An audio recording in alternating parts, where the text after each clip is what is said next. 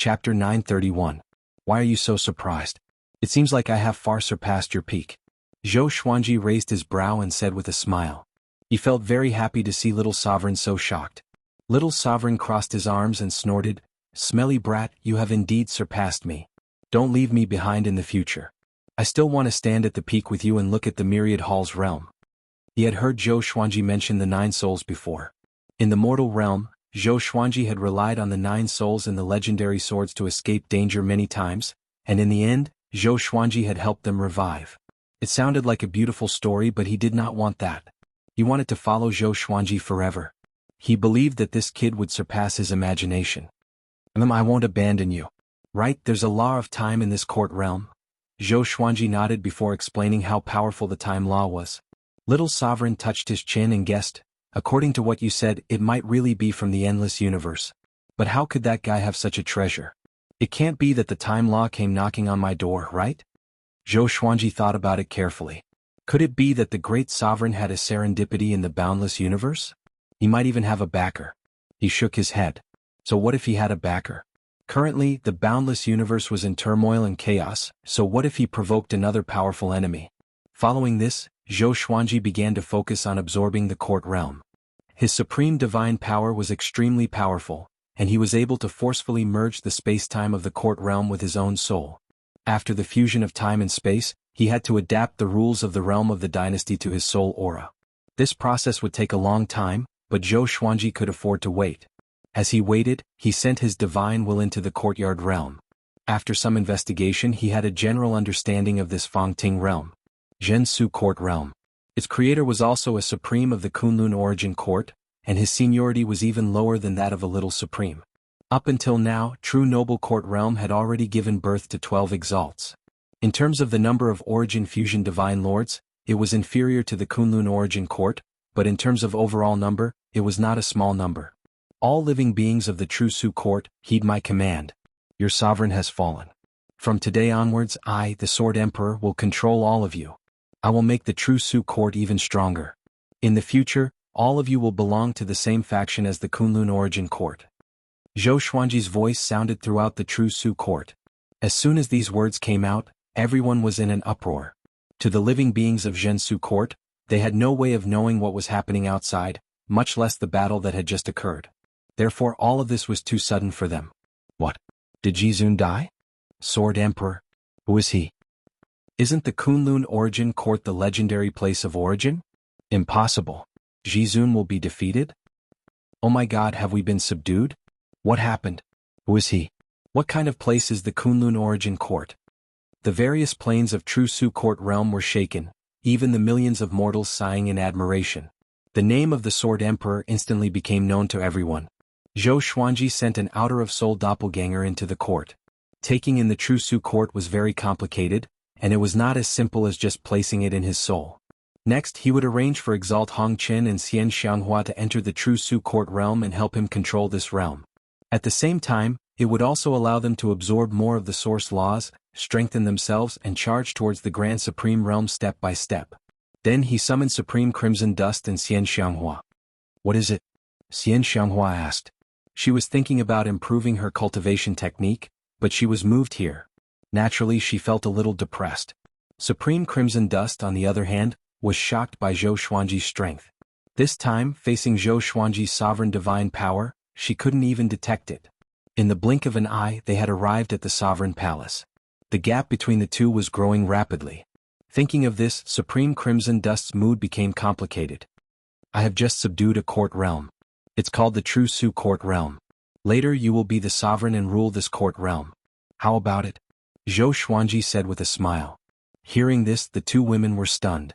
They knew that Zhou Xuanji had this plan, but they didn't expect it to come true so soon. Really? Xianxia asked excitedly. She knew very well what it meant to control a court realm. She had been looking forward to it for a long time. A court realm could give birth to a grand sovereign, and after hundreds of millions of years, another one could be born. This was the inheritance of a court realm.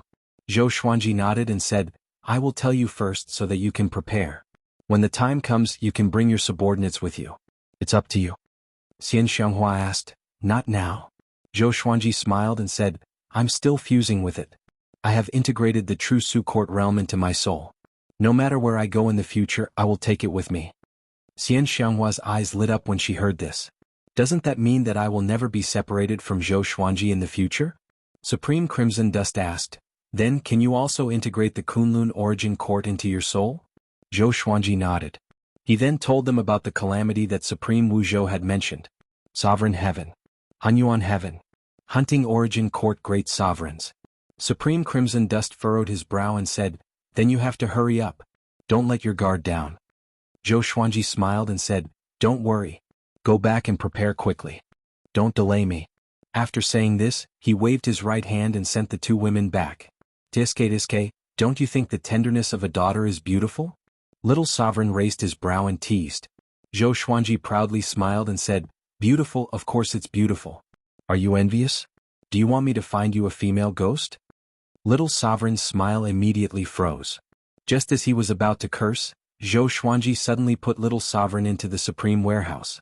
Next, Zhou Xuanji jumped out of the Kunlun Origin Court and came to the Dark Void. He wanted to absorb the Kunlun Origin Court into his soul. The Kunlun Origin Court made him.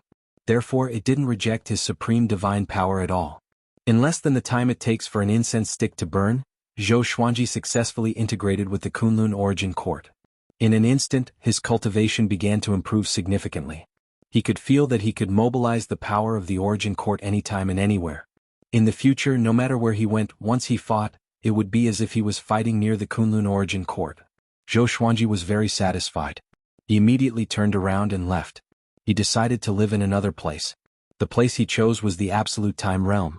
He wanted to cultivate in seclusion in the Absolute Time Realm.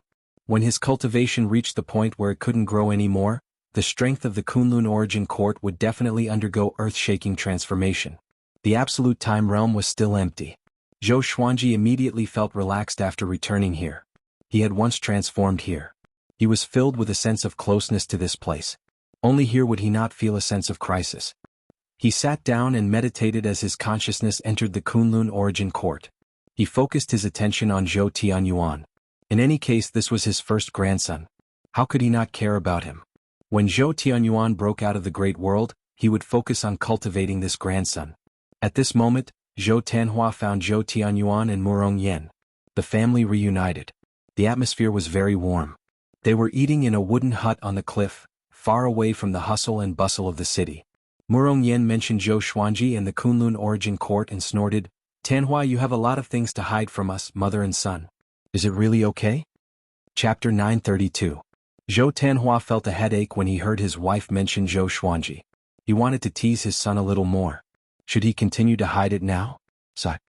He had wanted Zhou Tianyuan to rise from the ordinary and rely on his own efforts to experience the world of mortals. Unfortunately, his plan had been foiled. Father, who was that senior?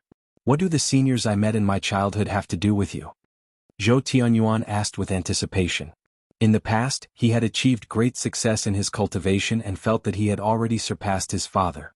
Now that he saw his father again, he realized that he could not see through his father's cultivation at all. He was really a frog in a well. Zhou Tanhua shook his head and said, I can't tell you for the time being. When you go to the Kunlun Origin Court, you will know that those seniors are indeed my old friends. They can even be said to be my relatives. Murong Yen widened his eyes and asked in astonishment, You have relatives? So many? Previously, Zhou Tianyuan had already told her how many seniors she had met when she was young. So many powerful beings were her husband's relatives?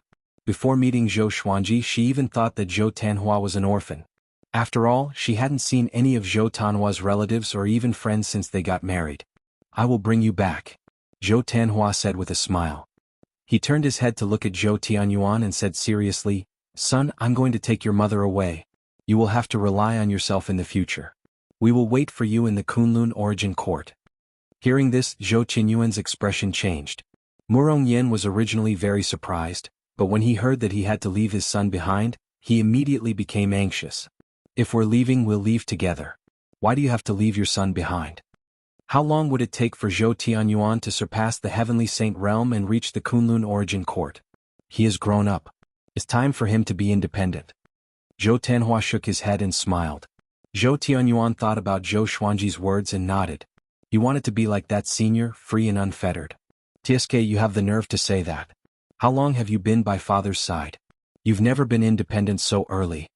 At this moment, Zhou Xiaoxuan's voice sounded. The door was pushed open and she walked in wearing a black dress. Upon seeing her, Zhou Tianyuan stood up abruptly. Fairy Xian. Zhou Tianyuan cried out in surprise. Hearing this, Zhou Tanhua almost spurted out his saliva. Murong Yen blinked. She looked at Zhou Xiaoxian and then at Zhou Tanhua and suddenly understood something. Zhou Xiaoxian sat next to Murong Yen, waved her hand and said with a smile, "In the future, don't call me immortal aunt. Just call me auntie." Zhou Tianyuan was stunned and instantly understood. Zhou Tanhua said helplessly, "Sister, what are you doing here?" "Sister," Zhou Qinyuan's expression became complicated. "Your mother is about to go to another heavenly court. She wants to take me there. Aren't you going?" Zhou Xiaoxian propped her chin up with her right hand and said casually. She glanced at Murong Yen and sized him up with a teasing look in her eyes. Murong Yen shyly lowered her head. This was the first time she was meeting her husband's relative. Another court? Zhou Tanhua raised his eyebrows. Zhou Xiaoxian looked at Murong Yen and Zhou Tianyuan, then said, "Bring the mother and son with you. Training can be found anywhere, it doesn't necessarily have to start in the mortal world. For people like you, who were born extraordinary, to descend to the mortal world to gain experience, it's simply a show-off. When the time comes there will be too much karma left. How can I escape unscathed?" Zhou Tanhua looked at her in surprise. When did she become so reasonable? It was as if he had become another person. "The master you've acknowledged is actually your grandmother. Your grandmother is about to become the supreme ruler of a court. Impressive, isn't she?" Zhou Xiaoxian looked at Zhou Tianyuan and smiled. "Supremacy." Zhou Tianyuan and Murong Yan's eyes widened.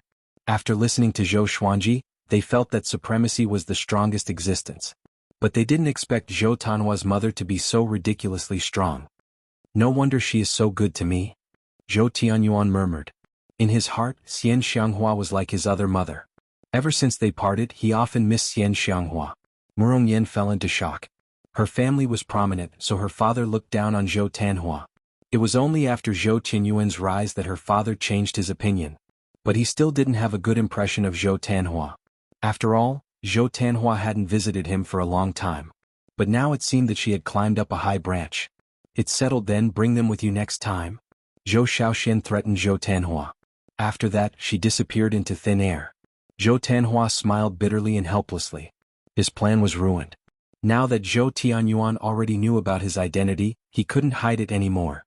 "In that case you will come with me.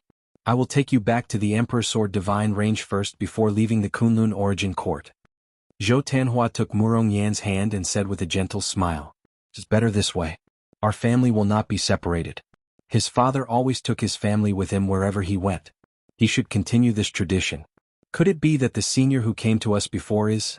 Zhou Tianyuan suddenly thought of a possibility and asked nervously. Zhou Tanhua smiled but didn't say anything. In the absolute time realm, Zhou Xuanji's ancestral voice reverberated endlessly. He was reciting the ancestral voice to help him improve his cultivation. Although he had absorbed the cultivation of a great sovereign, he was still far from the great sovereigns of the four courts. Jianghu sat beside him, quietly cultivating. The absolute time realm was too lonely. He deliberately brought her out so that she could accompany him while cultivating. At first, Jianghu was also amazed by the absolute time realm. Only after a long time did she enter the state of cultivation. Suddenly he opened his eyes and murmured, "The time law is really difficult to control." He had already extracted the time law of the true Su court realm. He and Jianghu were absorbing it, trying to fuse the time law. "Really? Why do I feel that it's okay?" Jianghu said without opening her eyes, making Zhou Xuanji glance at her. Does learning the time law also pay attention to talent? That's good. It's good that she can become the source sovereign earlier. Zhou Xuanji continued to cultivate. Although it was a little difficult for him to learn the time law, it wasn't difficult with the help of the ancestral voice. After a few years, Jianghu finally mastered the time law, and her cultivation soared. Zhou Xuanji immediately poured his sovereign divine power into her body to help her break through smoothly.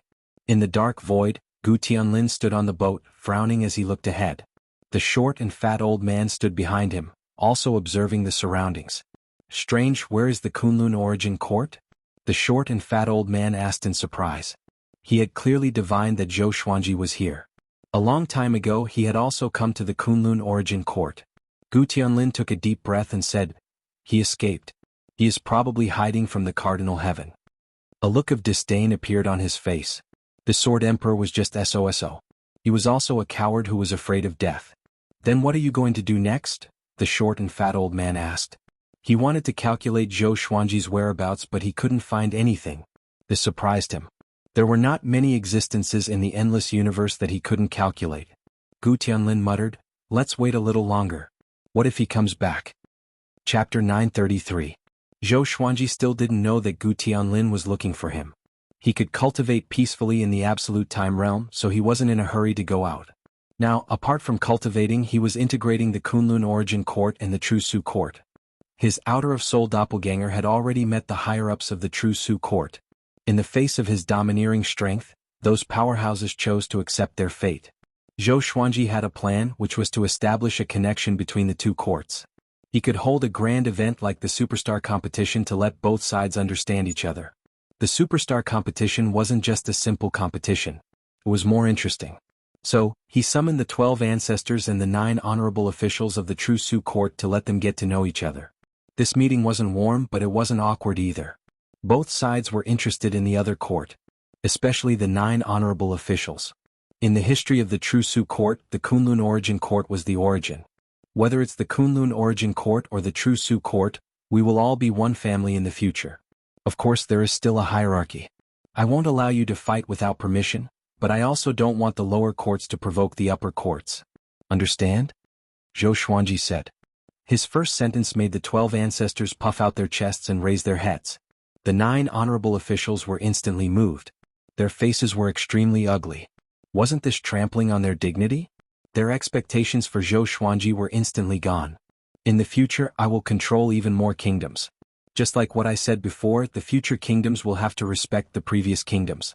Of course, if you are not strong enough and are surpassed, my words will not make the other kingdoms truly respect you.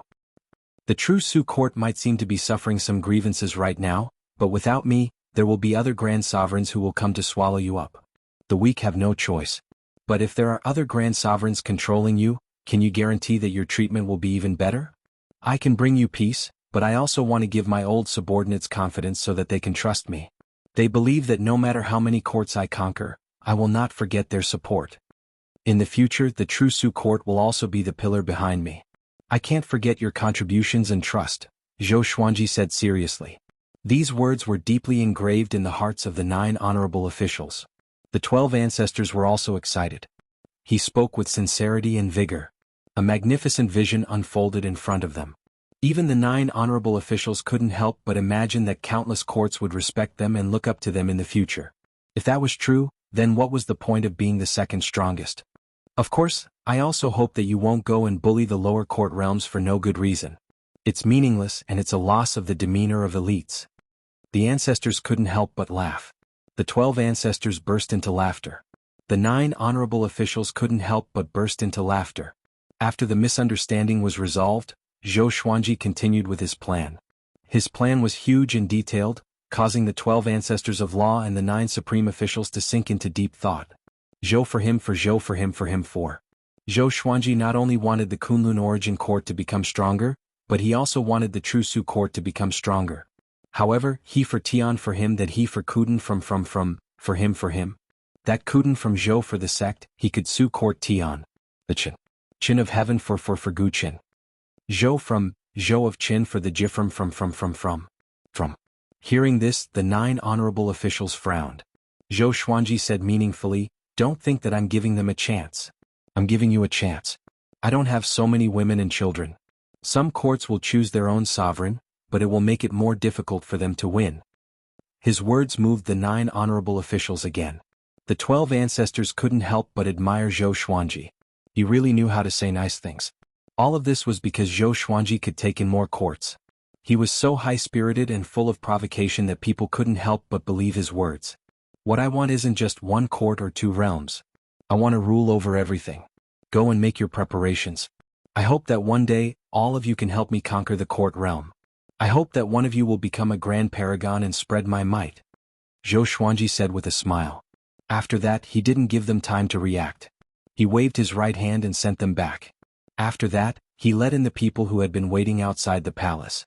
They were Xianxia, Red Dust Sovereign, Zhou Shaoxian, Zhou Tanhua, Zhou Tianyuan, and Murong Yen. Looking at Zhou Xuanji, who was high above, Zhou Tianyuan was excited. Murong Yen, on the other hand, was incomparably nervous. He felt like a stinky daughter-in-law meeting her in-laws. "Are you ready to go to the True Su court?" Zhou Xuanji said with a smile. He looked at Zhou Tianyuan and began to plan in his heart. This boy's talent was very good. Although he wasn't as good as Zhou Tanhua, Zhou Xuanji felt that he had more possibilities. "You can go any time," Zhou Shaoxian said excitedly. She had never left the Kunlun origin court. Xianxia was similarly excited. "Now," Zhou Xuanji nodded and said, "You guys go first. Tianyuan and Xiaoyan stay behind. I will send them over after some time." A ray of light flashed in his eyes and Xianxia, Red Dust Supremacy, Zhou Shaoxian, and Zhou Tanhua disappeared into thin air. Only Zhou Tianyuan and Murong Yen were left in the hall. Both mother and son were very nervous. They did not know where to put their hands. "Don't be nervous. I kept you guys here because I wanted to preach the Tao to you. Your cultivation bases are too weak," Zhou Xuanji said with a gentle smile, which made the mother and son feel ashamed. Especially Zhou Tianyuan. He had always been very conceited. It was not until recently that he realized how weak he was. Zhou Xuanji did not waste any time. He started talking about the ancestral voice, allowing them to enter a state of enlightenment. In a dim temple, the ancestor Buddha slowly opened his eyes. He snorted coldly and said in a low voice, "This frequent ancestral voice. That brat really knows how to squander." A mocking laugh came from the darkness. "The ancestral voice won't stop. Do you think everyone is like you, afraid of another person hearing the ancestral voice?" The ancestor Buddha looked displeased and said, "The ancestral voice is a supreme creation. How can it be heard by mortals? This is blasphemy to the ancestral voice." The more he spoke, the angrier he became. He wanted to find Zhou Xuanji and strip him of his ancestral voice memories. Ha ha ha, if he wants to become Hongmeng Heaven and fight against Hunyuan Heaven and Cardinal Heaven alone, he will have to rely on this method. Otherwise, he will not be able to fight against the other two heavens alone. The voice in the darkness sounded very playful. In response, the ancestor Buddha could only remain silent. At this moment, a loud voice came from outside the temple. "Ancestor Buddha, long time no see. Open the door quickly." The other party spoke impolitely without a trace of respect. The ancestor Buddha closed his eyes and said, "Gujuagio, you are not worthy of the ancestral voice. Give it up." Gujuagio. The number one person below the post-ancient sovereign three heavens. "If I'm not worthy, who is? You have been here more than 10 times. Have you ever remembered a phrase of the ancestral voice?" Gujuagio was silent. The temple trembled as though he would charge in at any moment. "Other than me, no one in the endless universe can learn it. Are you really going to cut off the ancestral voice's inheritance?" Gujuagio asked again. Chapter 934. Someone has already learned the ancestral voice, so you don't have to worry about inheriting it. The ancestor Buddha replied coldly. He wasn't afraid in the slightest when facing such a powerful ancient genius. "What? Oh." Hearing this, Gujuagio became furious and roared. "I can't say. You will meet him sooner or later and learn the ancestral sound. You will definitely rise up from nowhere and dominate the world." The ancestor Buddha replied calmly, intentionally provoking Gujuagio. Gujuagio didn't explode. His voice didn't ring out again. For a long time he did not speak. He left. The fact that the ancestral voice had been learned by someone greatly stimulated him. "Gu peerless genius, your era has already passed. So many years ago, you were unable to dominate the boundless universe. Now that the primeval sovereign three heavens has revived, you still want to fight?" The ancestor Buddha revealed a mocking smile. He was mocking Gujuagio for overestimating himself. That's not necessarily the case. All living beings reminisce about the past, but they don't know that in those legendary eras, all living beings were also looking up to the past. The voice in the darkness rang out again, its tone intriguing. The current boundless universe is actually very exciting. Even a peerless genius like Gujuagio couldn't dominate, and now there's the appearance of a post-primeval three heavens. Perhaps the next primeval era is coming. When the ancestral Buddha heard that, he felt that it made sense and nodded slightly. Absolute time realm. Jianghu stood in front of Zhou Xuanji. Her entire body was wrapped in silver radiance. She had already become a sovereign of laws and grasped the powerful laws of time. Her temperament had also become even more extraordinary and refined. She had the cold temperament of immortal supremacy, but there was a faint smile on her face, making her look very holy. It's a pity that I can't use the time law here. I still don't know how powerful I am now. Xianxia said regretfully, but the smile on her face never disappeared.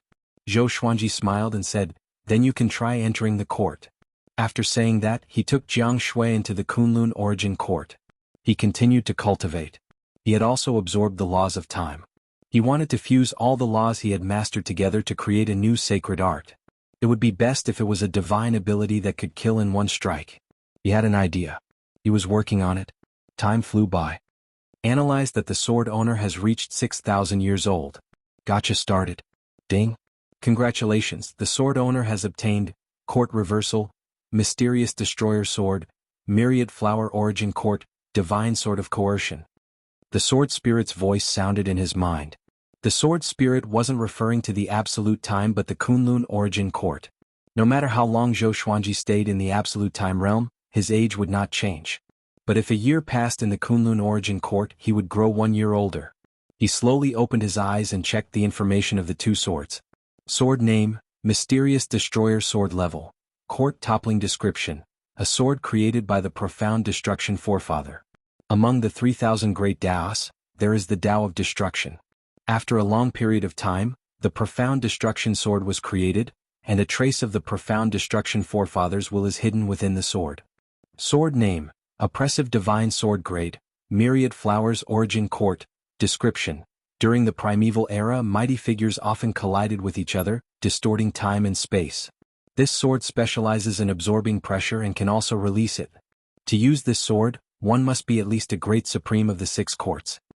Both divine swords were very good, and each had its own advantages. Among them, Zhou Xian had heard of Forefather Profound Destruction before.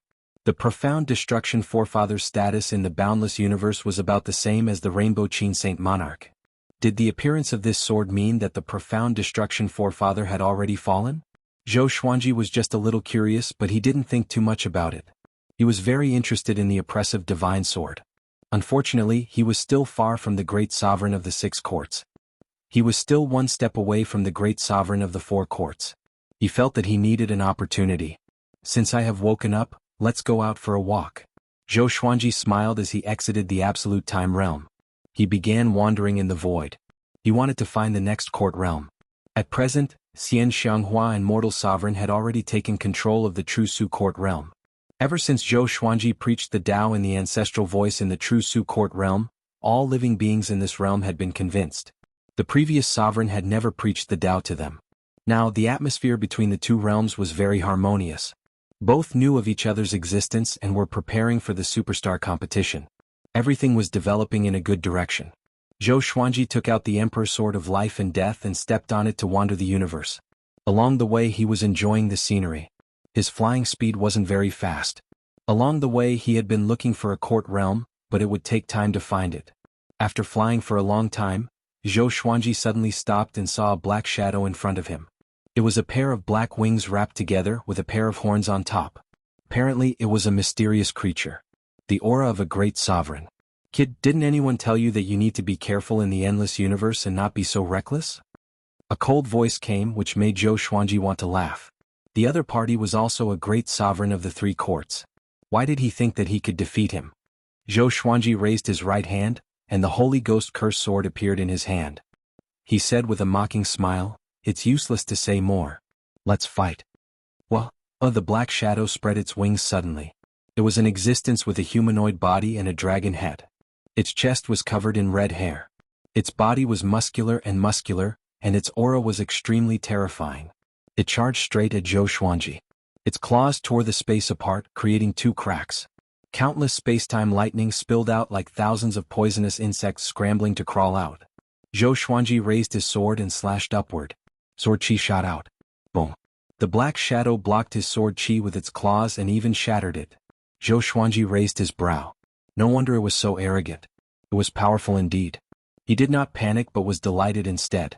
I need a whetstone. He took out the Emperor Sword of Life and Death and charged forward with both swords in his hands. At the same time, on the other side of the dark void, the short and fat old man opened his eyes suddenly and said, "Zhou Xuanji has appeared. He is fighting with a great sovereign."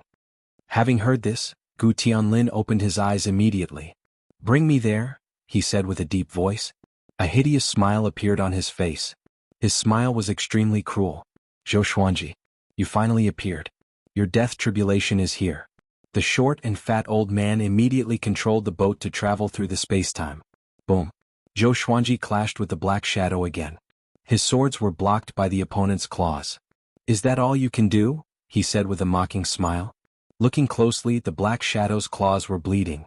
Facing Zhou Xuanji's provocation, the black shadow snorted coldly. It turned into countless black feathers and exploded in this broken domain. These black feathers turned around and turned into blades that shot toward Zhou Xuanji. Zhou Xuanji shook his right shoulder, and a golden Buddha appeared suddenly. Thousand-hand sword Buddha. It rose into the air majestically. Ding, ding, ding. All the black feathers were blocked by the thousand-hand sword Buddha. Zhou Xuanji, who was inside the sword Buddha's body, froze the entire domain. The black shadow's movement slowed down immediately. The black shadow was shocked and terrified. Just when he wanted to retreat, the Emperor's sword of life and death landed on his neck from behind. Chapter 935. What's happening? What happened just now? The black figure was terrified. The Emperor's sword of life and death was at his neck, and he could sense an extreme murderous intent. It was as though his soul would be destroyed if he moved.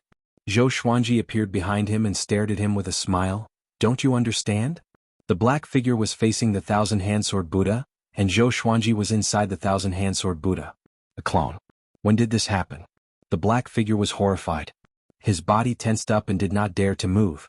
The Emperor's sword of life and death's power of life and death wrapped around him. It was extremely corrosive. Submit or die.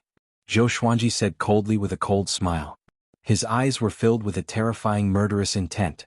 He did not want to kill too many great sovereigns without court realms. Having heard him, the black figure gritted his teeth and said with a smile, Fine, my subject. Before he could finish, he turned around and slammed his palm toward Zhou Xuanji. BFFT. Zhou Xuanji jerked his right hand and decapitated the black figure. Next, he began to absorb the black figure's sovereign divine power. The Soul Kunlun sword appeared above his head and absorbed his soul with extreme speed. Ah! The black figure cried out miserably, and his voice disappeared into the Soul Kunlun sword. Zhou Xuanji continued to absorb the black figure's sovereign divine power. He chanted the ancestral voice to speed up the absorption process. About 10 breaths later, he completely absorbed the black figure's sovereign divine power, and the sovereign divine power in his body transformed. He immediately sat down and adjusted his sovereign divine power. He chanted the ancestral voice again to take this opportunity to break through. However, after speaking for a full incense stick's time, the surging supreme god force suddenly calmed down. I still can't break through.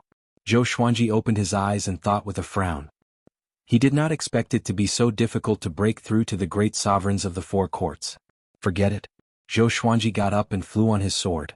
Standing on the Emperor's sword of life and death and holding the Soul Kunlun sword, he began to communicate with the black figure.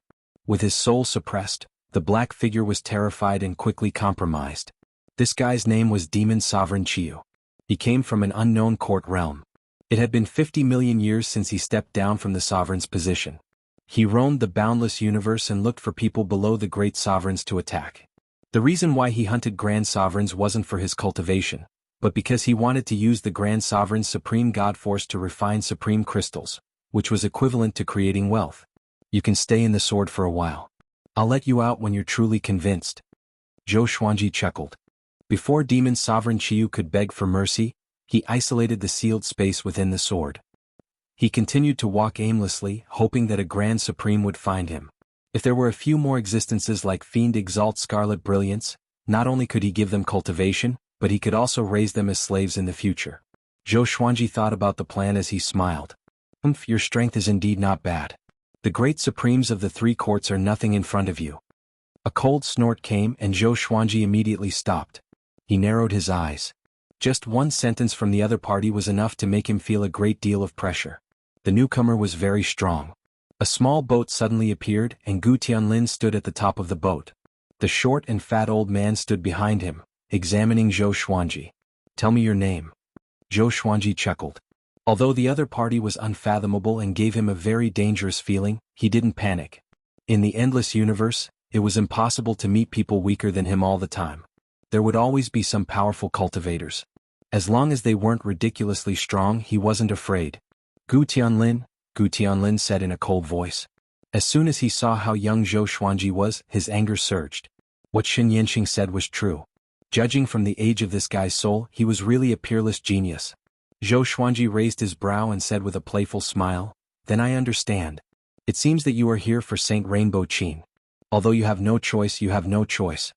He directly used the sword fusion technique, raising his aura to the peak. Gu Tianlin smiled disdainfully and said, "Your aptitude is indeed excellent, but you only have the cultivation of a great sovereign of the three courts. It's not enough." After speaking, he threw a palm at Zhou Xuanji. The space-time distortion of the entire domain was sucked into his hand. Zhou Xuanji was then sucked into his palm. At this moment, Zhou Xuanji suddenly turned into a sword light and escaped. Gu Tianlin raised his brow and asked, "You have also absorbed the time law of the endless universe?" There were many time laws in the endless universe, but it was very difficult for ordinary great sovereigns to absorb them. "Are you surprised?" Zhou Xuanji said with a smile. A bright silver light burst out from his body. He held his sword with both hands and thrust it at Gu Tianlin, leaving behind a dazzling silver shadow. The eyes of the stout old man on the ship lit up. He exclaimed, "What an exquisite sword technique!" This sword technique wasn't affected by time and space. It couldn't be captured by divine will. It seemed to be a straight-line attack, but it contained infinite variations. Gu Tianlin waved his hand, and an invisible gale took shape, sweeping over. Zhou Xuanji's figure appeared behind Gu Tianlin out of thin air. Silhouettes appeared behind him, intertwined with silver light, forming a bond. At first glance, it seemed like hundreds of Zhou Xuanji had appeared behind Gu Tianlin. Zhou Xuanji slashed with his sword. Gu Tianlin turned around and slammed his palm. With a loud bang, Zhou Xuanji's sword cut through his sovereign divine power. The blade pierced into his palm, splattering blood. "Huh!" Gu Tianlin furrowed his brow. He was terrified. How is this possible? How was his sword able to hurt me? Gu Tianlin was infuriated. He no longer showed mercy. A violent flame burst out from his palm, forcing Zhou Xuanji back.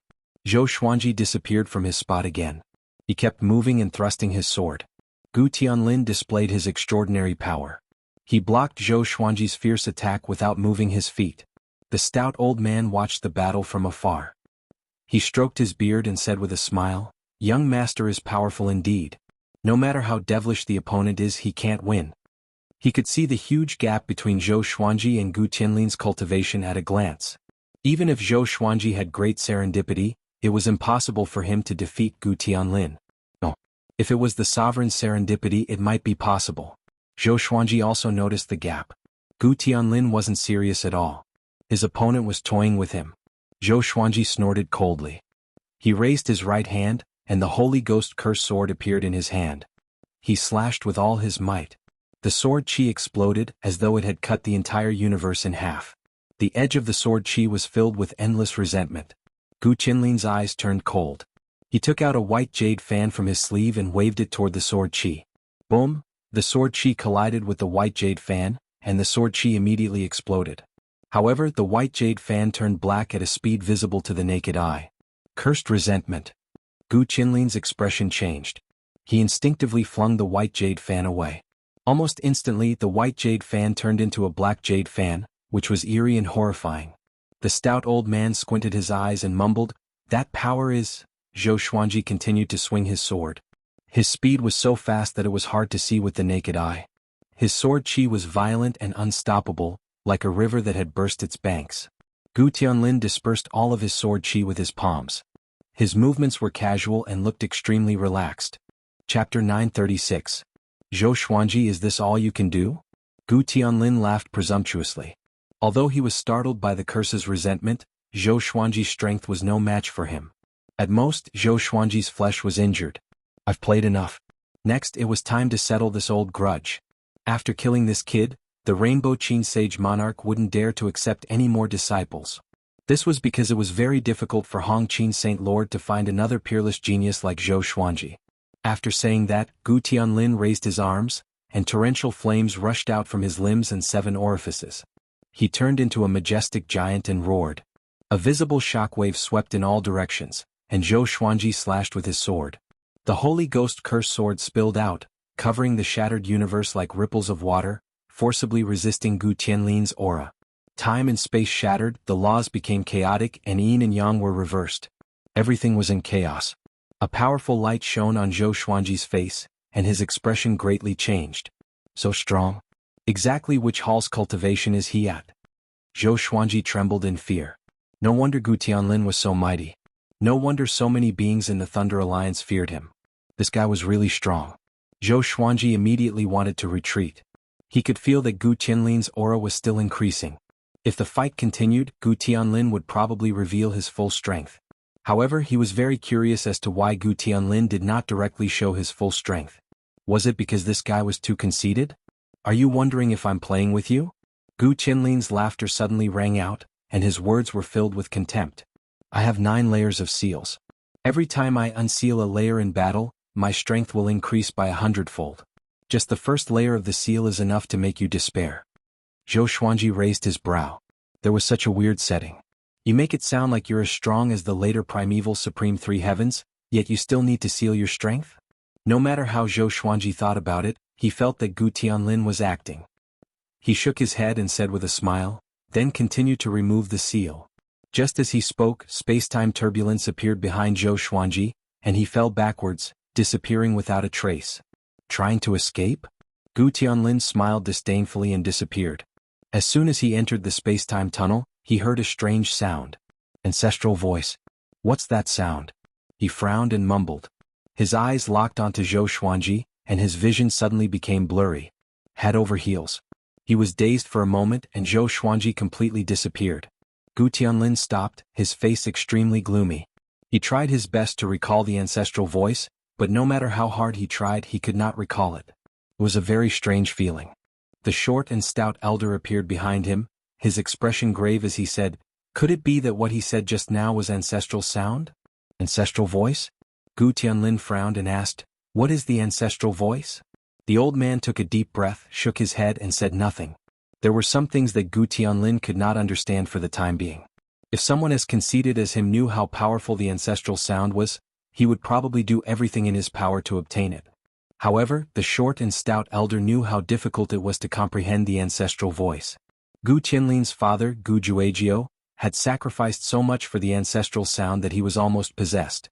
Gu Tianlin's expression turned extremely ugly when he saw that the short and stout old man refused to speak. "Can we still find him?" he asked in a low voice. He could no longer remember what the ancestral voice was.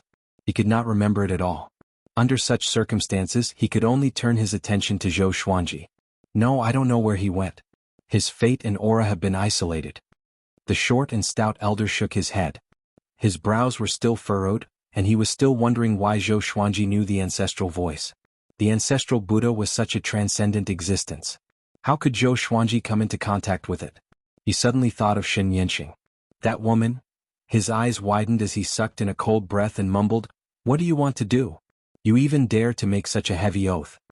Gu Tianlin glanced sideways and asked unhappily, "What do you mean?" It was a pity that the short and stout elder only smiled and said nothing. Within the absolute time realm, Zhou Xuanji was meditating to heal his injuries. He was injured in the battle with Gu Tianlin, and even his soul was somewhat consumed. He opened his eyes and thought hard. He was wondering why Gu Tianlin could continuously remove the seal. Somehow he seemed to have caught on to something, but he was not sure. Hold on. Zhou Xuanji's pupils suddenly dilated as realization dawned on him. Removing the seal. Actually, it could be said in another way. Cultivation eruption. His divine rainbow monarch Tao could cause his will to erupt and his cultivation to soar. It was similar to Gu Tianlin's seal removal. It was just that he couldn't increase it by 100 layers. 100 layers. Zhou Xuanji's eyes flickered as he fell into deep thought. He had a bold idea. Just as he was racking his brains, his crisis was also approaching. In the silver starry sky there was a huge golden tree. Under the tree Xianxia was meditating and cultivating. Specks of light drifted in front of her and condensed into a figure. It was a slim woman. She was 6 feet tall, wearing a black robe. Her skin was pale and she had no eyebrows or eyelashes on her face. But her hair was very long and her eyes looked very empty. Xianxia opened her eyes and asked, "What are you doing here?" Looking at the black-robed woman in front of her, her face was filled with displeasure. The black-robed woman said, "Hand over Hong Meng Heaven." Her tone was indifferent, without a trace of emotion. She was like a ruler above all living beings. She looked at Xianxia with cold eyes. Hongmeng Heaven? That guy disappeared a long time ago. You want him from me? Xianxia asked with a strange look on her face. The black-robed woman said softly, it's the person named Zhou Xuanji. He has learned the ancestral voice and will definitely become Hongmeng Heaven. It's better to hand him over to me than to be found by Hunyuan Heaven and Cardinal Heaven. Xianxia shook her head. She had an expression that said she didn't understand what she was talking about. She had poured so much effort into Zhou Xuanji. How could she hand him over? If you don't hand him over, I will find him myself. At that time you won't be able to stop me. He may die, the black-robed woman continued. Even if it was a threat, she said it very indifferently. Her tone didn't fluctuate at all. Xianxia shrugged her shoulders and said, it's up to you. The black-robed woman turned around expressionlessly. Whoosh!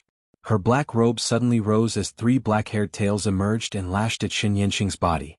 Xianxia erupted with divine power, blocking the black-haired tails. The giant golden tree swayed non-stop, and countless golden leaves fell down. It was a very beautiful scene. Crazy woman, you still want to attack me? Xianxia said with a cold snort.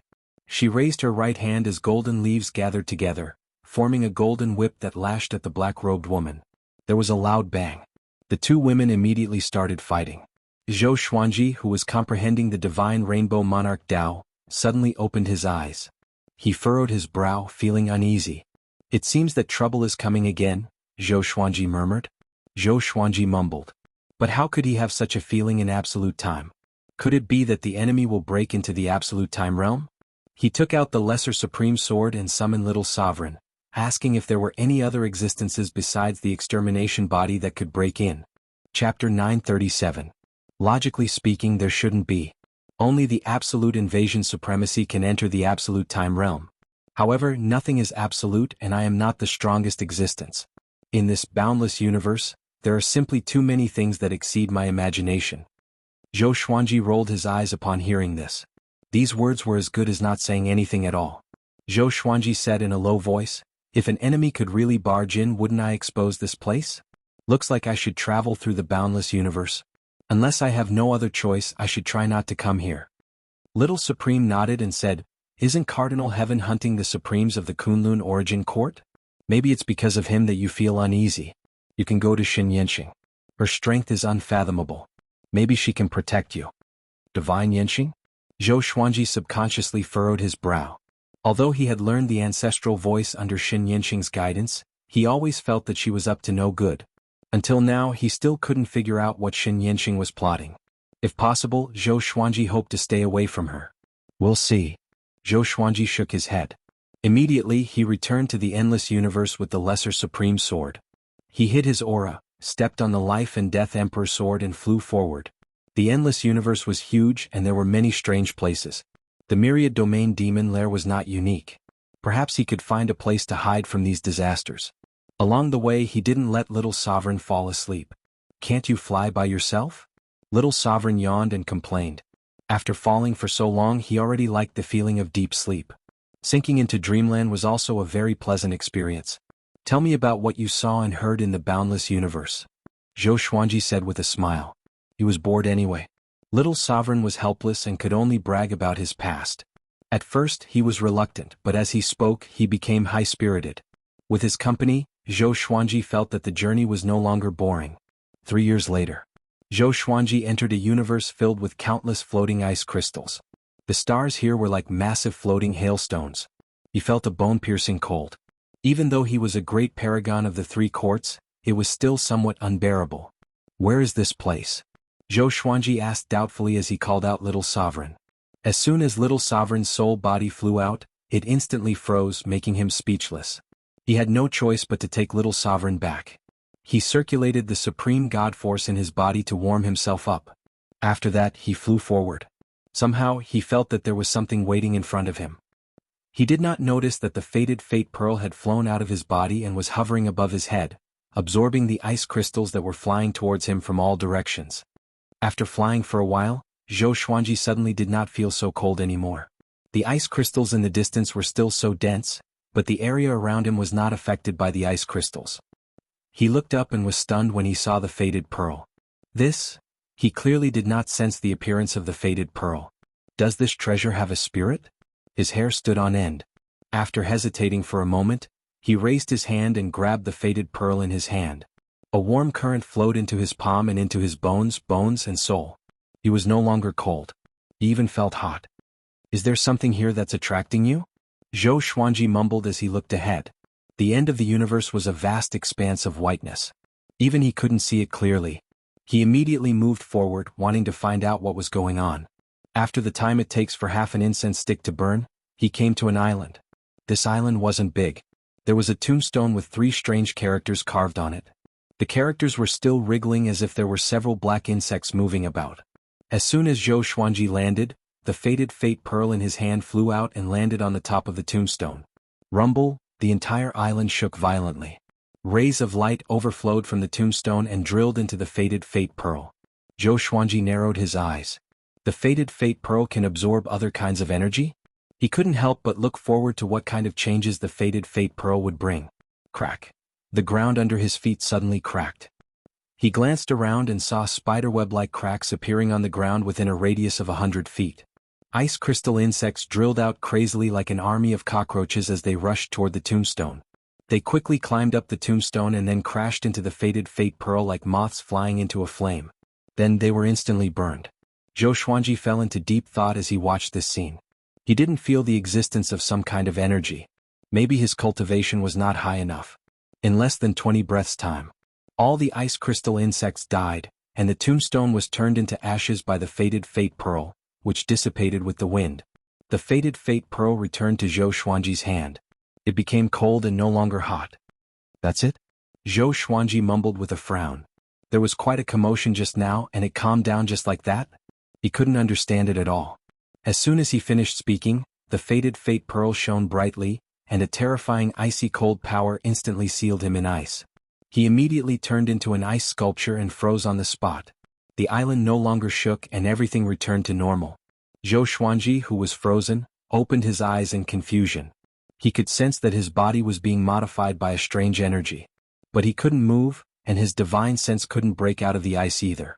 It was a very uncomfortable feeling. Do you have to do this to me? Zhou Xuanji thought helplessly. Could the faded fate pearl's feedback be more gentle? However, he didn't expect that he would be sealed in ice for longer than he imagined. Whoosh, whoosh, countless ice crystals danced in the air and a small boat flew in. Gu Tianlin and the short and fat old man stood on the boat. They scanned the universe with a strange expression. Are you sure it's here? Gu Tianlin asked with a frown. Previously, the short and fat old man had sensed Zhou Xuanji's fate, so they chased after him at full speed. But now Zhou Xuanji's fate was cut off again. Looking at this lifeless universe, Gu Tianlin felt a little frenzied. He felt that he was being played by Zhou Xuanji. The short and fat old man mumbled, "Could this be the legendary Ice Demon Emperor?" Ice Demon Emperor? Gu Tianlin's expression changed and asked, "Ice Demon Emperor? A powerhouse at the Cardinal Heaven stage? What do you mean? Are you saying that this universe was created by the Ice Demon Emperor?" The short and fat old man nodded and said, "The Ice Demon Emperor is very powerful and participated in the great battle against Cardinal Heaven cultivators. After that battle he was severely injured. It said that he turned into a moving universe and continued his unfinished journey in the boundless universe. Legend has it that all creatures that enter this universe will have their souls frozen and become Ice Emperor insects." Gu Tianlin raised his brow. So terrifying? He asked with his eyes if he should retreat. The short and fat old man didn't reply immediately but observed his surroundings. The Ice Demon Emperor's power seems to have disappeared, and this universe is on the verge of collapse, the short and fat old man said in surprise. He was bewildered. After saying that, he immediately flew forward. Gu Tianlin hurriedly followed. The two of them began to float in the universe. Countless ice crystals landed on their bodies. Even though they used their divine power to resist, a layer of ice and snow accumulated on their bodies. Chapter 938. What are you looking for? Gu Tianlin asked in a deep voice. He hated the chunky old man for hiding everything from him as if he had not grown up yet. However, the short and stout old man was his father's trusted aide. No matter how dissatisfied he was, he didn't dare to overstep his boundaries. The short and stout elder replied, "There must be a reason. Let's look for it. Don't worry, your biggest weakness is that you can't keep your cool. It's the same for your father. Otherwise he would have reached the cardinal heaven level long ago.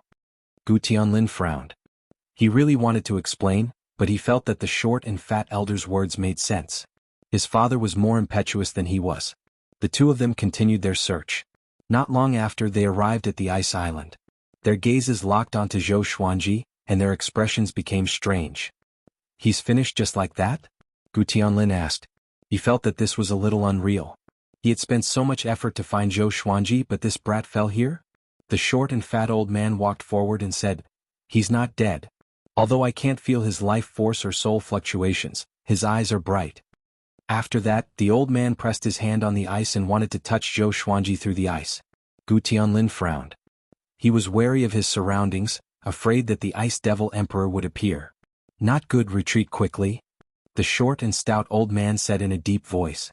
He turned around and quickly grabbed Gu Tianlin, and the two of them disappeared from the island of ice. At the same time, the ice statue Zhou Xuanji began to shake violently. He was excited. "We're finally going out." Zhou Xuanji roared in his heart. His body had been frozen for hundreds of years. In these 100 years, he could only use his extra-soul doppelganger to pass his days in the two realms within his soul. A domineering cold energy was transforming his physical body. If it wasn't for the fact that he had the impervious body, he would have died long ago. He was very curious about what this power was. Ping! The layer of ice cracked open and Zhou Xuanji could gradually move. Two rays of cold light shot out from his purple eyes. With a boom, the layer of ice on his body shattered. The whole ice island shattered into pieces, turning into ice sand and mist. That domineering cold force erupted from his body and swept in all directions, engulfing this part of the universe. Everything was frozen. Zhou Xuanji's body was covered in ice shards, and there were also some tiny ice flakes on his face. His aura skyrocketed, and he directly began to break through to become a supreme of the four courts. Like a hot knife through butter. Almost without any pause, he forcibly broke through to become a great supreme of the four courts. Then all the ice crystals in the universe gathered toward him, forming a huge vortex. His cultivation was rising crazily. The fated fate pearl rose from the top of his head and released a resplendent light that enveloped his entire body. To prevent any accidents, Zhou Xuanji began speaking the ancestral voice. With the ancestral sound, the growth of his cultivation became even more stable. What a great opportunity! Zhou Xuanji praised. At the same time he had a bold idea.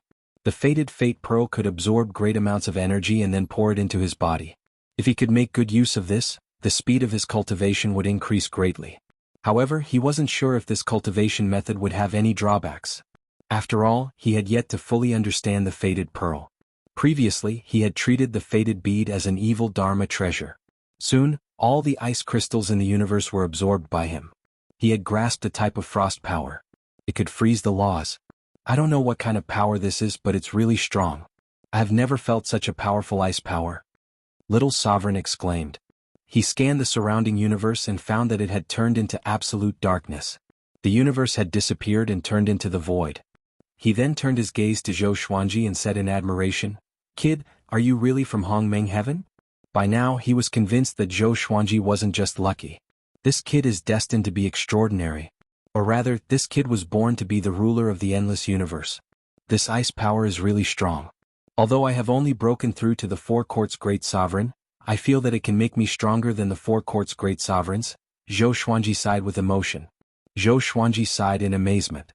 He began to adjust the icy power in his body. Little Sovereign said with a teasing smile, "Continue flying forward. Guess how many great opportunities will you encounter?" Zhou Xuanji shook his head and replied with a smile, "How can it be so easy? We rarely encountered great sovereigns along the way." About half an hour later, his cultivation had been consolidated in the four courts great sovereign realm. The tyrannical ice power in his body had also been completely suppressed. The excessive ice power was put into the Xianxia map. The Xianxia map had been with him for so many years.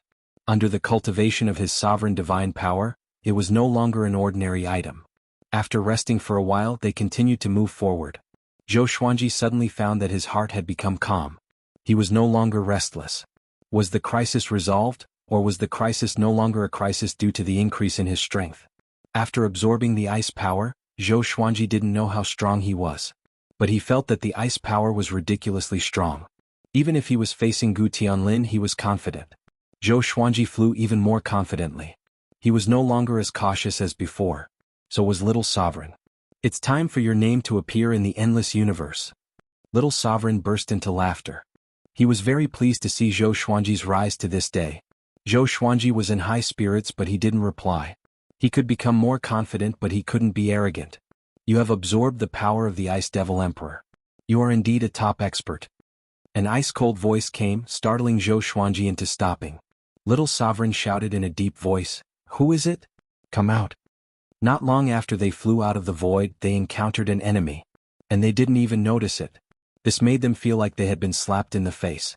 Black geese appeared in front of her and condensed into a woman in a black robe. Her face was cold and her skin was pale. It was the mysterious woman who confronted Xianxia that day. "Who are you?"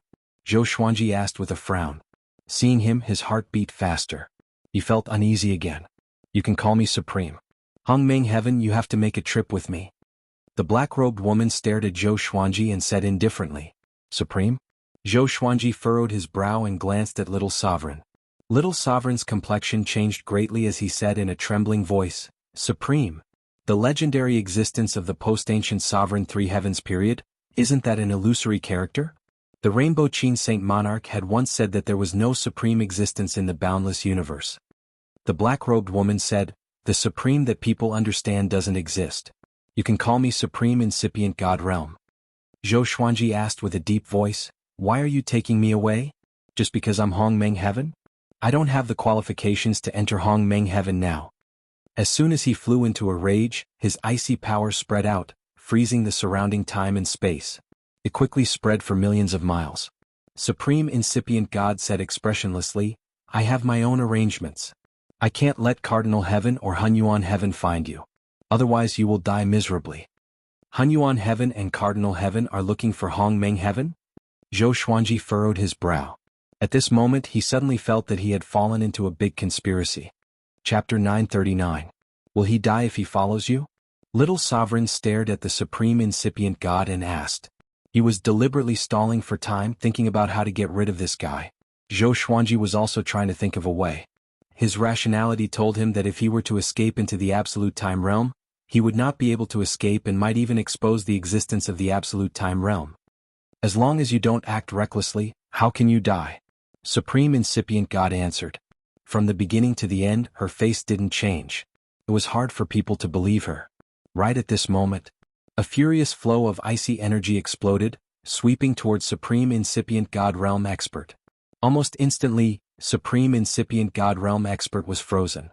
Zhou Xuanji turned and fled. He increased his speed to the acme and jumped out of the universe to get away from Supreme Incipient God Realm. Little Sovereign's soul had always been attached to the sword. But Zhou Xuanji's speed was too fast. It was so fast that his soul felt like it would be stripped away at any moment. He gritted his teeth and said, "Brat, you can't escape like this." Before the Supreme Incipient God Realm could come, he would be crushed to death by this space wind. "That's right, you can't escape." Supreme Incipient God's voice came from behind Zhou Xuanji. It was like the sound of death, echoing endlessly. Zhou Xuanji did not look back. He once again exploded out with the power of frost. Along the way he froze space and time. Zhou Xuanji put Little Sovereign into his sword lest this guy fell here. The intimidating cold energy could freeze the principles, but it couldn't stop a Supreme Incipient God Realm Expert. Boom, boom, boom, continuous explosions came from behind him. Ice crystals pierced toward Zhou Xuanji and melted the moment they touched him. Supreme Incipient God Realm chased after him without any scruples. She had broken all the ice layers along her way. She was expressionless. She could have caught up to Zhou Xuanji, but she did not move at full speed. Zhou Xuanji frowned. His body tensed up and he raised his speed to the maximum. He had never been so fast. However, even so, he couldn't shake off Supreme Incipient God Realm Experts. What does she want? Zhou Xuanji felt furious in his heart. He was often threatened by others, and even though he had obtained serendipity and escaped from death, he disliked being threatened like this. This time, no matter what the Supreme Incipient God Realm wanted, he would never compromise. As if sensing his anger, the fated Fate Pearl flew up and hovered above his head. Bang, he immediately turned into a beam of silver light, traversing through space and time. The surrounding scenery was like a myriad of flowers blooming upside down, dazzling the eyes. Zhou Xuanji was stunned. He fell into a wondrous state. This was a state that surpassed speed. He looked up, and when he saw the faded pearl, he immediately smiled. Sure enough, it was it. He turned around and couldn't see Supreme Incipient God Realm anymore. He looked ahead. At the end of the horizon, there were circles of light that alternated and changed. It was extremely beautiful. This feeling, Zhou Xuanji calmed himself down and sensed his current state. He continued to recite the ancestral voice, allowing his comprehension state to reach its peak. The other side.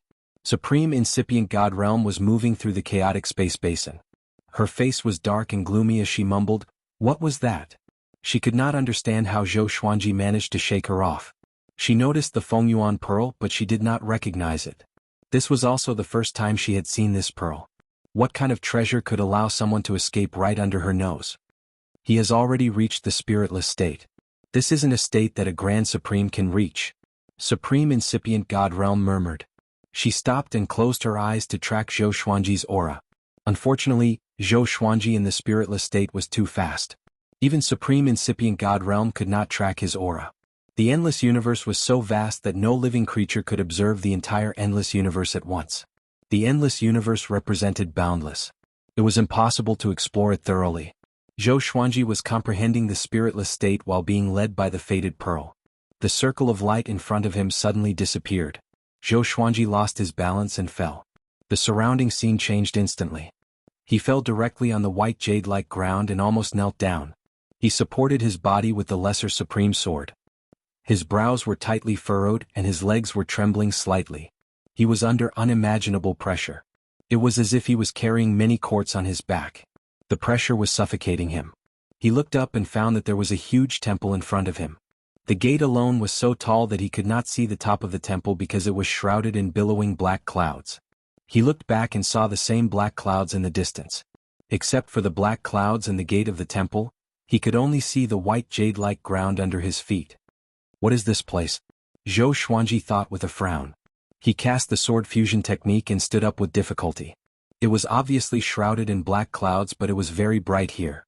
Zhou Xuanji called Little Sovereign in his heart and asked, "Have you seen this place before?" Little Sovereign didn't dare to come out. His voice floated out from the sword, "I have never seen it before." "You escaped? Or were you imprisoned here by the Supreme Incipient God Realm?" Zhou Xuanji took a deep breath and replied, "The faded pearl helped me escape. You didn't see my speed just now. It really felt like I surpassed everything. I don't even know how far I flew." Little Sovereign was shocked. He remained silent. Zhou Xuanji wanted to move out, but he found that the space-time here was extremely stable. It was even a little terrifying. He couldn't jump out of here at all. He even found it difficult to fly. He furrowed his brow as his eyes fell on the giant gate in front of him. Is the exit in the gate? After thinking about it, he stepped forward. He was thousands of feet away from the giant gate. In the past, this distance was almost nothing to him. But now it felt so far away. With every step he took, the pressure on his body increased. Whether it was moving forward or backward, as long as he moved, his body would feel heavier. After walking for half an hour, he finally arrived in front of the giant gate, sweating profusely. Only then did he arrive in front of the giant door, sweating profusely. He stretched out his hand to push the giant door open, but he couldn't do it. He had no strength left. Even if he was at his peak, he couldn't push it. "Forget it," Zhou Xuanji said softly. He slowly sat down and began to recite the ancestral voice to himself. As soon as the ancestral voice came out, the pressure on him immediately decreased. But it was still there. "It's too terrifying. What is this place? Even great sovereigns will be crushed to death here." Little Sovereign sighed. His tone was filled with fear. He was afraid that Zhou Xuanji would die here. He died in a strange and unknown place. Zhou Xuanji didn't answer. He needed time to calm down. As the ancestral voice resounded, the faded pearl also rose up and protected him again. He instantly relaxed. "I have to say that the faded pearl is very stable. This pearl is appearing more and more frequently. Is it a good thing or a bad thing?" Zhou Xuanji pondered in silence. The power of the faded pearl was beyond his imagination. It seemed that no matter what kind of predicament he was in, the faded pearl could easily help him solve it. Even the mysterious Supreme Incipient God was left behind by him in an instant. The Supreme Incipient God didn't even put Sovereign Heaven and Hunyuan Heaven in his eyes. He must be an existence that surpassed great sovereigns. Zhou Xuanji suddenly wanted to study the faded pearl again. Chapter 940. It seems like the fated Fate Pearl is the legendary supreme opportunity. Otherwise, how could it be so powerful? Little Sovereign's voice came from the sword. His tone was complicated. Supreme opportunity? Zhou Xuanji instinctively shook his head. He already felt that the supreme legendary sword system was a sovereign serendipity, so how could the fated pearl be the same? There were a total of 3 great supreme opportunities and he monopolized 2 of them? Impossible.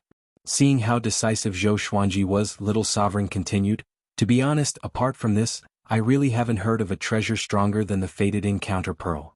These words came from the bottom of his heart. Zhou Xuanji said helplessly, aren't you just the 3 courts' great sovereign at most? How much do you know about the boundless universe? Little Sovereign choked.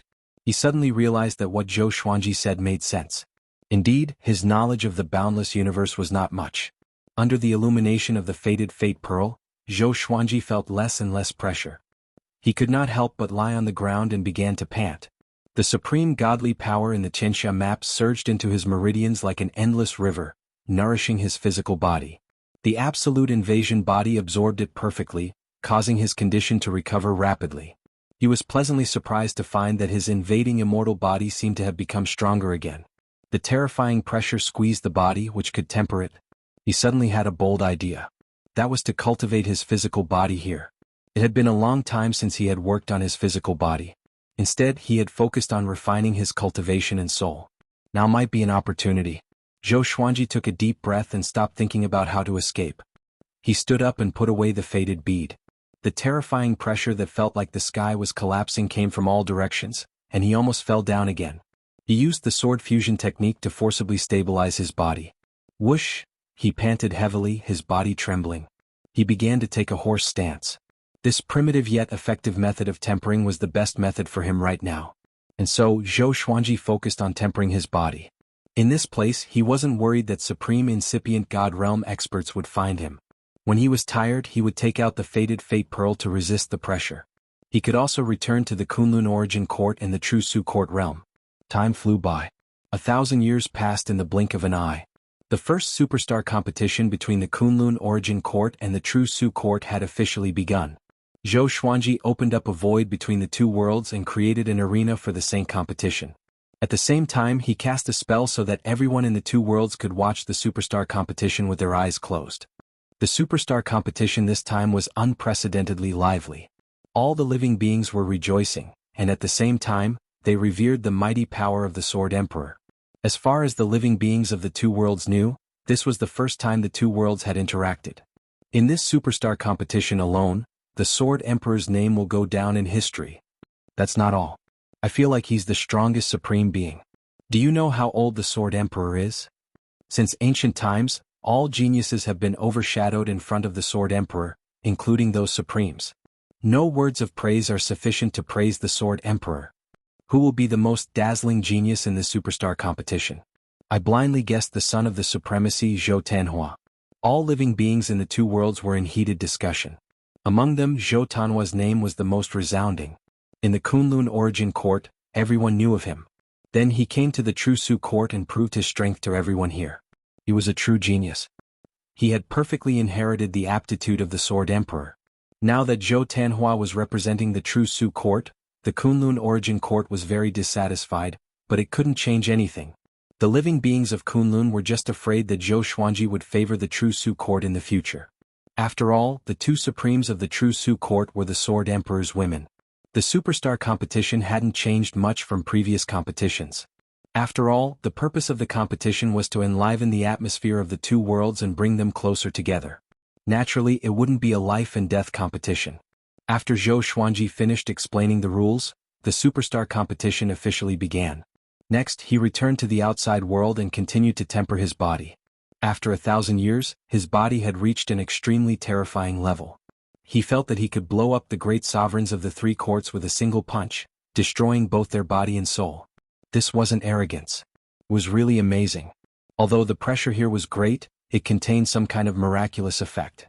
It could constantly strengthen his physique, and the speed at which it grew stronger was constantly increasing. Zhou Xuanji was training his sword under the pressure while looking at the giant door. He was very curious about what was inside. Could it be that it leads to another world? Zhou Xuanji didn't push it. He had a hunch that it might be difficult to come back after leaving. Although it was very dangerous here, it was also a great opportunity. I won't go out until I have the power to protect myself. Zhou Xuanji gritted his teeth and murmured. The faces of Gu Tianlin, Xianxia, and Supreme Incipient God flashed before his eyes. His will became even firmer. In the vast gray mist, Gu Tianlin and the chunky old man stood on the boat, vigilantly looking around. Is that thing still there? Gu Tianlin asked in a deep voice. The chunky old man took a deep breath and said, I'm not sure. I can no longer track his whereabouts. Gu Tianlin's face immediately turned ugly when he heard this.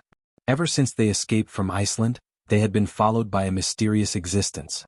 From time to time they would be attacked. But after so long they still couldn't see through the other party's true face. It's okay. We will reach our destination soon. With Master here, no matter how strong they are, they won't dare to mess around, the chunky old man said softly. The short and fat old man said softly, but the fear in his eyes did not dissipate.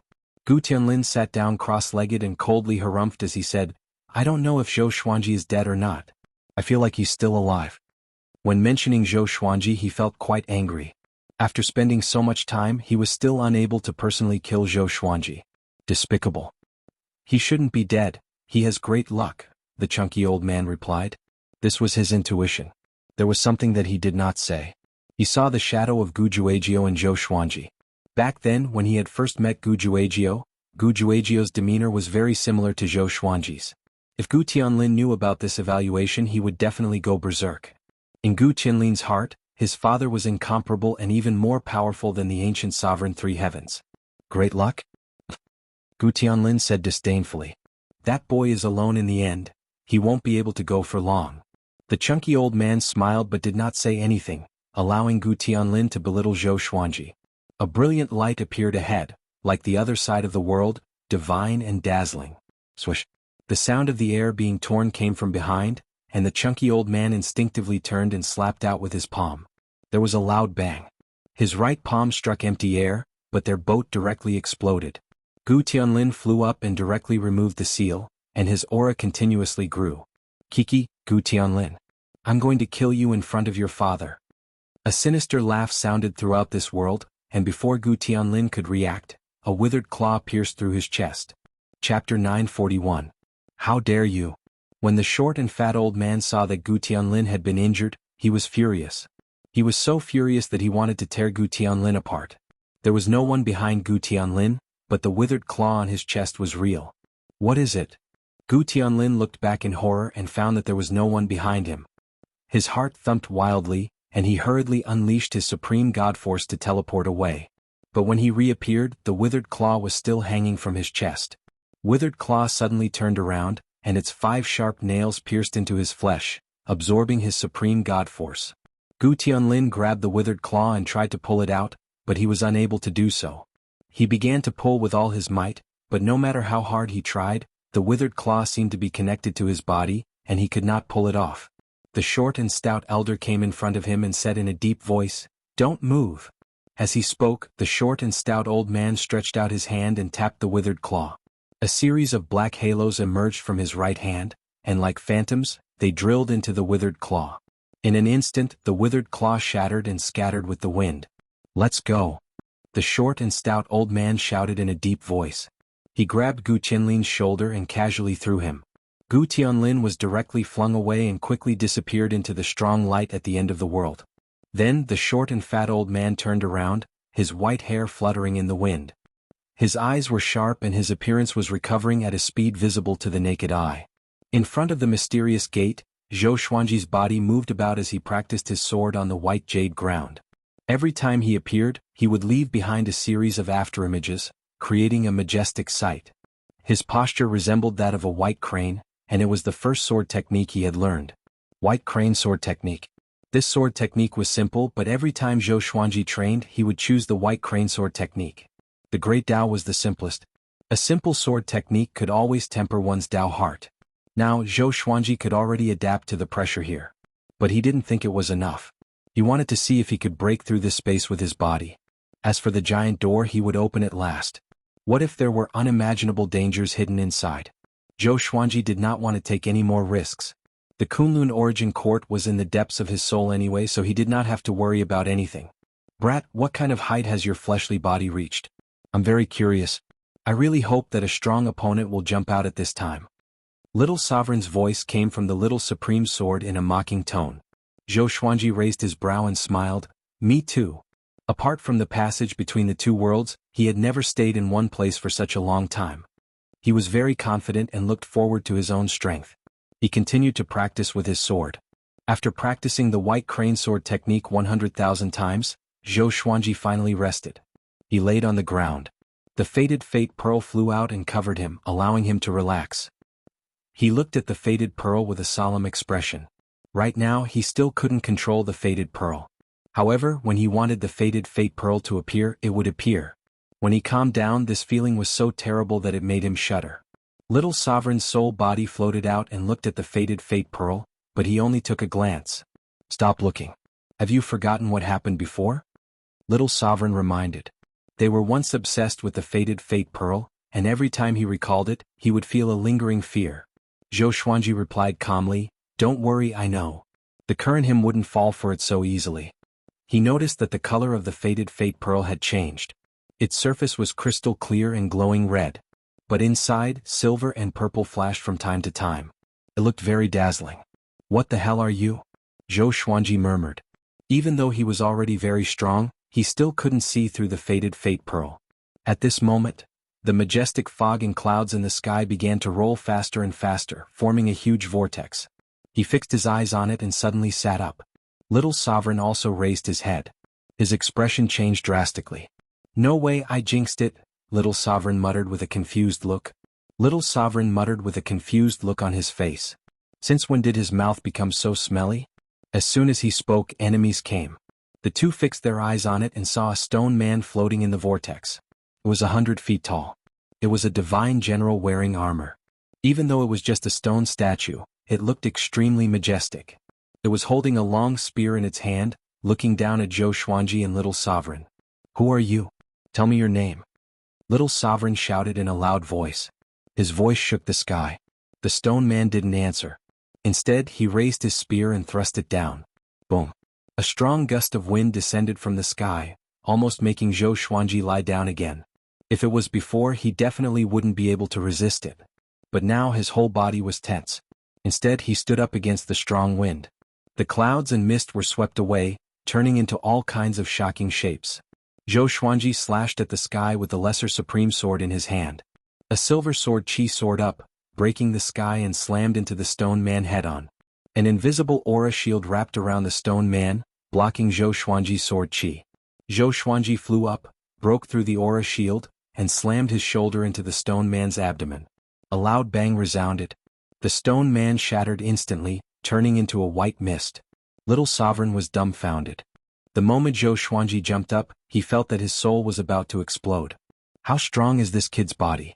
Zhou Xuanji didn't relax. He turned around and charged again. Boom. Just as the stone man appeared, it was smashed by Zhou Xuanji again. Zhou Xuanji began to charge back and forth. Every time the stone man recovered, he would smash it. The cycle repeated. The stone man's aura grew weaker and weaker. In the end, it completely disappeared, no longer existing. Zhou Xuanji returned to the ground. He was shocked to find that the fated pearl was still high up in the sky. It was absorbing the powder left by the stone man. Could it be that this stone man is also formed by some kind of power? Zhou Xuanji fell into deep thought. According to his guess, the fated pearl could absorb all kinds of power. Especially when a powerful force appeared, it would automatically appear. Little Sovereign rubbed his chin and said, It should be. But this stone man came too suddenly. Will there be more danger later? Just as he finished speaking, the sound of footsteps came from all directions. The two turned around and saw that the sound came from the clouds. It was as if thousands of troops and horses were approaching. It can't be. Little Sovereign stuttered. Before he could finish speaking, hundreds of feet tall stone men stepped out of the clouds and mist from all directions. All of them were holding long spears in their hands. Their target was Zhou Xuanji and him. Zhou Xuanji's expression also turned solemn.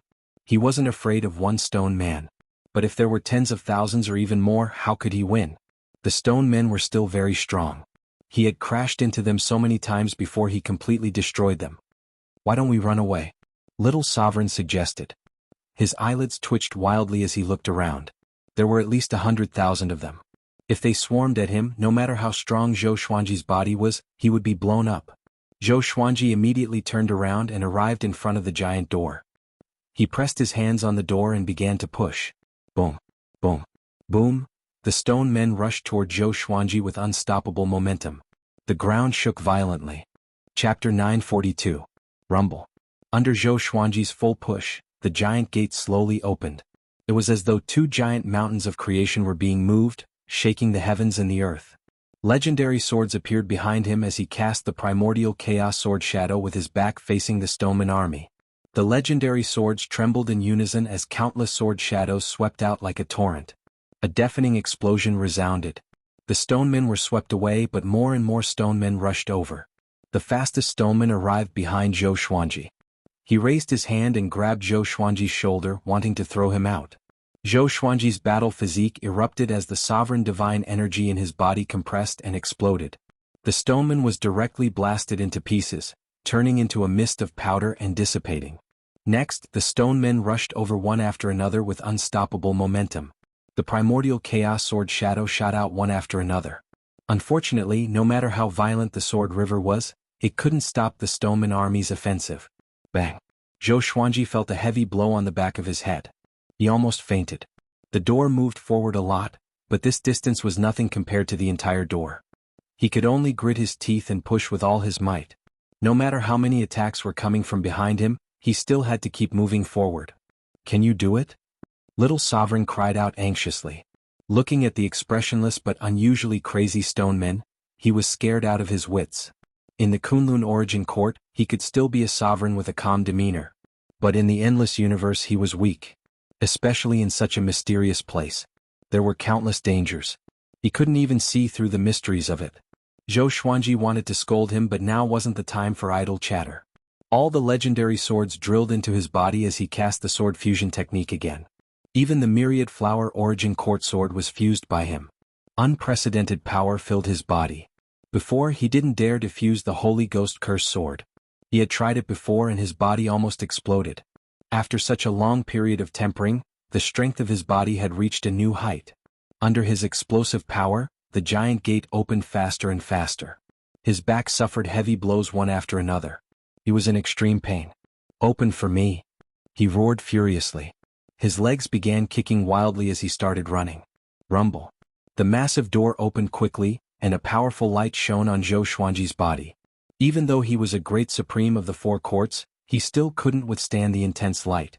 He subconsciously closed his eyes, and his body plunged into the light. Those stonemen swarmed forward and followed closely behind, but they were all drowned in the strong light. Zhou Xuanji closed his eyes. Suddenly he staggered and almost fell. The commotion behind him stopped abruptly. When he opened his eyes again, he found himself in a boundless prairie. Countless cows and sheep were eating grass. The sky was very high and very blue. A gentle breeze blew, making people feel refreshed. Zhou Xuanji frowned with a strange expression. What is this place? It had been a long time since he had seen such scenery. They usually appeared in the mortal world, and it was very difficult to find them outside of the boundless world. Little Sovereign emerged from the sword and scanned the surroundings. He muttered, "The aura here is still harmonious. There must be something fishy." Zhou Xuanji nodded. He also felt that there might be danger here. At the very least, it wasn't as simple as it appeared to the naked eye. He stepped forward and scanned the area with his divine will. Soon he was moved. This was because no matter how much his spiritual force expanded, it could not reach the end. This place was truly boundless. "I can't tear apart time and space," Zhou Xuanji whispered. Zhou Xuanji said in a low voice. The space here was even sturdier than outside the giant door. From the looks of it, this picturesque world was actually a cage. Zhou Xuanji leaped up and moved forward at full speed. However, it was as if he had entered a maze. No matter how fast he moved, he couldn't find the exit. The vast prairie and the blue sky made him feel like he was going in circles. But the number of cows and sheep on the prairie told him that he wasn't in the same place. "It's over, what should we do?" Little Sovereign asked in a panic. He looked vigilant, fearing that an enemy would suddenly jump out. Zhou Xuanji said softly, "Let's wait. The test outside the gate is to push open the giant gate. And here there must be a place leading to the next level." Little Sovereign nodded. He felt that Zhou Xuanji was right. They began searching for this place. They searched for half a year. After half a year, Zhou Xuanji, sitting on the grass, cursed, "Forget it. There is no exit at all." Little Sovereign was also very angry, but he tried to stay calm. At first he was even more flustered than Zhou Xuanji. But after all, he had lived for countless years. He understood that he had to stay calm at this time. "Since you can't find the exit, it might be a test of your mind," Little Sovereign muttered. Little Sovereign pondered and said, "Maybe when you reach a certain state you can directly jump out." In his life he had encountered countless opportunities. In the end the rules were actually the same. Zhou Xuanji took a deep breath and sat on the grass, thinking carefully. "You have to think about how you came in," Little Sovereign said meaningfully. He didn't point it out. First, he wasn't clear about it. Second, he didn't want to mislead Zhou Xuanji. Zhou Xuanji's comprehension ability was better than his. He believed in Zhou Xuanji. "I have to go out the way I came in?" Zhou Xuanji's eyes flickered. He suddenly thought of the speed he used to escape. The speed that even a supreme incipient god couldn't catch up with. It was beyond the definition of speed. Is he going to leave in that state? He called the faded pearl, and it immediately flew out from the top of his head. Looking at the faded pearl, Zhou Xuanji fell into deep thought. He couldn't directly command the faded pearl. Right now he could at most summon the faded pearl. He couldn't even find the secret to controlling the faded pearl freely. Zhou Xuanji fell into deep thought. Little Sovereign didn't disturb him. He relaxed his body and mind and began to seriously enjoy the scenery. In the gray domain, Supreme Incipient God was meditating. She was holding a jade book in her hand, carefully reading it. Xianxia suddenly appeared beside her and coldly said, "Bitch! What did you do to Zhou Xuanji?" Thousands of years had passed. Xianxia couldn't find Zhou Xuanji at all. She couldn't even deduce his fate. She was very flustered. She had placed great expectations on Zhou Xuanji. "I am also looking for him," said Supreme Incipient God without raising his eyes. His tone was calm, which made Xianxia even angrier. She asked in a deep voice, "If you hadn't chased him, would he have disappeared?" Sovereign Heaven has already controlled a quarter of the known domains. He is fighting with the ancient geniuses. And Hunyuan Heaven has opened up a great sage land and recruited countless disciples. The situation is unimaginable. If he continues to delay, there will be no place for him to stand in the endless universe. Supreme Incipient God's expression remained unchanged. It seemed that the jade book was extremely attractive to her. Xianxia became even more furious. She raised her right palm, preparing to attack. "Hong Meng Heaven has comprehended the godly state," Supreme Incipient God suddenly said. Xianxia was stunned. "Godly state, how is this possible?" Her eyes widened in panic. Chapter 943. Delirious state. How is this possible? He's just a supreme of the four courts? Xianxia muttered to herself in confusion. She couldn't believe this fact. Supreme Incipient God Realm answered, "I also think it's impossible. But he used the ethereal state to escape from me." Mentioning this, Supreme Incipient God had a gleam of fear in his eyes. She had always been curious about what serendipity Zhou Xuanji had obtained. Unfortunately, no matter how she flipped through countless books, she was still unable to find a corresponding treasure. There's only one way. Supreme opportunity. The three great paragons' opportunities were just an illusory legend. After ancient times, there were no more paragons' opportunities. If a supreme opportunity appeared, it would definitely be earth-shattering.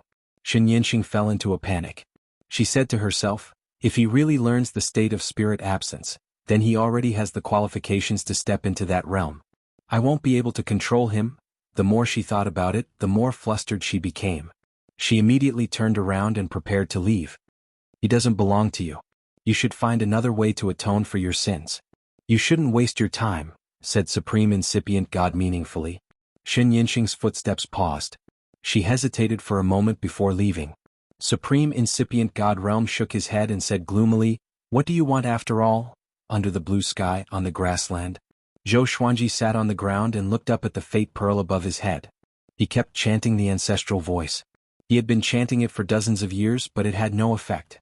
However, he did not give up. Instead, he immersed himself in it. Little Sovereign would pop up from time to check on his condition. Compared to him, Little Sovereign was much more at ease. He didn't have any pressure and spent most of his time sleeping. That speed, that state, Zhou Xuanji thought to himself.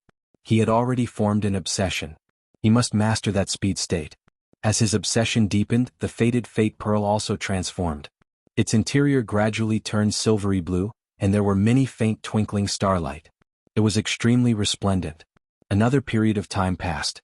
A ray of light shot out from the faded fate pearl, and Zhou Xuanji immediately shut up.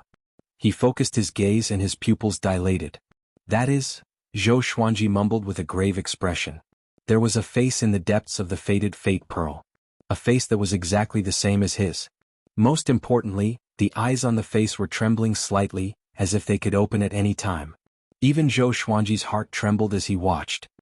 He quickly summoned Little Supreme Being and told him about the matter. What? Little Sovereign was moved.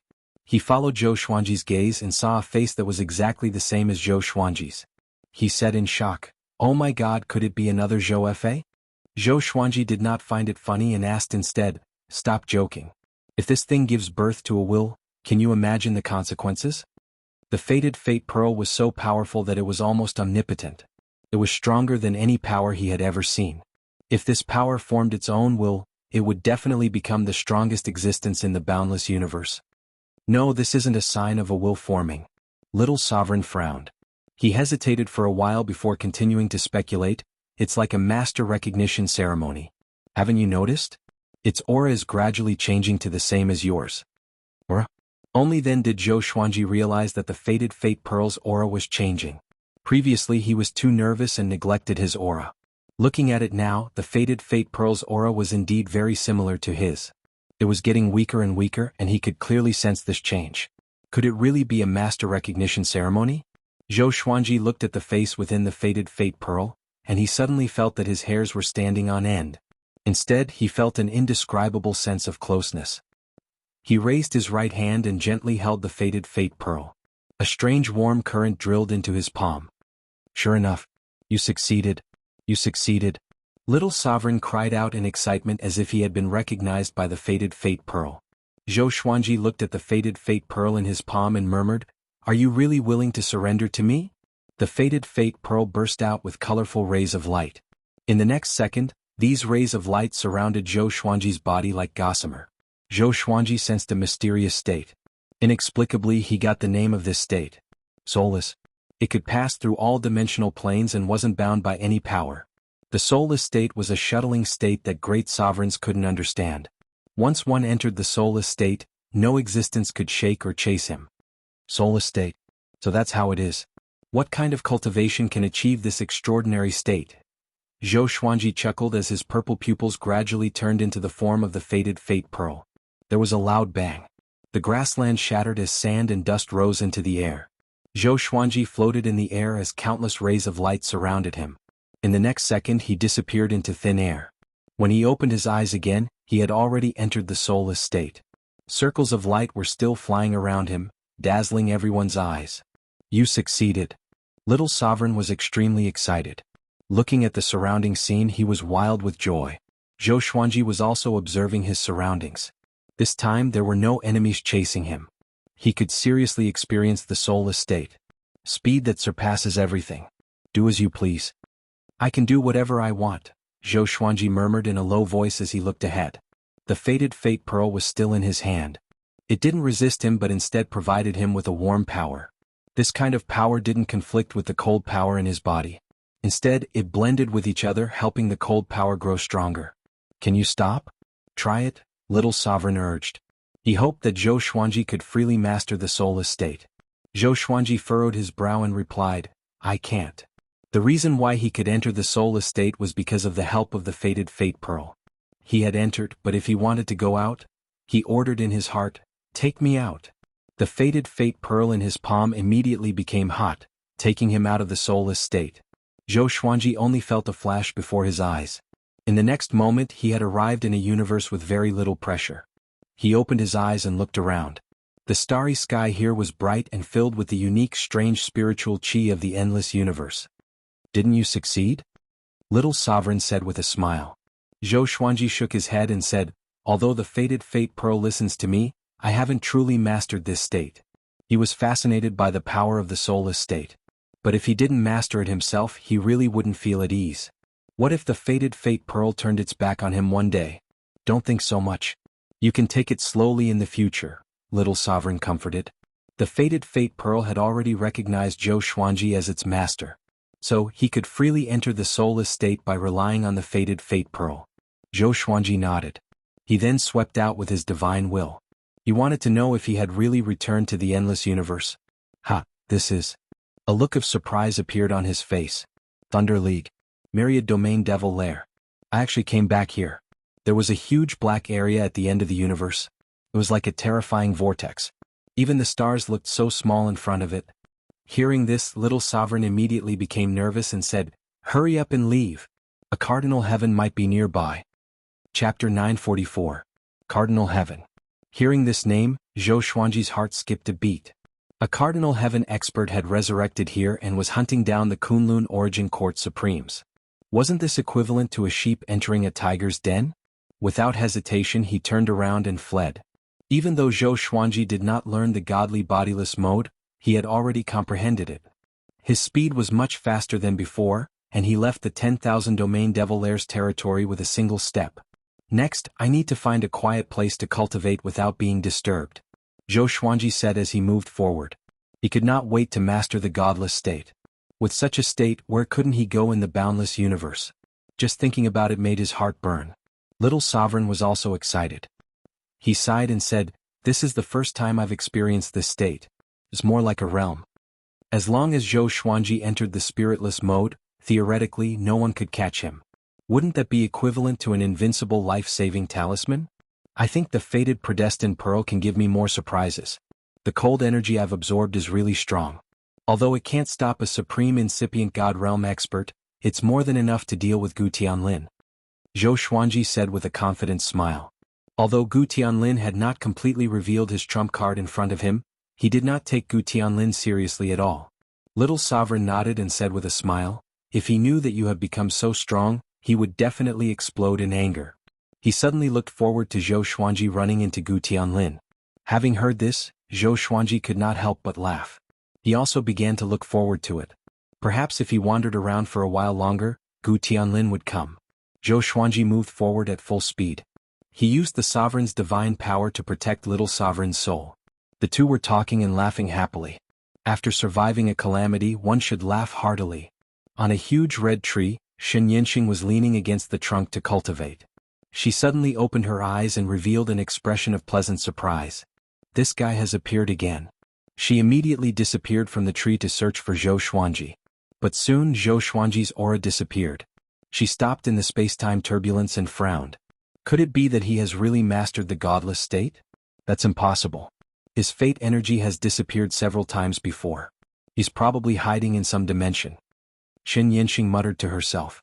She didn't believe that Zhou Xuanji could master the godly state. She and the supreme incipient god both thought that some treasure was helping Zhou Xuanji enter the spiritless state. After thinking about it, she could only go back. The other side. Zhou Xuanji had already returned to absolute time. He took the fated Fate Pearl and continued to comprehend the godless state. The fated Fate Pearl brought him into the godless state consecutively. Every time he exited, he would no longer be in the absolute time realm but in an unfamiliar spacetime. The distance covered by the godly soulless state was simply unimaginable. Under its guidance, Zhou Xuanji saw many races and worlds that he could not imagine before. The races in the boundless universe were truly innumerable, and each had their own strong points. Some had weak cultivations, yet they had special abilities that didn't require the consumption of magic power, and it was truly miraculous. Under such circumstances, Zhou Xuanji's understanding of the godly absent status was finally on the right path. 100 years later, he returned to the absolute time realm and summoned a clone while his main body entered the soul plane. After the superstar competition between the Kunlun Origin Court and the True Su Court, the two courts officially connected and began to interact with each other. Zhou Xuanji had set up a teleportation formation for them, allowing them to break through the court realm barrier. Inside the Supreme Hall, Zhou Xuanji summoned Jianghu, Xianxia, Mortal Sovereign, the 12 ancestors and the 9 sovereign officials. He asked, "Is there any trouble in the development of the two realms recently?" Although he could see the situation of the two realms, he didn't have the energy to pay attention to every detail. "Sovereign, the peace rule has begun to work. Because we can't start a war, some divine ranges will use other means to suppress other divine ranges," an ancestor said. A technique ancestor stood out and said, His expression was nervous, afraid that he would say something wrong. The ban on war was issued by Zhou Xuanji himself. It had allowed the Kunlun Origin Court to maintain peace for thousands of years. From today onwards the Kunlun Origin Court will return to how it was before. No large-scale war can break out, but there can be fights. Zhou Xuanji nodded. Zhou Xuanji said as he nodded. Cultivators fought against the heavens and against humans. How unbearable would it be to have cultivation but not be able to fight with magical techniques? A sovereign official stood up and said, "Can you give us some of the unique treasures of the Kunlun Origin Court? In return, we will contribute some to improve the environment of the two courts. This matter involves the interests of too many divine ranges. It's not convenient for us to decide directly." Whether it was in the Kunlun Origin Court or the True Su Court, the resources had been divided up by the divine ranges. If they wanted to trade on a large scale, it would affect the interests of each divine range. Zhou Xuanji said, "With my order, let them exchange with equal value. The divine ranges who are willing to exchange can enjoy one of my sermons." Hearing this, the 9 sovereign officials and the 12 ancestors were pleasantly surprised. They even wanted to hand over their resources. Back when Zhou Xuanji taught them the Tao, no matter how high their cultivation was, they would obtain a domain. Until now, countless creatures were fantasizing about the Sword Emperor teaching the Tao again. Next, the 12 ancestors and 9 sovereign officials continued to speak about the wishes of all living beings. Jianghu, Xianxia, and Mortal Sovereign stood at the side without saying a word. Xianxia and Mortal Sovereign had already become the 2 sovereigns of the True Su Court. They were highly respected. So, they had to maintain basic etiquette here. After the 12 ancestors and 9 sovereign officials left, Xianxia said, "These trivial matters are giving me a headache. Managing a court is far more difficult than controlling a sect." Her tone was bitter and her face was full of helplessness. Zhou Xuanji glared at her and said in a bad mood, "You have the nerve to say that. Most of the affairs have fallen on Mortal Sovereign's shoulders. You have been cultivating all this time. Are you tired? Why don't you give the sovereign's position to your grandson?" Zhou Tanhua was undisciplined by nature and liked to cultivate. He wasn't suitable to be a ruler. But his son Zhou Tianyuan liked power. Xianxia curled her lip and said, "Is that kid qualified?" Jianghu smiled and said, "If Xuanji says he is qualified, then he is." Xianxia also agreed. Zhou Xuanji ruled the 2 worlds. Whoever he appointed as the sovereign would represent him. No one dared to refute him. "How is my sister recently? Have you heard any news about her?" Mortal Sovereign then asked, a look of expectation in her eyes. She knew that Zhou Xuanji had been wandering in the endless universe. She had wanted to ask about it for a long time. Zhou Xuanji shook his head and said, "She is very good, but she might not be." He didn't clarify his words, but Mortal Sovereign could understand what he meant. "I believe that Xianxia is still alive. One day I will find her." Mortal Sovereign sighed faintly. This sisterly love moved Jianghu and Xianxia. They didn't know how to comfort her and could only look at Zhou Xuanji. Zhou Xuanji stared at Mortal Sovereign and said, "I promise you, I will find out her identity and find Xianxia." Chapter 945. After dealing with the matters of the 2 worlds, the 3 women left, while Zhou Xuanji sat on the golden throne and looked down at the various worlds. He looked at Zhou Tianyuan. Zhou Tianyuan was roaming the universe within the Zhensu court realm. He had established a sect called Heaven Sect. He had already reached the Tao Ancestor realm, and his name had spread far and wide. Zhou Xuanji had high hopes for his grandson. Although Zhou Tanhua had great aptitude, his ambition was average. He only knew how to cultivate. Perhaps he could achieve unimaginable achievements in cultivation, but it would be very difficult for him to become the lord of the court realm. He could not, but his son could. Zhou Tianyuan inherited Zhou Xuanji's domineering nature. Zhou Xuanji sensed this the first time he met him. This was also the reason why he had bestowed Zhou Tianyuan with an invincible cultivation base. He wanted to see what Zhou Tianyuan would do once he became a sovereign. Unfortunately, this kid made him feel both disappointed and gratified at the same time. Zhou Tianyuan would not take advantage of his position to bully others, nor would he bully the weak. Of course, it was also very easy for him to stagnate. "I have to let this kid experience what I went through in the past." Zhou Xuanji smirked and sent out an Outer of Soul clone to test his grandson. After giving the order, he returned to the absolute time realm and continued to comprehend the godless state. He only had one goal now. That was to learn the godless state. If he didn't learn this state, he wouldn't have the confidence to kill his way into the boundless universe. With the fated Fate Pearl, He felt that he would be able to learn the godly state soon. Time quickly passed in the Kunlun origin court. When Zhou Xuanji was just over 6,900 years old, he finally comprehended the godly state. A strange energy surged out of the fated encounter pearl and drilled into his body. At this moment he felt an existence that transcended the plane. It was very much like the absolute time realm. Once one entered such an existence, one would be able to transcend everything. This kind of existence could move, unlike the absolute time realm that was fixed in one place. Zhou Xuanji called this existence the godly nothingness realm. He attached the godly state to the surface of his body, as if he was wearing an invisible layer of clothes. He entered the spiritless state and began to roam freely. He could control the godless state as he pleased. He could stop when he wanted and move forward when he wanted.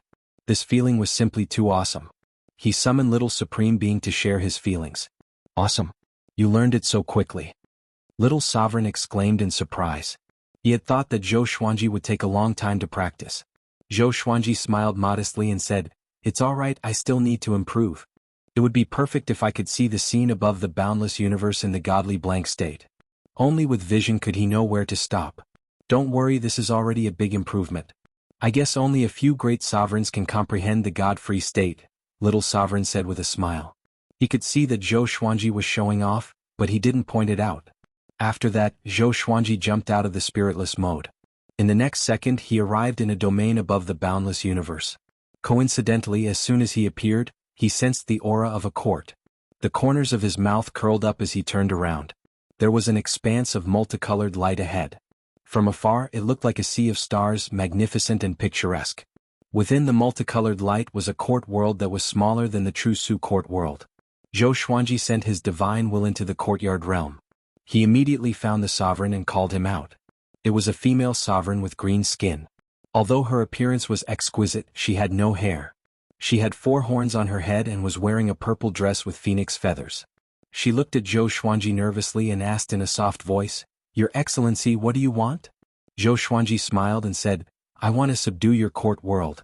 You can choose to join me and serve me as your master, or you can choose to die in battle." The female sovereign's expression slightly changed. She was at a loss. She could feel that she was no match for Zhou Xuanji.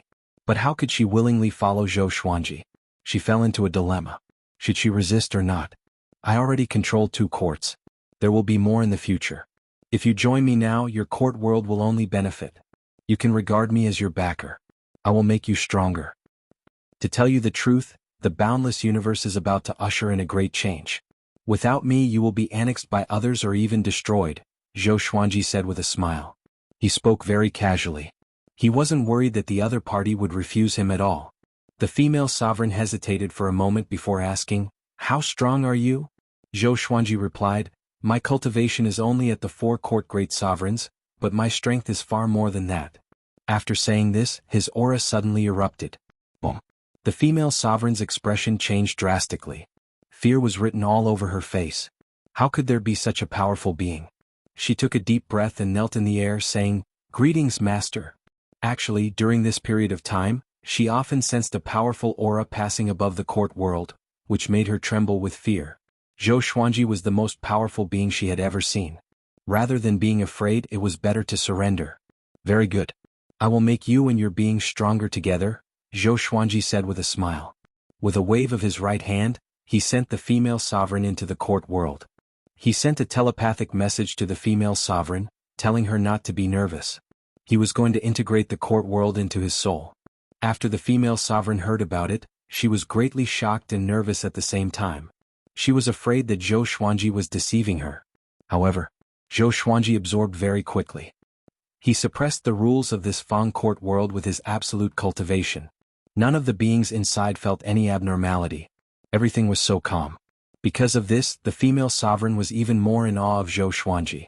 Zhou Xuanji also learned the name of this Fang court world. Zhan Lanting Realm. Sovereign Yiyu. Zhou Xuanji did not let Zhan Lanting Realm communicate with the other 2 realms. Instead, he focused on the Kunlun sword in his soul. Back then, he was attacked by a great sovereign in the boundless universe and absorbed his soul. Demon Venerable Qiyu. After so many years of torture, Demon Venerable Qiyu had already surrendered. Zhou Xuanji's voice came into Demon Venerable Qiyu's ears. "Do you want to go out?" Demon Venerable Qiyu, who was on his last breath, immediately raised his head and cried out, "Yes, yes, yes." He was extremely excited as though he had found a life-saving straw. "After we go out, follow me and recover your body."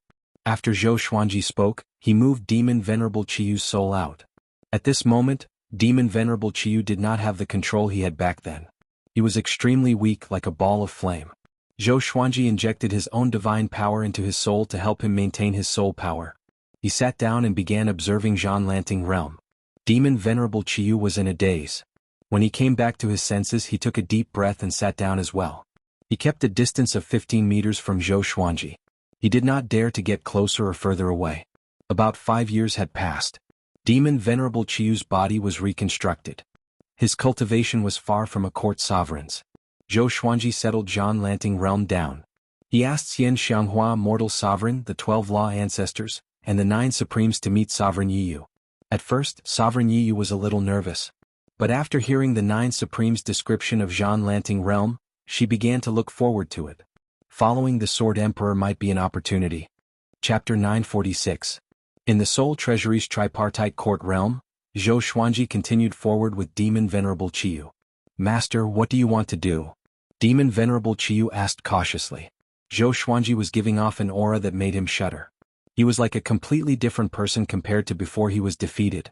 He was very curious about what kind of serendipity Zhou Xuanji had obtained during this period of time.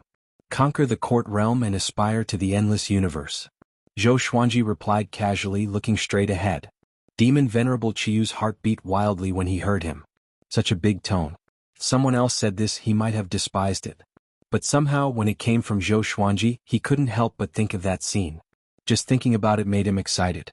"Serve me well and you will receive benefits in the future. Benefits that you can't even imagine now," Zhou Xuanji said with a faint smile. He had already made a plan, which was to conquer the court realm one after another. He wanted to imitate Guzun and create an era that belonged only to him. Demon Venerable Chiyu fell into infinite reverie. After flying for a few days, Zhou Xuanji brought Sovereign Yiyu out and brought her along to experience the endless universe's magnificence. Sovereign Yiyu had been staying in the Zhanlanting realm. Even if she left, she would return quickly. So she was very curious about the endless universe. She felt better after seeing Demon Venerable Chiyu. Even someone with a higher cultivation than her was like this. What was there to be unsatisfied about? Demon Venerable Chiyu felt comfortable too.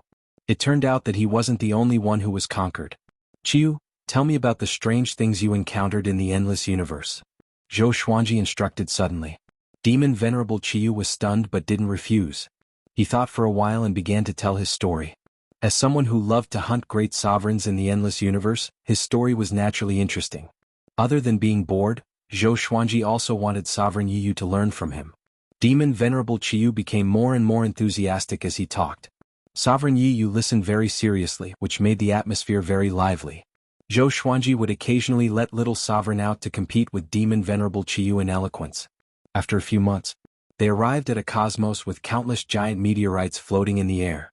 There were many corpses here and there were creatures of all races. Blood energy wafted about, making one shiver in fear. "There's a murderous aura," Demon Sovereign Chiyu reminded with a deep voice. He was not speaking to Zhou Xuanji but to Sovereign Yiyu. Venerable Yiyu took out her Dharma treasure and prepared to fight. Zhou Xuanji took out the Holy Ghost Curse sword and released his right hand. The Holy Ghost Curse sword immediately shot out. Shio. It turned into a beam of black light and flew around in this meteorite universe. Ah! A miserable cry came as the Holy Ghost Curse sword pierced through a person and flew back to Zhou Xuanji. This person was as thin as a match and looked like a dwarf. His skin was shriveled, his face was old, and he only had a few strands of hair. He cried out in horror, "It's none of my business. I haven't been here for long. Don't kill me." Zhou Xuanji looked at him and said coldly, "What happened before?" The exterminating divine eyes emitted a strange purple light, and the old dwarf was strangely frozen. He replied woodenly, "I'm not sure. I've been on this path ever since I came." Zhou Xuanji shook his head and directly threw the person out. The old dwarf came back to his senses and immediately fled, disappearing without a trace in the blink of an eye. Scarlet Brilliance asked, "Should we leave as well?" This place was too dangerous and it made him very nervous. "Let's go." Zhou Xuanji looked around and said softly. Other than the dwarf, there were no other living beings. The culprit must have left and there was no need for him to waste time here. It's a pity that a court realm was destroyed just like that. Zhou Xuanji shook his head and sighed. These living beings did not have high cultivation, and they were evidently from a court realm.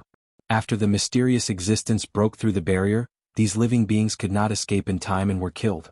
Scarlet Brilliance did not feel anything, but Sovereign Yue frowned slightly. Fear could be seen in her eyes. If it was not Zhou Xuanji who found Zhan Lanting Realm but some other powerful cultivator, what would happen to Zhan Lanting Realm? Just thinking about it gave her lingering fear. Master, do you know what happened?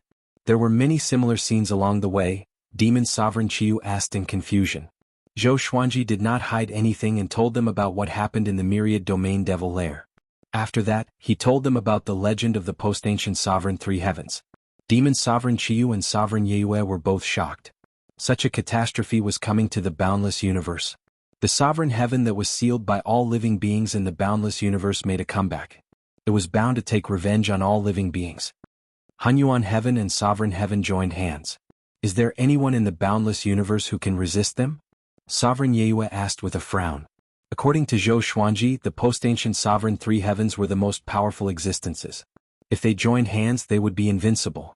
Zhou Xuanji said meaningfully, that was in the past. The current boundless universe is beyond their imagination. Little Sovereign once said that the ancient geniuses weren't weaker than the Three Heavens, but they couldn't have the same achievements as the Three Heavens. This was enough to explain a lot. Sovereign Yue and Demon Sovereign Qiu became even more curious. What was the scenery at the top of the boundless universe? After the three left, the corpses turned into ashes at a speed visible to the naked eye. Even the meteorites turned into flying sand and disappeared. 2 years later, Zhou Xuanji stood on the Lesser Supreme Sword, looking ahead with a calm expression. Demon Sovereign Qiu and Sovereign Yue were besieging a great sovereign. This great sovereign had the cultivation of 2 courts, but he was at a disadvantage under the siege of the 2. Demon Sovereign Qiu's strength had only barely recovered to the level of a court great sovereign. Fortunately, Sovereign Yue was a great sovereign of 2 courts. Damn, the great sovereign gnashed his teeth. He was already powerless against the 2 in front of him. Looking at Zhou Xuanji in the distance, he became even more terrified. If this continued, he would lose without a doubt. Are you afraid? Surrender to me, Zhou Xuanji said with a smile. It felt so good that he didn't have to do anything himself. It seemed like he had to subdue more great sovereigns in the future. I swear not to surrender. The great sovereign cried hoarsely. Just as he finished speaking, a sword chi descended from the sky and killed him. Sovereign Yue and Demon Sovereign Qiu were startled and immediately dodged. They instinctively looked back at Zhou Xuanji. Shush! The Soul Kunlun sword flew over and collected the great sovereign's soul. Demon Sovereign Qiu said in a depressed tone, Master, didn't we agree not to attack? Sovereign Yue was also a little dissatisfied. By now, they no longer doubted Zhou Xuanji's strength. They also wanted to hone themselves through battles. Zhou Xuanji smiled softly and said, Next time my opponent is here. Just as he finished speaking, a mighty pressure came from the depths of the universe, changing the color of time and space. It was Gu Tianlin. He was wearing black armor and holding a trident in his hand. The blade of the trident was shining brightly. Zhou Xuanji, I finally caught you. Just in time. Gu Tianlin said with a sinister smile as he charged toward Zhou Xuanji with the trident in his hand. His eyes were filled with hatred, looking even crazier than before. Chapter 947. Seeing that Gu Tianlin was coming at him aggressively, Zhou Xuanji was expressionless but excited. Good timing. He had been waiting for Gu Tianlin to come. After waiting for so long, he finally came. Let's just remove your seal. The current you is no match for me. Zhou Xuanji said with a domineering smile. With a wave of his right hand, the Holy Ghost Curse sword appeared in his hand, and the other legendary swords fused into his body. Sword fusion technique. His aura exploded. He came up to Gu Tianlin in a single step and slashed at him. Gu Tianlin swung his trident, and with a loud clang, the surrounding space rippled visibly. At this moment, an icy power shot out along the Holy Ghost Curse sword. Gu Tianlin's expression changed drastically. He quickly dodged, but it was too late. The icy power froze him, and the surrounding space was also frozen. Demon Sovereign Qiu and Sovereign Yue's expressions changed. They could not escape in time, but just when the icy power was about to touch them, they stopped abruptly. The universe fell silent. Within the ice, Gu Tianlin opened his eyes wide. He could not believe that he was frozen. He was defeated the moment they clashed? How could it be? He was a genius. What was Zhou Xuanji? How long had it been since he was born? At this moment, Gu Tianlin was on the verge of breaking down. He wanted to remove his seal but he could not do it. He hadn't even had the chance to display his most powerful self before he was sealed. This was simply a great humiliation. Not convinced. Zhou Xuanji said with a mocking smile. The icy power melted instantly. Gu Tianlin opened his eyes wide and broke the seal straight away. His aura soared. The first seal. The second seal. The third seal. He activated the 100th seal straight away, and the surrounding universe crumbled. The scene was extremely shocking. Both Demon Sovereign Qiyu and Sovereign Yue were frightened. The horrifying pressure almost suffocated them, and they felt as though their souls would be destroyed at any moment. So powerful, Sovereign Yue opened her eyes wide and mumbled in fear. It was her first time encountering such a powerful aura. So was Demon Sovereign Qiyu. They looked at Zhou Xuanji with worry in their eyes. Could Zhou Xuanji deal with such a powerful enemy? He had already sealed the enemy in ice, but he was playing with fire. They could not help but complain in their hearts. After all, if Zhou Xuanji lost, they would die. You asked for it. Gu Tianlin laughed ferociously. He raised his trident high and swung it down. The violent divine power was like a shining giant axe that chopped down. Zhou Xuanji disappeared into thin air and his slash missed. The next moment, Gu Tianlin felt a chill, and he subconsciously turned around and brandished his halberd. The power of ice rushed towards him and froze him again. His pupils constricted. How was this possible? He was sealed again. It shouldn't be like this. What? He roared in his heart. He couldn't understand why this was happening. Zhou Xuanji appeared behind him and said with a cold smile, I feel the same as you, shocked that you are so weak. Gu Tianlin was so furious that he almost fainted. Utter humiliation. Demon Sovereign Qiyu and Sovereign Yue felt like they were in a dream. The powerful and invincible Gu Tianlin was suppressed by Zhou Xuanji just like that? At that moment, Zhou Xuanji's image quickly grew in their hearts. Zhou Xuanji put his hand on the ice and began absorbing Gu Tianlin's divine energy. He could use Gu Tianlin to enhance his cultivation. He might even be able to break through to the supreme of the 5 courts. Gu Tianlin sensed that his divine energy was being sucked away and was enraged. But there was nothing he could do. The Ice Demon Emperor's power surpassed his cultivation level, and he could only endure it silently. Zhou Xuanji's aura began to grow while his aura weakened. One side felt comfortable while the other was in pain. This guy's cultivation is powerful indeed. No wonder he has 100 layers of seals. Zhou Xuanji was shocked in his heart. If not for the fact that his body had evolved, he might not have been able to withstand Gu Tianlin's power.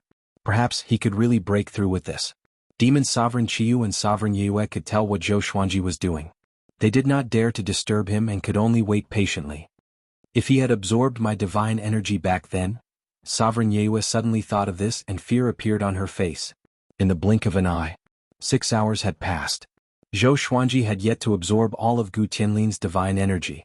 His cultivation had reached a huge leap, and he was about to break through to the supreme of the 5 courts. Let him go. An ancient voice came. Zhou Xuanji glanced over and saw the short and fat old man who had been following Gu Tianlin walking toward him. His eyes were cold and the threat in them was evident. Zhou Xuanji said with a smile, You think I'll let him go just like that? He did not underestimate the short and fat old man. Just from this exchange of glances, he knew that he was no match for the old man. But he had already learned the godless mode, so he had no reason to fear him. Previously he suppressed Gu Tianlin with the godless mode. Even a supreme incipient god could not catch up to him, let alone Gu Tianlin.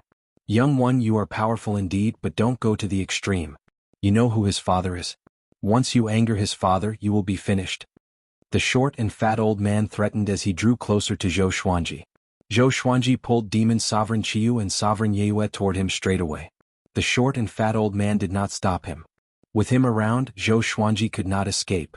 He disdained to attack Demon Sovereign Qiyu and Sovereign Yue. You are right, Zhou Xuanji said with a smile. After that, Zhou Xuanji disappeared with the 3 of them. He entered the godless mode straight away, transcending everything and jumping out of this universe. The short and fat old man was stunned. Oh no! He came back to his senses and immediately gave chase. But how could he catch up to Zhou Xuanji, who was in the godless mode? How could he be so fast? Could it be? The short and fat old man thought of a legendary state, and his face turned extremely unsightly. Zhou Xuanji's growth was just too fast. How could Gu Tianlin, who was far away, compare to him? Most importantly, Gu Tianlin was captured. Could he come back alive? Gu Tianlin had been hunting Zhou Xuanji for thousands of years. In the godless mode, Zhou Xuanji carried Gu Tianlin and moved forward. As for Demon Sovereign Qiyu and Sovereign Yue, they had already returned to Zhan Lanting's realm. Within the ice, Gu Tianlin's eyes were filled with shock. What is this? He was dazzled by the high-speed circles of light around him. Evidently, it was his first time in the godless mode. Zhou Xuanji smiled and said, "No one can save you. You should have thought of this possibility when you were hunting me back then." After he absorbed all of Gu Tianlin's cultivation, he would kill this guy. Given Gu Tianlin's personality, he would surely bear a grudge against him. There was no need to let him live. Having heard that, Gu Tianlin was both furious and afraid. He did not want to die just like that. A while later, Zhou Xuanji jumped out of the godless mode and entered the absolute time mode.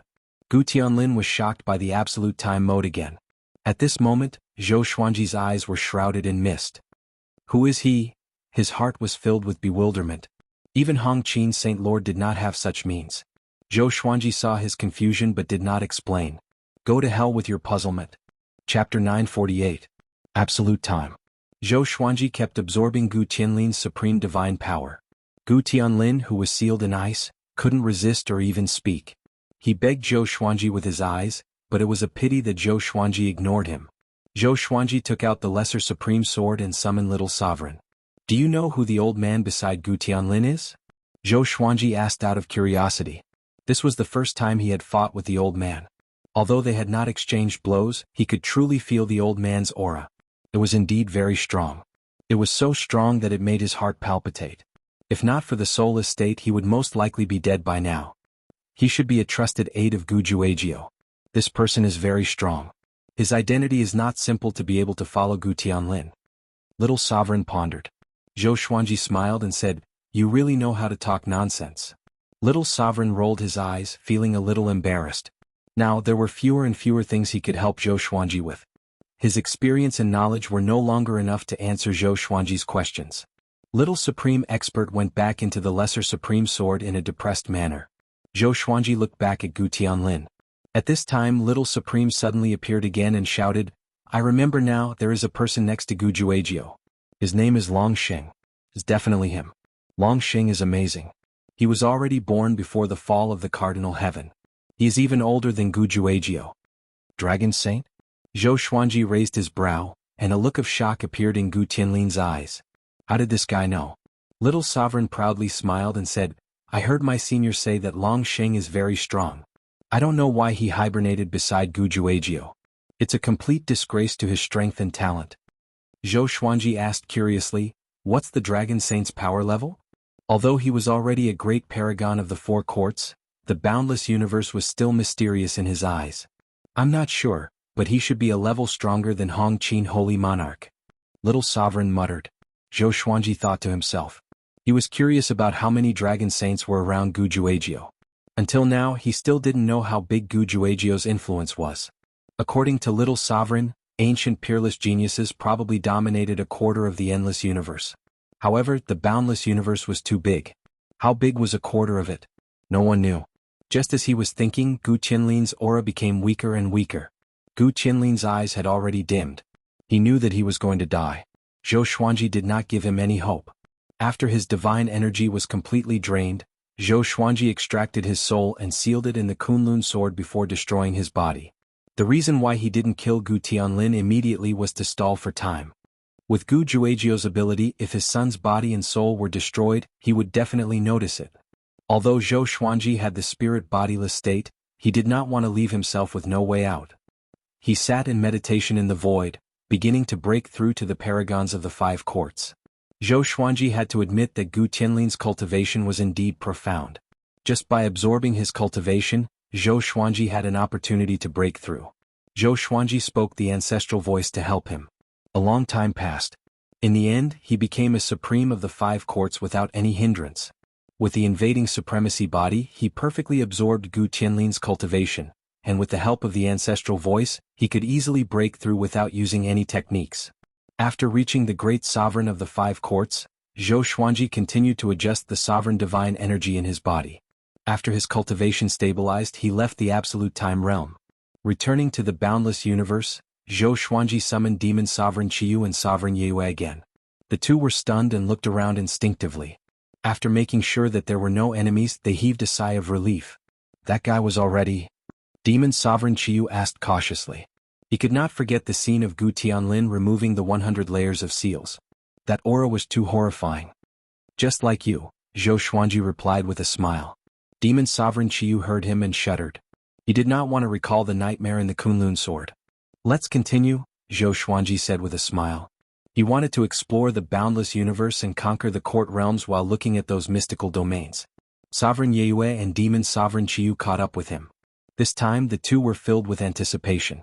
They already believed in Zhou Xuanji's power and were looking forward to what they would encounter next. Master, how many court realms are you going to take? Demon Sovereign Qiyu asked with a smile. He suddenly felt that Zhou Xuanji was quite approachable. Zhou Xuanji looked ahead and said calmly, I've never thought about it. The more the better. Amidst the layers of red clouds, a wooden hut stood on a sea of clouds. Outside the wooden hut, a middle-aged man sat at a stone table and drank tea. He was handsome and had white hair. He wore a blue robe and looked toward the horizon with a profound gaze.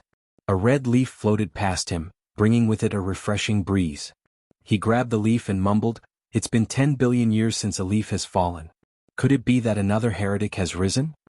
Just as he spoke, a pillar of water suddenly rose from the ground beside him and quickly turned into a mirror. The mirror showed the scene of Zhou Xuanji, Demon Sovereign Qiyu, and Sovereign Yue advancing. His gaze locked onto Zhou Xuanji and narrowed his eyes. Spiritless state, surrounded by ancestral voice. What a great opportunity, the blue-robed man mumbled softly. The blue-robed man murmured softly as a strange light flashed in his eyes. He threw out the leaf in his hand. In the blink of an eye, the leaf turned into a human. Was a young man. Although he had a handsome face, he did not have a mouth. His body was slightly skinny, and his hair was combed under a jade crown. His eyes were calm like water as he silently looked at the blue-robed man. You shall be called Wuyan. Go take a look at this person and stay beside him. The blue-robed man pointed at the water mirror beside him and smiled. Wuyan looked over and memorized Zhou Xuanji's face before nodding lightly. Following this, the blue-robed man waved his right hand and sent him away. Post-ancient sovereign three heavens. It's a pity that your era has passed.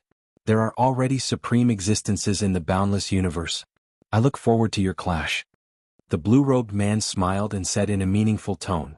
Within the resplendent Milky Way, Zhou Xuanji and the other two stepped on the tiny stars as if they were walking up a flight of stairs. Demon Sovereign Qiyu looked around and said excitedly, There's a lot of court realm aura here. It's enough for you to collect as much as you want. Zhou Xuanji shook his head and said, No, this should be the court realm alliance just like the Thunder Alliance. I can't do as I please. He could sense some powerful auras hidden in the dark. He felt that even the great sovereigns of the 5 courts were powerful. There were at least 7 or 8 great sovereigns. And there was more than one. Or else why would the court realms gather together so openly and reveal themselves? Sovereign Yue nodded and said, looking at Demon Sovereign Qiyu with disdain. Demon Sovereign Qiyu chuckled and looked into the distance. Following his gaze, there was a gigantic star surrounded by a river of stars. It was extremely majestic. This giant star was transparent, and there seemed to be a gigantic beast twisting within it. It looked like a dragon at one moment and a tiger at another. Chapter 949. What's inside? Demon Sovereign Qiyu pointed at the giant star and asked curiously. Zhou Xuanji glanced over and said with a smile, A trapped beast. Someone placed it here intentionally to show off his victory trophy. What's his cultivation? Demon Sovereign Qiyu asked. More powerful than you, Zhou Xuanji replied. Demon Sovereign Qiyu heard him and was stunned. Sovereign Yu covered her mouth and smiled. They continued to move forward, enjoying the magnificent scenery. Stop. A silhouette appeared on the Star River stairs. He wore mighty silver armor and held a broadaxe in his hand. His body was glowing with a silver radiance, and he looked extremely majestic with a furious expression. Zhou Xuanji did not stop and asked, Can you introduce this domain to me? How dare you? The silver-armored silhouette roared furiously. He swung his broadaxe at Zhou Xuanji. His sovereign divine power turned into an unstoppable crescent that shook the Star River stairs. Zhou Xuanji focused his eyes and the crescent exploded. Streaks of silver light shot out from his body and came before the silver-armored silhouette in the blink of an eye. Greatly Avatar. He slashed with his sword. The silver armor shattered, and he was killed by the great Li Avatar. Well done. Demon Sovereign Qiyu cried out in excitement. He should be so domineering. The other party attacked without giving him any face. He deserved to be killed. This is going to be a good show, Sovereign Yiyu said softly. Venerable Yiyu said in a low voice. As the sound of her voice faded, terrifying auras gathered from all directions, sealing this part of the universe. Circles of light appeared out of nowhere, and a silhouette walked out from each of them. Each of them emanated a powerful aura, and they were all above the great sovereigns of the three courts. The leader was a three-eyed man wearing green armor and a heavy helmet. He was expressionless as he stared at Zhou Xuanji coldly. You dare to cause trouble in the All-Stars domain. Do you know what you are doing? The three-eyed man snorted coldly. The third eye on his forehead kept moving as though it was another person's eye that was observing the universe independently. All-Stars domain? Zhou Xuanji looked around the universe and thought. The spiritual qi here was abundant, and there were so many courts. It was a good place to stay.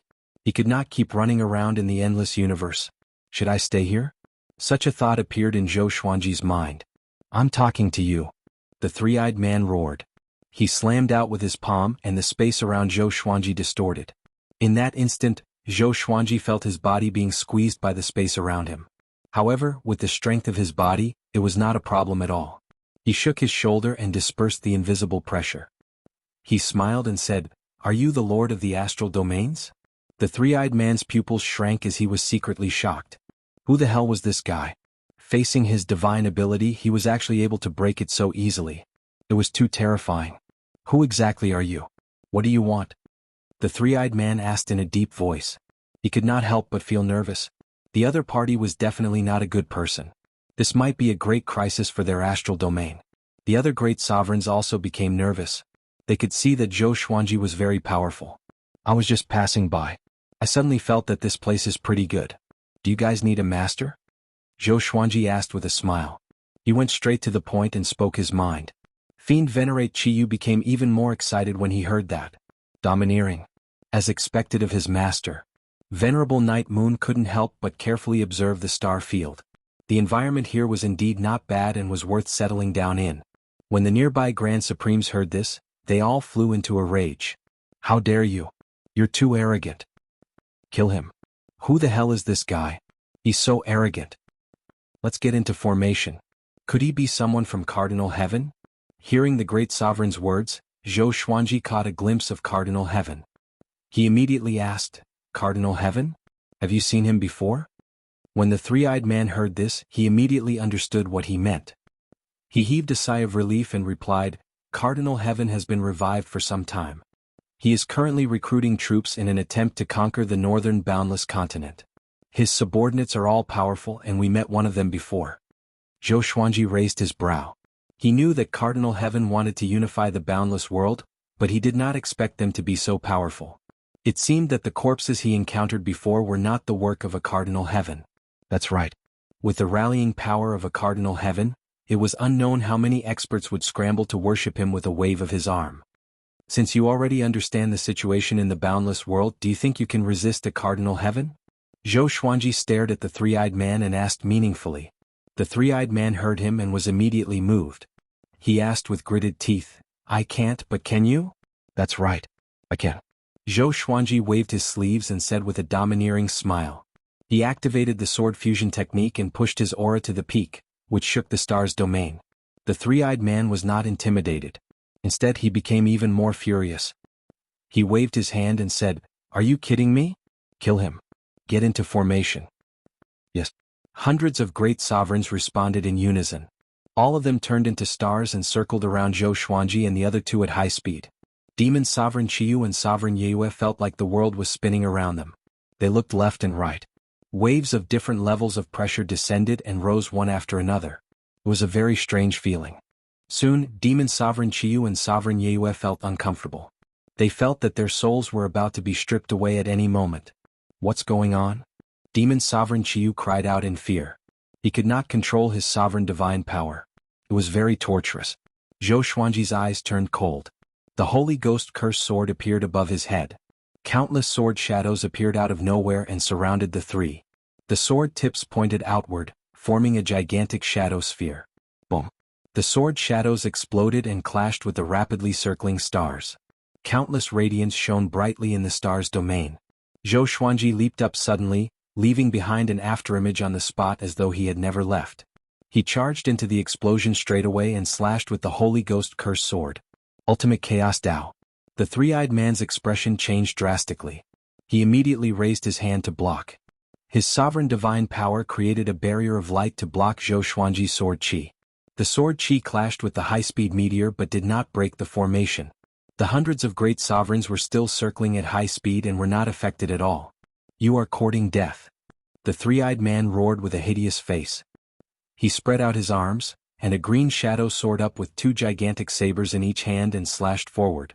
The two gigantic sabers expanded rapidly and slashed toward Zhou Xuanji.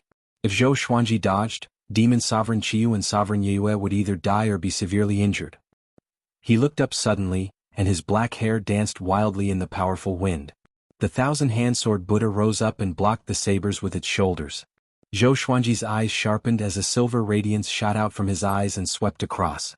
After the silver radiance dissipated, countless sword shadows hovered in the air. Each of them had their own merits. Delusion Sword C. The three-eyed man opened his eyes wide. He felt that the time around him had slowed down. Time source. This guy. He was enraged by Zhou Xuanji. He was the Star Domain Lord. How could he lose? Chapter 950. The three-eyed man was furious, and he once again controlled the green silhouette to slash at Zhou Xuanji. This time, the green silhouette's saber swings became more frenzied. The two sabers slashed wildly, wanting to destroy the thousand-hand sword Buddha. The thousand-hand sword Buddha was getting taller and taller, and the dreamy thought sea of swords was still seething. Countless sword shadows attacked one after another. The meteors formed by the Grand Supremes weren't affected by the sword shadows and sword qi. From time to time they would crash into the thousand-hand sword Buddha, riddling it with holes. This formation was very powerful. It looked simple but it was ever-changing and indestructible. The most terrifying thing was that they couldn't break the formation. Zhou Xuanji couldn't see through this array even with the exterminating divine eyes. Amazing, no wonder they have the confidence to resist a cardinal heaven force. Zhou Xuanji's eyes sparkled as he exclaimed in his heart. Not only did he want to obtain the Star Multitude domain, but he also wanted this array. With that thought, he gripped the Holy Ghost Curse sword tightly. Holy Ghost Curse. His eyes were cold as he mobilized the true power of the Holy Ghost Curse sword. Court overturning was a technique that could overturn an entire world. It represented the power of a great supreme. The power of the Myriad Flowers Origin Court was a power that surpassed grand sovereigns. He had never truly used the power of the Myriad Flowers Origin Court, and the most important reason was that he had yet to find a suitable opponent. Waves of ghostly wails and wolf howls came from the Holy Ghost Curse sword, causing the hearts of those who heard it to palpitate. The three-eyed man widened his eyes, looking at the Holy Ghost Curse sword. He suddenly felt uneasy. What sword is that? He gulped. The green figure's attack did not stop, but it could not stop the thousand-hand sword Buddha from rising. Accompanied by ghostly wails and wolf howls, the Holy Ghost Curse sword emitted a strange black aura and suddenly exploded, like a black light wave sweeping across the universe. In an instant, everyone stopped what they were doing. The three-eyed man was like that, and so were Supremacy Qiyu and Supremacy Yiyu. Even the great supremes who were in the midst of arranging their arrays stopped. Other than Zhou Xuanji, everyone else was surrounded by the black qi. This is, Fiend Venerable Qiyu screamed in horror. As his voice fell, the black gas around him and Venerable Yiyu suddenly disappeared. However, those Grand Supremes were terrified. The power of the curse was eating away at their divine power and invading their souls. They couldn't isolate it, they could only slow it down. The Holy Ghost Curse sword's power surpassed the Holy Ghost itself. The Holy Ghost was only a puppet, and it had not completely released its curse power. Now, with the help of the Supreme Legendary Sword System, the power of the curse was completely unleashed. Impossible? The three-eyed man was shocked. He struggled with all his might, wanting to throw off the curse power. However, the more he struggled, the faster the curse power invaded his body. In an instant, countless images flashed before his eyes, all of which were scenes of his misfortune. All kinds of tragic deaths forced their way into his eyes, stimulating his soul. Zhou Xuanji came up to him and placed the tip of his sword on his throat. "You can't defeat me," he said with a faint smile. "Submit to me." The power of the curse was extremely crafty, and even in the boundless universe, there were very few powers that could resist it. unless the level of power surpassed the power of the curse. The three-eyed man became more and more terrified. He fell into a great battle, not knowing what to do. Zhou Xuanji's sword pierced into his chest, and the curse power was like a ferocious tiger that had broken out of its cage. It was unstoppable, and his expression greatly changed.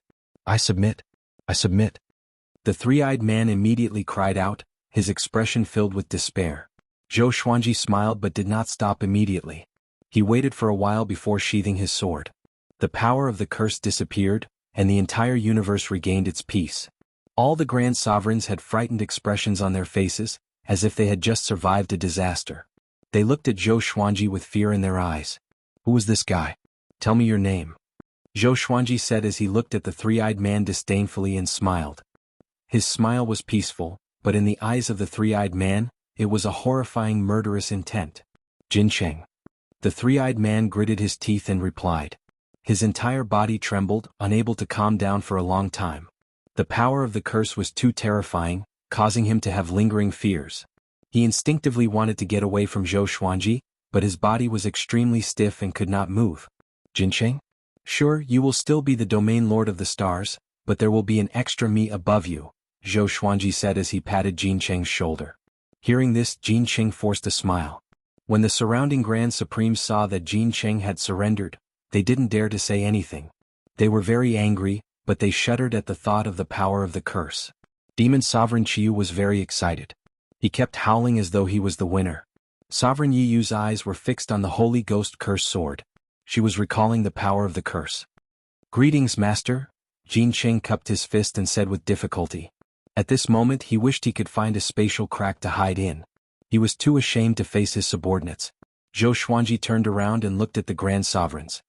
"You are very angry today, but you will be very proud in the future. Wait for me to lead you to the peak." He laughed presumptuously and was in high spirits. Ever since he learned the godly bodiless state, his temperament had been changing. He used to be calm and collected, but now he was gradually revealing his arrogance. This arrogance was not inflated but the awakening of his cultivation level. The post-ancient sovereign three heavens and the ancient absolute geniuses were all arrogant because their cultivation level was above all living beings. Master has mastered so many court realms at once. He is really soaring. Demon Sovereign Qiyu said to Sovereign Yiyu in amazement. His tone was filled with admiration. Sovereign Yiyu nodded and said, "This will be the first step for Master to charge into the post-ancient sovereign three heavens." After that, under Jincheng's lead, Zhou Xuanji and the other two entered the star's domain. Each star here contained a world. Among them there were more than 100 true court realms. Some were giant stars and some were just grains of sand. It was very difficult to see through them. Jincheng led Zhou Xuanji to his palace. After Zhou Xuanji sat on his throne, he took a deep breath and cupped his fist as he asked, "Master, I have yet to know your name." Zhou Xuanji replied with a smile, "Zhou Xuanji, the Lord of Kunlun Origin Court." Having heard this, Jincheng opened his three eyes wide. "Zhou Xuanji, you are the eternal prodigy who learned the Saint Rainbow Lord Dao?" Jincheng cried out in surprise. His voice was trembling. Rainbow Qin Saint Lord was a senior to him, and the Thunder Alliance was a transcendent force. The star's domain also had dealings with them, so he had heard of Zhou Xuanji's name. Zhou Xuanji stared at him and said, "I need to understand the star's domain. Can you introduce it to me personally?" Since he wanted to control the star's domain, he could not just talk about it. He wanted to understand the star's domain and hold it firmly in his hands. Jincheng's attitude changed and he quickly introduced it to Zhou Xuanji.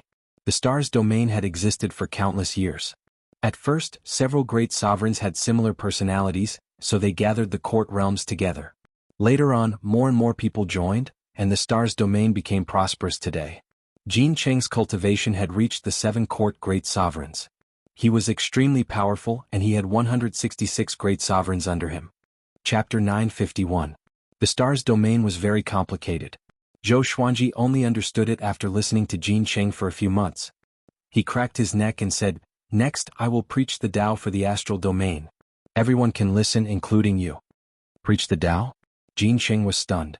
Just when he was about to speak, Zhou Xuanji spoke first. "Everyone in the star realm, listen up. I'm the Sword Emperor Zhou Xuanji. From today onwards, I'm the master of the star realm. As newcomers, I will preach the Tao to all of you. I hope that all of you will be enlightened." Zhou Xuanji's voice resounded throughout the star's domain, allowing all creatures in the world to hear it. Before anyone could react, he began to recite the ancestral voice. Jin Qing originally had some doubts, but when he heard the ancestral voice, he was moved. What exquisite language! He was soon immersed in it. Outside the hall, Fiend's Supremacy Scarlet Brilliance and Supremacy Night Moon were also meditating on the spot, quietly comprehending. The ancestral voice was enough to raise Zhou Xuanji's image in everyone's hearts. Time flew by. About 100 years passed. Zhou Xuanji stopped speaking the ancestral voice. All beings wanted to continue. Jin Qing opened his eyes and looked at Zhou Xuanji with admiration. At this moment he was completely convinced. He solemnly cupped his fists and bowed, saying, "Master, your cultivation is truly impressive. What language was that just now?" Zhou Xuanji smiled and said, "I can't say. You can go now, I have other arrangements." Yes. Jin Qing left with excitement in his heart. Just this ancestral voice alone was a great opportunity for the multi-star domain. He could see the light now. With Zhou Xuanji, the star range domain would grow stronger. The hall quietened down again. Zhou Xuanji raised his right index finger, and Xianxia and Red Dust Sovereign appeared in the hall. The two girls were stunned and subconsciously looked around. "This place is?" Xianxia asked curiously. She could feel that the aura here was very different. It was thick and warm. Zhou Xuanji replied with a smile, "Stars Field. There are over 100 courts here. Who wants to take it?" The two women widened their eyes when they heard this. More than 100 heavenly courts. How long had it been? The forces under him had already expanded to such an extent? "Even if we want to, we don't have the strength." Autarch Crimson Dust shook his head. It was already difficult enough for them to control the True Su Court realm. Just the thought of controlling the multi-star domain as well was enough to give her an enormous amount of pressure. Zhou Xuanji nodded and said with a smile, "That's true. So, you have to integrate into the multi-star domain first. I will let you take up positions first. I will send an outer soul clone to accompany you so that you won't be wronged." He was prepared to release the 3 realms in his soul and communicate with the other realms. In the following period of time, he would think of a way to integrate the star's domain. However, with his cultivation level, it was almost impossible for him to do so. If even the current incarnation of the Supreme of the 7 Courts could not do it, how could he? In other words, he had to protect the myriad stars' domain, and it would be difficult for him to escape. In order to prevent his enemies from detecting him, he decided to leave his doppelganger behind and hide his true body in the absolute time realm. This way he could avoid being tracked by his enemies. Of course, nothing was absolute. No matter what, he couldn't keep running. Just as Zhou Xuanji was making arrangements for the 2 women, the star domain was already in an uproar. All creatures were talking about the Sword Emperor Zhou Xuanji. The merit of the ancestral sound made it so that none of the living beings rejected him. On the contrary, they were very passionate about him. All the great sovereigns announced to the realms and the various star realms that from now on, Zhou Xuanji would be the master of the star's domain. This caused a huge uproar. Zhou Xuanji forcefully entered the history of the various worlds. In the star's domain, Zhou Xuanji also learned a lot about the endless universe. The endless universe was divided into 4 parts: East Endless, North Endless, South Endless, and West Endless. Each of the 4 directions had an undying overlord, and among them were the ancient geniuses. The Cardinal Heaven and Hunyuan Heaven had been resurrected and were fighting on their own. The Cardinal Heaven was fighting for the North Endless, which included the Myriad Domain Devil Lair and the Star's Domain. The Hunyuan Heaven was fighting in the South Endless, and its momentum was no weaker than the Cardinal Heaven. Among them, the ancient geniuses were the overlords of the West Endless. The 4 directions and the endless universe were boundless. Other than that, there were still many unknown territories that were constantly expanding. In the endless universe, there were many unimaginable existences, especially those who survived from the ancient sovereign era. They were unimaginable gods. It was said that because of their existence, the endless universe could no longer be unified. Those ancient existences overturned the ancient sovereign era and did not want to repeat the same mistakes. The ancient geniuses were restrained by them and could not rule the 4 directions and endless. After Zhou Xuanji learned about all this, he became even more interested in the endless universe. The Cardinal Heaven and Hunyuan Heaven had already begun to rise. As a Hongmeng Heaven, how could he bear the loneliness? He arranged for his out-of-soul clone to vigorously promote the communication between the various halls. The Superstar competition had also officially landed in the star's domain. This grand event soon attracted the interest of all living beings. Countless geniuses were eager to participate. In the star's palace, Jin Qing respectfully looked at Zhou Xuanji's out-of-soul clone and reported the development and changes of the star's domain. Now he had long forgotten the humiliation from before. Instead he was very excited. Before Zhou Xuanji's arrival, he only thought about how to live in peace and how to plunder the living beings that came and went. Now the entire star's domain was full of vigor and flourishing. Even the great sovereigns were working hard to cultivate. He had not felt such positivity for a long time. Master, there's a domain nearby. It's much larger than our star's domain. Its master's cultivation has reached the great sovereign of the 9 halls. He's very domineering. Every once in a while we must pay tribute to him. After we rejected the Cardinal Heaven's recruitment, there was no trouble because of him. Jin Qing changed the topic. His face turned ugly at the mention of the great sovereign of the 9 halls. There was fear, anger, and most of all, hatred. In order to protect the star's domain, he had received a lot of humiliation. Of course, these humiliation were not known to his subordinates. The 2 domains were far apart. The star's domain did not know of each other's existence. Zhou Xuanji narrowed his eyes and said, "Great sovereign of the 9 halls? In the endless universe, is this cultivation considered top-notch?" He had long felt that there was another realm above the great sovereign. The godly blank state was the best proof. Jin Qing said hesitantly, "It should be. Otherwise, how could that guy hold back so many powerful cultivators under the Cardinal Heaven?" Zhou Xuanji asked, "You mean the tribute time is coming soon?" Jin Qing nodded. His eyes were filled with anticipation. "What do you want me to do? Continue to pay tribute or overthrow him?" Zhou Xuanji asked with a faint smile. Jin Qing smiled awkwardly and said, "Of course it's up to you to decide." Zhou Xuanji nodded and said, "Let's ignore them for now. We won't be enemies with them for now. Compared to them, the Cardinal Heaven is a greater threat. We must be vigilant." Jin Qing thought about it carefully and felt that it made sense. That domain happened to hold back the Cardinal Heaven. "Send someone to check on the situation. If there's an opportunity, we will take advantage of it," Zhou Xuanji instructed. Jin Qing nodded. Just when he was about to leave, he suddenly froze. Chapter 952. "Oh, come out!" Jin Qing shouted in a deep voice as he scanned the entire hall. A burst of soft laughter came, and Zhou Xuanji heard it, and his expression became a little unnatural. "Divine Star. Why is this guy here again?" Xianxia appeared by Zhou Xuanji's side out of thin air. She bent down and reached out to pick up a strand of Zhou Xuanji's hair. She said with a smile, "You are really amazing. You have become the domain lord of the stars." Jin Qing turned around and roared furiously, "How dare you!" Although he spoke, he did not attack. Since the other party could appear beside Zhou Xuanji, he was definitely not someone he could deal with. Zhou Xuanji glanced at Xianxia and said, "What? You want to catch me again?" Now he was not afraid of Xianxia. Xianxia shook her head and said with a smile, "How can I be willing to capture you? I'm here to congratulate you and help you by the way." Zhou Xuanji did not believe it. There was definitely something fishy going on. "You are really arrogant. You need to rely on my strength to deal with a Cardinal Heaven expert." Xianxia curled her lips and said. Her eyes rolled around, looking mischievous. She said meaningfully, "Zhou Xuanji, do you know how many Cardinal Heaven beings are more powerful than you? In all directions, how powerful are the great sovereigns of the 9 court?" Zhou Xuanji did not reply but stared at her, waiting for her to continue. "The ruler of the court realm is just the beginning in the boundless universe. You're still far from it. In the future I'll follow you." Xianxia rolled her eyes at Zhou Xuanji before turning around and walking toward the train. She waved her sleeves and ordered, "Lad, arrange a place for me to stay. I want a secluded place with good scenery."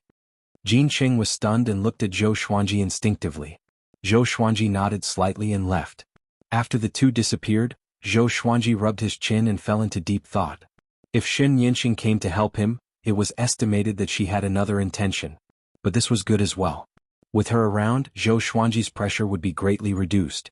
After the thought, Zhou Xuanji closed his eyes. His original body was in the absolute time realm, and it was only an extra-soul doppelganger.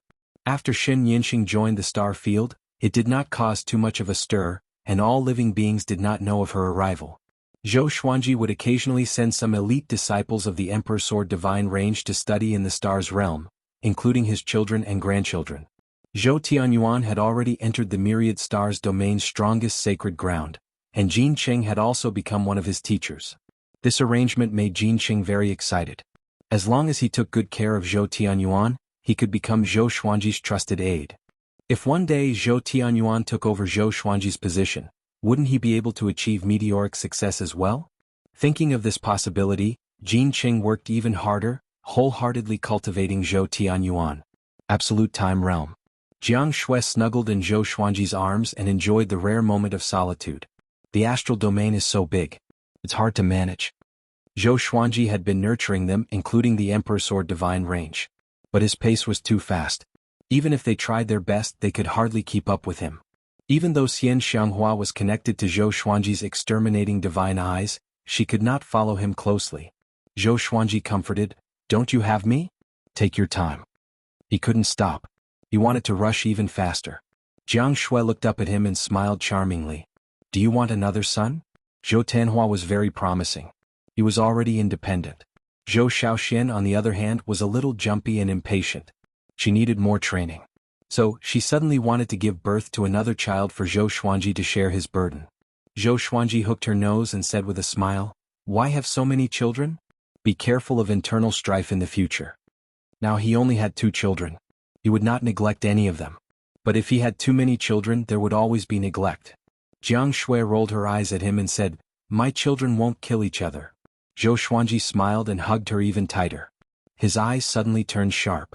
After relaxing for so long, it was time to do something serious. On the Star River stairs, Zhou Xuanji walked slowly. Jin Qing and Demon Sovereign Qiu followed behind him. "Master, you must be careful of the Million Dragon Great technique of the Dragon Follower domain. That formation is even more powerful than our Astral Multitude formation," Jin Qing reminded. He had challenged the Dragon Follower domain before but failed. Demon Sovereign Qiu asked curiously, "Is the Dragon Follower domain so powerful that Cardinal Heaven cannot devour them? Or is it that Cardinal Heaven is not as invincible as I thought?" Jin Qing smiled and said, "Although Cardinal Heaven has revived, it is still far from the pinnacle. Those who dominate a region are prideful and arrogant. Why would they submit to him? Now, Cardinal Heaven can only be considered a top-notch leader below the endless overlords." It was not the post-ancient Sovereign Three Heavens after all. Countless living beings admired the legends of their predecessors, and many wanted to surpass them. According to what you said, the Dragon Follower domain has just repelled the Cardinal Heaven's minions and is now collecting tributes from the surrounding domains to recuperate. My goal is not to defeat the Dragon Follower domain but to intimidate them. Cardinal Heaven will surely make a comeback, so the Dragon Follower domain must reconsider whether to offend us again, Zhou Xuanji said with a soft smile as he looked ahead. If they are smart, they might ally with us to fight against Cardinal Heaven. Jin Qing and Demon Sovereign Qiu nodded. This was the best situation. Cardinal Heaven was also their enemy. More accurately, they were the enemy of the entire Northern Endless Realm. No one willingly submitted. Moreover, what the Cardinal Heaven wanted wasn't submission, but destruction and revenge. The Star River staircase was very long. It was specially built by the Dragon Follower domain to make it easier to find the Star's domain. Not only here, but there were also Star River staircases between the Dragon Follower domain and other domains. The silhouette of the Dragon Follower domain could already be seen ahead. From a distance, it looked like a place where a group of dragons resided. Countless dragon silhouettes coiled around a gigantic ball of light. The boundless vitality could not be concealed at all. Zhou Xuanji squinted his eyes in amazement. There were many living beings in the Dragon Follower domain, and they were generally more powerful than the Star's domain. No wonder it could reign supreme over the 8 Directions domain. There was an aura that was very prominent in the Dragon Follower domain. Even from such a distance, Zhou Xuanji was shocked. Very powerful. 9 Hall's great sovereigns indeed. Zhou Xuanji felt a little excited suddenly. He wanted to test the difference between him and the 9 Hall's great sovereigns. Without godly blankness, he would not be able to defeat the 9 Hall's great sovereigns. This was why he was so excited. So powerful. Has he already discovered us? Demon Sovereign Qiu asked anxiously. The further they went, the greater the pressure they felt. Jin Qing did not reply. He was nervous too. Zhou Xuanji suddenly disappeared in front of them, which stunned them. On the other side, Zhou Xuanji appeared above the Dragon Follower domain. He looked down at the vast dragon silhouettes, and his purple eyes flashed with fervor. He raised his right hand with the Holy Ghost Curse sword and was about to slash down. "You want to attack the moment you come? You are too forceful." A sonorous and furious voice came as though the sun was exploding. Zhou Xuanji could clearly sense that the surrounding space was heating up rapidly. Chapter 953. Zhou Xuanji glanced over and saw the shadow of a dragon soaring into the sky. A ball of black flames burned on the dragon's head. A god stood within the black flames. He wore a Qilin red leaf armor and was muscular. He had a head full of wild black hair, and his eyes were so big that they looked like they were about to pop out of their sockets. He held two gigantic spiked hammers in his hands, which looked extremely savage. He looked at Zhou Xuanji furiously. His murderous intent almost materialized into the black flames around him, burning fiercely. Zhou Xuanji looked down at him and said with a smile, "Rumor has it that there are great sovereigns of the 9 halls in the dragon follower domain. I'm here to learn from you." After that, he slashed down with his sword. 9 sword souls appeared out of nowhere. Some looked savage while others looked mighty. All of them turned into sword shadows that swept toward the red-armored god in a flash. The red-armored god swung his hammers to block the 9 sword souls. In the next second his expression changed drastically. After the sword souls exploded, the curse's power seeped out and invaded his body. He immediately expelled the curse's power, but this power was very tricky and he could not expel it by force. In that instant, he used his sovereign's divine power to suppress the curse's power before charging toward Zhou Xuanji. Once the battle began, he became hysterical and did not care about anything else. Boom.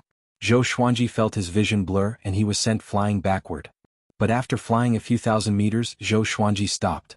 The red-armored god opened his eyes wide. He did not expect Zhou Xuanji's body to be so powerful. Even he felt pain from that collision. This guy must be eliminated. The red-armored god's eyes turned savage as he charged toward Zhou Xuanji again. This time Zhou Xuanji used his full power. Under the sword fusion technique, his aura reached its peak.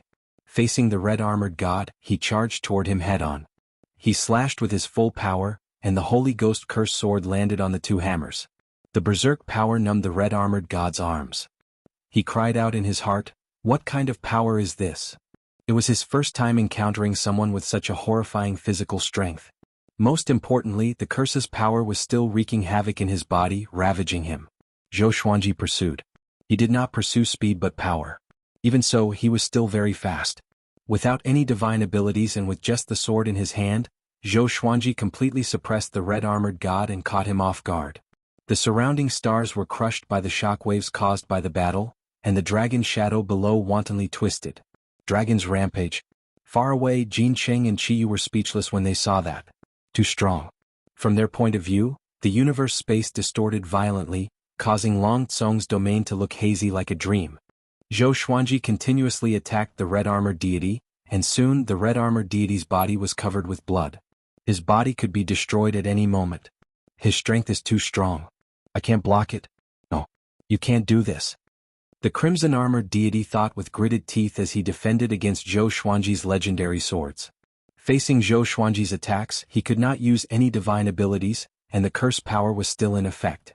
Every time the sword and hammer collided, the curse power in his body would become stronger. Right now he would rather die than live. You're no match for me. Where's your master?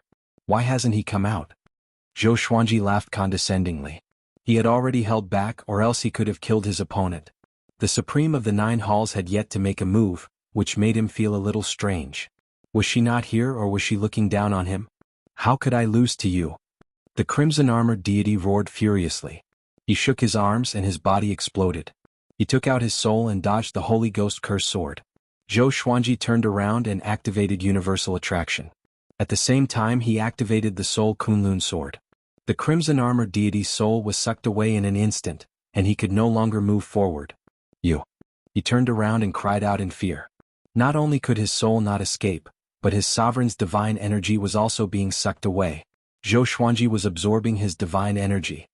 Since no one can save you, then die, Zhou Xuanji said with a mocking smile. The Soul Kunlun sword in his left hand sucked away the crimson-armored deity's soul while he raised the Holy Ghost Curse sword in his right hand, preparing to deal a fatal blow. The crimson-armored deity panicked completely, and despair filled his face. At this critical moment, a silhouette appeared in front of Zhou Xuanji and kicked him in the chest. Boom. Zhou Xuanji was sent flying backward like an arrow, crashing through numerous dragon shadows. He looked up, and as he flew backward at high speed, he saw the other party's face. This person wore a long black and white robe and looked like a Taoist. His face was thin and resolute and his eyes were cold. He was looking down at Zhou Xuanji with disdain, as though he was looking at an ordinary person. The Lord of the Dragon Follower Domain, Daozong Heart. His original form was a dragon, but no one knew what race he was. He was very powerful. In Jin Cheng's words, he had never been defeated before. Zhou Xuanji forcefully stabilized his body. He stomped on the ground with his right foot and charged toward Daozong Heart. Strands of blue wind coiled around Daozong Heart's body. "The great sovereign of the 5 courts dares to fight against me?" he said with a mocking smile. He raised his right hand and brought it before his eyes. His fingers were burning with blue flames. He waved lightly, and the blue flames fell down and transformed into a divine army that charged toward Zhou Xuanji with a roar. Zhou Xuanji sensed that the dark universe above him suddenly turned blue. He looked again and saw countless blue divine weapons appearing.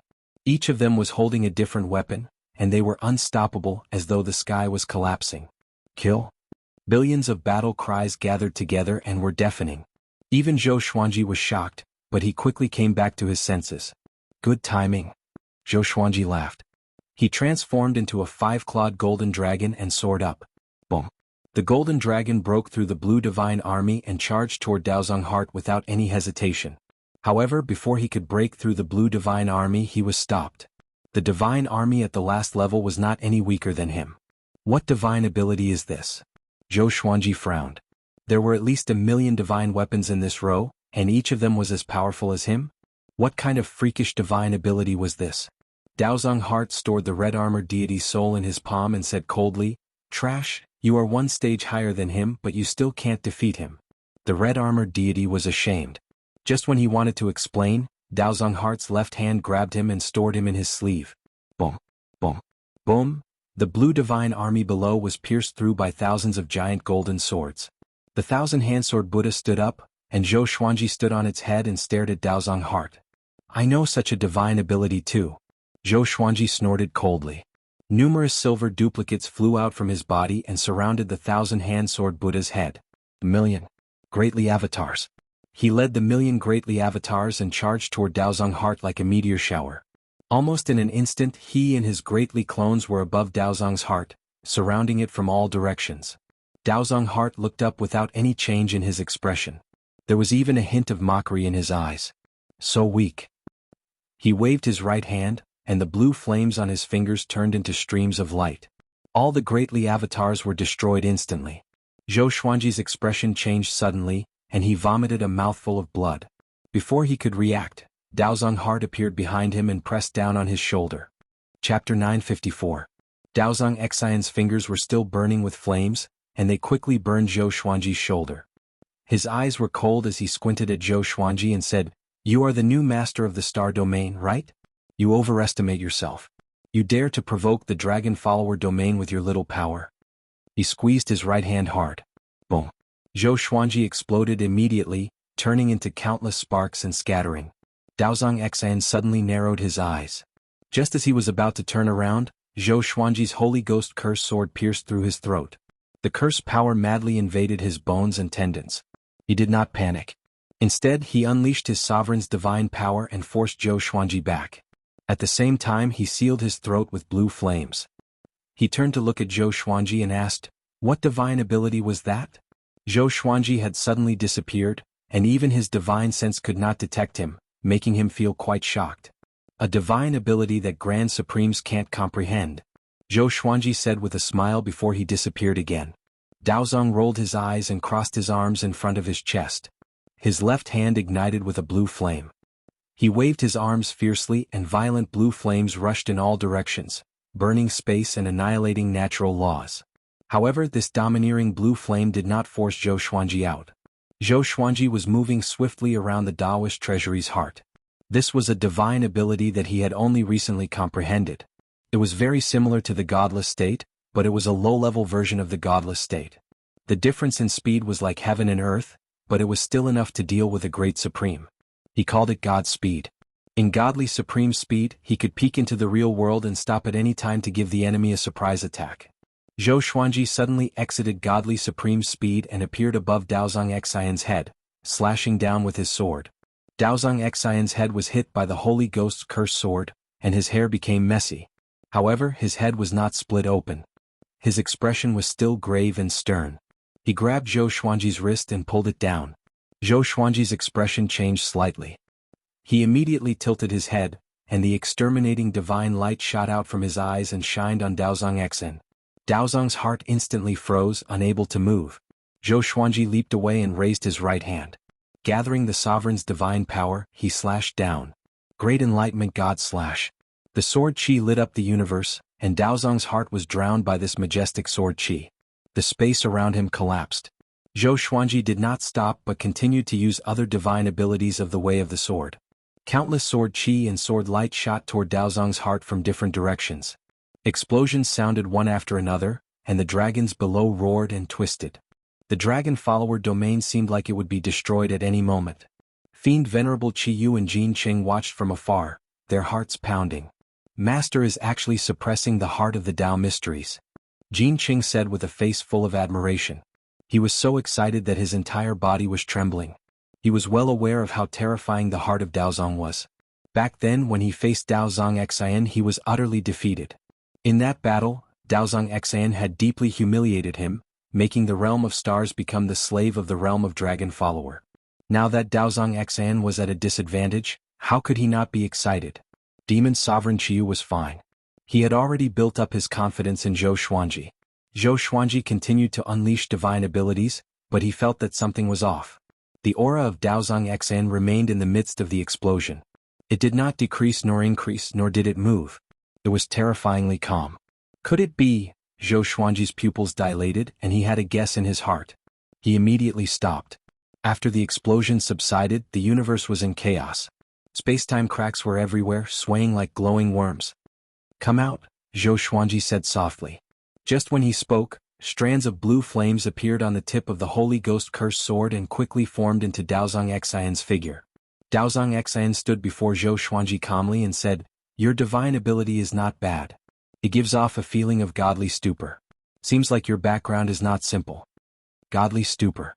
This guy knew about it. It's a pity that it's not the true godly stupor. If you could learn it, you would be invincible. Even I would not be a match for you, Daozong Xian said seriously as he stared at Zhou Xuanji. Zhou Xuanji asked with narrowed eyes, "Then what was the divine ability you used just now?" He could tell that Daozong Xian was intimidated by godly stupor's speed and was asking for peace. "My innate divine ability, Hidden Heart's Sacred Flame. As long as the sacred flame is not extinguished, I will not be extinguished. Wherever there is a sacred flame I can appear there. And the sacred flame can be hidden in my heart, whether it's me or my enemies," Daozong Xian replied with a smile. His honesty further verified Zhou Xuanji's guess. Zhou Xuanji sighed in amazement. What an amazing divine ability. Compared to godly stupor, the potential of the Hidden Heart Sacred Flame is equally great. This was from the bottom of his heart. With the Hidden Heart Sacred Flame, Daozong Xian could also be invincible. No wonder this guy could resist the pressure of a cardinal heaven. From today onwards, the All-Star Domain and Longtsong Domain will be on equal footing. You and I will work together to resist cardinal heaven. What do you think? Daozong Xian asked. His eyes were fixed on Zhou Xuanji. Zhou Xuanji smiled and said, "Sure. But if there's an opportunity, you and I will continue to spar. It's not easy to find great sovereigns of the 9 halls." Battling with Daozong Xian was thrilling, and he could learn many things. Okay. If so, let's enter the Longtsong Domain as a guest, Daozong Xian said with a smile as he pointed downward. Zhou Xuanji had no objections and entered the Longtsong Domain with Daozong Xian. He was not afraid of Daozong Xian's tricks. Although it was their first time fighting, he was sure of Daozong Xian's temperament. This person was a proud person. If he had evil intentions he would definitely continue fighting. It was not Zhou Xuanji's first time meeting someone like this. Seeing Zhou Xuanji and Daozong Xian fly into the Longtsong Domain, Demon Sovereign Qiyu grew anxious. He looked at Jin Qing and asked, "Should we follow them?" Jin Qing frowned and said, "No need. We will only be a burden to him. Let's wait and see." Since Daozong Xian said those words, it should be true.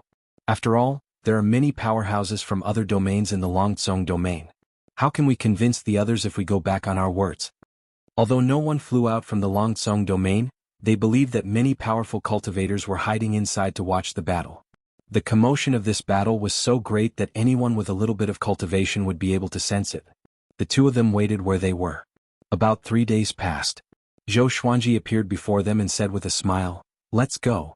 It's time to go back." With that, he took the lead and walked in the direction of the multi-star domain. Master, how's the situation? Jin Qing caught up with him and asked curiously. Seeing Zhou Xuanji smile, their hearts itched as though they were being scratched by a cat. Zhou Xuanji replied, we formed an alliance to advance and retreat together. We do not need to pay tribute to them. Moreover, the Longcong domain will provide us with resources to help the All-Star domain grow stronger. Having heard that, Jin Qing and Demon Sovereign Qiyu opened their eyes wide. Daozong Xn was so easy to talk to? Especially Jin Qing, who was filled with suspicion. Could it be Daozong Xin's scheme? Chapter 955. Since he is so polite, could it be that Master has already defeated him? Demon Sovereign Qiyu asked curiously. There was no doubt that the heart of Dao scripture was powerful. When the heart of Daozong suddenly emerged from the Holy Ghost cursed sword, he was scared out of his wits. This kind of divine ability was truly mysterious and made people tremble in fear. Both he and Jin Qing heard what Daozong Xan said. A divine ability that could hide in one's heart could be said to be impossible to guard against. No, I can't defeat him right now. Of course he can't defeat me either. This is why we can form an alliance, Zhou Xuanji said with a smile as he squinted his eyes. He still needed to continue developing the godless state. It would be perfect if he could use the godly emptiness state in battle. Right now he couldn't do it. He had to increase his cultivation. Daozong Xin is indeed powerful, but Master is even more powerful. You are only a supreme martial artist of the 5 courts, but he is a supreme martial artist of the 9 courts. Qiyu Demon Venerable sucked up to Meng Chao in a timely manner. When he heard this, he came back to his senses. That's right. Perhaps that was why Daozong Xin had compromised. An existence like Zhou Xuanji should not exist. He was enough to topple any powerhouse's understanding. Since he could not kill Zhou Xuanji, he might as well rope him in and forge a good relationship with him. Now that he understood this point, he felt at ease. His mood improved and he began to imagine the future. With the help of the Draconic domain, the multi-star domain would definitely become stronger and stronger.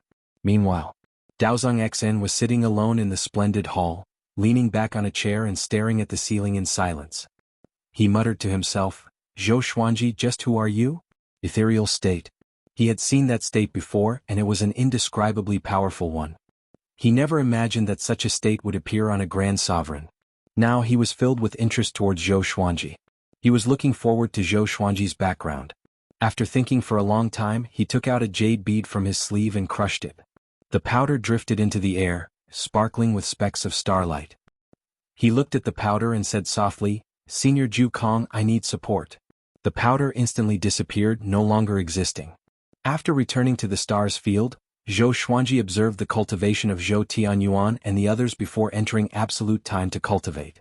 According to what Daozong had said, it would take some time before the minions of the Cardinal Heaven experts made a comeback. It was said that the Cardinal Heaven experts had gathered all their subordinates for an unknown reason. However, there was one thing that was clear. The Northern Limitless Realm would be even more difficult in the future. Once a Cardinal Heaven expert recovered to his peak, it would be a catastrophe for the North and even the entire endless universe. Although Daozong Xin was ambitious, he knew that survival was the most important thing. As for his ambitions, he would have to wait until he survived this disaster. While Zhou Xuanji was cultivating, his fame began to spread throughout the northern boundless continent. Becoming the disciple of the Rainbow Qin Sage. Dominate the stars domain. The Great War Dao hid the heart and was undefeated. These things were enough to make Zhou Xuanji famous in the north. One must know that Daozong Xin was a formidable character in the northern limitless territory, and Hong Qin Sage was a senior. More and more living beings came to the All-Stars domain. Now the All-Stars domain was no longer sealed and welcomed other living beings as guests. Zhou Xuanji wanted to turn the All-Stars domain into a central domain like the Thunder Alliance and Yen Alliance. He wanted to exchange resources and treat it as a cultivation sanctuary. This kind of alliance could attract living beings from all kinds of backgrounds and build up connections. Only then would it be able to survive. With Zhou Xuanji's help, Daoya Old Man and Xian Daoya discussed development strategies with Jincheng. Although their cultivation wasn't good, with Zhou Xuanji's backing, no one dared to offend them, including Jincheng.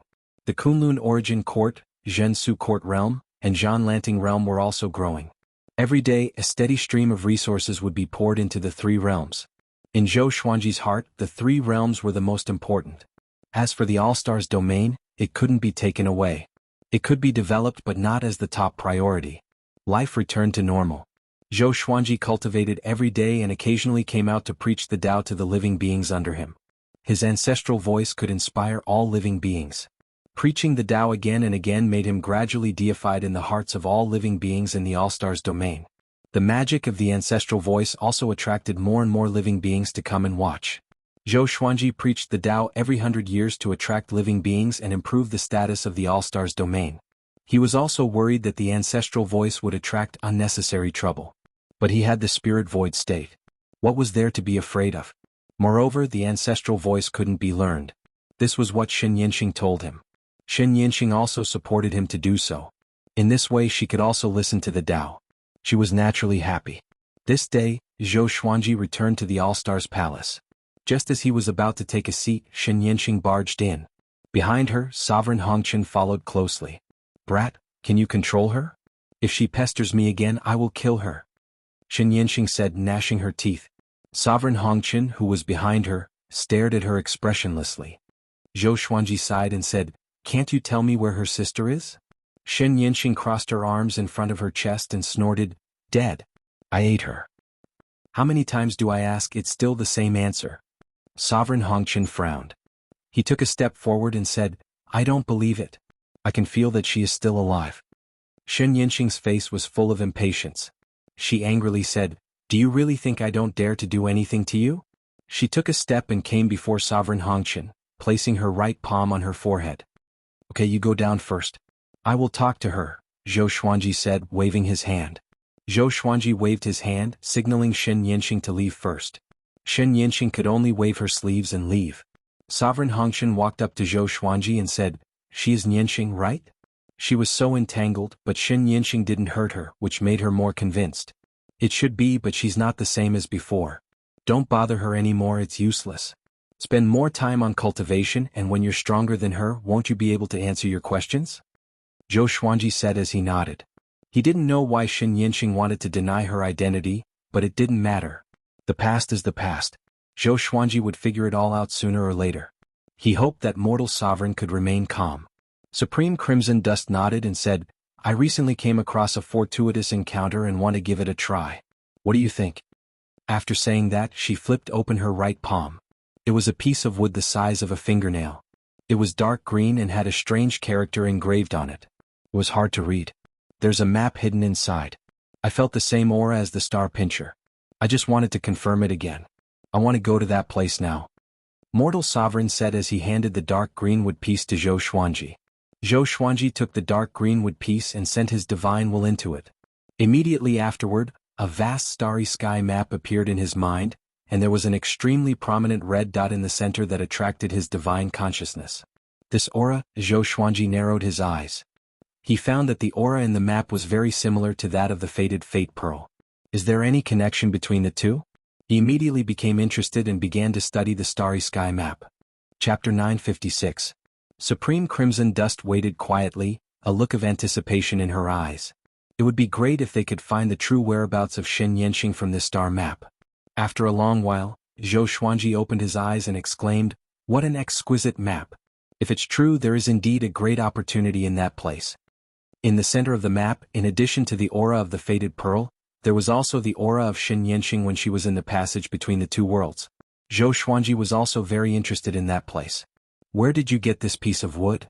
Zhou Xuanji asked curiously, staring at Sovereign Red Dust. Sovereign Red Dust replied, "It was near the star's domain. I came across it by chance when I was traveling." By chance? Zhou Xuanji fell into deep thought. After a long while, he finally said, "Okay, let's go." He couldn't bear to look at Sovereign Red Dust's eyes. He could also learn about the origin of the fated pearl. "Remember, listen to me. Don't act recklessly," Zhou Xuanji exhorted. He was afraid that Sovereign Red Dust would lose control. Sovereign Red Dust rolled his eyes and said, "I am indeed persistent in looking for her, but I haven't lost my mind to the point of losing my mind." Zhou Xuanji nodded and said, "Let's go now." Anyway, he had nothing to do recently. The star's domain was developing steadily. The draconic domain was no longer a threat to the star's domain. He had time to go out. If he waited for a while longer, he wouldn't have the time to leave when the Supremes came. Zhou Xuanji left with Sovereign Red Dust, and the two disappeared from the star's palace. In the space-time tunnel, Zhou Xuanji looked at the star map in front of him, lost in thought. Sovereign Red Dust stood beside him, also paying attention to the star map. Don't you feel that these stars look like a human figure when they gather together? Zhou Xuanji asked. This star map was very magical.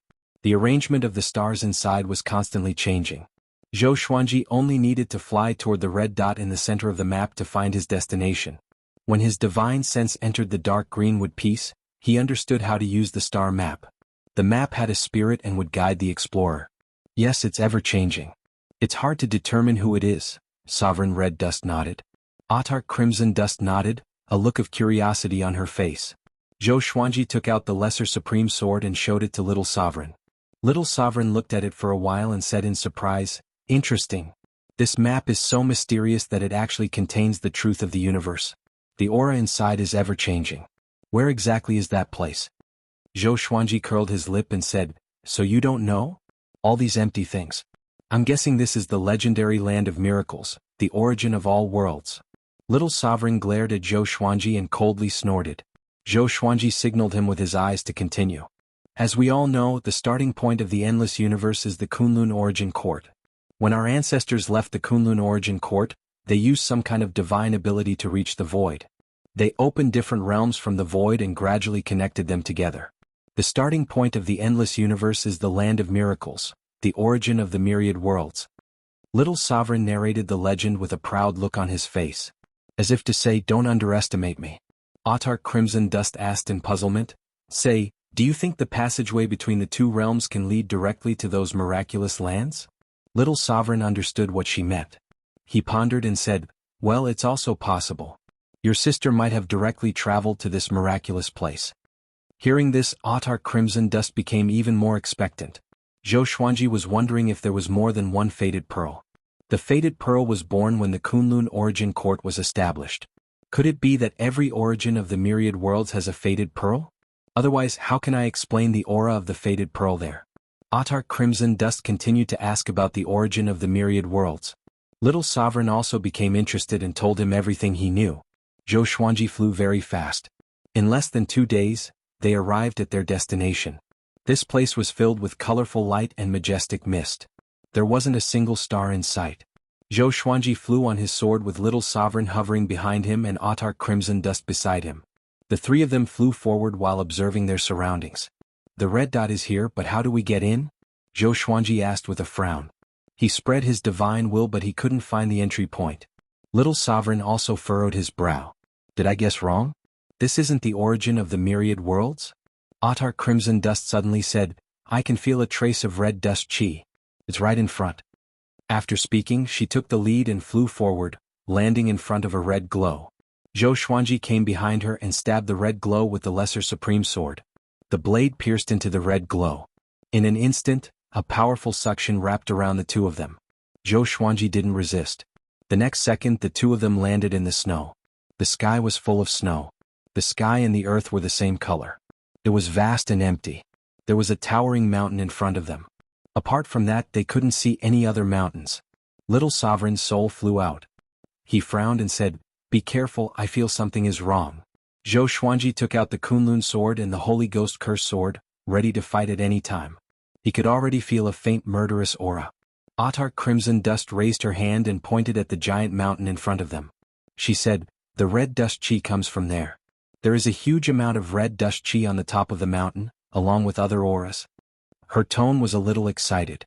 She had already captured Xianxia's aura but she didn't act impulsively. Zhou Xuanji nodded and said, "Follow me." He stepped forward and flew towards the giant mountain. Autarch Crimson Dust followed closely behind. The closer they got to the giant mountain, the heavier the murderous aura became. They flew for about 10 miles. "Stop. Don't go there. You will die." A voice suddenly came. Zhou Xuanji and the other two turned around. They saw a young man in a straw raincoat riding an ox. It was a green ox with a shoulder height of 6 feet. It was very burly, making the young man look like a dwarf. Little Sovereign raised his brow and asked, "Kid, you live here?" The young man in the straw raincoat nodded and replied, "I was born here.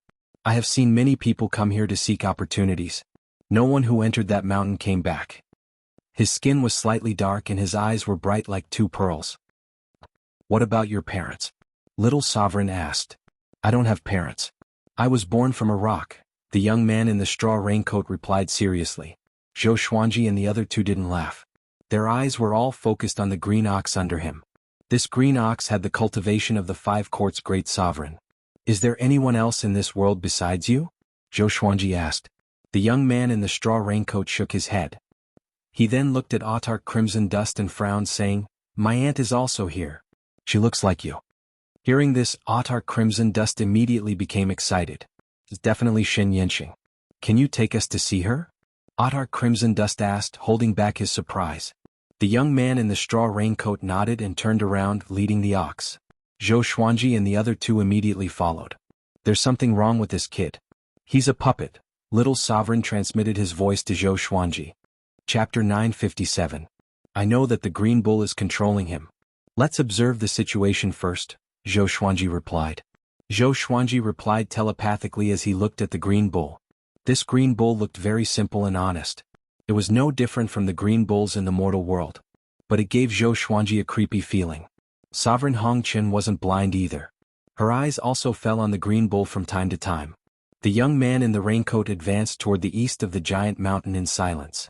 After half an hour, they landed in a basin that was still covered with snow. Below them was a city of ice and snow. It covered an area of dozens of miles. In this snow-covered world, it looked very small.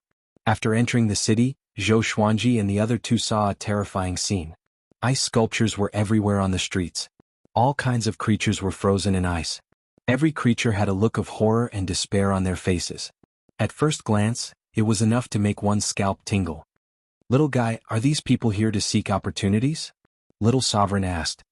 His eyes were a little sharp, but he quickly restrained himself and put on a kind smile. The young man in the raincoat replied without looking back. Yes, this city has existed for a long time. It existed long before I was born. It has always been frozen. Don't touch anything around it. You will be frozen as soon as you touch it. Zhou Xuanji felt the cold energy here, but he didn't care much. The cold energy here was not as good as the cold energy he had absorbed before. Supremacy Crimson Dust asked, What is the background of that aunt of yours? Is she also here to seek opportunities? The young man in the raincoat replied without looking back, Aunt is my aunt. She is the god who guards this place. God? Zhou Xuanji and the other two couldn't help but ponder over this sentence. Could it be that Xianxia is trapped here and can't leave? Soon they came to an ice and snow altar. A girl in a coarse dress was sitting on the altar. It was Xianxia. She still looked the same as when she was in Anti-Kunlun. Sovereign Hongqian immediately became excited. She didn't panic but cautiously asked, Nianxing? Hearing this, Xianxia slowly opened her eyes. Her eyes were so clear, but there was a hint of worry between her brows. Everyone, long time no see, she greeted. Her voice was a little hoarse, as if she had experienced the vicissitudes of life. Sovereign Hongqian's heart trembled when she heard this. At this moment, endless regret, self-blame, unwillingness, and heartache filled her heart. Zhou Xuanji asked directly, Someone is walking outside in your appearance. Do you know who she is? He felt strange in his heart. The Xianxia seems to be real. Which Xianxia is the real one? She is me, just another me. Xianxia replied. She slowly stood up, and 2 chains fell down along the bottom of her skirt. Nianxing's sovereign frowned and asked Xuanxing. She frowned. Autark Crimson Dust frowned. Who trapped you here? She took a step forward and wanted to help Xianxia get out of trouble. The young man in the raincoat suddenly rode a green ox and stood in front of her. It's me. Sister, don't come over. I know you've always been with me. That's why I revealed my whereabouts to you. Don't disturb the other me in the future. She has a mission, an important mission that concerns everything. It's more important than my own existence. I hope you can let go. Our fate has long since been severed. Xianxia stared at Hongqian and said seriously. Ice lotuses fell from the sky and landed in front of her. Little Sovereign touched his chin and guessed, Could it be that the two of you are related to each other in a past life? Zhou Xuanji and Mortal Sovereign couldn't help but be moved. Xianxia turned to look at Little Supreme Sovereign and nodded. Supreme Sovereign really has good eyesight. She is indeed my previous incarnation. She was the primogenitor who opened up the origin of the myriad worlds. If her consciousness hadn't awakened, I would have died in the passageway between the 2 worlds. In order to save me, she brought me to the origin of all worlds. I can only live here. Once I leave, my body and soul will be destroyed. Supreme Crimson Dust felt as if he had been struck by lightning and stood rooted to the spot. Zhou Xuanji was also shocked. That Xianxia outside had such a background. Little Sovereign was moved and said, "Primogenitor? Then what is her mission?" Primogenitor, as the name suggested, was one of the earliest supremes. "I can't say." Xianxia shook her head, then looked at Sovereign Hong Chen and said, "In addition to clarifying the misunderstanding, I will also give you an opportunity. In the future you will live for yourself." With that she raised her right hand. There was a loud bang. An ice coffin rose from her side. It was 5 feet high. The coffin lid was transparent. Zhou Xuanji and the other two could see an ice crystal staff lying inside. The top of the staff was like a crown, exquisite and noble. An ice dragon lingered around the body of the staff. It seemed to be made of ice chi. It was twisting slightly and looked lifelike. "This is the artifact of the Ice Demon Emperor, the Ice Emperor Magic Staff.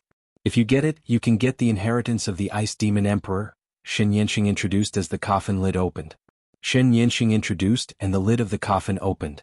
Looking at the Ice Emperor Magic Staff, Sovereign Hong Chen fell into a trance. It was as if she was possessed. She stepped forward, wanting to get the Ice Emperor Magic Staff. At this time, Zhou Xuanji was one step ahead of her. He grabbed the Ice Emperor Magic Staff. Boom. A violent ice power erupted, instantly freezing Sovereign Hong Chen, Xianxia Little Sovereign, the young man in the raincoat, and the green ox. Zhou Xuanji's body was also covered with ice chips. "So this is the power of the Ice Demon Emperor," Zhou Xuanji murmured, staring at the Ice Emperor Magic Staff in his hand. He had obtained the power of the Ice Demon Emperor a long time ago. At that time, Gu Tianlin and Long Xing were so scared that they turned around and ran. Zhou Xuanji's eyes turned cold as he absorbed all the ice power. Little Sovereign and the others were freed from the frozen state. The young man in the raincoat looked at him in horror, shivering. Xianxia's expression changed. She asked in surprise, "How did you master the power of the Ice Demon Emperor?" Zhou Xuanji coldly snorted, "Do you want to kill your sister?" With Sovereign Hong Chen's cultivation, his soul would be frozen if he touched the Ice Emperor Magic Staff. This little girl has bad intentions. "Tisk tisk, it's the power I got on Ice Island last time," Little Sovereign said excitedly. His eyes fell on the Ice Emperor Magic Staff. His eyes were full of curiosity. "How strong is this Ice Emperor Magic Staff? I underestimated you. You will indeed freeze her, but I don't want to harm her. I just want to keep her here and accompany me forever," Xianxia said with a faint look in her eyes. As her voice fell, she suddenly raised her arms. "All of you stay with me. Be with me for all eternity." Her husky voice sharpened. Rumble. The entire ice city shook violently. The frozen creatures broke out of the ice. Every creature's eyes were red and filled with killing intent. They jumped up one after another and gathered above Zhou Xuanji's group of 3. The young man in the raincoat suddenly took off his straw hat. His body expanded at a speed visible to the naked eye. He quickly turned into a minotaur. The red hair all over his body fluttered in the wind. He looked like an ox demon bathed in blood. The green ox under him roared, its eyes bloodshot. Killing intent gathered from all directions, causing Crimson Dust Supremacy to feel a little suffocated. Chapter 958. "This little girl has really changed," Little Sovereign cursed in a low voice. Little Sovereign cursed in a low voice. He looked at Supreme Hong Chen and jokingly asked, "Your chance has come. Do you want to stay and accompany her forever?" Mortal Sovereign's face turned ugly. He didn't say a word. She wasn't stupid. The companionship Xianxia was talking about was the ice sculptures in the city. She stared at Xianxia. Looking at her sister's ferocious face, she felt very distressed. Zhou Xuanji raised the Ice Emperor magic wand high up, urging the cold power in his body. The Ice Emperor magic wand rotated at high speed above his palm. Endless icy power rushed out like waves, sweeping through the creatures controlled by Xianxia. The cultivation of these creatures varied. There were great sovereigns, origin fusion divine lords, 9 vast heavens, Tao ancestors and so on. Facing the cold power, most of the creatures were directly frozen. But many great sovereigns quickly dodged. They still retained their fighting consciousness. "Be careful," Little Sovereign warned. Just as his voice fell, the sound of ice breaking suddenly came from below. A big hand covered in white hair grabbed Zhou Xuanji's foot and pulled him down. Zhou Xuanji's eyes turned cold. He tensed his body, making the other party unable to pull him. His current physical strength was incomparable to most great sovereigns. He raised his right leg and directly pulled the man out of the ground. It was a burly man with a bare upper body. His face was scorched black, his hair was like withered grass, and his muscles were very exaggerated. One could feel his explosive power with the naked eye. Zhou Xuanji raised his left foot and kicked him in the chest, sending him flying. This kick caused the burly man to disappear into the vast horizon. It was unknown whether he was dead or alive. Zhou Xuanji raised his hand as countless light swords floated around him, circling him at high speed. Sword sect immortal ghost weep. The light swords chased after the creatures in all directions. The Tauren transformed by the young man in a woven rush over riding a green bull, forming a strong blood-colored wind in front of him. It rapidly expanded, crushing the flying snow in the sky. Zhou Xuanji waved the Ice Emperor magic wand and hit the blood-colored wind. There was a loud bang. The blood-colored wind was blasted apart. The strong wind scattered in all directions, smashing the pavilions in the city. Zhou Xuanji came up to the Minotaur with a single step, and the Holy Ghost Curse sword appeared out of nowhere, slashing the Minotaur's throat. Soul Kunlun's sword descended from the sky and pierced the green ox's head, absorbing its soul. As soon as they clashed, Zhou Xuanji dealt with the Minotaur and Green Bull. He landed in front of Xianxia and said expressionlessly, "Do you really want to kill your sister?" He also felt guilty about Xianxia. But he couldn't condone Xianxia's misdeeds. "So what if I am? You want to kill me? Can you do it?" Xianxia's face was as cold as frost. She slammed her palm on Zhou Xuanji's chest, and a bone-piercing chill penetrated into his body. However, Zhou Xuanji did not even frown and directly absorbed her cold energy. Xianxia's face changed drastically, and she subconsciously retreated.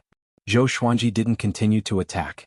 Instead, he looked back at Mortal Sovereign and Little Sovereign and said, "Let's go, we should go to that mountain to take a look. Maybe there is a way to save her." The two of them immediately flew behind him and flew with him to the giant mountain in the distance. Xianxia was stunned and in a trance. On the other side, Zhou Xuanji's speed was very fast. In almost the blink of an eye, he landed on the giant mountain with Little Sovereign and Mortal Sovereign. The snow-capped mountains here were endless and they were vast and boundless. Little Sovereign said in a low voice, "Be careful, that girl seems to be very afraid of this mountain. I think there is something terrifying hidden here." Zhou Xuanji nodded. He raised the Ice Emperor magic wand in his hand to Mortal Sovereign and said, "After we go back, I will help you refine this treasure. I use swords. I don't like to use this thing." Mortal Sovereign nodded. She also understood that she couldn't control the Ice Emperor magic wand right now, so she didn't force it. But now the Ice Emperor magic wand could exert its true power in Zhou Xuanji's hands. Zhou Xuanji stepped forward, holding the Holy Ghost Curse sword in his left hand. The Kunlun sword floated above his head. The wind and snow here were very strong and the direction of the wind was very strange. It seemed to be deliberately targeting Zhou Xuanji's trio. Wherever they went, the direction of the wind would change. Zhou Xuanji's divine sense was also blocked. He could only explore a radius of 100 feet at most. This distance didn't affect anything at all. With a move of his mind, hundreds of his out-of-soul doppelgangers flew in different directions. In less than 10 breaths, his out-of-soul doppelgangers had all exploded. He didn't even see anyone else. His out-of-soul doppelgangers exploded for no reason. It was very strange. "There should be some powerful force guarding this place," Little Sovereign said with a solemn expression. Little Sovereign said with a dignified expression. He had once again spouted nonsense. Supreme Crimson Dust flicked his sleeve, and countless streams of Crimson Dust Chi flew out in all directions. However, just like Zhou Xuanji, her red dust Chi was quickly dispersed. "Let's go straight, we will run into something," Zhou Xuanji said, staring ahead. Zhou Xuanji said, staring ahead. Mortal Sovereign and Little Sovereign nodded. The trio walked forward and quickly disappeared into the flying snow. They kept moving forward, aimlessly. This journey lasted for 4 whole days. There was no distinction between day and night. No matter where they went, all they saw was a vast expanse of flying snow. Zhou Xuanji stopped, frowning. He looked at Mortal Sovereign and said, "Wait for me in the Supreme Palace." Having said this, he took Mortal Sovereign into the Kunlun Origin Court. Immediately afterward, he activated the sword fusion technique and war physique. "What do you want to do?" Little Sovereign asked in horror. Feeling Zhou Xuanji's aura, he trembled with fear. His soul was on the verge of collapsing. Zhou Xuanji took a deep breath and said, "Destroy this place." Boom. A silver light erupted from his body, sweeping across the snow-capped mountain. Delusion Sea of Swords. Countless swords emerged from the silver light, covering the entire mountain. It was an extremely spectacular sight. Zhou Xuanji's eyes turned cold as the Delusion Sea of Swords erupted. All the swords wreaked havoc on the surrounding hillsides. Boom, boom, boom, the entire mountain exploded one after another, giving rise to avalanches. It was as if the end of the world was coming. Zhou Xuanji stepped forward in the air, looking left and right, scanning the surroundings. Little Sovereign was terrified. He cursed in a low voice, "Kid, you are getting more and more unscrupulous.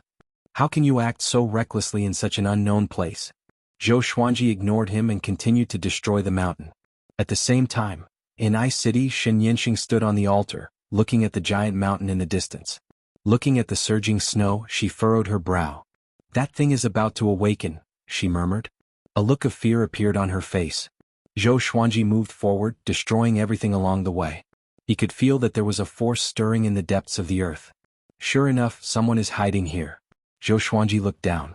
There was a hint of curiosity in his tone. What is hiding here?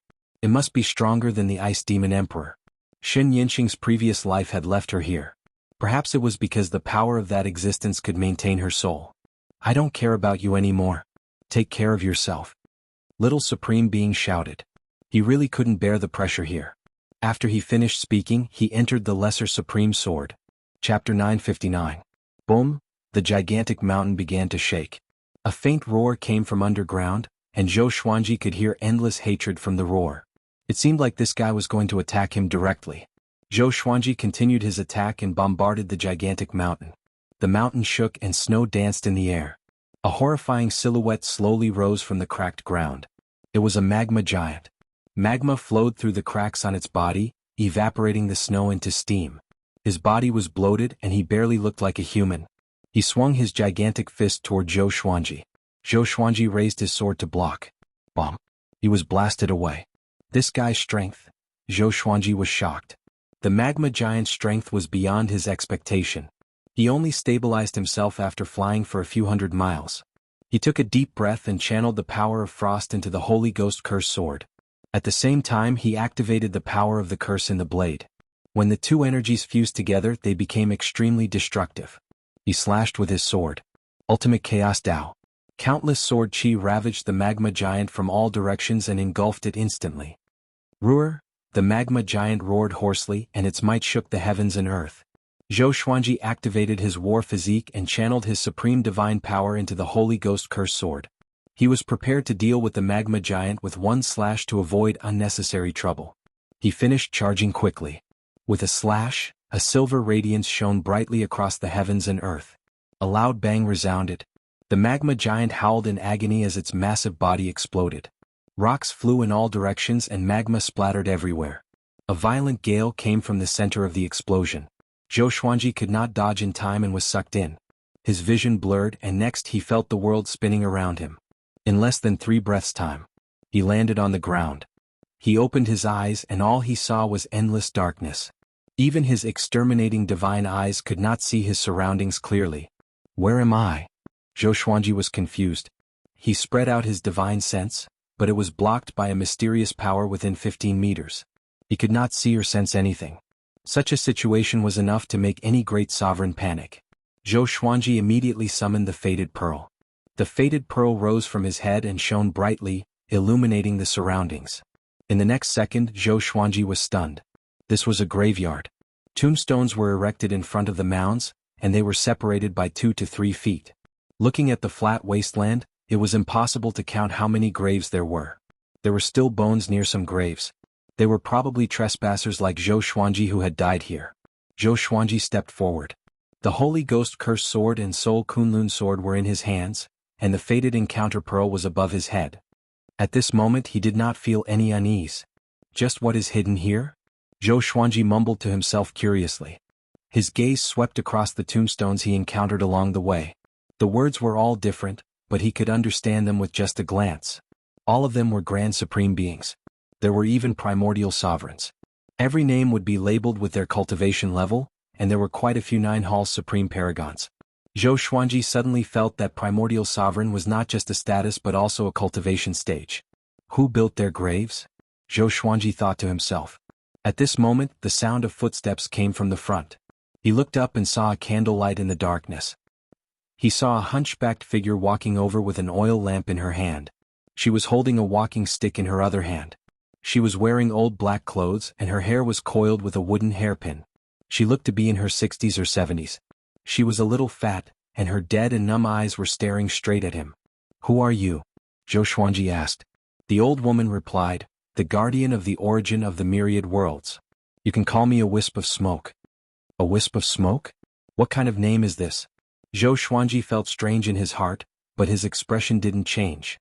He asked, "What is this place? What is your duty? Will you attack me?" A wisp of smoke calmly replied, "The graveyard of the origin of the myriad worlds, the graveyard of gods. My duty is to protect the graveyard of gods and erect tombstones for the newly buried." Zhou Xuanji raised his brow, narrowed his eyes and asked, "These dead guys were killed by you?" He couldn't see through a wisp of smoke. He guessed that those grand sovereigns and primordial sovereigns couldn't have fallen to their deaths. No, they couldn't stand the endless loneliness and committed suicide. Of course, some killed each other, a wisp of smoke replied indifferently. Boom. Suddenly, an explosion of aura came from afar. Next, a powerful gust of wind swept over. Zhou Xuanji raised his sword to block instinctively, but a figure dashed toward him. Clang. It was a man in tattered white clothes. His hair was messy and his eyes were bloodshot. His right index finger touched the Holy Ghost Curse sword, and a horrifying force pushed Zhou Xuanji backward. Such great power. It's even stronger than the giants outside. Zhou Xuanji frowned. He immediately activated his war physique, mobilizing all the energy in his body to block. His backward slide began to slow down. The man in white raised his left hand and jabbed at him. Zhou Xuanji also raised his other hand and blocked with his sword. Clang. The sword and finger collided. It was a contest of strength again. This guy's finger was as hard as a divine artifact. Zhou Xuanji immediately entered godly speed and dodged the man in white. He came to his back and slashed at him with both swords. A wisp of smoke opened her eyes wide and mumbled softly, "Godly bestial state." No, not yet. She was suddenly very interested in Zhou Xuanji. Even the great sovereigns of the 5 courts could use godly bestial state. It seemed that this guy was really something. Boom, boom, boom. Zhou Xuanji and the man in white fought intensely. He moved about and used his divine abilities continuously, which caught the man in white off guard. The man in white was very frustrated. "I'm going to tear you into pieces." The man in white roared crazily like a ferocious beast. His body was shrouded in blood qi, and his messy black hair danced in the wind. 3 demon god silhouettes emerged from his shoulders and back to defend against the attacks from all directions. This time, Zhou Xuanji could no longer toy with him. But Zhou Xuanji did not panic. He activated the sword fusion technique, and his body radiated with silver radiance, making him look like a silver god of war. Boom! The delusional sword ocean exploded. Countless swords of light levitated above the tomb of gods. The swords of light rained down toward the man in white like a storm. The man in white opened his arms and roared. The 3 demon god silhouettes grew taller and opened their mouths. Countless blood-colored beams of light shot out from their mouths. The blood-colored beams of light clashed with the swords of light like fireworks, illuminating the dark tomb of gods. Zhou Xuanji raised his sword and activated heavenly sword descent. Majestic sovereign's divine power gathered on the blade. The sea of clouds billowed, and a gigantic sword of light appeared and slashed down like lightning. The man in white could not dodge in time and was struck directly. Zhou Xuanji swooped down and came up to the man in white. He stabbed his sword into the man's chest and absorbed his divine power crazily. "Turn it into my cultivation." Zhou Xuanji laughed coldly. His eyes were sharp. Chapter 960. The white-robed man wanted to resist, but the fated pearl shot a beam of white light at him. He could not move at all. A strand of smoke's eyes locked onto the fated pearl. "What treasure is that?" She furrowed her brows, her heart filled with confusion. Why does this kid have so many serendipity? She did not intervene but watched Zhou Xuanji absorb the white-robed man's cultivation. About half an hour later, Zhou Xuanji absorbed all of the white-robed man's divine power. The white-robed man knelt before him with his hands hanging by his side. The 3 demon gods behind him had long disappeared. His eyes were dull as he mumbled, "I want to kill you. I want to tear you apart. I want to go back." Zhou Xuanji walked past him and came before a strand of smoke again. "What's hidden here?" Zhou Xuanji asked. "The serendipity of the origin of 10,000 worlds. If you want it, you have to find it yourself. Remember, don't go to the graveyard," a strand of smoke replied calmly. Mentioning the graveyard, Zhou Xuanji realized that the previous battle did not destroy any graveyard. Even the ground looked like it had not been through a battle. Zhou Xuanji pondered for a while. Then, he created hundreds of thousands of greatly avatars and sent them to search in different directions. A strand of smoke found a large rock and sat down. She was as calm as a wooden stake and did not move at all. Zhou Xuanji took a step forward and said, "Can you tell me about the origin of 10,000 worlds? I'm the sovereign of Kunlun Origin Court. I want to know about the legends of my ancestors." Having heard him, a strand of smoke looked at him in astonishment and asked, "You are the sovereign of Kunlun Origin Court?" She waved her cane, and a ball of light flew out from Zhou Xuanji's forehead and entered her mouth. Zhou Xuanji was shocked. He raised his sword instinctively. "Don't be nervous. I'm just looking at your memories.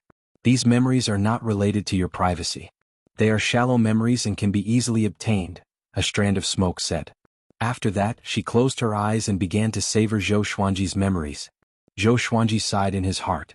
The boundless universe was vast, and there were truly all sorts of extraordinary things. That divine ability just now was really amazing. He could not even detect it, let alone resist it. A while later, a strand of smoke opened her eyes. She nodded at Zhou Xuanji with a smile and said, "You are indeed the sovereign of the Kunlun Origin Court. You are amazing. Your growth speed and contributions are not inferior to the primordial sovereigns. A rising star. I like you very much." Zhou Xuanji narrowed his eyes and asked with cupped fists, "May I ask if Senior was also the sovereign of the Kunlun Origin Court?" The origin of all worlds was created by the ancestors of the Kunlun Origin Court. The other party guarding this place was definitely related to the Kunlun Origin Court. Not really. I once had the goal of being a paragon, but unfortunately I was still one step short. Before the ancient era, it was extremely difficult to become a paragon of the Kunlun Origin Court. However, with your talent, you can also become a paragon in the immemorial era. A wisp of smoke shook his head. She slowly got up and walked back in the direction she came from. "Follow me. Don't stray more than 5 steps away from me," she said without looking back. Zhou Xuanji felt quite confused, but he still followed her obediently. The fated fate pearl was still hovering above his head, protecting him. The entire journey was silent. After walking for a full 18 hours, he still hadn't reached the end.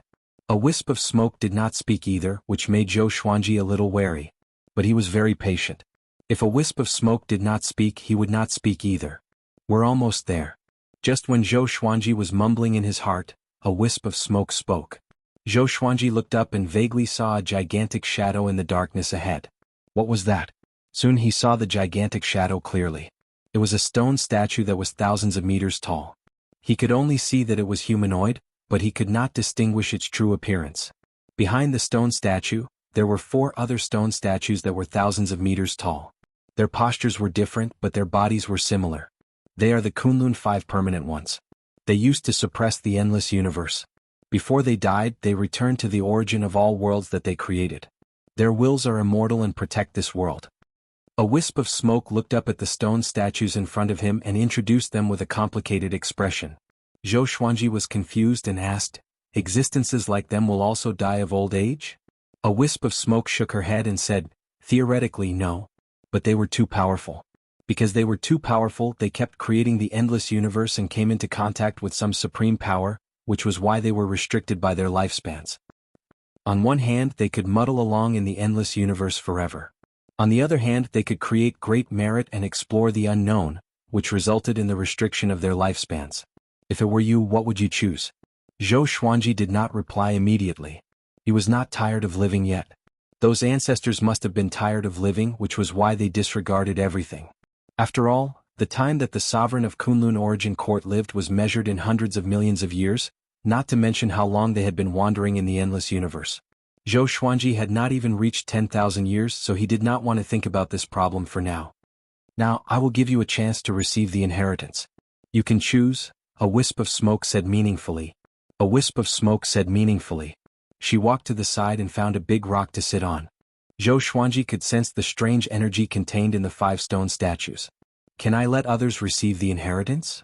he asked. He did not need the inheritance. He had enough serendipity. "You can. But the inheritance cannot be forced. It's the inheritance that chooses the person, not the other way around," a wisp of smoke replied. A wisp of smoke replied. She placed her crutch flat on her lap and prepared to take a nap. Zhou Xuanji let out Mortal Sovereign. He told her about the inheritance. Mortal Sovereign hesitated for a moment but still walked forward. Zhou Xuanji did not dare to trust a wisp of smoke completely. But the serendipity was right in front of him, so he felt that he should give it a try. If a wisp of smoke wanted to harm him, she would not agree to let others receive the inheritance. Mortal Sovereign walked up to the stone statue and put her hand on the stone surface. Boom! She was bounced back. Fortunately, she quickly stabilized her body and was not in a sorry state. She looked back at Zhou Xuanji. There are 4 more. Continue, Zhou Xuanji encouraged. A wisp of smoke curled her lips into a contemptuous smile. It was as if she was laughing at Mortal Sovereign for overestimating herself. Mortal Sovereign nodded and walked toward the last stone statue. Next she was bounced back by 2 stone statues. She suffered internal injuries.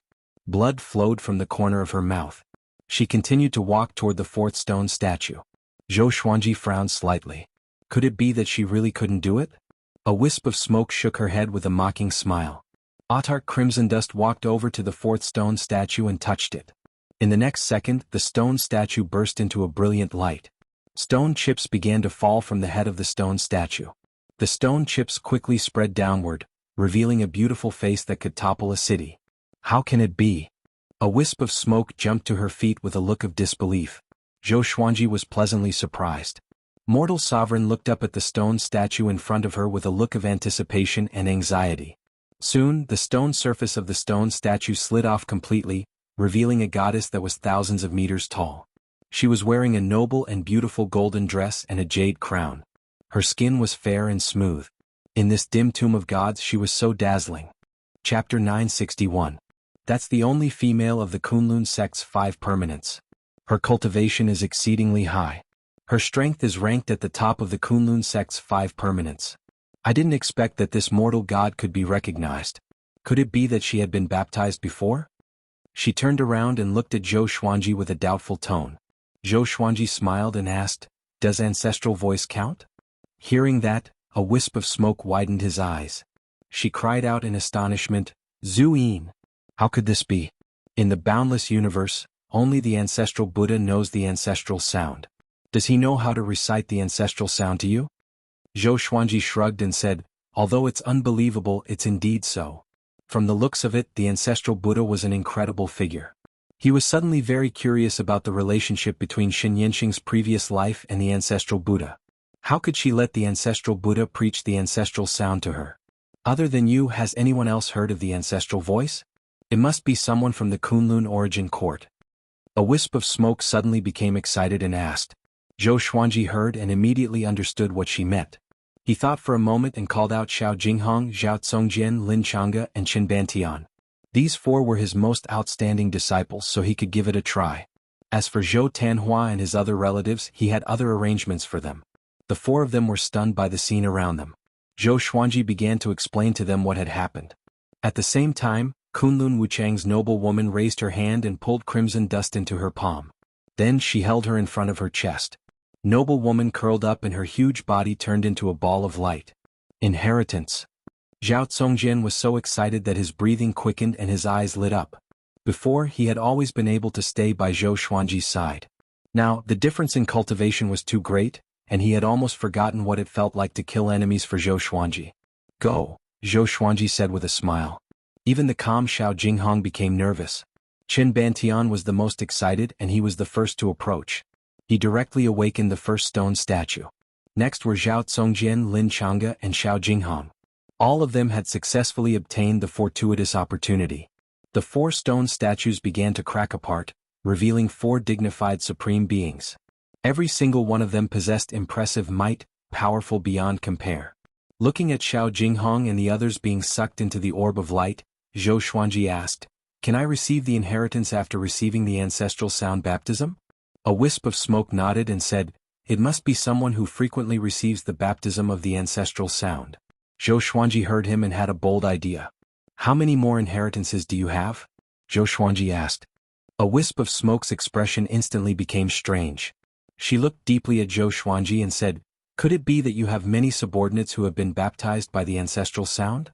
Zhou Xuanji smiled and said, "Senior, if you help me, you will be helping the Kunlun origin court as well as these ancestors. This is called will inheritance. Do you want to leave the fertile water to outsiders? A wisp of smoke frowned, falling into deep thought.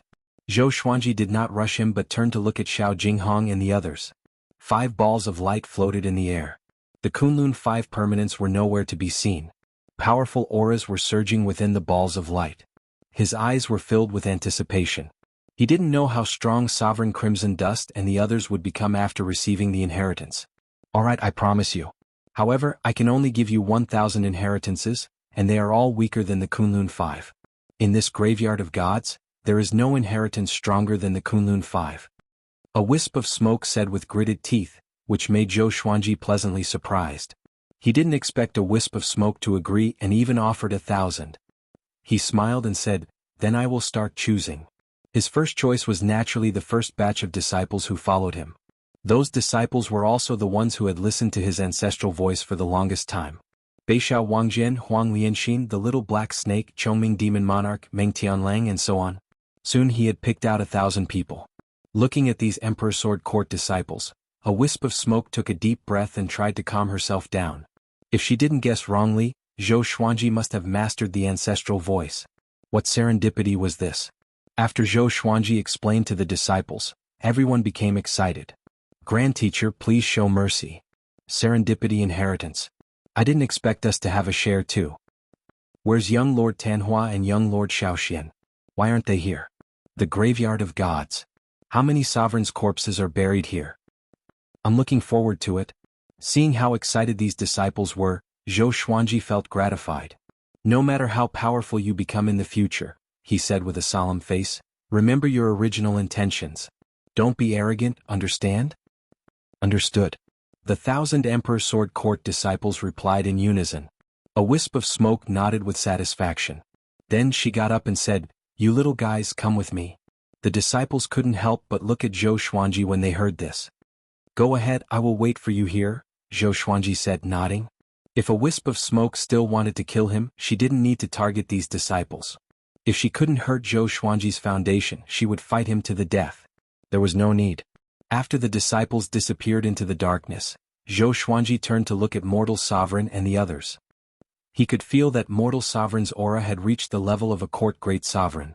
The aura of Xiao Jinghong and the other 3 also skyrocketed like a hot knife through butter. At this rate, they can all become great sovereigns. Zhou Xuanji was overjoyed. Emperor Sword Court had taken off after this serendipity. This trip was worth it. More than worth it. Zhou Xuanji looked elsewhere. He was thinking about where the Fated Pearl's aura was. The graveyard of gods must have a treasure of the same origin as the Fated Pearl. But now he couldn't act on his own. He had to wait for everyone to finish the inheritance before looking for it. He took out the Lesser Supreme Sword, sat on it and waited patiently. Time went by bit. Mortal Sovereign, Xiao Jinghong, Zhao Tsongjian, Qin Bantian, and Lin Changa's aura kept growing stronger. Mortal Sovereign's aura had already reached the level of great sovereigns of the 3 courts. Xiao Jinghong and the other 3 began to break through to court great sovereign. One had to admit that the Kunlun 5 permanent sovereigns were really powerful. The inheritance alone could make one's cultivation advance by leaps and bounds. Zhou Xuanji didn't regret it at all. Although he was only a great sovereign of the 5 courts, his strength could compete with the great sovereigns of the 9 courts. What was there to regret? He didn't want to be disturbed by other people's Tao of cultivation. He wanted to walk his own great Tao. Time continued to pass. In the blink of an eye, more than 20 days passed. Mortal Sovereign stepped out of the light. Her aura had changed dramatically. Her red dress was glowing with divine light, looking very dazzling. She walked up to Zhou Xuanji with a faint smile. Zhou Xuanji could see the excitement in her eyes. "I'm now a great sovereign of the 3 courts. I reached this realm without absorbing the court realm." Mortal Sovereign walked up to Zhou Xuanji and said excitedly. Zhou Xuanji rubbed her hair and said with a smile, "With your aptitude, you should be this strong." Mortal Sovereign nodded. Suddenly, she noticed Zhou Xuanji's action and her face blushed. She didn't resist and let him stroke her hair. Chapter 962. Xiao Jinghong and the others waited for another 3 days after the Hongqian supremacy's inheritance ended. Their cultivations had all reached the level of first court paragons, and they had been reborn. Zhou Xuanji was very satisfied with their progress and smiled as he said, "In the future, the Kunlun Origin Court and Emperor Sword Court will be under your protection." He didn't want these 4 people to be in charge of the Myriad Stars Domain's court realms. He had to make the Kunlun origin court stronger and become the strongest court realm under him. If they wanted to be the strongest, the number of grand sovereigns was the most important. Xiao Jinghong clenched his fists and said excitedly, "In the future, we will be able to share master's burden again." He was not surprised that he could not see through Zhou Xuanji even with the cultivation of a court great sovereign. From how they saw it, Zhou Xuanji would definitely continue to improve, and he would become stronger at an unimaginable speed. Zhao Congjian unsheathed his sword and said with a high-spirited smile, "It's time for Emperor Sword Court to establish itself in the boundless universe." He didn't care about the Kunlun origin court. He only cared about Emperor Sword Court. Lin Chang'e and Qin Bantian were equally excited. They had already begun to imagine the future. Zhou Xuanji looked at Mortal Sovereign and said, "From now on, the true Su court will be under your control, okay?" Otar Crimson Dust nodded. He had no objections. Her cultivation was bestowed upon her by him, and coupled with his affection, how could she refuse? She no longer thought about Xianxia. Only by cultivating in peace could he save Xianxia. Anyway, Xianxia would not die here, she would just be lonely. Loneliness, for a cultivator like her, was nothing out of the ordinary. Zhou Xuanji put them into the various worlds while he continued to wait for the wisp of smoke. The trace of smoke took the Emperor Sword Court's disciples to who knows where, and Zhou Xuanji was unable to use his divine sense to track them. He was not in a hurry. After all, there were so many disciples who wanted to receive the inheritance, and it would definitely take a long time. Another month had passed. A wisp of smoke finally appeared with over 1,000 disciples. Zhou Xuanji scanned with his divine will and found that most of the disciples had reached Origin Fusion Divine Lord. He smiled in satisfaction. It seemed that a wisp of smoke did not lie to him. Patriarch. Haha, Patriarch, look at us. We've all become stronger. I am now an Origin Fusion Immortal Lord. Sigh, I'm still one step away from becoming an Origin Fusion God Lord. What a great opportunity. The disciples were very excited and quickly surrounded Zhou Xuanji. Each of them spoke incoherently to express their excitement. Zhou Xuanji smiled and looked at them silently. After a while, a wisp of smoke walked over and the disciples made way for it. She looked at Zhou Xuanji and said, "Okay, I have given you the inheritance you wanted. It's time for you to leave." Zhou Xuanji waved his hand and sent the disciples back to the Emperor Sword Divine Range. He took a step forward and asked with a smile, "So the greatest opportunity in the Graveyard of Gods is the inheritance of the Kunlun Five?" Nonsense. A wisp of smoke rolled his eyes. She could tell what Zhou Xuanji was implying. This guy was too greedy. Zhou Xuanji narrowed his eyes and said, "Can you let me walk around alone? There might be some serendipity that you don't know about." A wisp of smoke laughed and said, "Then go ahead and search. I want to see what kind of great opportunity you can find." She was incomparably familiar with the Graveyard of Gods. How could she have a better opportunity than the Kunlun Five permanent inheritances? Zhou Xuanji nodded and turned to leave. A wisp of smoke followed behind him, waiting to see how he was going to find it. Of course, she was more worried than anything else. She was afraid that Zhou Xuanji would act recklessly and die here. She had already given him so many opportunities. She couldn't let him die here. She was still looking forward to how the Kunlun Origin Court would develop under Zhou Xuanji's leadership. Zhou Xuanji called out the Fated Pearl again. The Fated Pearl covered his head. It shone brightly and expelled the darkness. He silently recalled the aura he sensed on the star map and let the Fated Pearl lead him to find it. Soon, the Fated Pearl trembled and began to lead the way. Zhou Xuanji immediately caught up. A wisp of smoke saw the Fated Pearl and couldn't help but narrow her eyes. Could there really be a better opportunity? Impossible. How could she not know? She quickened her pace and caught up. The two of them followed the Fated Pearl across the land. After walking for 2 hours, the Fated Pearl finally stopped. There was a huge pit in front of them. It looked like a desolate pit formed after a river dried up. Zhou Xuanji scanned it with his divine will but couldn't sense anything. So, he walked to the bottom of the pit, staring at the Fated Pearl. He squatted down and grabbed a handful of soil. He found some fine red sand hidden in the soil. The Fated Pearl spun at high speed, sweeping up gusts of wind. Boom! The ground shook and the red sand at the bottom of the pit flew up automatically. The red sand gathered together and quickly formed a pearl that grew larger and larger. It looked very similar to the Fated Pearl. A wisp of smoke opened his eyes wide in astonishment. There really was one? Within the giant pit, countless red sand flew up from the soil, forming a red whirlwind. It was quite a spectacular sight. Zhou Xuanji sensed the aura of the faded pearl from the red pearl. He was shocked in his heart. There really was a second faded pearl. The faded pearl was already so heaven-defying, and there was more than one. What was the origin of this thing? Soon the second faded pearl was formed. It was as big as Zhou Xuanji's faded pearl. The two pearls circled around each other and reflected off each other. A wisp of smoke couldn't help but ask, "What kind of treasure is this?" Zhou Xuanji shook his head and said, "I'm not sure either. I got it by chance." Although he hid it, he really didn't know the true origin of the faded pearl. A wisp of smoke frowned. She looked at the two faded pearls and fell into deep thought. Zhou Xuanji was worried that she would become bedeviled and reminded her, "Don't keep staring at it. Back then I almost became bedeviled. Fortunately I came to my senses in time. This thing will draw your attention to it unintentionally, and you will neglect your surroundings." Having heard that, a wisp of smoke looked away and said meaningfully, "It seems that this treasure is both good and evil. Don't get caught up in it." A treasure that she couldn't see through might be a blessing or a curse for Zhou Xuanji, so she was a little worried. "Don't worry.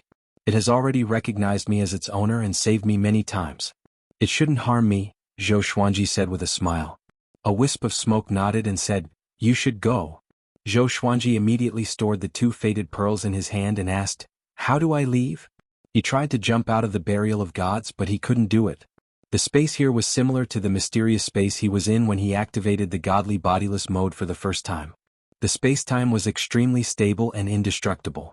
"Don't move," a wisp of smoke said softly. She raised her cane and waved it. Rings of light came out from the cane, creating a portal in space-time. She stared at Zhou Xuanji and said, "I hope that you can remember your original heart and lead the Kunlun Origin Court to become more powerful. Also, stay away from the origins of worlds.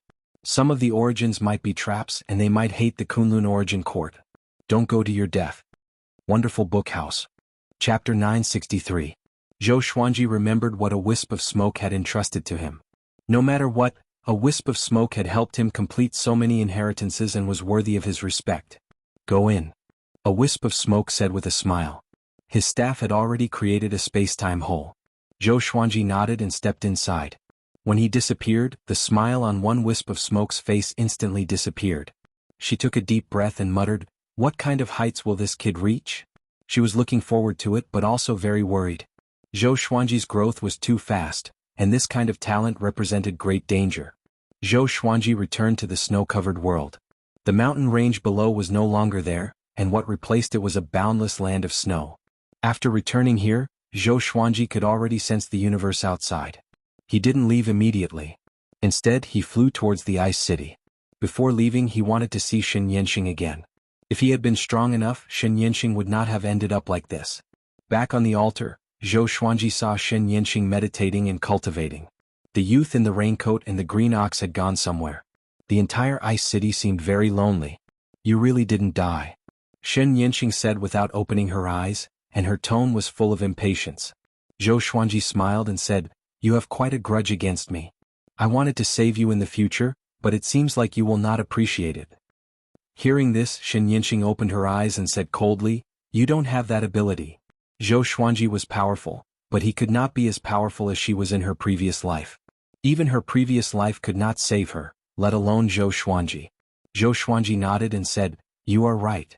But I will try my best to save you in the future." With that, he turned around and left. "Goodbye. I wonder when we'll meet again." Before Zhou Xuanji could finish speaking, he had already disappeared. Xianxia was stunned. She suddenly felt lost. She looked at the lonely city of ice and muttered to herself, "Actually, I also want to leave. I really want to." Karma. After returning to the boundless universe, Zhou Xuanji flew straight towards the star's domain. He stepped on the Kunlun Soul Sword and traveled through the space-time tunnel while observing the two faded beads in his hand. His own faded pearl already had many colors and was very dazzling. The new faded fortune pearl was completely red, like a blood pearl. He wanted this faded pearl to recognize him as its master. But no matter how he called out, the red faded pearl remained indifferent. But he noticed one thing. The red Feng Fate Pearl seemed to have been subdued by his Feng Fate Pearl. When his Feng Fate Pearl moved away from it, the red Feng Fate Pearl would move closer to it. Even when he grabbed it, it would tremble non-stop. Interesting. Zhou Xuanji smiled. He suddenly looked forward to the Luck Pearl's ability. Was the red fate pearl as powerful as the rainbow fate pearl? Could there be other fated pearls in the boundless universe? Zhou Xuanji was looking forward to it. He now had another target. That was to collect the fated pearl. This was good as well. The path of cultivation was about having a goal. Otherwise it would be easy to slack off. Nothing happened along the way. He successfully returned to the astral domain. His absence for a few months was nothing to the astral domain. In fact, no one even knew that he had gone out to search for opportunities. Jin Cheng and the others did not dare to disturb his cultivation too frequently. After returning to Stars Hall, Zhou Xuanji continued to study the destined encounter pearl. He called out Little Supreme Sovereign. Little Sovereign was stunned when he saw the red fated fate pearl. Is there really a second fated pearl? He was amazed. At the same time, he was very curious about what Zhou Xuanji had experienced. Zhou Xuanji didn't hide anything and told him everything in detail. Little Sovereign was shocked. He didn't expect that it was really the origin of the myriad worlds and the graveyard of gods. A wisp of smoke? I have never heard of it. Does every origin of the myriad worlds have a guardian? Little Sovereign speculated. A fanatical look appeared on his face. The will of the ancestors of Kunlun is still there. Zhou Xuanji nodded and said, that starry sky map should have been released by Xianxia. I wonder if the other origins of the myriad worlds also have fated pearls. He had a bold guess. Every origin of the myriad worlds from the Kunlun origin court had a fated pearl. But on second thought it was impossible. The fated pearl was something that even the supreme incipient god couldn't see through. How could there be so many? In his heart, the supreme incipient god was mysterious and powerful. He was on the same level as the Buddha ancestor. Little Sovereign suddenly said in a serious tone, you have too many opportunities. You have to digest them properly. Don't go out and run around, lest you become eager for quick success and instant benefits. Do you understand? Zhou Xuanji hadn't comprehended the God-free state yet. He couldn't even see through his own fated pearl. Now that he had another fated pearl, Little Sovereign was a little worried. Don't worry, I know what to do, Zhou Xuanji nodded. He was also preparing to spend some time in seclusion. It would be best if he could pass the 10,000-year period of the wish-fulfilling sword. The wish-fulfilling sword was the only sword whose grade hadn't been announced. He had been looking forward to making a wish once in 10,000 years.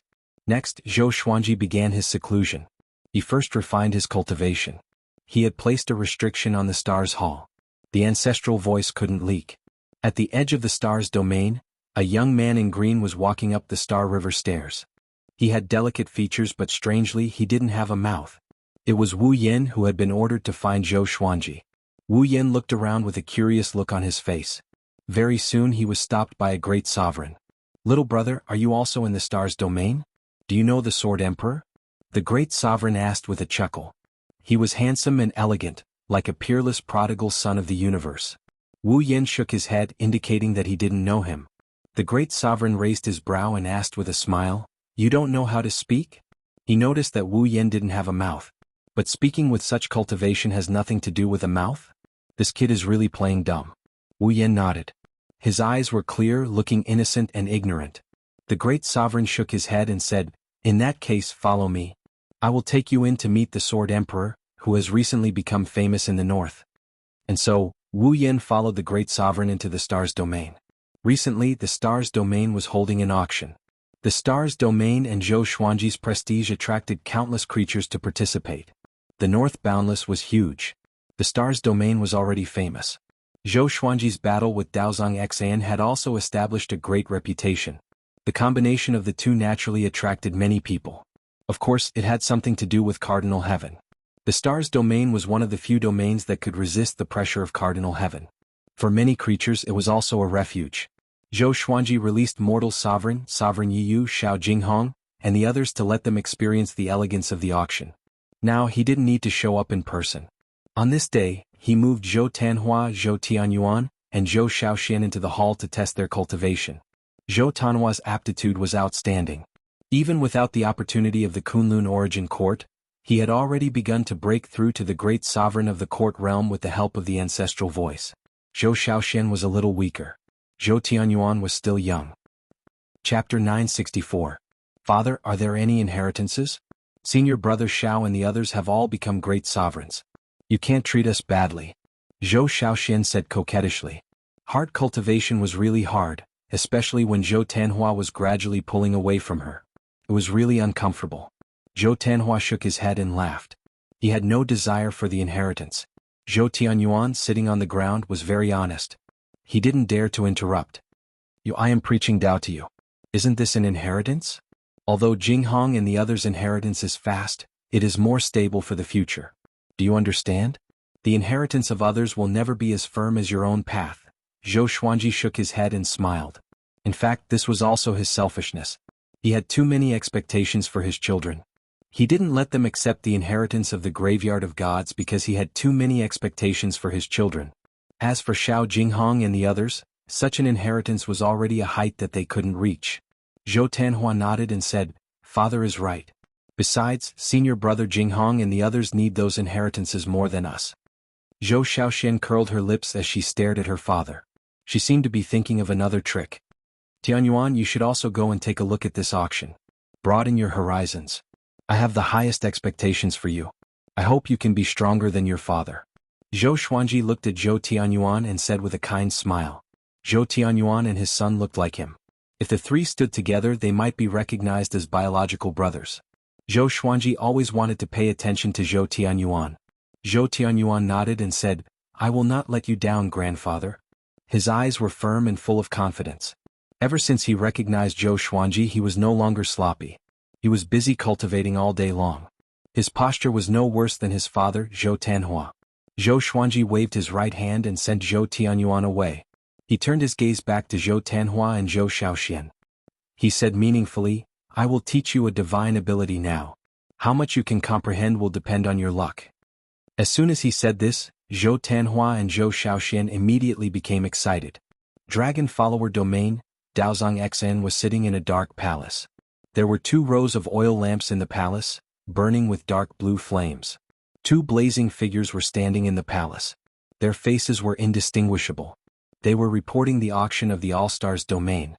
After listening to what they had to say, Daozong sighed emotionally. What a great sword emperor. He actually wants to go against the trend. On the surface, it looked like an auction, but in reality, it was an olive branch extended to the entire northern limitless, to make it bigger and stronger. The Long Tsong domain would not do such a thing because that would attract spies from other domains. When the time came, the Long Tsong domain would not be able to withstand such a situation. So, Daozong Xan admired Zhou Xuanji's courage.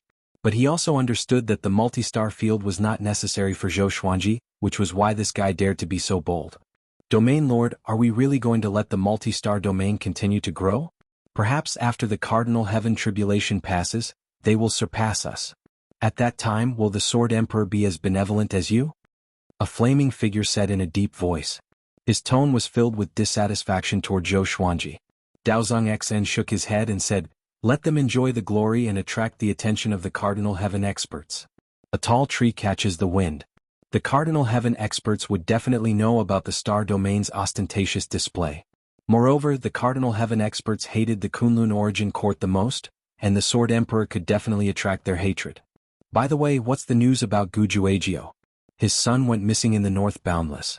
Doesn't he want to cause trouble for the Cardinal Heaven experts?" Daozong Xin changed the topic. His eyes flickered when he mentioned Gujuagio. No one knew what he was thinking.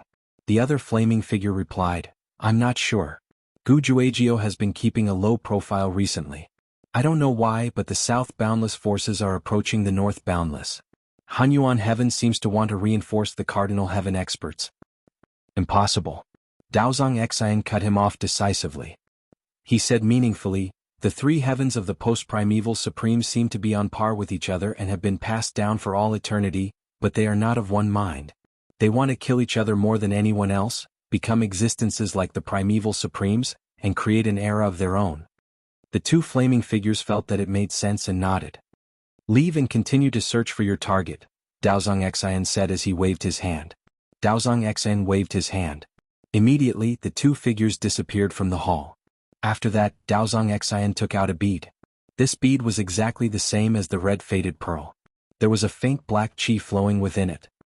He stared at the red bead and mumbled, "Treasure, treasure, what are you trying to guide me to do?"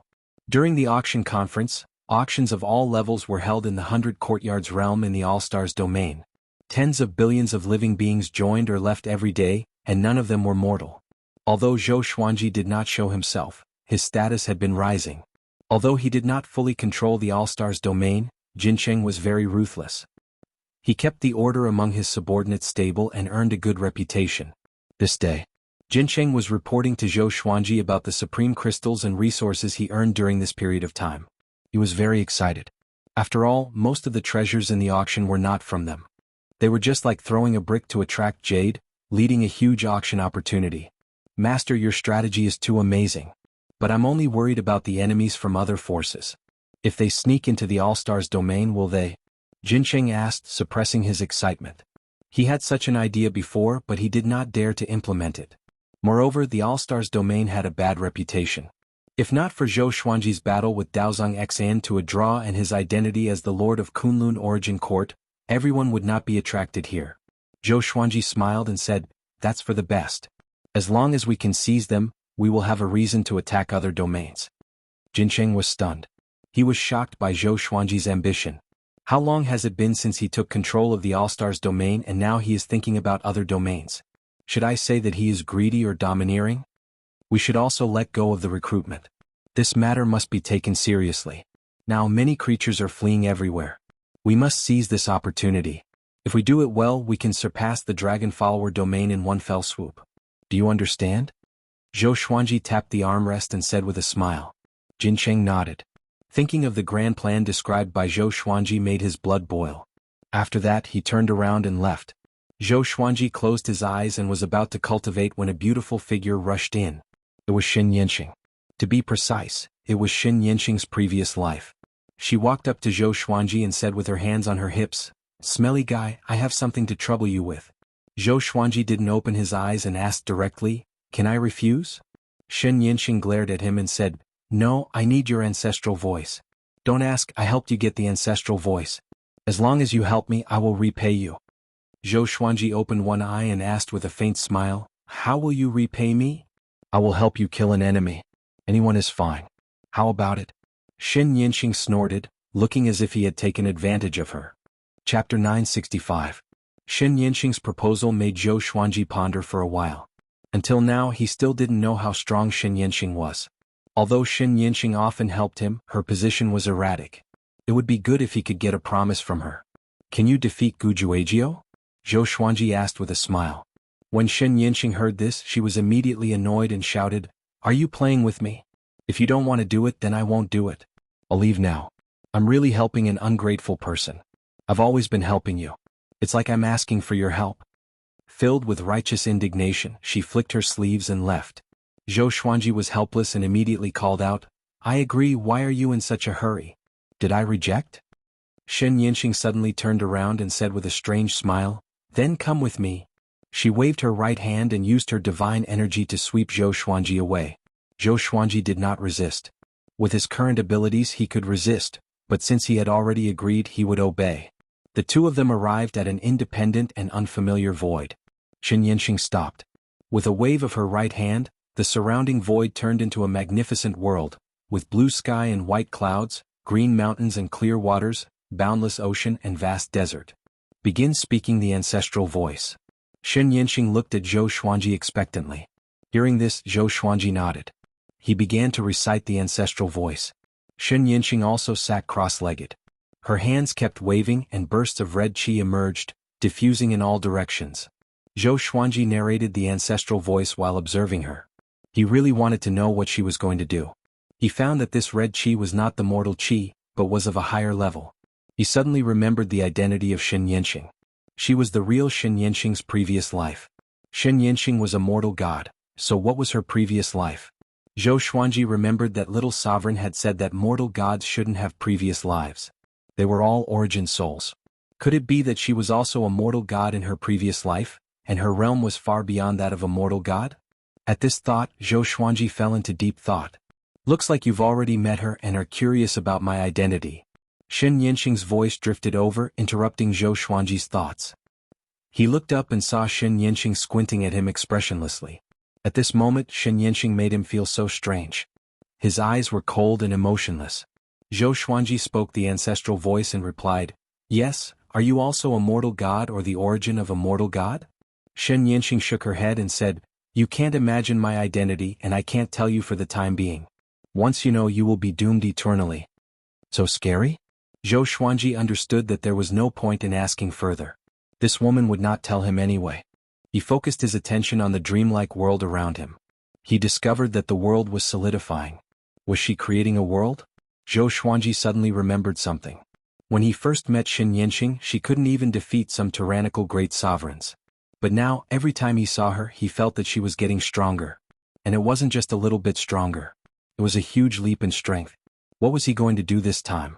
It was definitely not as simple as just creating. The surface of Xianxia's body suddenly glowed with red light.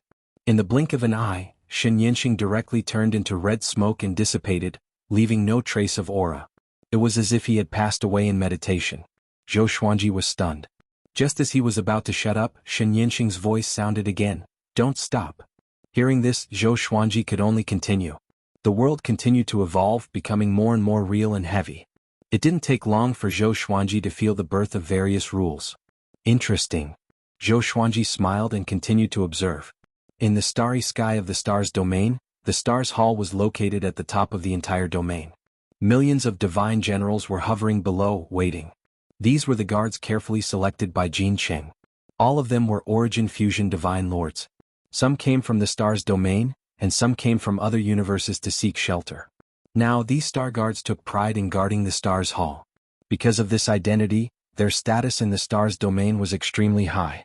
The treatment they enjoyed was also better than before. On this day, a young man wanted to go to the Stars Hall but was stopped. It was Wu Yan. Wu Yan had been in the Stars domain for a long time. He had always wanted to see Zhou Xuanji, but he didn't have the chance. This time he came directly to the Stars Hall. Stop. Unauthorized people are not allowed to offend the Stars Hall. A guard shouted. The other star guards also glanced at Wu Yan. Their aura gathered together, forming an extremely powerful pressure that shook the space. Wu Yan was expressionless and didn't answer. He flipped his right hand and a golden flag appeared out of nowhere. He waved the golden flag and a violent golden gale blew. Before the millions of star guards could react, they were swept away and disappeared into the depths of the universe. In the blink of an eye, no one stood in front of Wu Yan. He walked in the air toward the Stars Hall step by step. His eyes were calm as he gazed at the Stars Hall. How dare you? Jin Cheng's violent cry came. He appeared above Wu Yan's head and slashed down with his saber. Boom! A formless energy barrier exploded and blocked Jin Cheng's saber. Wu Yan frowned. He waved the golden flag again and the golden gale came. Jin Cheng only swayed a little but was not swept away. Humph, you dare to trespass the Stars Hall with your cultivation. He slashed down, crushing Wu Yan's energy barrier and slashed toward his face. Wu Yan's eyes focused, and his aura changed drastically. In the vast world, Zhou Xuanji was still narrating the ancestral voice. He frowned suddenly and felt a little uneasy. He spread out his divine will to see the situation in the Stars domain, but he was blocked by the space-time barrier of this world. This time he was astonished. He didn't expect this world to be so hard. He looked up, trying to find Xianxia. But since Xianxia disappeared, she hadn't shown up again. Do you want to go back? Xianxia's voice came. Zhou Xuanji nodded. Okay, anyway, I'm almost done. You can go back first. Xianxia's voice came again. Next, he was isolated by a powerful force. In the next second, he arrived in the space-time turbulence. He didn't stop and immediately used God's supreme speed to rush toward the Stars domain. Soon he returned to the Stars domain. The Stars domain was still prosperous. He scanned with his divine will and found that all the courts were safe and sound. He breathed a sigh of relief and flew toward the Stars Hall. He suddenly discovered that the million star guards had disappeared. What's going on? His figure flickered as he teleported into the Stars Hall. He narrowed his eyes, looked ahead, and asked in a deep voice, "Who are you?" He saw Wu Yan standing in front of his throne with the golden flag in his hand. Hearing his voice, Wu Yan turned around and looked at him faintly. Zhou Xuanji took out the Holy Ghost Curse sword and was ready to attack. Wu Yan just stared at him without saying a word. Seeing this, Zhou Xuanji walked toward him with his sword. Thump. Suddenly, Wu Yan half knelt on the ground and placed his right hand on his chest, bowing to him. Chapter 966. What do you mean? Zhou Xuanji asked with a frown. He scanned speechless with his divine will and realized that he could not see through this brat. This meant that in terms of cultivation, Zhou Xuanji was stronger than him. Speechless cupped his fist and raised the golden flag, intending to give it to Zhou Xuanji. Zhou Xuanji hesitated for a while before waving his hand. The golden flag landed in his hand. In that instant, he saw that the million astral guards in Jincheng were all safe and sound. They were cursing and trying to escape. Zhou Xuanji frowned even more and asked with a deep voice, "Who are you? What's your purpose?" Speechless gestured with his hand, and Zhou Xuanji somehow understood what he was trying to say. He was saying, "I have no ill intentions. I just want to assist you. This flag is a greeting gift and it's also to prove my power." Zhou Xuanji looked at the golden flag and realized that the owner recognition mark had been erased. It was now an ownerless item. He immediately forced his blood essence into the flag and made it recognize him as its owner. The entire process was quick. He let Jincheng out and placed the million astral guards outside the Star Palace. Jincheng was delighted to see Zhou Xuanji, but he was enraged when he saw Speechless. He was about to slash with his saber. "Wait, he has no ill intentions. He's here to join me. He was only trying to prove his power. You are not injured, right?" Zhou Xuanji cried out. Although he did not trust Speechless completely, he saw his sincerity. He could not allow the conflict to escalate. Having heard that, Jincheng was stunned. He stared at Speechless with a deep frown. Speechless bowed to him with a sincere expression, looking harmless. Jincheng still felt uncomfortable in his heart. He felt that this brat was up to something. "How about this? Jincheng, bring him to settle down first. Let him be a general of the Astral Guards and lead 10,000 Astral Guards. If he performs well, he can lead more Astral Guards in the future," Zhou Xuanji instructed. Zhou Xuanji instructed. Although Jincheng was displeased, he did not dare to object. Speechless did not feel that he was mistreated. He bowed to Zhou Xuanji before leaving with Jincheng. Zhou Xuanji returned to his throne. He observed the golden flag and wanted to see how powerful it was. There were millions of restrictions within the golden flag, making it so that the creatures sealed within the flag could not escape. At the same time, it possessed great offensive power. With a light wave of his hand, the Hall of Stars trembled. He immediately summoned Little Supreme to see what kind of treasure it was. "Isn't this the Golden River Kuan Wind banner of the Four Directions?" Little Sovereign exclaimed, his eyes widening. Zhou Xuanji raised his brow and asked, "Powerful?" "Nonsense. The four-sided profound flags are one of the most precious treasures in the boundless universe. When the four flags are gathered together, one can move unhindered through a region," Little Sovereign said in a powerful voice, his eyes blazing. He suddenly turned to look at Zhou Xuanji and said gloomily, "Where did you get this serendipity from? Didn't I tell you to stop?" He was both surprised and worried for Zhou Xuanji. This kid can't stay idle. "I did stop, but others came to me," Zhou Xuanji shrugged his shoulders and said helplessly. Little Sovereign was stunned. Then Zhou Xuanji told him the whole story. After hearing this, Little Sovereign couldn't help but doubt his life. Serendipity really came to me? After coming back to his senses, he reminded, "You have to keep a close eye on that kid. It's not necessarily a good thing for an unknown person to give you a gift." Zhou Xuanji didn't say anything about his origin and his powerful cultivation. It really made him feel uneasy. "Well, he didn't harm the star's domain, so I can't deal with him directly. Let's observe him for a while. First, tell me about the magical effects of the Golden River Kuan Wind banner." Zhou Xuanji nodded and then led the topic to the Golden River Kuan Wind banner. Little Sovereign rolled his eyes and angrily said, "How would I know?" He had only heard of the four-sided profound flags and seen the scroll that recorded its shape. He had never seen it before, let alone used it. After saying this, he returned to the Lesser Supreme Sword. Zhou Xuanji was already stronger than him at his peak. He also believed that Zhou Xuanji could handle everything. So he didn't bother to worry about it. "My dreams are more interesting." Zhou Xuanji took the Golden River Kuan Wind banner and began to study it seriously. In the blink of an eye, several years had passed. A piece of news suddenly spread in the northern realm and quickly reached the star's domain. Sovereign Heaven had come out of seclusion. His cultivation had recovered. He had gathered billions of believers to attack the star's domain. At the same time, he had sent 10 great sovereigns of the 9 halls to show his determination. As soon as the news came out, everyone in the star's domain was in a panic. The great sovereigns gathered together, wanting to meet Zhou Xuanji. After waiting for half a month, Zhou Xuanji finally let them enter the star's palace. "Master, Sovereign Heaven wants to attack us. He has sent 10 great sovereigns of the 9 halls. What should we do?" Xiao Jinghong took the lead and spoke first. This was what Jincheng and the others had discussed. They let him say it to avoid angering Zhou Xuanji. Although Zhou Xuanji appeared very kind, he had preached several times. Everyone was inexplicably in awe of him. Maybe it was the influence of the ancestral voice. Zhou Xuanji, resting his hands on his knees, smiled and said, "What are you afraid of? I'm not panicking. Even if the sky falls, I will hold it up. Pass down my order, the star's domain will do as it should. I will never let the star's domain suffer any harm." He was very domineering and full of confidence. His words infected all the great sovereigns. The great supremes looked at each other in dismay, not knowing what to say. Among the crowd, Speechless looked calm as he sized up Zhou Xuanji curiously. His gaze fell on the Golden River Kuan wind controlling banner behind Zhou Xuanji, and he nodded slightly. Zhou Xuanji noticed his little action and laughed in his heart. Was this kid acknowledging him? Zhou Xuanji waved his hand and said, "Okay, don't think too much. Go down and do what you need to do.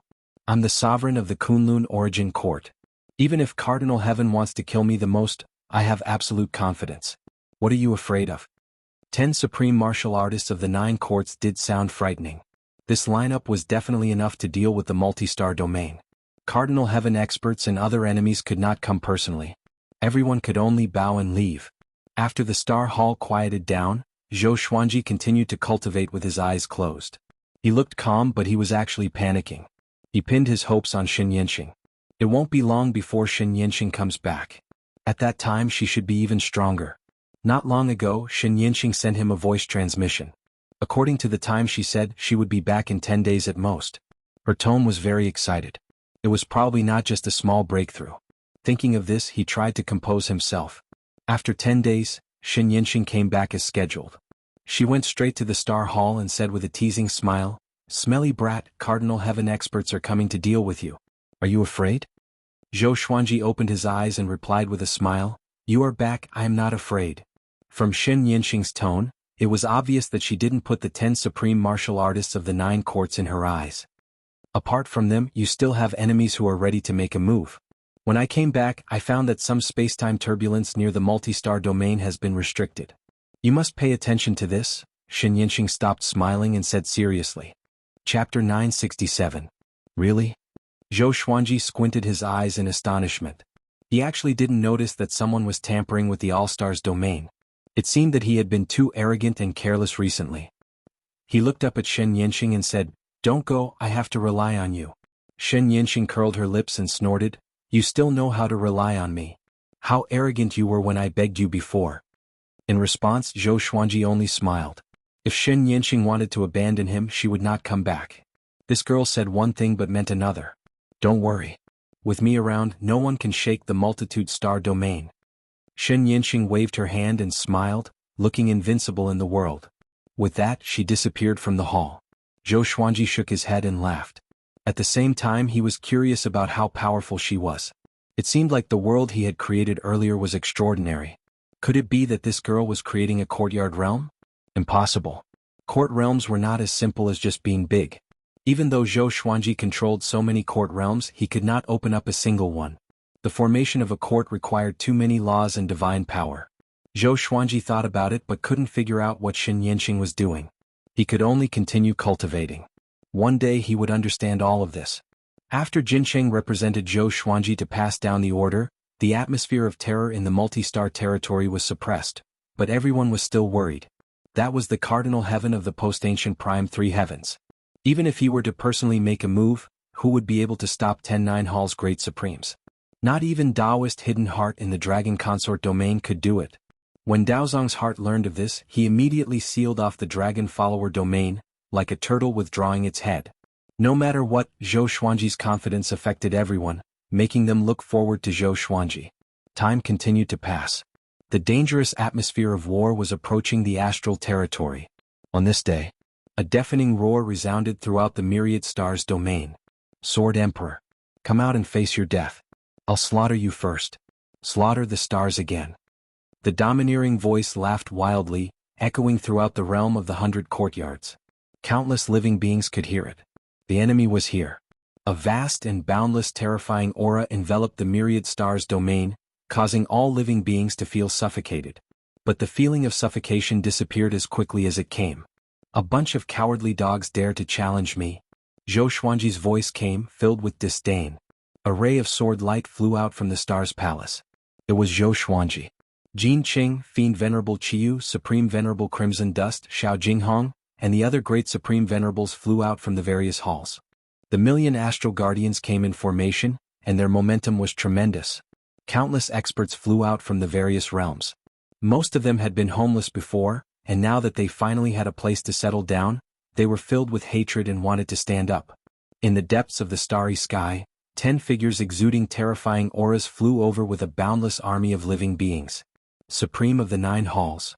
The ruler of the court realm was a peak existence even amongst grand supremes. 10 of them came at once. Zhou Xuanji's robes fluttered in the wind as he gripped his 2 swords. There were legendary swords floating above his head, and his sword Emperor Spirit exploded out, shaking the surrounding space. The grand sovereigns behind him were also brimming with killing intent. They weren't afraid of the Cardinal Heaven army and were instead filled with fighting spirit. They had to defend their homeland. If Zhou Xuanji lost, the multi-star territory would surely be destroyed, and they would become stray dogs again. You are the Sword Emperor. The great sovereign of the 9 halls, who was leading the Cardinal Heaven army, said. He had 3 heads and 6 arms.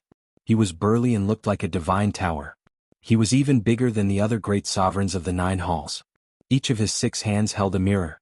His crimson hair danced in the wind like flames. Cut the crap.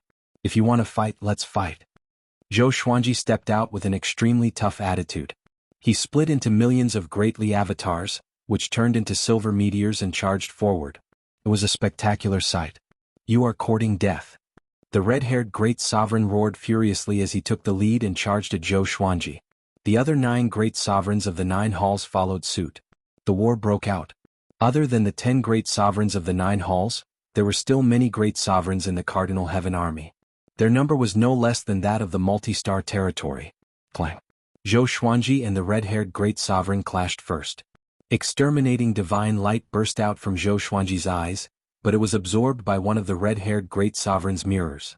Zhou Xuanji then used the delusion sword C. Silver light burst out and swept in all directions, engulfing the Cardinal Heaven army behind him. Countless sword shadows emerged from the silver light, slaughtering the surrounding creatures in a frenzy. The great sovereigns of the 9 halls resisted with their own sovereign divine power. But those ordinary creatures couldn't. In an instant, Zhou Xuanji killed millions of enemies with a single move. Peerlessly powerful. This scene greatly encouraged Jin Cheng and the others. You have successfully angered me. The red-haired great sovereign laughed furiously. He waved his 6 mirrors, shooting out beams of crimson light one after another. Zhou Xuanji nimbly dodged them. However, these crimson light beams didn't dissipate. Instead, they intertwined with each other and erupted with a horrifying suction force. Zhou Xuanji was caught off guard. He was sucked into the crimson light directly, unable to move. The red-haired great sovereign came up to him and waved his mirrors at him. At the same time, the 2 armies clashed. Boom, boom, boom. Explosions came one after another as though stars were exploding in the universe. It was extremely spectacular. Zhou Xuanji used godly supreme speed to break free. He came up to the red-haired great sovereign with the Holy Ghost curse sword in his hand and pierced into his back. The curse power gushed into his body like a broken dam, destroying his bones and muscles. The red-haired great sovereign was shocked. He had no idea how Zhou Xuanji came up behind him. Too fast. It was the first time he had encountered such speed. He immediately turned around and waved his mirrors, wanting to attack Zhou Xuanji. But the curse power exploded, hindering his movement. Zhou Xuanji's eyes lit up. He immediately used the destiny manifestation technique. Billowing black clouds suddenly gathered. The red-haired great sovereign looked up, and his expression changed drastically.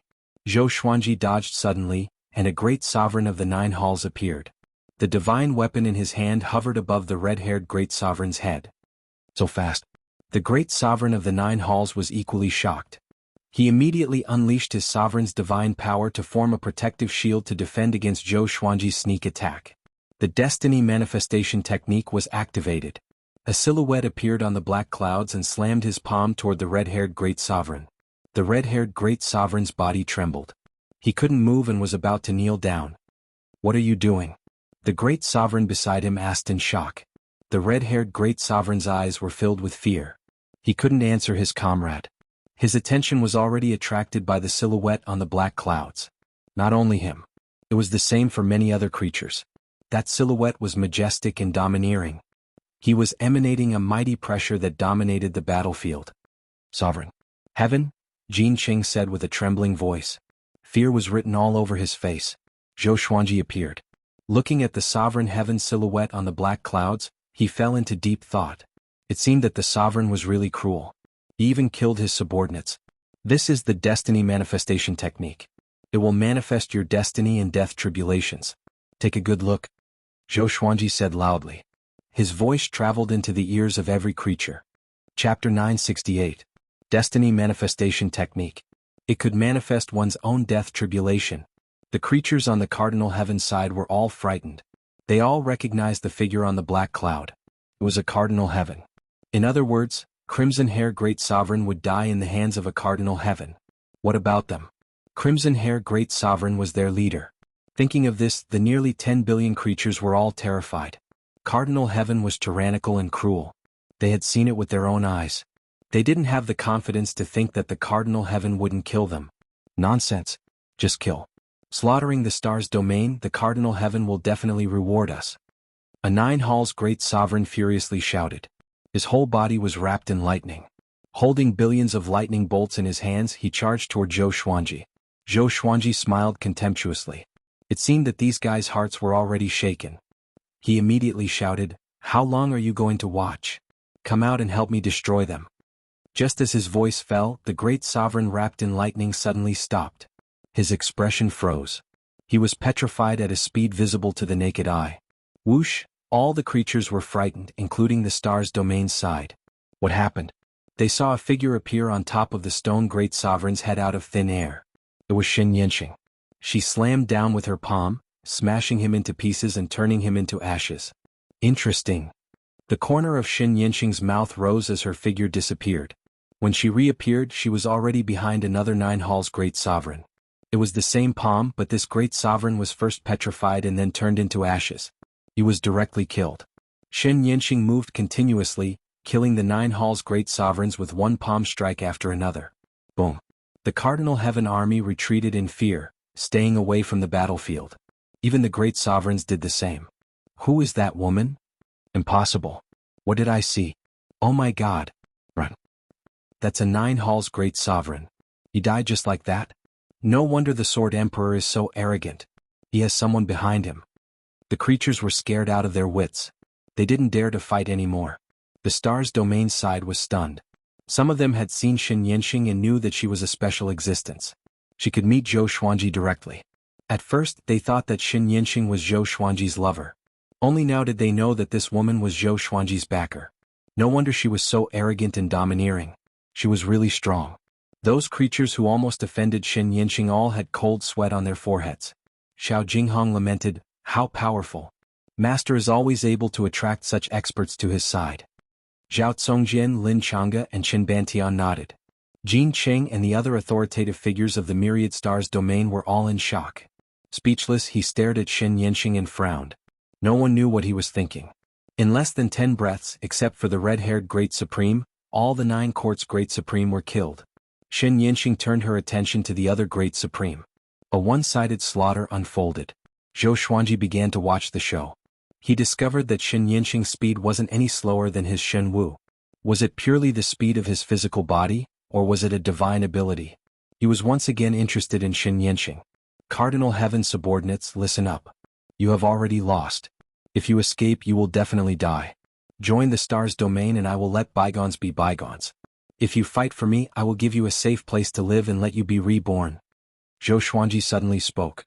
His voice was loud and full of provocation. The creatures who were running stopped when they heard this. They all knew how the Cardinal Heaven treated their defeated subordinates. They were really going to kill them. For a moment, nearly half of the creatures stopped running. In this situation, they didn't dare to have any other ambitions. They just wanted to live. A great sovereign turned around in horror and cried, "I am willing to surrender. Don't kill me." Xianxia was too fast. He understood that he couldn't escape. If the great sovereign surrenders, don't kill them. Keep them alive. As long as they kneel down, it means that they have surrendered. Don't kill them. Zhou Xuanji shouted, hoping that Xianxia would give him face. Xianxia didn't disappoint him. She directly skipped over all the great sovereigns who knelt down. In this way, more and more great sovereigns chose to surrender. The war was over. Looking at the creatures kneeling in front of them, the people of the Myriad Stars domain all felt their blood boiling. The Sword Emperor is invincible. Aha, he didn't lie to us.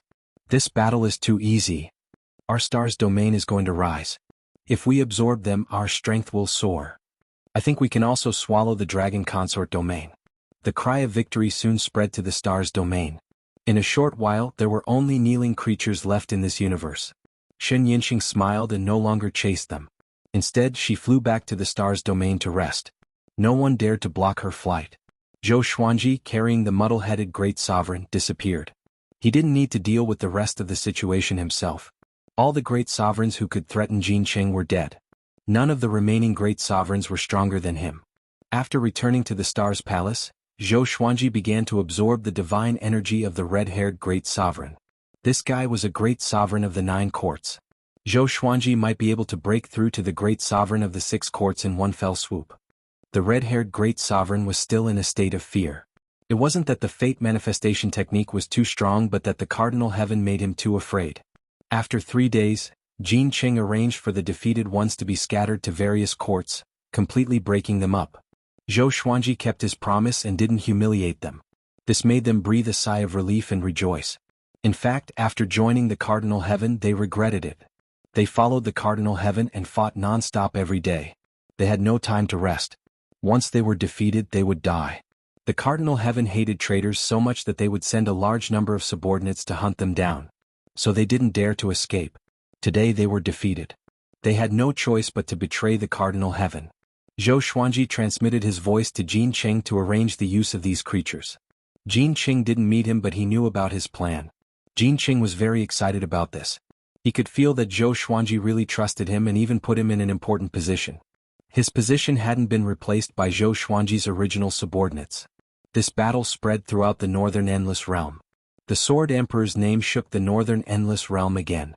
All the nearby domains sent people to the Stars domain to curry favor with him.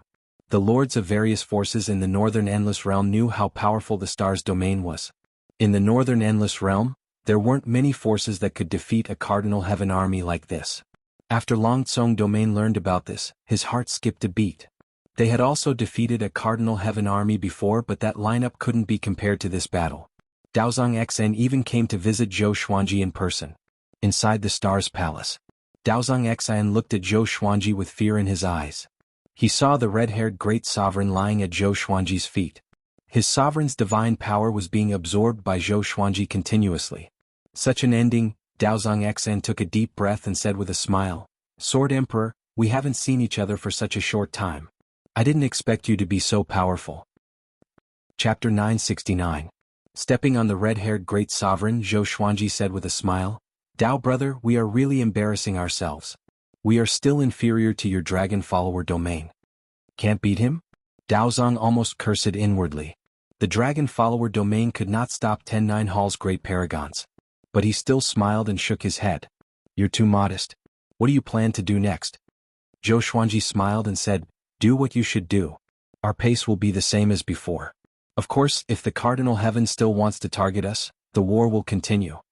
Daozong Xian had always turned a blind eye to the development of the multi-star realm, because he thought that it was seeking death. However, the appearance of Xianxia made him feel a sense of crisis. With such a powerful backer, what would Zhou Xuanji do next? It must be to swallow up the dragon follower domain. After all, he had done this before. Although Daozong Xian was on good terms with him, it was only on the surface. The two of them did not have a deeper relationship. This time, Daozong Xian came to test Zhou Xuanji's stance. He took a deep breath and forced a smile. "Is that so? If there's anything you need help with, Sword Emperor, you can tell me anytime." Zhou Xuanji leaned forward and said meaningfully, "Since this is the case, then I will accept it. I have something that I need your help with. Here it comes." Daozong's heart skipped a beat, but he nodded with a smile. "It's said that there's a Cardinal Heaven army's base nearby. Your dragon consort domain can go and destroy them. Of course, if you can't defeat them, you can retreat. The main goal is to probe their strength. It's best if you can destroy them," Zhou Xuanji said with a smile. He spoke very kindly without any intention of threatening her. Daozong wanted to refuse, but he was afraid that Zhou Xuanji would fly into a rage out of humiliation. If Zhou Xuanji asked that mysterious woman for help, wouldn't he be dead for sure? He took a deep breath, cupped his fists and said, Don't worry, I will personally lead the army. Zhou Xuanji smiled satisfactorily and asked, do you want to stay as a guest? The corner of Daozong Xian's mouth twitched and he said, there's no need for that. I'm here to congratulate you and it's time for me to leave. Continue with your cultivation. With that, he immediately bowed and turned to leave. He moved very quickly, fearing that Zhou Xuanji would change his mind and force him to stay. Zhou Xuanji smiled. Seeing how fearful Daozong Xian was, he felt wonderful. However, all of this was thanks to Xianxia. It was not reliable enough. He still had to work hard to cultivate and rely on his own strength. After thinking about it, he closed his eyes and continued to absorb the supreme god force of the red-haired great sovereign. 1 month later, Zhou Xuanji absorbed all of Crimson Hair Great Sovereign's divine power and broke through to the 6th Court Great Sovereign. Scarlet-haired Great Supreme Being was also destroyed in body and soul, no longer existing. The breakthrough in Zhou Xuanji's cultivation caused the 2 faded fate pearls to resonate. They flew out of Zhou Xuanji's body and intertwined above his head. This is... Zhou Xuanji looked over with narrowed eyes. Colorful lights were flashing in the star's palace, looking extremely resplendent. 2 extremely powerful forces were produced from the faded fate pearl. They collided with each other and fused together. Soon they shot out 2 beams of light and entered Zhou Xuanji's body. These were 2 strange energies. They were very similar, but there were also differences. His faded fate pearl was milder, but the power of the red faded fate pearl was more sinister, causing him to shiver all over. He did not resist and used the invading immortal body to absorb the 2 energies. Somehow he seemed to have sensed something. He took out a pitch-black longsword. This sword was called the Coercive Sword. It required the cultivation of the 6 court great sovereigns to use. It had never appeared before. The Coercive Sword's form was domineering. It was like a blade emerging from a black claw's palm, constantly releasing black chi like raging flames. The black chi dissipated as soon as it left the blade. With the Coercive Sword in hand, Zhou Xuanji began practicing. The sword technique he was practicing was not organized, but because of his solid foundation in the sword's Tao, it looked like a profound sword technique. Enlightenment. Under the power of the 2 faded fate pearls, Zhou Xuanji began to comprehend the sword technique. It was a wonderful and comfortable feeling. Zhou Xuanji did not resist but recalled all his sword techniques. The star's palace trembled as the sword wind blew. The million astral guards outside also sensed a tremendous power. They subconsciously looked up and saw the astral hall trembling. All of them revealed expressions of awe and reverence. The Sword Emperor was breaking through again. Too powerful. I heard that the Sword Emperor is not even 10,000 years old. Really? I heard it from the creatures of the Kunlun Origin Court. The Kunlun Origin Court is indeed the origin of all things. They can even produce such a peerless genius. Aha, this is a blessing for us. If we follow him, maybe one day we will all be able to leave our names in history. The Star Guards were discussing. After the previous war, they all had fanatical worship for Zhou Xuanji. Even if it was Xianxia who turned the tide, Zhou Xuanji could attract Xianxia. It was also a kind of strength. The strong would never associate with the weak. The news about the Sword Emperor's breakthrough began to spread wildly in the star's domain. Everyone was in awe. Such an expert could continue to break through. What reason did they have not to work hard? Inside a small star, Xianxia was cultivating under a peach tree when she suddenly looked up. Her eyes were locked on the star's palace as her pupils dilated. What aura is that? She murmured, furrowing her brows. She had long known that Zhou Xuanji had many secrets, but she couldn't see through them. She probed with her divine will, but a powerful force isolated her divine will outside the star's palace. This made her even more curious. But she didn't go there so as not to interfere with Zhou Xuanji's breakthrough. Her eyes flickered as she sighed softly. It seems that he is getting closer and closer to that goal. At the same time, inside the star's palace, Zhou Xuanji was focused on practicing his sword. He had gradually comprehended a new divine ability. It integrated all his Sword Tao divine abilities, and the core was the divine Rainbow Lord Tao. He wanted to create a Sword Tao divine ability of his own. This divine ability was about to be completed.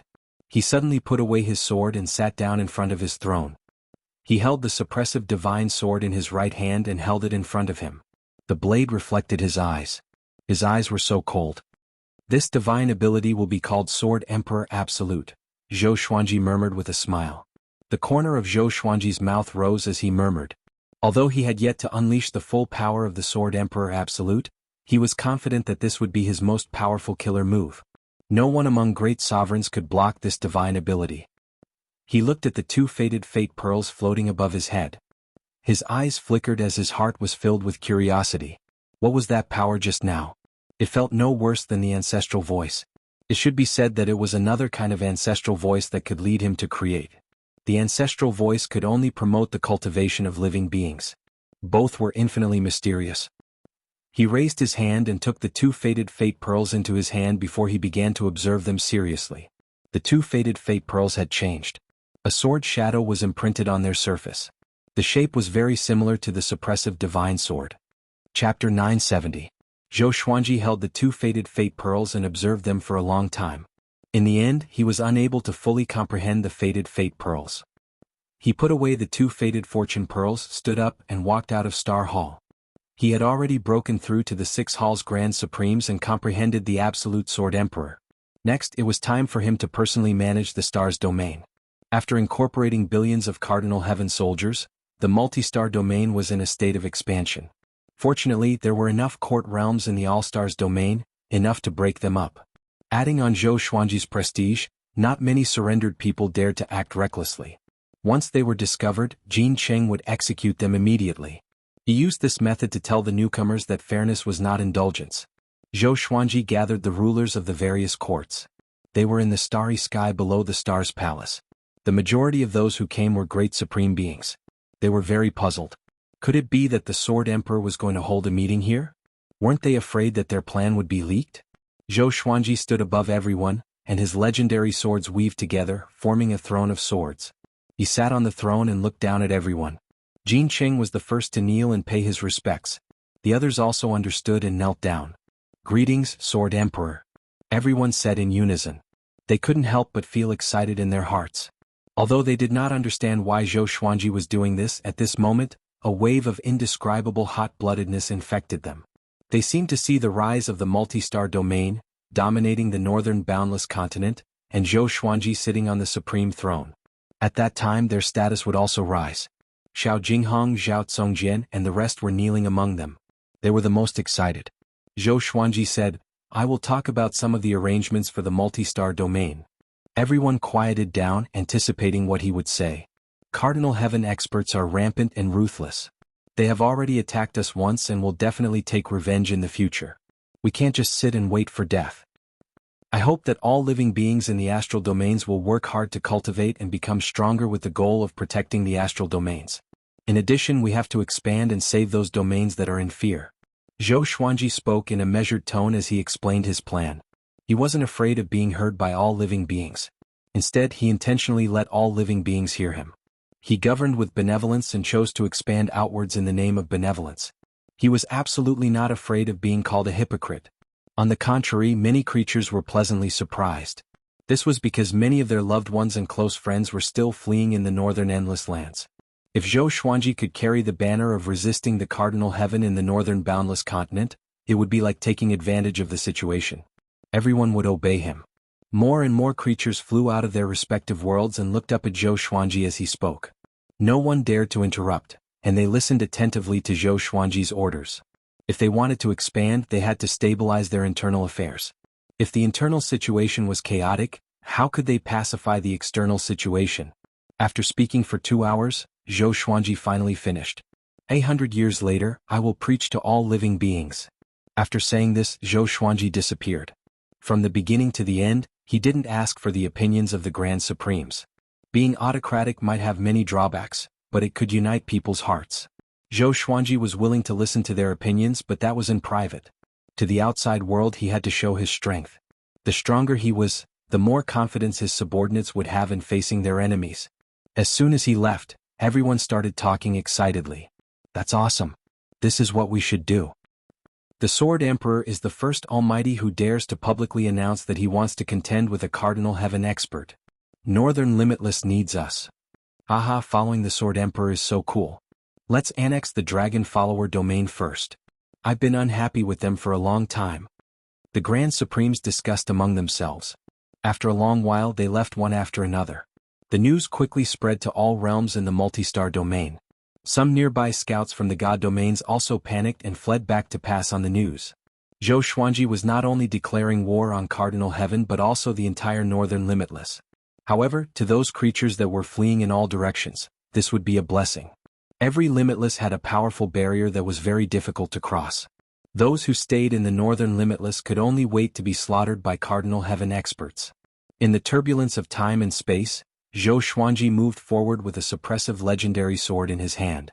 He was looking for the restriction that Xianxia had mentioned. He swung his sword forward, and his sword chi swept across. Golden talismans appeared out of thin air, densely covering the surroundings. Zhou Xuanji couldn't help but raise his brow. So many? He immediately destroyed these golden talismans and continued forward. Relying on his own divine energy, Zhou Xuanji forced all the restrictions to reveal themselves. These golden talismans didn't contain any destructive power. They could even be said to be very weak. But because of this, Zhou Xuanji felt strange. Who was it? It should be the evil emperor's subordinate. A clear voice came from behind him. Zhou Xuanji turned around and saw Wu Yin standing behind him. Zhou Xuanji narrowed his eyes and said, "I thought you were mute." Wu Yin didn't have a mouth, but he had delicate features and didn't look out of place at all. He replied, "It wasn't convenient for me to speak before. But now that you are being targeted by the evil emperor, I must stand out." Evil emperor. This name was like thunder to Zhou Xuanji's ears. The most powerful overlord in the northern limitless was the evil emperor. It was because of the evil emperor that the sovereign geniuses couldn't dominate the northern limitless. Zhou Xuanji asked, "Why is he targeting me? Am I not helping him share the pressure?" Wu Yin stared into his eyes and replied, "The evil emperor's domineeringness and pride aren't any weaker than Cardinal Heaven. It could even be said that the four overlords are the same. They can't tolerate even a grain of sand in their eyes. You might already be a threat to him. He doesn't need help. He thinks that he can destroy a Cardinal Heaven by himself." Zhou Xuanji couldn't help but frown. He often heard of the evil emperor's name, but he wasn't clear about the evil emperor's strength. Some people said that he was comparable to the post-ancient sovereign three heavens, while others said that he was far inferior to a Cardinal Heaven. He couldn't even destroy a Cardinal Heaven who hadn't recovered to his peak. But there was also a saying that he had surpassed Cardinal Heaven and was just waiting for a Cardinal Heaven to recover to his peak.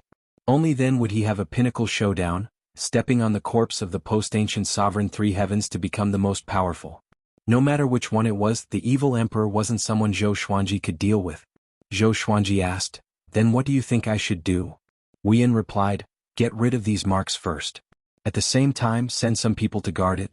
Otherwise, once the evil emperor is free, he can directly kill us through these marks. He can destroy the star's domain with a single palm. Even Xianxia can't resist it." Hearing this, Zhou Xuanji's eyelids twitched. The evil emperor is so powerful? He can destroy the star's domain with a single palm. This is too exaggerated. The divine ability you just comprehended is very amazing. If you study it carefully, you can step into the undying realm. In the future, you can even compete with the four undying overlords, Wu Yin said meaningfully. Zhou Xuanji looked at him deeply. This kid can even see through the Sword Emperor? It seems that Wu Yin has been observing him. What is your purpose? Zhou Xuanji asked, changing the topic. Chapter 971. Speechless replied, "I've said it before, I'm here to assist you. The Golden River Kuan Windriding Banner was a greeting gift. You can trust me. If I'm plotting against you, there are many opportunities to destroy the Multitude Star territory." After saying this, he bowed to Zhou Xuanji again. Zhou Xuanji said meaningfully, "Then help me remove these marks." There was no end to the space-time turbulence. He had no idea how many golden seals the evil emperor's men had left behind. Speechless did not refuse. He raised his right hand and countless beams of light flew out from his palm. Boom, boom, boom, one by one the invisible golden imprints were struck, and after appearing they immediately dissipated. Zhou Xuanji could not help but think to himself, this fellow was so sensitive to these golden marks. Could it be that he was related to the evil emperor? When he thought of this, he became even more wary of Wordless. He flew ahead without saying a word, and Zhou Xuanji closely followed behind. 10 hours later, Wu Yin finally managed to remove all of the golden marks. They flew for a very long time. Zhou Xuanji felt quite shocked in his heart. With so many golden marks, how many people had the evil emperor sent? The scariest thing was that he hadn't noticed it before. It seemed that he couldn't just focus on cultivation in the future. He had to be more vigilant. He immediately created dozens of doppelgangers. The doppelgangers quickly flew in different directions and disappeared in the blink of an eye. Speechless squinted his eyes and said, "Your clone is not bad. In terms of stability, it's rare." Zhou Xuanji could not deny it. "Let's go, it's time to go back," he said, waving his hand. The two of them teleported back to the astral field. After returning to the Star Hall, Zhou Xuanji began to think about how to deal with the dual pressure from the evil Emperor and Cardinal Heaven. Right now, the two overlords seemed to be competing with each other, but in reality, it was just a stalemate. Either side had the ability to free up a hand to destroy him. He took out the Lesser Supreme Sword and summoned Little Supreme Sword. Demonic Emperor. When Little Sovereign heard this, his eyelids twitched wildly and he fell into silence. Looking at his expression, it was clear that he was also filled with reverence for the demonic emperor. "By the way, what is the imperishable realm?" "I have a subordinate named Wu Yan who said that I have a chance to stand shoulder to shoulder with the evil emperor and step into the imperishable realm," Zhou Xuanji asked. Seeing his expression, Zhou Xuanji knew that he could not think of a solution, so it was better to ask something else. Little Sovereign's eyes widened as he asked in astonishment, "How can you step into the immortal realm? What did you get?" He had only been asleep for a short period of time, and this kid had made such a huge leap? Zhou Xuanji smiled and said, "I created a divine ability." As he finished speaking, he took out the divine sword of coercion. His eyes were instantly filled with purple light, and everything became silent. Little Sovereign was stunned and inexplicably creeped out. Even though Zhou Xuanji had not acted yet, he felt like he was going to die. The Hall of Stars fell into a strange atmosphere. Little Sovereign gulped and cautiously asked, "What is this magical power called?" "Absolute Sword Emperor," Zhou Xuanji said with a pleased smile. He had not truly used the Sword Emperor Absolute technique because if he did, it would definitely be a disaster. "Good name. It suits you very well," Little Sovereign exclaimed in admiration. The purple light in Zhou Xuanji's eyes faded, and the murderous atmosphere disappeared. He took a deep breath and said, "The imperishable realm is a realm that surpasses the Grand Supreme Realm. It's said that it's impossible to break through that realm with just cultivation. It requires great fortune or great divine ability to break through it with force." Above Grand Supreme. Zhou Xuanji thought about it. The evil emperor must be an existence that surpassed the Grand Sovereign. Otherwise, how could he compete with a Cardinal Heaven? However, he didn't know how the realms above the Grand Supreme were divided. Little Sovereign reminded him, "You better behave for the time being. Otherwise your enemies will not just be Cardinal Heaven." Zhou Xuanji nodded. Some plans didn't need to be publicized. 800 years later, Zhou Xuanji began preaching for the Stars domain. Everyone had been looking forward to this preaching for a long time. Zhou Xuanji's preaching had already become famous in the North Infinity long ago. However, most of the powerful cultivators didn't take it seriously. Those ancient existences wouldn't even guess that he was preaching the ancestral voice. Not to mention the North Infinity, only the ancestral Buddha would preach in all directions. When Zhou Xuanji uttered the first note, everyone's soul trembled. All the realms turned silent. Everyone began to listen to Zhou Xuanji's preaching seriously. No matter how high one's cultivation was, they would quickly fall into a state of epiphany when they heard the ancestral voice. In a pavilion, Wordless stood in front of the window sill, looking at the starry sky in the distance. He mumbled, "Ancestral voice, how many great opportunities are you hiding?" A rare look of shock appeared in his eyes. Obviously, he didn't expect Zhou Xuanji to know the ancestral voice at all. Next, he meditated on the spot and began to enjoy the ancestral voice. He wouldn't refuse an opportunity that was delivered to his doorstep. This preaching lasted for a long time. Zhou Xuanji only ended the preaching after making sure that every creature had gained something. "The Sword Emperor is merciful." All of the creatures of the court realm began to shout these words. They were extremely excited. After listening to this sermon, all of the problems they faced in their cultivation were easily solved. Most of the creatures even broke through as a result. It could be said that the entire world was celebrating. In their opinion, such a magical preaching must have consumed a lot of their cultivation. Therefore they were very moved and worshipped Zhou Xuanji even more. Zhou Xuanji was about to rest in the hall when Xianxia barged in. She arrived before Zhou Xuanji in one step and asked, "What's the origin of that kid without a mouth?" Her expression was serious. Her eyes were sharp and filled with hidden anger. "What's wrong with him?" Zhou Xuanji asked in confusion. Although Wordless was mysterious, he shouldn't be a match for Xianxia. Xianxia gritted her teeth and said, "He has the extreme Dao Qi. He is from the East Infinity royal family." East Infinity? Zhou Xuanji frowned.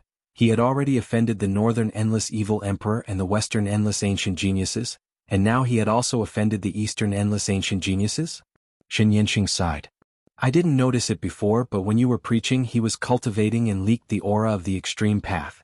The Eastern Infinity royal family are all monsters. You've been targeted by them.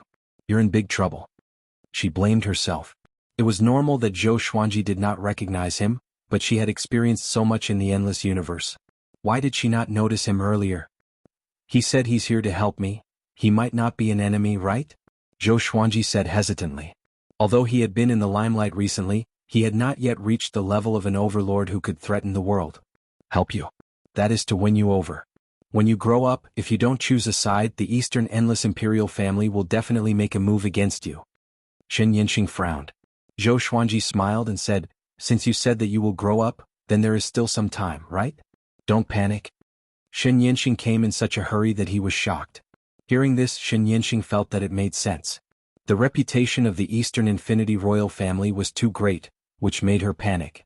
She tried to calm down and said, you are right, but we must keep an eye on that guy.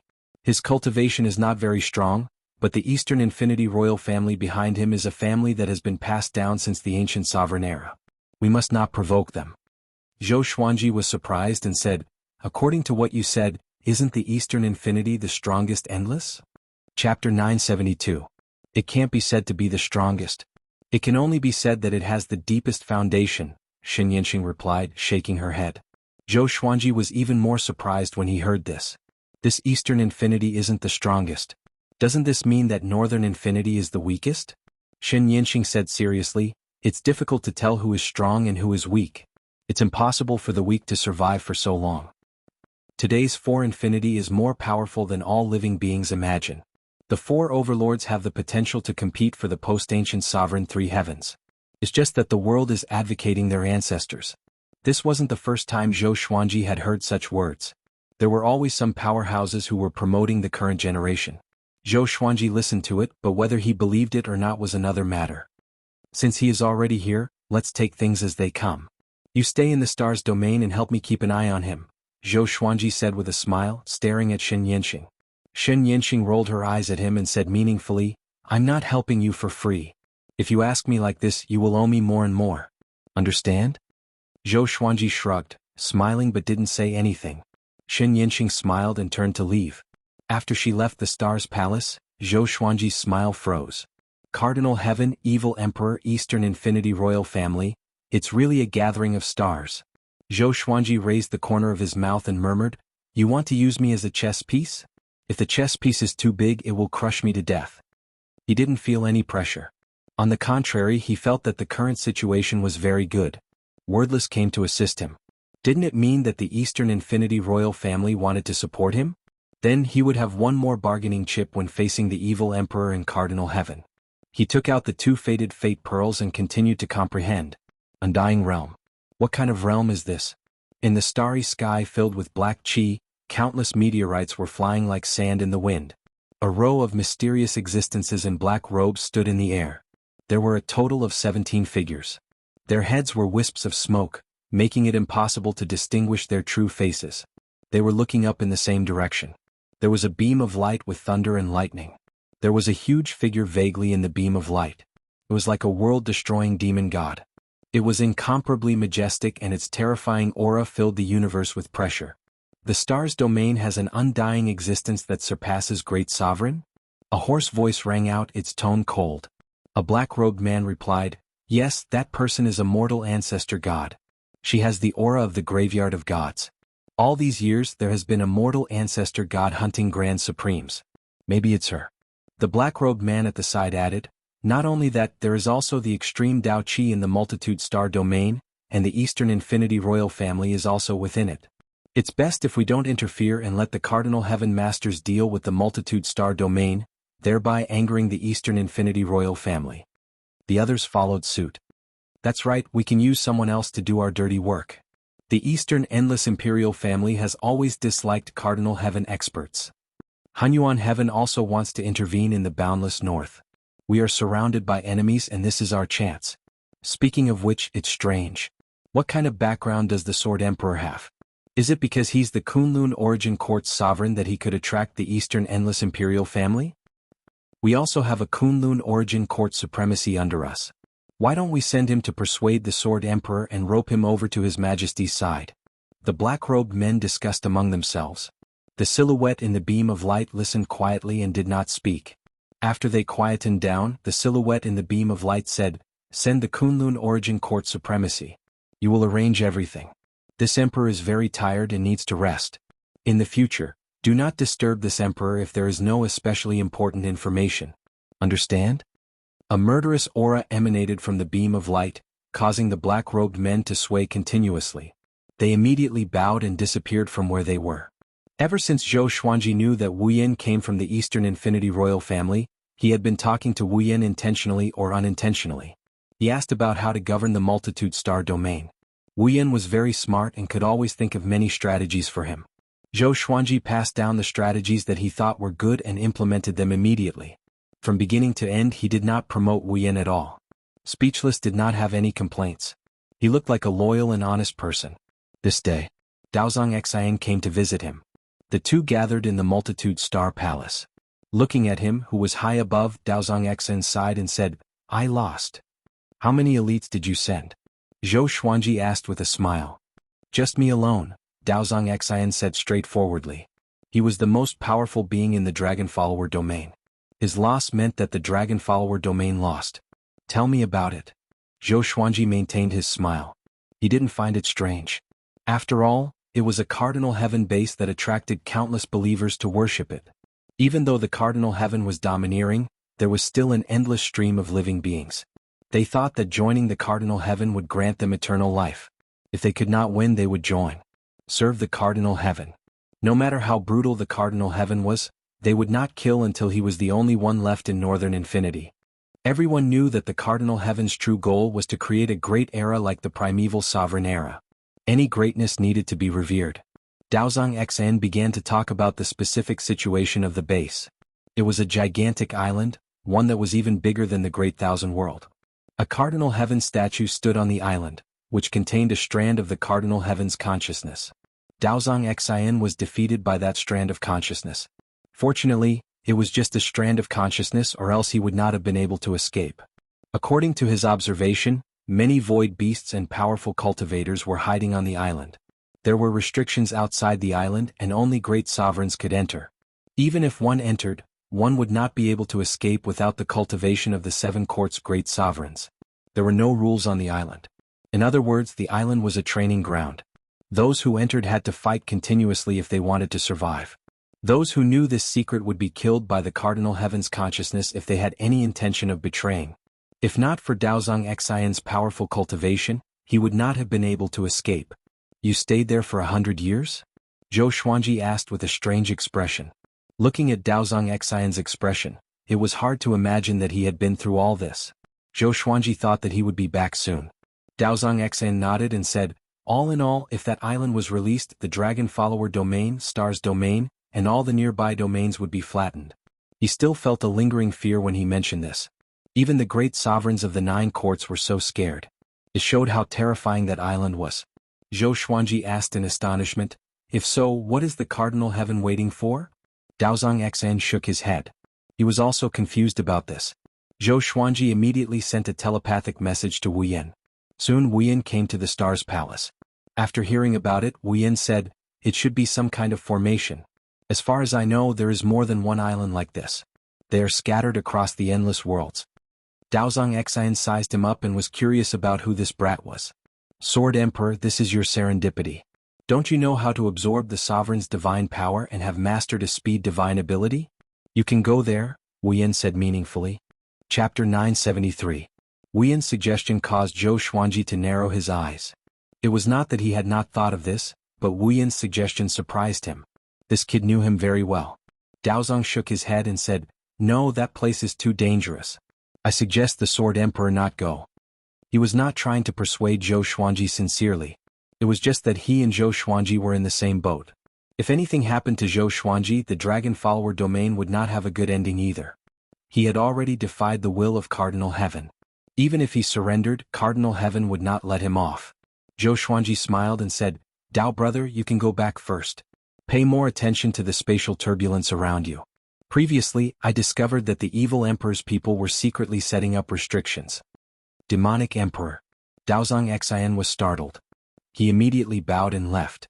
He was also afraid of being targeted by the evil emperor.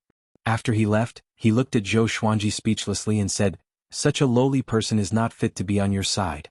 Just subdue him." Zhou Xuanji asked with a smile, "Subdue? Can you help me?" This kid was really arrogant. The Dragon Pursuit domain was bigger than the Stars domain.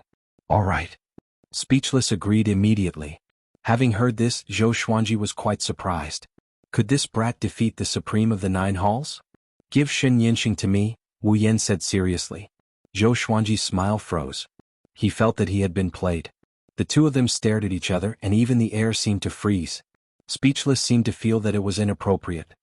He said hesitantly, "If it's just me, I'll need time. I'll have to integrate into the Draconic domain first before making a plan." "Go," Zhou Xuanji said with a smile without hesitation. He had already planned to head to a huge training island in the Cardinal Heaven. Before that, he would feel more at ease if he could send Wu Yan out. Nodding silently, Xianxia left. Zhou Xuanji summoned Xianxia again. After Xianxia came to the Stars Hall, she asked impatiently, "What's the matter?" Zhou Xuanji told her what had happened and that he was going to the massive training island. "After I leave, I'll leave the astral domain to you. Wait for my return." Zhou Xuanji stared at Xianxia and said with a serious face.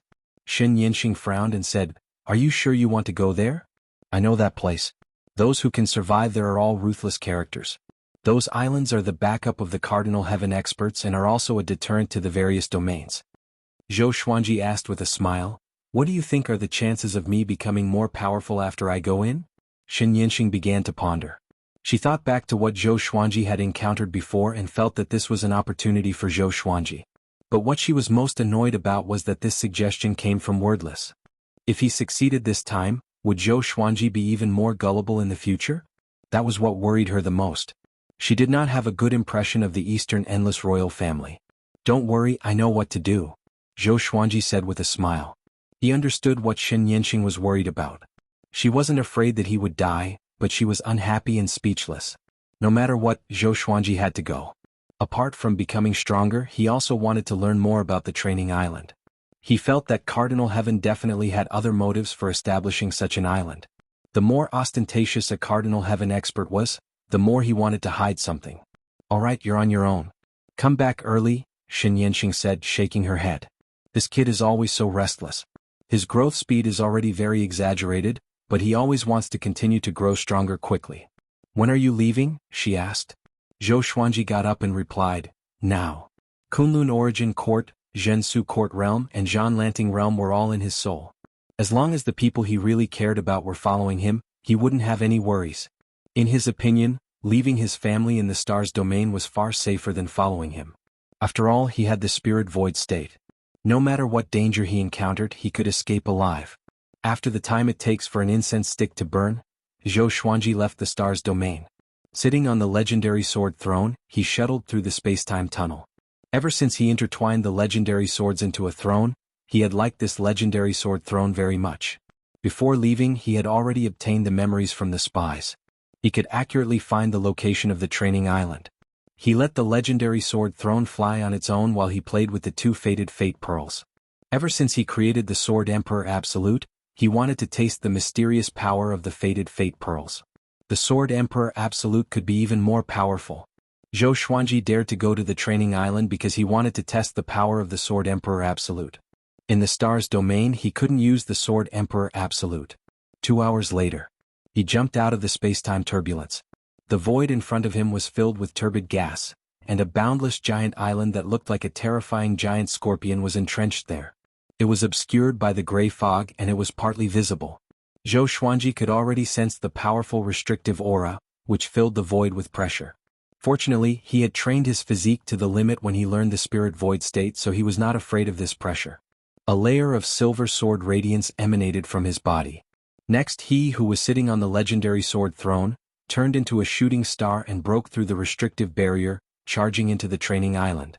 On the massive island, thunderclouds billowed. The mountains on the ground were undulating. This place was also shrouded in fog, covering the sky and the sun. It was extremely gloomy, as though demons were hiding in every corner.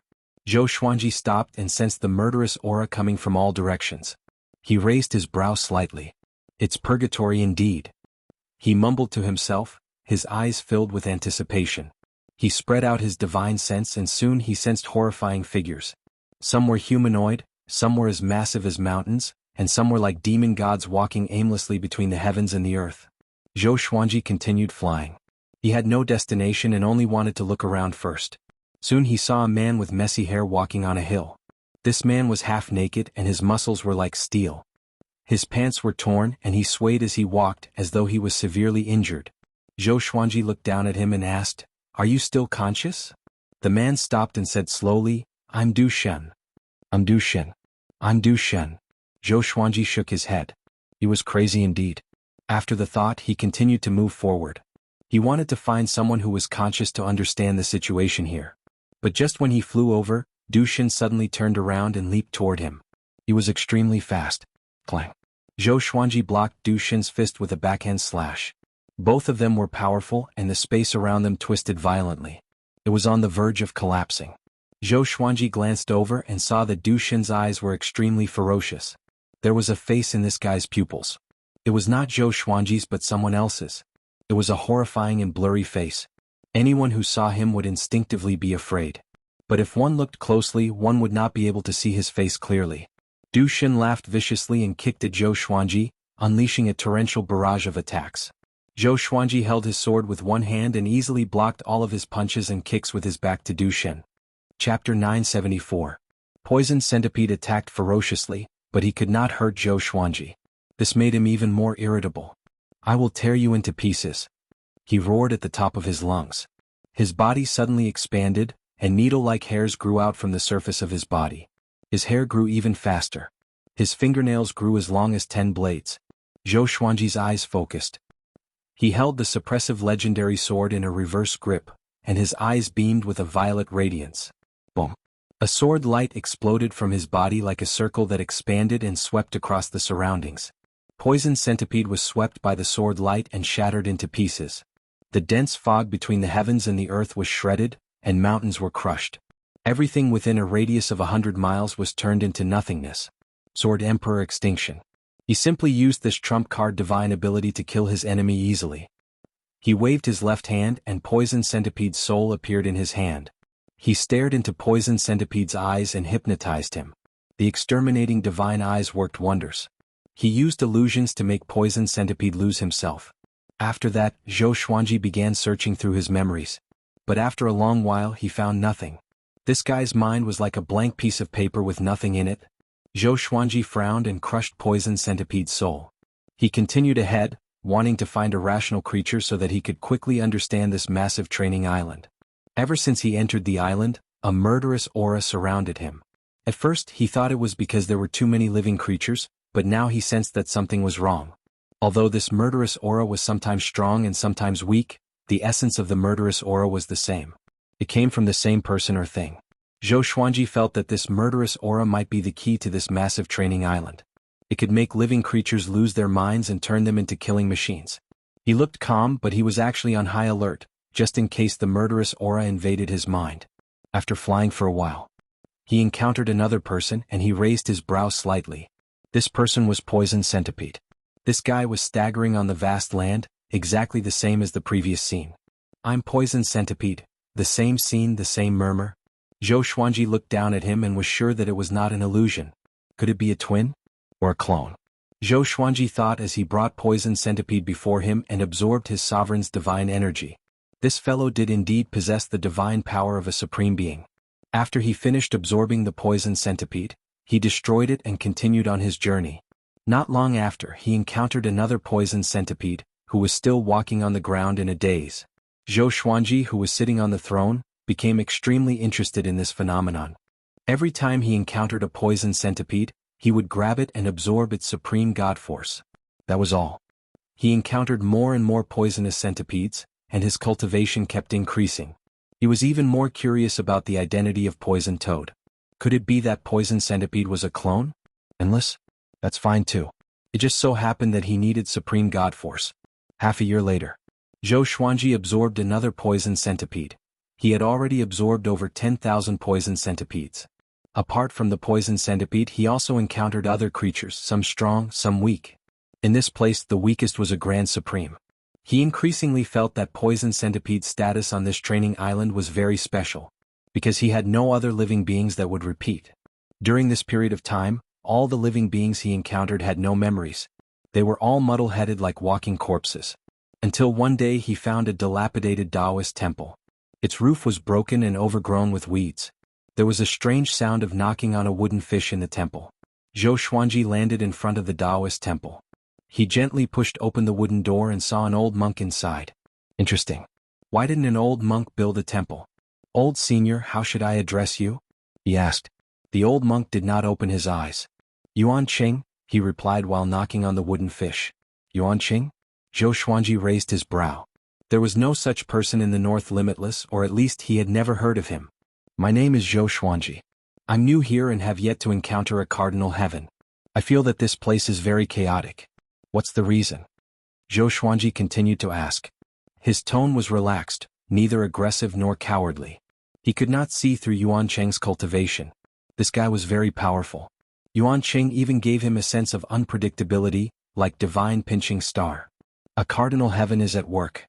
You have already become a part of this ill-fated fate. You are very unfortunate. Give up struggling. You will soon be captured by the cardinal heaven's murderous desire and become a puppet, Yuan Cheng said calmly. Zhou Xuanji locked onto the words cardinal heaven's murderous desire. So, the murderous desire that pervaded the heavens and earth came from the cardinal heaven. Could it be that strand of will? He fell into deep thought. If he could control that strand of will, could he control this massive training island? Put away your thoughts. It's useless. Even if you escape, the cardinal heaven will hunt you down and never give up, Yuan Cheng continued. Then what is your identity? What are you doing? Zhou Xuanji asked. Yuan Cheng replied, my identity is not important. I'm waiting for death. So straightforward. Zhou Xuanji hesitated. Should he attack Yuan Cheng? It seemed that he would not be able to learn more from Yuan Cheng. He thought about it and chose to give up. This old guy was not simple. He would not touch him for now and check out the other situation first. Zhou Xuanji shook his head and left. Just when he stepped out of the Taoist temple, he heard footsteps behind him. He looked back and saw that Yuan Cheng had caught up with him. He was still knocking on the wooden fish. Yuan Cheng opened his eyes and said softly, Benefactor, I suddenly feel that we are fated. How about I accompany you? Zhou Xuanji asked with a smile, aren't you waiting for death? Let me wait for death too. Why are you following me? To seek death together? He was on guard. Could this old guy be plotting something? I thought so at first, but when you turned around just now, I had a different premonition, Yuan Cheng said with a smile. There's a calamity in the boundless universe. The old and the new are replacing each other. On the eve of glory, I came here to find a master, but I have already given up on my desire for him. Zhou Xuanji said with a smile that did not seem like a smile, not only have you given up, but you can't escape either, right? Yuan Cheng replied with a smile, yes. But if I can meet a new master who can bring me out, I shouldn't give up, right? Zhou Xuanji smiled. He turned into a stream of sword light and disappeared into the horizon. Yuan Cheng followed after him while knocking on the wooden fish. The two of them turned into two streams of rainbow light and shuttled between the heavens and the earth, piercing through layers of clouds and mist with unstoppable momentum. Zhou Xuanji smiled and disappeared into thin air with God's supreme speed. Yuan Cheng opened his eyes wide suddenly.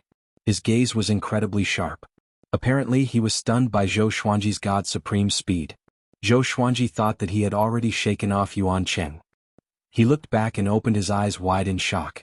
Yuan Cheng was chasing after him relentlessly. Benefactor, you are not bad, Yuan Cheng said with a smile. Because of his small eyes, he looked like a sly old fox. Zhou Xuanji gritted his teeth and entered God's supreme mode straight away, disappearing before Yuan Cheng again. Yuan Cheng opened his eyes wide again. Chapter 975. After entering spiritless mode, Zhou Xuanji directly jumped out of the training island. He heaved a sigh of relief when he managed to shake off Yuan Cheng. If this old fellow could even keep up with the spiritless state, that would be too much of a blow. With that thought, he flew back to the training island. Not long after he entered, Yuan Cheng found him.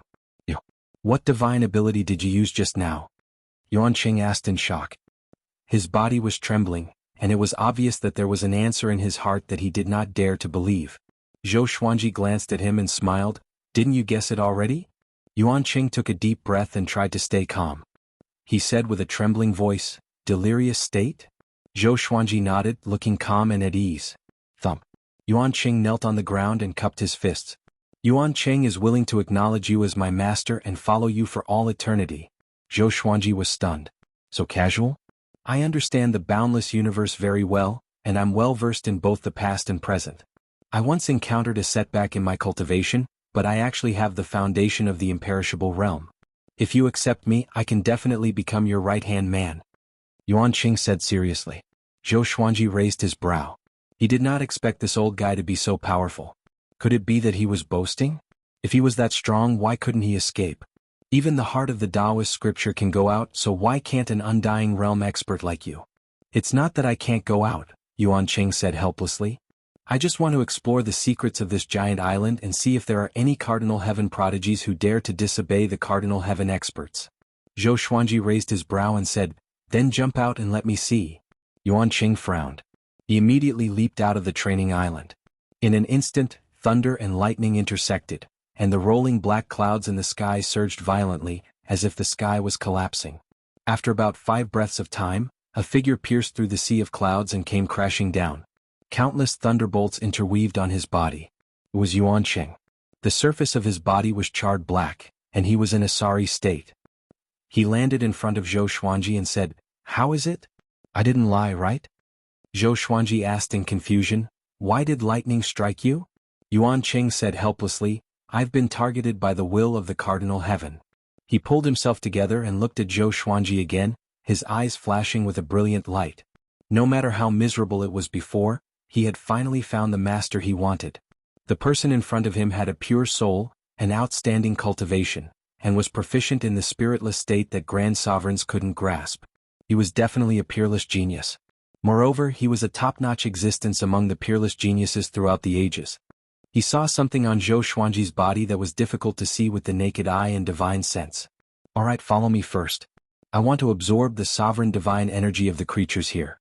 Take me to some powerful great sovereigns, Zhou Xuanji said, nodding with a calm expression. Yuan Qing nodded. He didn't think it was inappropriate. All the creatures that came here wanted to follow a Cardinal Heaven expert, so their deaths were not to be regretted. Putting aside morality and righteousness, life and death was a very common thing in the boundless universe. After that, under Yuan Qing's lead, Zhou Xuanji began hunting the great sovereigns on the training island. In a dark and gloomy cave, there was a continuous heavy panting sound, as if a terrifying beast was hiding inside. He saw an existence with a snake's body and a human head lying in the water. The water wasn't deep, so it couldn't cover his entire body. His body was covered in countless scales. Half of them were about to fall off, but they were still attached to his flesh. He looked at the entrance of the cave and said with a cold smile, this aura? Another delicious guy is coming. Whoosh, a gust of cold wind swept out from the entrance of the cave. Next, a woman appeared in front of him. This woman had a graceful figure and was shrouded in black qi. Only her cold and elegant face could be seen. Her long blood-red hair danced wildly in the wind, making her look like a ghost. She stared at the snake-bodied monster and said, Han Flood Dragon, the sovereign of the Kunlun origin court is here. Do you want to eat him? That aura belongs to the sovereign of the Kunlun origin court? Han Flood Dragon laughed sinisterly. Yeah, if you eat him, you can become the sovereign of the Kunlun origin court and be reborn, the blood-red-haired woman said with a nod, a cold glint flickering in her eyes. Han Flood Dragon stared at her and slowly arched his snake body as he said with a smile, you are so good to me? Spiritual assault, you aren't planning something, right? You and I are both stray dogs who came to worship a Cardinal Heaven. Will you help me? Boom. He immediately charged toward the blood-red-haired woman called Spiritual Assault. Spiritual Assault's body flickered and moved under the thunderclouds. She turned to look at the rolling mountains below and said with a frown, gritting her teeth, so stupid. Just when she finished speaking, the mountain below exploded, and Han Flood Dragon charged toward her, swaying his snake tail. The two immediately clashed and unleashed all kinds of divine abilities. The heavens and earth shook, and the mountains and forests were constantly bombarded. The lightning in the sky interweaved toward them. Far away, Zhou Xuanji was absorbing the sovereign's divine energy from a great sovereign. Yuan Cheng was beside the legendary sword throne. The two looked up at the horizon at the same time. Not bad, a good target, Zhou Xuanji said with a soft smile. On the training island, any great sovereign who had a consciousness would attack him first, so he had no qualms about absorbing the divine energy. Yuan Cheng said, that woman is not simple. She might be the evil emperor's subordinate who is here to explore the secrets of the cardinal heaven. I met her before. She's very powerful. The evil emperor's subordinate? Zhou Xuanji asked curiously. This means that there are all kinds of people on this island. There are spies from all kinds of factions? Yuan Cheng nodded and shook his head. The evil emperor is indeed powerful, but he's too arrogant. He had to wait for the cardinal heaven to return to its peak before fighting with him. This caused the cardinal heaven to expand unbridledly. If there are more than 10,000 islands like this, the evil emperor will be dead for sure. What? These islands are not as simple as training soldiers. The cardinal heavens will absorb the souls here. Once they die, they will become nourishment for the cardinal heaven. His real purpose is the same as what you are doing now. Can't the evil emperor see through it? He definitely sees through it, but he doesn't care. Hearing this, Zhou Xuanji was speechless about the evil emperor. How big is this guy's heart? He will be finished sooner or later. Yuan Cheng said meaningfully, the evil emperor is really powerful. He is qualified to chase after the ancient sovereign. He seems arrogant and conceited, but if he survives this, no one will be able to stop him. Zhou Xuanji became even more curious about the evil emperor. Even someone as reckless as him could make Yuan Cheng praise him endlessly. Just how talented was the evil emperor? Also, they might be waiting for the sovereign serendipity to appear. Legend has it that once the ancient sovereign three heavens battle, the sovereign serendipity will descend, Yuan Cheng continued. Speaking of the sovereign serendipity, his eyes were burning with passion. Zhou Xuanji smiled and said, actually, I'm Hongmeng Heaven. Do you believe me? Yuan Cheng rolled his eyes at him and shook his wooden fish, saying, if you are Hongmeng Heaven, I will eat my treasure. Zhou Xuanji smiled and did not reply. You can just wait to eat your treasures. Chapter 976. Hongmeng Tian is the most mysterious existence in the post-prime sovereign three heavens. His appearance will determine the future. My guess is that Hongmeng Tian's appearance will be earth-shattering, stirring up endless storms in all directions. Yuan Cheng said with a smile, his face full of anticipation. Zhou Xuanji asked mockingly, why?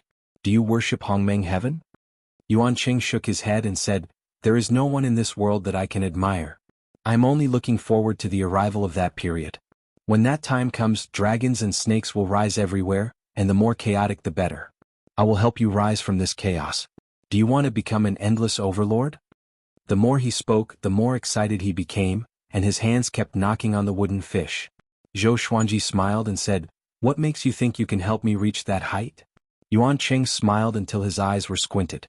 He asked with a smile, I have my talents and you have your talents. Why can't I? Zhou Xuanji rolled his eyes. What abilities do you have? This old man wasn't as steady and unfathomable as he appeared to be. One could even say that he was a little arrogant. Even the evil emperor wasn't as arrogant as this guy. At the very least, the evil emperor was high up and had the right to look down on everything. What was fate? A nameless old monk dared to say that the world was a chessboard? Zhou Xuanji felt that it was funny. This was even more ridiculous than Zhuge Liang and Longzhong. Believe me, I will prove myself in the future. Yuan Cheng said in high spirits as if everything was under his control. Zhou Xuanji, who was absorbing the divine power of the great sovereign under his feet, pondered and said, how about this? You subdue 100 great sovereigns of the 9 halls for me, right on this island. If you can't even do this, how can you help me dominate this place? When Yuan Cheng heard this, he almost cursed. He suppressed his embarrassment and said, but everyone here is a vicious and evil person who wants to prove themselves to a cardinal heaven expert. It's very difficult to poach them, let alone the 9 halls supreme beings. 100 supreme masters of the 9 halls. Have you reached the level of the supreme of the 9 halls? Zhou Xuanji shrugged his shoulders and said, if you can't do it, then don't brag. Be honest. The more contributions you make, the more you can brag, understand? Yuan Cheng scoffed, who says I can't? However, there aren't many rational 9 halls great supremes on this island, and most of them are spies from various forces. Would you dare to use them if you roped them in? He rolled his eyes and continued, how about this, I'll help you subdue 5 of them. They're definitely the strongest strength under the imperishable realm. With their protection, you'll definitely be able to control a domain. Although the Kunlun origin court had a special status, its territory was still too small for a domain. Only by mastering a domain could one truly rise to power. Zhou Xuanji nodded and said, "Go ahead." He wasn't afraid that Yuan Qing would play tricks on him. He had the people of the Eastern Boundless Imperial family and Xianxia under him, so it wouldn't matter if he played some tricks. Yuan Qing nodded and immediately turned around. But after taking a few steps, he turned back and asked hesitantly, "You won't leave me behind, will you?" "I won't," Zhou Xuanji said unpleasantly. Only then did Yuan Qing feel relieved. He turned around and disappeared into the horizon. Zhou Xuanji continued to absorb the sovereign divine power. After absorbing it, he continued to search for his next target. His targets were all great sovereigns. Tens of thousands of poisonous centipedes and many great sovereigns were enough for him to catch a glimpse of the tale of the great sovereigns of the seven courts. Time passed quickly. Zhou Xuanji's name gradually spread on the giant training island. Those who were rational knew about his appearance. Most of the creatures who came to the training island wanted to prove themselves and show their potential to the cardinal heavens. They would frantically search for opponents, but no matter how powerful they were, they would still be injured and find a place to hide.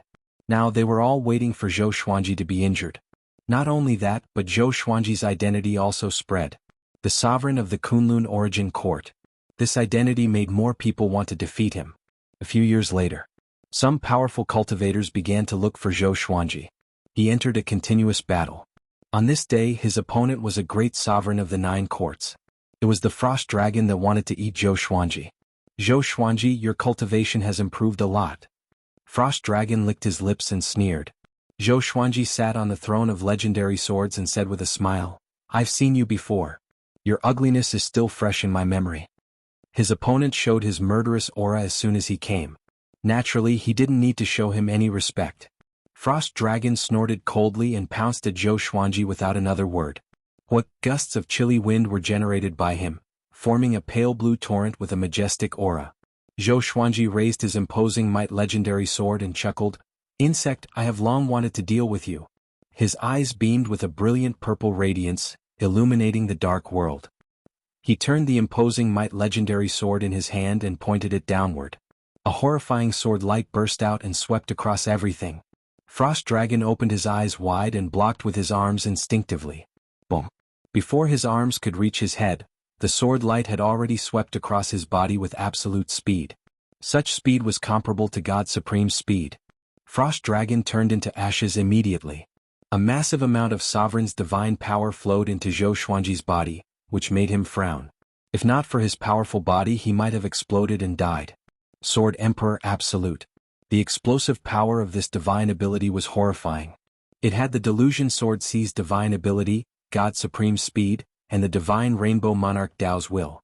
Especially the imposing might, the legendary sword contained immense pressure that compressed everything with divine power. No one below the imperishable stage could withstand it.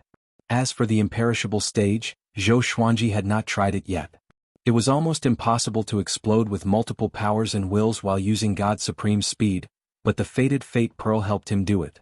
Zhou Xuanji raised his left hand and sucked Frost Dragon's remnant soul into his hand.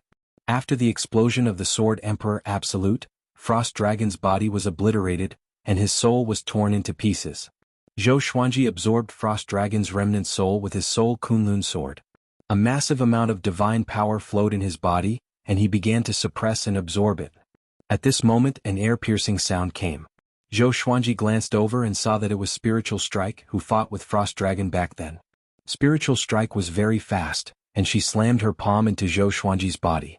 She smiled, and a wave of insidious energy seeped into Zhou Xuanji's body and wreaked havoc. "You can't keep using your divine ability just now, right?" Spiritual Strike mocked. The Sword Emperor Absolute was powerful indeed. In that instant she felt a chill down her spine. But she was confident that with Zhou Xuanji's cultivation, he would not be able to use the Sword Emperor Absolute consecutively in a short period of time. Just when she finished speaking, her right palm was quickly frozen. The icy power spread along her arm to her entire body. Her expression changed drastically. Instinctively, she wanted to get away from Zhou Xuanji, but it was too late. Zhou Xuanji pierced his sword through her throat and absorbed her sovereign's divine power. "How can it be? You?" Spiritual Strike was in disbelief and could not understand. Zhou Xuanji laughed condescendingly, "The power of rules is useless against me. If you were using pure divine power, it would be easier. The extermination sovereign constitution disregarded all rules. Spiritual strike immediately turned into a gust of cold wind and disappeared. Zhou Xuanji tossed out the invincible legendary sword and disappeared into the horizon. Chapter 977. The spiritual attack kept moving, its body flashing as if it was teleporting. The surrounding world kept changing. No matter which direction she fled in, the killing intent behind her never disappeared, as if it had already locked onto her and would not stop until she was dead. Is that guy really a grand sovereign? This was the first time she had encountered such a powerful great supreme. She had no choice but to leave the training island. Zhou Xuanji sensed that her aura had disappeared. He waved his left hand and the non-existence legendary sword flew back into his hand. He continued to suppress the rampaging supreme god force in his body. After this battle, he had become much stronger. After a while he moved on. Ever since he parted ways with Yuan Cheng, Zhou Xuanji had not seen him again. He did not know how the old guy was doing. Zhou Xuanji even suspected that this old thing was plotting something. Why did it take so long to subdue 5 supreme of the 9 courts? He sat on the divine sword throne, thinking as he moved forward. The paragons of the 7 courts are almost there. Once they break through, I should make my move. Zhou Xuanji looked up and saw the manifestation of a cardinal heavens will hidden at the center of the training island. There was a cardinal heaven statue there. He had been thinking about how to secretly take control of this training island. There were countless experts on the island, and all of them were engaged in a killing spree. Their target was the cardinal heaven expert and they kept on killing. If Zhou Xuanji pretended to be the will of a cardinal heaven and ordered them to kill the enemy, wouldn't that be equivalent to holding a powerful weapon? He was not afraid of being found out by a cardinal heaven expert. He only needed to deceive the creatures on the island. At this thought, Zhou Xuanji continued to accelerate. After the time it takes for an incense stick to burn, he arrived in front of the statue of a cardinal heaven expert. This statue was tens of thousands of meters tall and was shrouded in mist. It was extremely mysterious. There were hundreds of figures around the statue. They were meditating and cultivating on the wasteland like ascetic monks. Zhou Xuanji's arrival did not attract their attention. The atmosphere was silent, oppressive, and gloomy. Zhou Xuanji did not disturb those creatures. His gaze was locked onto the god statue. He activated his exterminating divine eyes, wanting to see through the inside of the statue. His exterminating divine eyes had always been evolving, and after injecting his divine sense, he could easily see through the essence of things. However, there was a powerful restriction in the statue of a cardinal heaven expert that isolated his divine consciousness. Don't act recklessly. A familiar voice drifted into his ears. He turned his head and saw 6 figures rushing towards him at high speed. The leader was Yuan Cheng. The other 5 were all 9 Hall's great paragons, and their auras were even stronger than the frost serpent and spirit strike that he had encountered earlier. Yuan Cheng chuckled and said, "My lord, I didn't let you down, did I? These 5 people are all mighty figures who are famous in the north." He began introducing them to Zhou Xuanji. Autarch Crimson Firmament, Autarch Deep Fear, Autarch Solitude, Autarch Vast Guard, Autarch Gale. Let's call them the 5 venerated sword emperors in the future. How about that? Yuan Cheng winked and smiled with a smug expression. Zhou Xuanji looked at the 5 sovereigns and was a little surprised. It was indeed very strong. All 5 of them had ferocious looks in their eyes. Even though they had been restraining themselves, Zhou Xuanji could sense the murderous intent they were suppressing in their hearts. They were muscular and wore different clothes. The aura that they gave off was like that of ancient demons. Even on this giant training island, Zhou Xuanji rarely encountered powerful cultivators with such an aura. "Greetings, my lord." They spoke simultaneously. Even though they had human bodies, their hair was disheveled and their faces were covered with wounds. When they spoke, it was as if they had enmity with Zhou Xuanji. Zhou Xuanji nodded and asked, "How did he convince you?" Sovereign Shuyu was the first to reply, "We are only seeking a future." Having heard this, Yuan Cheng felt even more proud and gratified. He had been persuading them for many years, and it was hard to explain the bitterness behind it. "All right, my first mission for you is to clear this place. I want no other living beings within a radius of 10,000 miles, Zhou Xuanji instructed. Right after he spoke, the 5 sovereigns disappeared at the same time. Boom, boom, boom, a battle broke out. A violent aura swept across the surroundings. Zhou Xuanji did not look at the battle but stared at Yuan Cheng and asked, "You need so much time?" Yuan Cheng replied, "It's not difficult to subdue them, but it takes energy to convince them wholeheartedly. I made them understand that working for you has a better future than working for the cardinal heaven. They are now fighting for themselves. Zhou Xuanji nodded before pointing at the sovereign heaven statue and said with a smile, I want it. What do you think I should do? Yuan Qing squinted his eyes. He was trying to guess what Zhou Xuanji was implying. I'm afraid it'll be a little difficult. I need to think about it. Yuan Qing said as he rubbed his chin. He already understood Zhou Xuanji's intention. However, the other party was the will of a cardinal heaven expert. It was indescribably difficult to replace it without alerting the training island. Zhou Xuanji did not disturb him but waited quietly. You guys, are you crazy? Sovereign Crimson Cloud. You are someone who is infinitely close to the imperishable stage. How can you listen to a great sovereign of the 6 courts? You are pissing me off. You really think I'm afraid of you? Then let's fight. Hundreds of powerful cultivators cursed one after another. The 5 sovereigns displayed their domineering power, and no one could fight them head-on. Even Zhou Xuanji was shocked by the aura they gave off when they used their divine abilities. Soon the powerful cultivators began to flee. There were still some tough cultivators who were still fighting as though they were going to perish together with the 5 sovereigns. Zhou Xuanji flew up to the statue's eyes and looked at the sovereign heaven's face seriously for the first time. Although it was only a statue of a god, it still made him feel the arrogance of a god that looked down upon the boundless universe. Zhou Xuanji imagined what kind of aura the sovereign heaven would have. About the time it took for half an incense stick to burn, the 5 sovereigns either killed or drove away the living beings around them. They returned to Zhou Xuanji expressionlessly. Zhou Xuanji did not look at them but took out his Soul Kunlun sword. He pierced the tip of the sword into the statue's forehead and injected his sovereign's divine energy into the blade. Boom! The statue began to tremble violently and countless grains of sand slid down from it. Yuan Cheng's expression changed as he stared at the Soul Kunlun sword. This sword, he had seen many legendary weapons, but Zhou Xuanji's sword was always unfathomable to him. This sword could absorb consciousness. That's right. Zhou Xuanji wanted to forcefully absorb the sovereign heaven's consciousness. Yuan Qing took a deep breath and waved his hands. Surging divine energy burst out from his body, and a beam of light shot out from his body and quickly turned into a gigantic ball of light that enveloped the sovereign heaven god statue and the entire land. The dense fog between the heavens and the earth was stirred and absorbed onto the surface of the ball of light. This divine ability can isolate divine sense, vision, and sound. Unless it is broken, there will be no movement at all. You can show your power now, Yuan Qing said. Yuan Qing spoke. As the sound of his voice faded, a violent shockwave erupted from within the Paragon Heavenly God statue, sending all of them flying out. Zhou Xuanji quickly stabilized his body. He looked over and saw a strand of black smoke flying out from the statue's eyes. Chapter 978. The black smoke that came out of the sovereign god statue's eyes quickly formed into a human figure. This figure's body was exactly the same as the statue. It was the will of a sovereign heaven. He quickly materialized and revealed his true appearance. His face was square and dignified, and his eyes were cold and sharp under his blade-like brows. His hair was coiled up under a black crown with gold and he wore a black robe. The black robe was embroidered with a red phoenix, a golden dragon and a silver qilin. As the robe fluttered in the wind, an immense pressure descended from the sky, which made Zhou Xuanji and the others look grave. Sovereign. Heaven? Sovereign Zhenhuan mumbled with a complicated expression. His heart began to waver. The other 4 sovereigns felt the same. Their initial goal in coming here was to worship a sovereign heaven. It was just that they had waited for too long, but a sovereign heaven had yet to appear.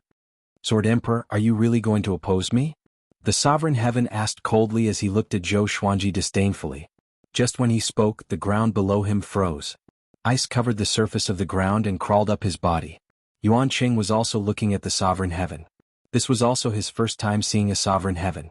The appearance of this legend in the boundless universe silenced everyone. Zhou Xuanji smiled and said, It's not that I'm opposing you.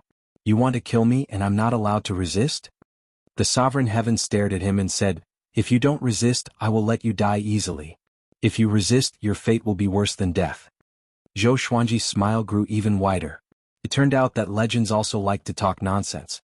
He immediately activated the sword fusion technique. The legendary sword throne fused into his body, and he entered combat mode. He raised the suppressive legendary sword in his right hand and the Thousand Realms banishing sword in his left.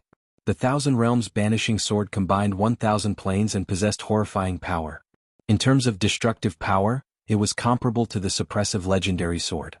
With both swords in hand, he felt that the sovereign heaven was not that terrifying. His eyes glowed with violet light as he walked toward the sovereign heaven. You are. The sovereign heaven narrowed his eyes and said coldly. Boom. Zhou Xuanji activated the sword Emperor Extinction straight away. Violent divine energy swept across all directions. The sovereign heaven exploded immediately. The 5 sword emperors and Yuan Cheng were sent flying away, and the gigantic ball of light shattered. Yuan Cheng's expression changed drastically, and he hurriedly used his divine ability again, condensing another ball of light to isolate this area. Following this, Zhou Xuanji created an Outer of Soul clone, which directly entered the statue. At the same time, he killed the Paragon Heaven Empress and absorbed a huge amount of divine power. As he suppressed it, he controlled his avatar to replace the statue. What an enormous amount of godly energy. There's hope for him to break through to the 7 Court Supreme stage in one go. Zhou Xuanji was pleasantly surprised in his heart, but he looked calm on the surface. Yuan Cheng and the 5 supreme martial artists stared at him, dumbfounded. So strong. That divine art just now, Paragon Crimson Firmament said in a trembling voice. Even they felt pressured by the will of an exalt heaven. However, Zhou Xuanji directly killed it. Now they no longer dared to underestimate Zhou Xuanji. Yuan Cheng said excitedly, "Did you see that? I told you that he would be the next boundless overlord. He would be comparable to a cardinal heaven expert, or even surpass them." He was extremely excited.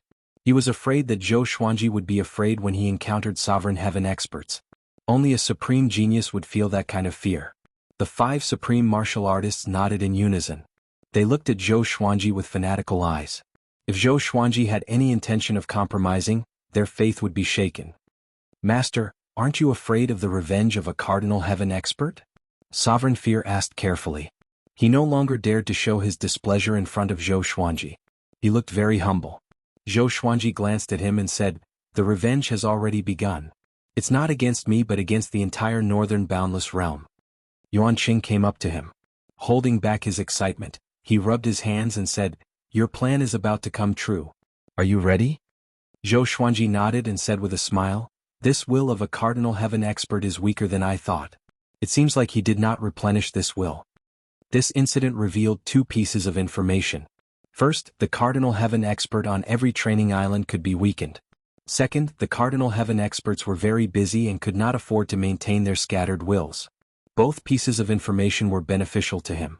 Yuan Qing also thought of this. He burst into laughter and said, "I hope his troubles last longer. Let's quickly take control of this island and then look for other islands." Countless ferocious demons were hiding on every training island. Other than the scouts, all of them were looking forward to the cardinal heaven experts fervently. If the sovereign heaven ordered them to deal with a target, they would surely follow suit. Zhou Xuanji nodded slightly before focusing on suppressing the divine energy of a cardinal heaven expert. Star's domain. Xiao Jinghong and Zhao Tsongjian were drinking wine in a stone pavilion in the starry sky. This place was very close to the Million Star Guards, and they could see the majestic Star's palace at a glance. "Jinghong, when are we going out to explore?" Zhao Tsongjian asked with a smile. Xiao Jinghong swirled his wine cup and replied with a smile, "What's the hurry? Let's wait for revered teacher's arrangement." Zhao Tsongjian sat up straight and said seriously, "We must prove ourselves. Master has always been protecting us. Even though we became great sovereign, he only let us do things that are not life-threatening under his protection." Xiao Jinghong frowned and asked, "What's your plan?" He wanted to make a name for himself in the northern boundless realm and help Zhou Xuanji. Although it was safe to stay in the star's domain, it was not what they wanted. "Let's expand Emperor Sword Court and conquer the court realm. We can't touch the domain, but it shouldn't be difficult for us to touch the court realm," Zhao Tsongjian said excitedly with a smile. Xiao Jinghong hesitated and did not know if he should make a decision. At this moment, Jin Qing flew above the stone pavilion and arrived before the star's palace. He sent a telepathic message into the palace to look for Zhou Xuanji. Soon the gate opened. Zhou Xuanji's extra soul clone was sitting on the throne, handling some of the decisions of the star's palace on his behalf. "My lord, the enemy has appeared. There are nearly 1,000 great sovereigns. They did not charge into the star's domain but sat in a formation. They come with ill intentions." Jin Qing knelt before Zhou Xuanji and reported in a deep voice.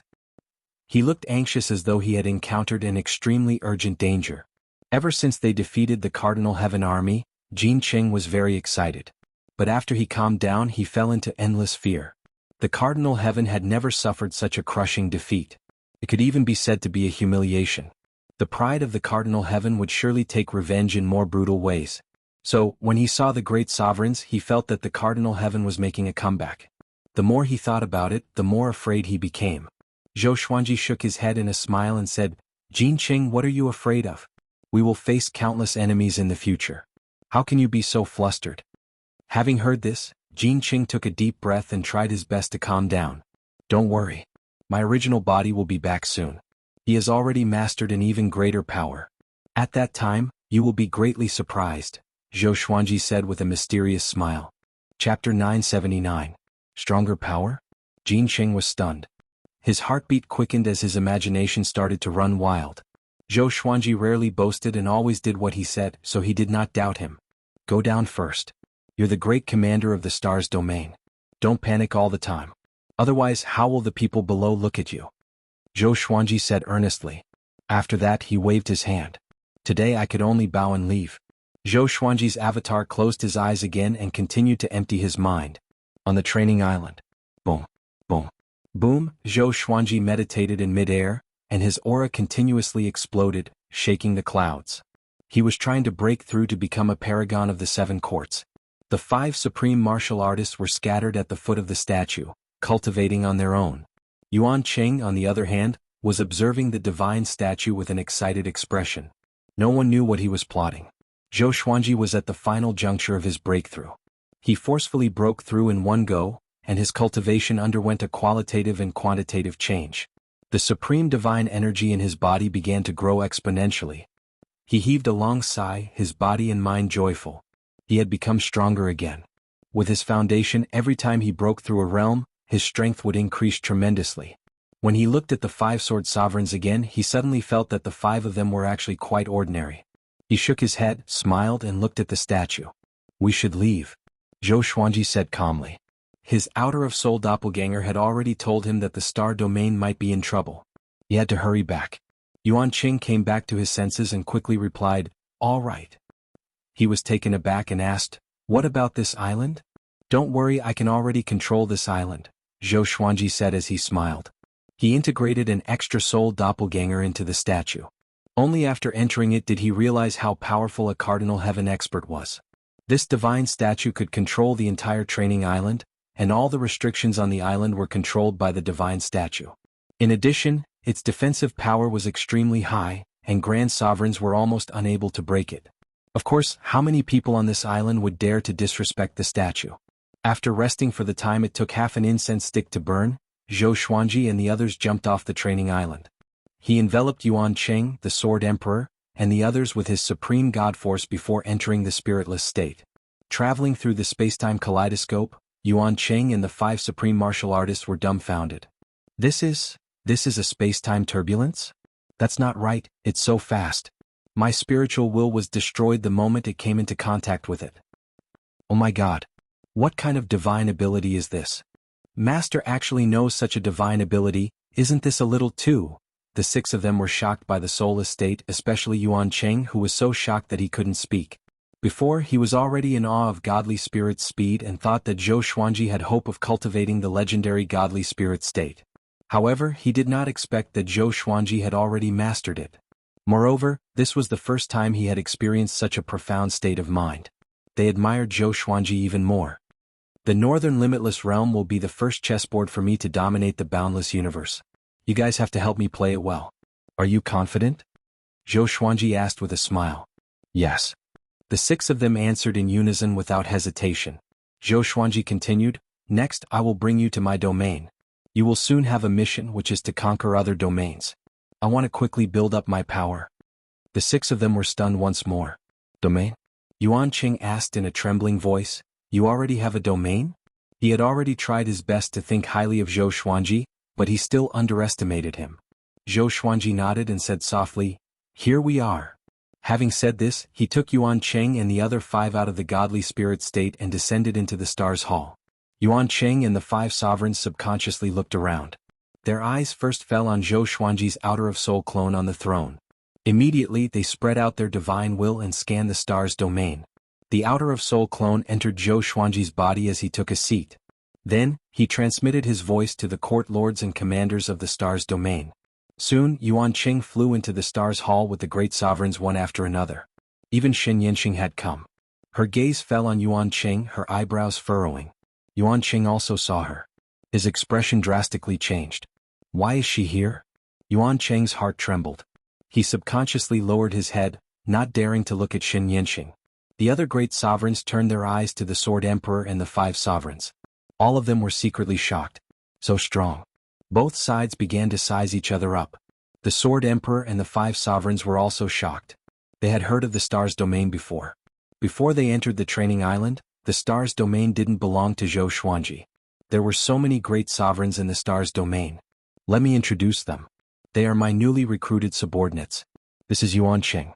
His cultivation realm once surpassed the great sovereigns of the court realm. The other 5 are the great sovereigns of the 9 courts. They are. Zhou Xuanji began to introduce them one by one. The cultivation of Yuan Qing and the Sword Emperor and the 5 sovereigns shocked everyone in the Stars domain. Where did the Sword Emperor find so many terrifying experts? Any one of them could become the strongest expert in a domain. Zhou Xuanji began to arrange positions for Yuan Qing and the others. Yuan Qing served as his protector. The 5 sovereigns were named the Sword Emperor and the 5 sovereigns. All of them were directly under his control. Their status was on the same level as Yuan Qing. Yuan Qing didn't have any objections. He was convinced. After all, the other party's cultivation was so high. Moreover, Yuan Qing and the others didn't really seize power. They just had the same status as him. Supreme Crimson Heaven, from now on, you will be the leader of the 5 sovereigns. Your first task is to inspect the surroundings of the Stars domain and eradicate the threats, Zhou Xuanji ordered. Upon hearing this, the Sword Emperor and the 5 sovereigns immediately bowed and disappeared into thin air. Afterward, Zhou Xuanji let everyone rest. Soon there were only 3 people left in the hall. In addition to Zhou Xuanji, there were also Xianxia and Yuan Qing. The atmosphere between the two was very strange. Xianxia kept staring at Yuan Qing. Yuan Qing didn't dare to look at her, let alone leave directly. Zhou Xuanji raised his brow and asked, "Do you know each other?" He had noticed that something was wrong just now. Yuan Qing was obviously afraid of Xianxia. "We know each other and our relationship isn't shallow," Xianxia said meaningfully as she walked up to Yuan Qing. Thump. Yuan Qing directly knelt in front of her and cried, "It wasn't me. It really wasn't me. The person who plotted against you was the Eastern Infinity Royal Clan." "Plotted against me?" Zhou Xuanji's expression suddenly became strange. Seeing Yuan Qing on the verge of collapse, he couldn't help but wonder what kind of grudge the two had. Xianxia looked down at him and said, "I know the Eastern Infinity Royal Clan. They will pay the price. I don't care what your purpose is. If you dare to hurt Zhou Xuanji, you should understand my means." Hearing this, Yuan Qing raised his head in surprise. He held back his excitement and said, "I really want to support him. If you and I join hands, we will definitely make him stand in the Northern Infinity." "Do you deserve it?" Xianxia said disdainfully. Yuan Qing said, "Of course I deserve it. Back then I helped them find—" Before he could finish his words, he immediately shut up. Xianxia showed a dangerous smile. Her eyes even flashed with killing intent. Yuan Qing said in a panic, "If I dare to have the slightest malice against the Sword Emperor in the future, I, Yuan Qing, will have to be destroyed. If I can't be destroyed, I will die directly." Chapter 980. "Get lost first, I want to talk to Zhou Xuanji alone," Xianxia said impatiently. Xianxia said impatiently. She nodded and bowed before leaving. Afterward, she walked up to Zhou Xuanji and said in amazement, "You are really amazing. You went out for a trip and your cultivation reached the 7 courts great sovereign. You even subdued 6 top-tier great sovereigns." She was really surprised. She thought that Zhou Xuanji was just going to cultivate. She didn't expect him to subdue 6 experts. "Can you tell me what happened to you before?" Zhou Xuanji asked, raising his brow. He had always been curious about Xianxia's past and identity. If she didn't say it, then he would ask Yuan Qing. Xianxia shrugged and said, "What is there to say? I was too arrogant back then and provoked countless enemies. All forces wanted to deal with me. They looked for that reptile to find my trace. In the end, they succeeded. I killed myself and reincarnated into the anti-Kunlun of the Kunlun Origin Court. I wanted to go to the Kunlun Origin Court, but your sovereign expelled me. What's that guy's name again? Wuxia, right? I still have to settle this account with him in the future." Zhou Xuanji stared at her and said, "Then tell me, how arrogant were you in the past?" Xianxia shrugged and said with a smile, "You don't want to know." Zhou Xuanji looked straight at her without saying a word. His attitude was already very obvious. He wanted to know. "Since you want to know, bear the consequences yourself," Xianxia said, shaking her head. Xianxia shook her head, and then her expression turned serious. "I am the previous Hongmeng heaven. Our Hongmeng heaven's fate is passed down to only one person. If I don't fall, the next Hongmeng heaven will not be born." Zhou Xuanji's eyes widened. He couldn't believe his ears. She is Hongmeng heaven? Hongmeng heaven is very strong. But on the road to becoming stronger, we will lose our mind and become more and more arrogant. The most terrifying thing is that once we are defeated, our memories of Hongmeng heaven will gradually fade. I'm not trying to hide anything, but I have forgotten many things. Speaking of this, Shen Yanxing's face turned gloomy. Zhou Xuanji frowned. He didn't expect that there would be such a price for becoming Hongmeng heaven. He suddenly thought that he had become more and more conceited recently. Could it be because of his identity as Hongmeng heaven? "No, if you are Hongmeng heaven, then mortal god?" Zhou Xuanji asked hesitantly. Shen Yanxing smiled and said, "Yes, I created the mortal god, so I am also called the mortal ancestor god. It was because of the Hongqian bloodline's legacy that I was able to be reborn." She looked at Zhou Xuanji seriously and said, "Your temperament will continue to grow. You don't have to restrain yourself because you can't. However, I hope that you can maintain your original heart. Back then I was too arrogant." With that, she turned around and prepared to leave. She had already revealed what she needed to, and the rest was for Zhou Xuanji to figure out by himself. After she left, Zhou Xuanji was still thinking about Hongmeng heaven. It was dusk and a sea of clouds covered the sky. On a floating island, a blue-clothed man was playing the zither under a tree. It was him who had sent Wu Yin to assist Zhou Xuanji. He suddenly stopped and smiled. "Since you're already here, why don't you come out?" After a while, leaves fell to the ground and a figure appeared beside the blue-robed man. This person was wearing a white robe and half a black mask on his face. His silver hair was flowing behind his head. The half of his face that was exposed was very handsome. His pupils were blue like two gems, crystal clear and faintly flickering with green light. "Bainzi, why are you looking for me?" the blue-robed man asked with a smile. He sized up Bainzi as a strange look flashed across his eyes. Bainzi looked at him and replied indifferently, "When will the royal family come out? How long do you want to hide? After the destruction of Hongmeng heaven you have been hiding. Are you afraid of the revenge of the next Hongmeng heaven?" The blue-robed man smiled calmly and said, "When the time is right, we will naturally come out. Your close friend, the evil emperor, is facing a crisis. Aren't you going to help him?" Bainzi stared at him and stopped talking. The two began to look at each other. The atmosphere became tense. Even the wind stopped blowing. "Zhongji, the endless universe is really boring without you. Since you still want to hide, don't blame me for being impolite." Bainzi turned around and sneered at the blue-robed man. "I know you have been paying attention to someone recently. I will catch him. I want to see why you are so fascinated by him." Having heard this, the blue-robed man, who was Zhongji, stood up. A horrifying murderous aura burst out and locked onto Bainzi. "Seems like you have many spies in our royal family. Since you want me to fight, why don't we fight first?" Zhongji said with a smile. His tone was still relaxed, but his eyes were extremely cold. Bainzi smiled and said, "Just what I wanted." Inside the Star Palace, Zhou Xuanji sat lazily and asked casually, "Are you really just passing by?" Sovereign Crimson Cloud nodded and said, "There are a total of 927 sovereigns. We have already captured them. They are willing to surrender. Should we kill them or let them go?" The other 4 sovereigns stood by the side like wooden pillars, motionless. Zhou Xuanji tapped the armrest with his fingers and fell into deep thought. "Throw them into the training island." "Go," Zhou Xuanji instructed. These great sovereigns were not very powerful. Once they were thrown into the training island, it would be difficult for them to escape. He did not believe that they were just passing by. Since they were just passing by, why did they stay for so long? And they even put up a formation. They were obviously up to no good. Throw them into the training island for further training. Yes. The 5 sovereigns replied and disappeared from the palace. Zhou Xuanji took out another 2 faded beads and continued to study them. After breaking through to the 7 courts great sovereign, he was not in a hurry to cultivate. He wanted to settle down for a while and let his body adapt to his new sovereign divine power. At this moment, the 2 faded beads suddenly glowed and forcefully drilled into his glabella. What's going on? Zhou Xuanji was stunned. The fated beads rarely went out of control like this, as though they were hiding from something. A murderous aura suddenly filled the Star Palace, which shocked Zhou Xuanji. Enemies. Sword Emperor, you are really something. You dare to take my master's island. Today I will absorb your soul and leave your body as a warning to this domain. A mocking laughter came.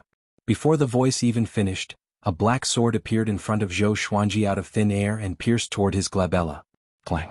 An intimidating divine sword appeared in front of him in an instant and blocked the black sword.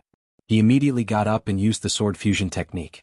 The Thousand Realms chaotic hegemon execution sword appeared in his hand. A lackey of sovereign heaven? Since you are here, why don't you show yourself? Let me see what the reptile that is about to die under my sword looks like. Zhou Xuanji said coldly, not panicking at all. If this wasn't the Star Domain, he might have used the Sword Emperor extinction to kill the other party. Boom. The black sword exploded with horrifying power, intending to destroy the Star Palace.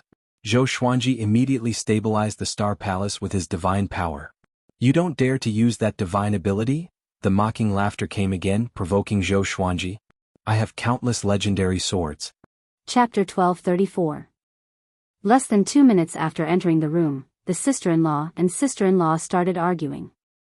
Although old Madame Yi could not speak or move her legs, her mind was clear. When she heard the argument, she spoke in a hurried and incomprehensible tone. Her eyes were locked on Yi Jifan's face, and her hands, which could still move, were knocking on the bed. She was hinting for Yi Jifan to stop the fight. Yi Jifan glanced at her. He knew that she wanted to talk to him, so he looked at Yi Jixiang coldly. Mom is in this state, and you're still in the mood to argue with your sister-in-law? Sun Yaozu has already made arrangements at the hospital in the provincial capital. I'll take you and Mom there. Who's arguing with her? Did you see that she cared about Mom? Yi Jixiang replied fiercely. Then she remembered old Madame Ye's advice. She raised her hand to brush her hair and softened her voice. Mom is sick, and I'm anxious and angry. Brother, don't take it to heart. Even she knew to lower her head. Yi Jifan twitched the corner of his mouth and said calmly, there's no cure for a stroke. We can only take it slowly and see if it gets better. She can't walk or use a wheelchair, but it's a big deal that she can't speak. Look, I can't even hear what Mom wants to say now. Old Madame Yi, who could not speak, heard him. Her eyes were filled with venom, and her voice became louder and louder. Saliva even dripped from the corner of her mouth. Yi Ying frowned when she saw her stomach churning. She looked away. She did not want such a person in the house. Yi Jixiang held old Madame Ye's hand and took a notebook from the bedside table. She stuffed a pen into old Madame Ye's hand. Mom, write this for Brother Tingrui. Old Madame Yi, who could still move her hands, wrote the word, simple, on the notebook with trembling hands. Then her gaze fell on Yi Jifan's face. Her face was so ferocious that it made Yi Ying's heart beat faster. I've been busy with Ying going abroad, so I'm not sure about Yi Qian's situation. You and Jixiang instigated my wife to cause trouble at the school. Then something happened to her, and you ran back to the village. Yi Jifan said casually. He glanced at Yi Jixiang, whose expression froze, and a hint of mockery flashed in his eyes. Now that something has happened, Jixiang, you take good care of Mom. I'll come back to visit when I have time. This was something Yi Jifan had thought carefully before saying. As for Yi Qian, a vicious look flashed across his eyes. He muttered to himself for a while before continuing, let's put Yi Qian's matter aside for now. Let's see which school she gets into first. By the time she got into university, it would be too late. Old Madame Yi, who couldn't speak, was so anxious that more saliva flowed out from the corner of her mouth. Her right hand, which was holding the pen, wobbled as she wrote a word that seemed to be broken. Then, she stared at Yi Jifan, waiting to see how he would answer her. Yi Jixiang secretly sighed in relief when she saw that Yi Jifan didn't come after her. She was really afraid of her second brother now. Yi Jifan picked up the notebook and looked at it carefully. Then, he smiled faintly and said, Mom, you should ask Sun Yaozu for this kind of thing. He's good at murder and arson. I don't have that kind of ability. Kill, Kill Yi Qian? Old Madame Yi was really awe-inspiring. When old Madame Yi heard this, she pounded the bed with both hands. Her cloudy eyes were filled with indignation and anger. She couldn't speak or move. No matter how indignant she was, it was useless. Yi Zhixiang was so angry that she gritted her teeth. She glanced coldly at the silent Yi Ying and sneered, "No wonder you're not as good as Yi Qian." When something happened, second brother didn't even dare to take responsibility. He only wanted to push Mom to the wall. Now that Mom is no longer here, second brother is really quick to change his mind. Chapter 1235. Yi Zhixiang. Sun Dongqing's reaction was intense. She couldn't bear to hear that her daughter was worse than Yi Qian. "No matter how bad my daughter is, she's still better than your two troublemaking sons. Don't think you can bully me just because you gave birth to two sons. I'm not afraid of you now. Don't think I'm easy to bully. Second sister-in-law, you're so impressive. Why don't you show off in front of Yi Qian? Look at you, Yi Ying was disqualified from the college entrance exam, and you still have the cheek to talk about my two sons? That's right, no matter how bad my two sons are, they didn't embarrass themselves in front of the school students." Yi Ying was so angry that her face turned pale. No matter where she went, people would make fun of her. Even her own aunt was making fun of her. Sun Dongqing saw that her daughter's expression was not right. She turned into a tigress and pounced on Yi Zhixiang. "Bitch, your two sons are trash like Sun Yaozu. How dare you talk about my daughter like that? Huh, are you guilty? You're hitting me because you're guilty? Bitch, do you think I'm afraid of you?" Yi Zhixiang was not someone to be trifled with. She picked up the foldable chair in the ward and stopped Sun Dongqing, who was unarmed, from moving forward. Yi Zhixiang's smile deepened. "If you don't do anything, just wait for Yi Qian to get into a good university." Second sister-in-law, you heard it. Which parent didn't say how good Yi Qian is? Do you think you can send Ying Ying abroad? Do you think you'll be better than Yi Qian once you're abroad? I think even if you send Ying Ying to the best university abroad, she's destined to be worse than Yi Qian. Suddenly, Yi Zhixiang giggled and mocked them even more. I almost forgot. Ying Ying was disqualified from the college entrance exam. It's written on her file. How can the proper universities abroad accept her? Every word she said was like a needle piercing into Yi Ying's heart. While it pierced her heart, it also made the coldness in her eyes thicker. And, if the upper beam is not straight, the lower beam will be crooked. Be careful that the two cousins will become fugitives like uncle when the time comes. You'd better worry about yourself. Don't pass out from anger when you hear that Yi Jian got into a good university. Yi Zhixiang's mouth never had anything nice to say. She would say anything that made people uncomfortable. Yi Zhifan's face darkened. He looked at Yi Zhixiang coldly and said, "You played a big part in making Mom what she is today. Am I wrong?" Yi Zhixiang snorted. She could tell that no matter how close her mother was to her second brother, the cold-hearted second brother would never be close to her. Sun Dongqing was furious because she wasn't wrong. She glared at her sister-in-law who had never given her a good time for more than 10 years. Sun Dongqing said fiercely, "Every dog has its day. Yi Zhixiang, I'll wait for the day when you beg my family." Even now, Sun Dongqing still couldn't accept that Yi Qian was better than Yi Ying. She even comforted her daughter like this after leaving the hospital. Don't listen to Yi Zhixiang's nonsense. Even if Yi Qian takes the college entrance exam, she won't be able to get into a good university. When the time comes, go and give her a good scolding. Don't let her be so brazen. After saying this in the afternoon, she was slapped in the face on the afternoon of the third day. A student from the provincial first high school who lived in the same building went home and told his parents that Yi Qian was the only girl in the province who was admitted to the National University of Science and Technology. He also said that she was not only the top scorer in the province, but also the top scorer in the country. The entire provincial capital was in an uproar. Yi Ying was dumbfounded when she heard this. Chapter 1236. How is that possible? There must be a mistake. How could that wretched girl be the top scorer in science? There must be a problem, old Yi, there must be a problem. Call and check, we need to check her score. Sun Dongqing, who had returned home in the provincial capital, could not accept it. How could a wretched girl, who had lived in her daughter's shadow for a long time and was inferior to her in every aspect, achieve such good results? It's fake, it's fake. It must be fake. National University of Science and Technology, no wonder she rejected the direct recruitment of Hua University and Shi University. It turned out that she wanted to get into the National University of Science and Technology, a top military school in the country that counted military service and had living allowances. Ah. Yi Ying's angry roar came from the room, followed by a series of clattering sounds.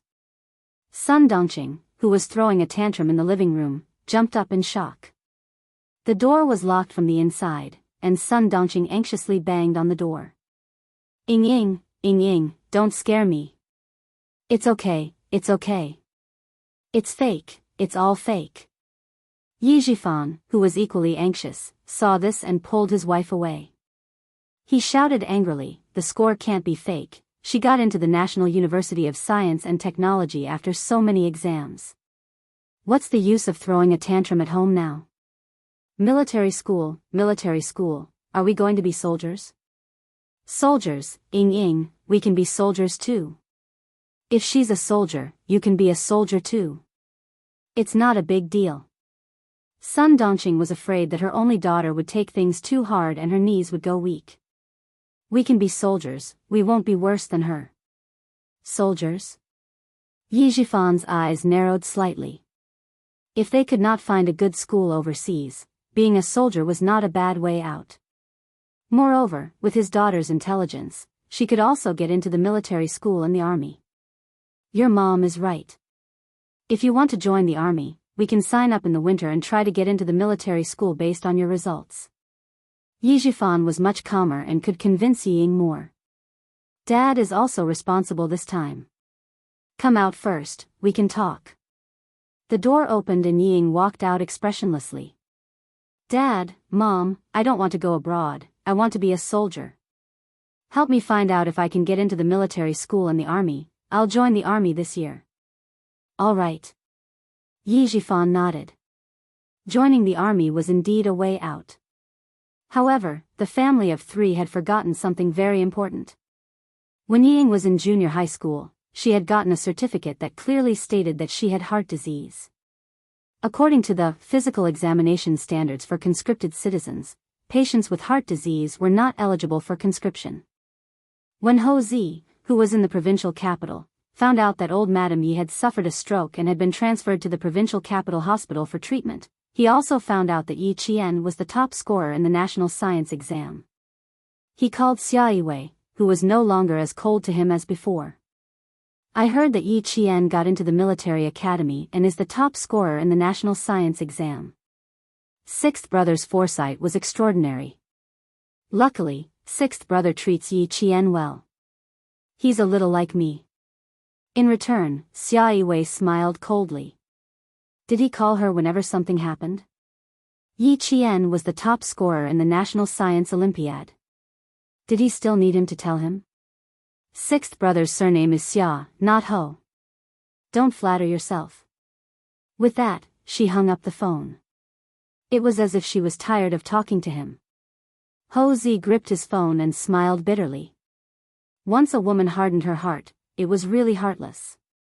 Who asked you to think that she will always be your woman? Now that she's not with you, you can continue to shamelessly pursue her. Ho Zi put away his phone and looked determined. He only had Xia Yiwei and he would only pursue her. Chapter 1237. After Xia Yiwei hung up, she immediately called Xia Jinyuan. Listening to the airport announcer's voice from the phone, Xia Yiwei said in a deep voice, Old Madam Yi has suffered a stroke and is in the hospital.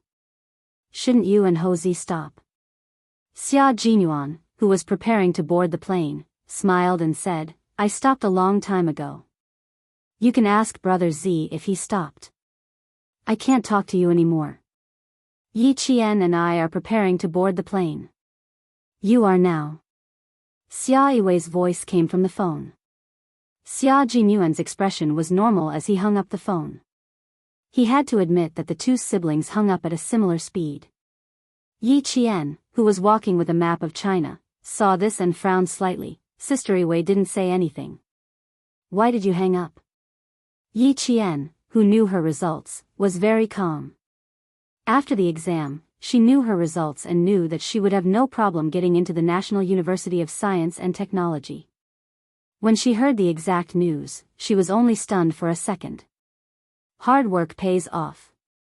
She finally took a symbolic step forward. Now that she had calmed down, she held the map of China that she bought at the airport and looked at it from the north to the south with great interest. It's not convenient for me to say anything about her and brother Z. I can only hang up. Xia Jinyuan, who didn't want Yi Qian to know too much, calmly changed the topic. The map only shows 9 sections of the sea in the south. The place we are going to isn't on it. Yi Qian didn't ask further when she heard that it was a personal matter. Her slender finger pointed at the blue area on the map and she smiled peacefully. Although I can't see it, I know a little bit. I don't want others to ask me about the latitude and longitude of the place we are going to. Li Jinyan doesn't care about superficial things. He only cares about personal results. Xia Jinyuan held her hand and walked into the cabin together. They found a seat and sat down. If you want to know more, let's go to the reference room tonight. The noon flight would take 2.5 hours to reach the airport. Then, they would need to take a 3-hour car ride to reach the port that led to the base. Then, they would need to take an hour to reach the base by boat. They would only arrive at the base at around 7 in the evening. The sky was blue and the sea was magnificent. A few rubber boats brought the first batch of eliminated soldiers back to the shore. When they were a few meters away from the shore, a Navy soldier wearing a tight black diving suit shouted, "Come down, push the rubber boats ashore." The soldiers sitting on the rubber boats looked sick. They looked sickly and weak. Some of their lips were pale and bleeding. Small wounds on their lips were bleeding from the sun. At first glance, they looked quite scary. Hearing the shouts, a few soldiers gritted their teeth and jumped into the water, ready to push the rubber dinghies. There were a few who were not convinced and directly shouted, "We have already been eliminated, why are we pushing the rubber dinghies? If you want to push, push it yourselves. I'm not doing it." They were eliminated and kicked out of the training camp island without a single chance. Many of the soldiers were still angry. Now that they were asked to push the rubber boats, they took the opportunity to make a fuss. The soldiers who went into the water looked at each other. They pushed the rubber boats with both hands but didn't say anything. "What? You have a problem because we didn't keep you?" The Storm Amphibian Frogman Commando who spoke jumped directly from the rubber boat into the salty and bitter seawater. His gaze was as cold as the ripples on the surface of the sea, and his voice was as sharp as a blade. "Children playing house? Let go if you're not satisfied? Not bad, you have guts." Chapter 1238. The commando grinned, his white teeth gleaming under the sunlight. "It's pointless if you don't push me. Take care of yourselves." After that, he plunged into the sea, which reached his waist, and disappeared without a trace in the blink of an eye under the shocked expressions of all the soldiers. "He's gone. He's gone. What should we do?" The few eliminated soldiers who still wanted to resist and get off the boat were all dumbfounded. They jumped off the rubber boat one after another, and 2 of them even tried to chase after him. Someone pulled them back and said helplessly, "We can't catch up. They're real water ghosts. We can't catch up." The mysterious and dangerous deep-sea diving was a common occurrence for real water ghosts. Sometimes, even without equipment, they could dive 15 meters down in an instant without any problem. When they plunged into the water, the speed at which they swam down in 1 second was equivalent to the speed at which they swam out in 10 seconds. It was impossible for them to catch up. "Seems like there's a wave. Quick, push the rubber boat up. Without a water ghost to guide us, none of us will be able to reach the shore." The waves came as they wished, one after another as if they had calculated the time. For a moment, all of them jumped into the water like dumplings and began to push the rubber boat. At a hidden sentry post on the deserted island, someone was watching everything with binoculars. When he saw the waves coming one after another, and when 2 soldiers were directly knocked over by the waves, his tightly pursed lips curled into a cold smile. Get the few people whose names start with the D to keep an eye on them. Make sure they don't show up until the rubber boat has drifted 100 nautical miles away. Li Jinyan put down the binoculars and said coldly. He stepped down from the sentry post in his military boots. Contact the garrison and ask when the last soldier will arrive. The soldiers whose names started with D were the scouting water ghosts of the storm commandos. If you don't see her before the 5:00 tomorrow, tell the garrison directly and ask her to return to where she came from. His voice was as cold as the snow on the top of a snowy mountain that never melted all year round. The commandos behind him did not say anything unnecessary and immediately replied, yes. In their hearts, they were thinking, isn't this a bit too much? Didn't they say that she would only arrive at 7:00 at night? It would take another 4 hours to reach them from the base, and there would be big waves tonight. Even if they arrived, they wouldn't have the energy to participate in the training at 5:00 tomorrow. The Navy commander had naturally taken this into consideration as well. His gaze shifted from a female soldier whose skin was as white as snow, to a pearl-like luster. He thought for a moment before smiling and saying, Yi Qian, your team leader wants you to participate in the training at 5 a.m. tomorrow morning. The training location is about 4 hours away from the encampment. Go get your equipment now and set off immediately. Yes. Without a word of nonsense, the Marine commander could not help but raise his eyebrows. Xia Jinyuan was expressionless as well. He smiled and said, as expected of the famous Devil King. Even his training style can produce good gold. You have to abide by the rules of whoever's territory you're in. No one can break the rules, and no one can claim to be special. This was the case for the Storm Amphibious Frogmen Commandos and the Snowfield Brigade. Xia Jinyuan, who was watching Yi Qian leave, heard the Navy commander say, he is indeed the sharp knife of our army. The soldiers trained by him are all like gold and can all become sharp knives. Since the army sent Yi Qian to our naval base, as long as she is not afraid of hardship and fatigue, we will definitely not let her down. When the time comes, we will be waiting for you to review the results.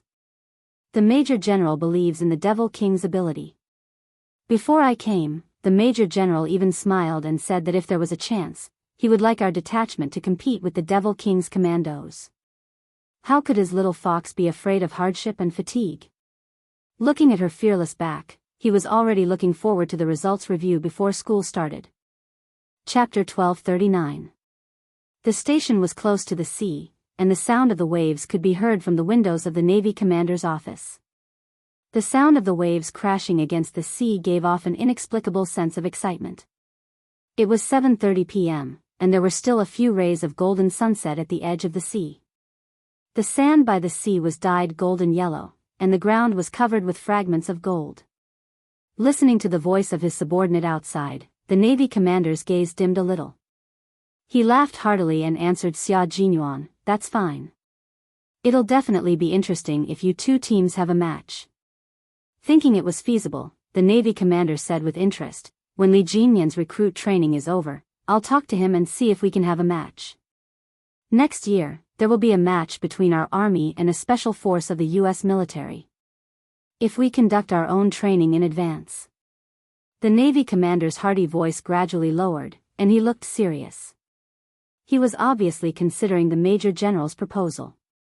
Does the Major General have any plans or arrangements? Has he proposed to the military?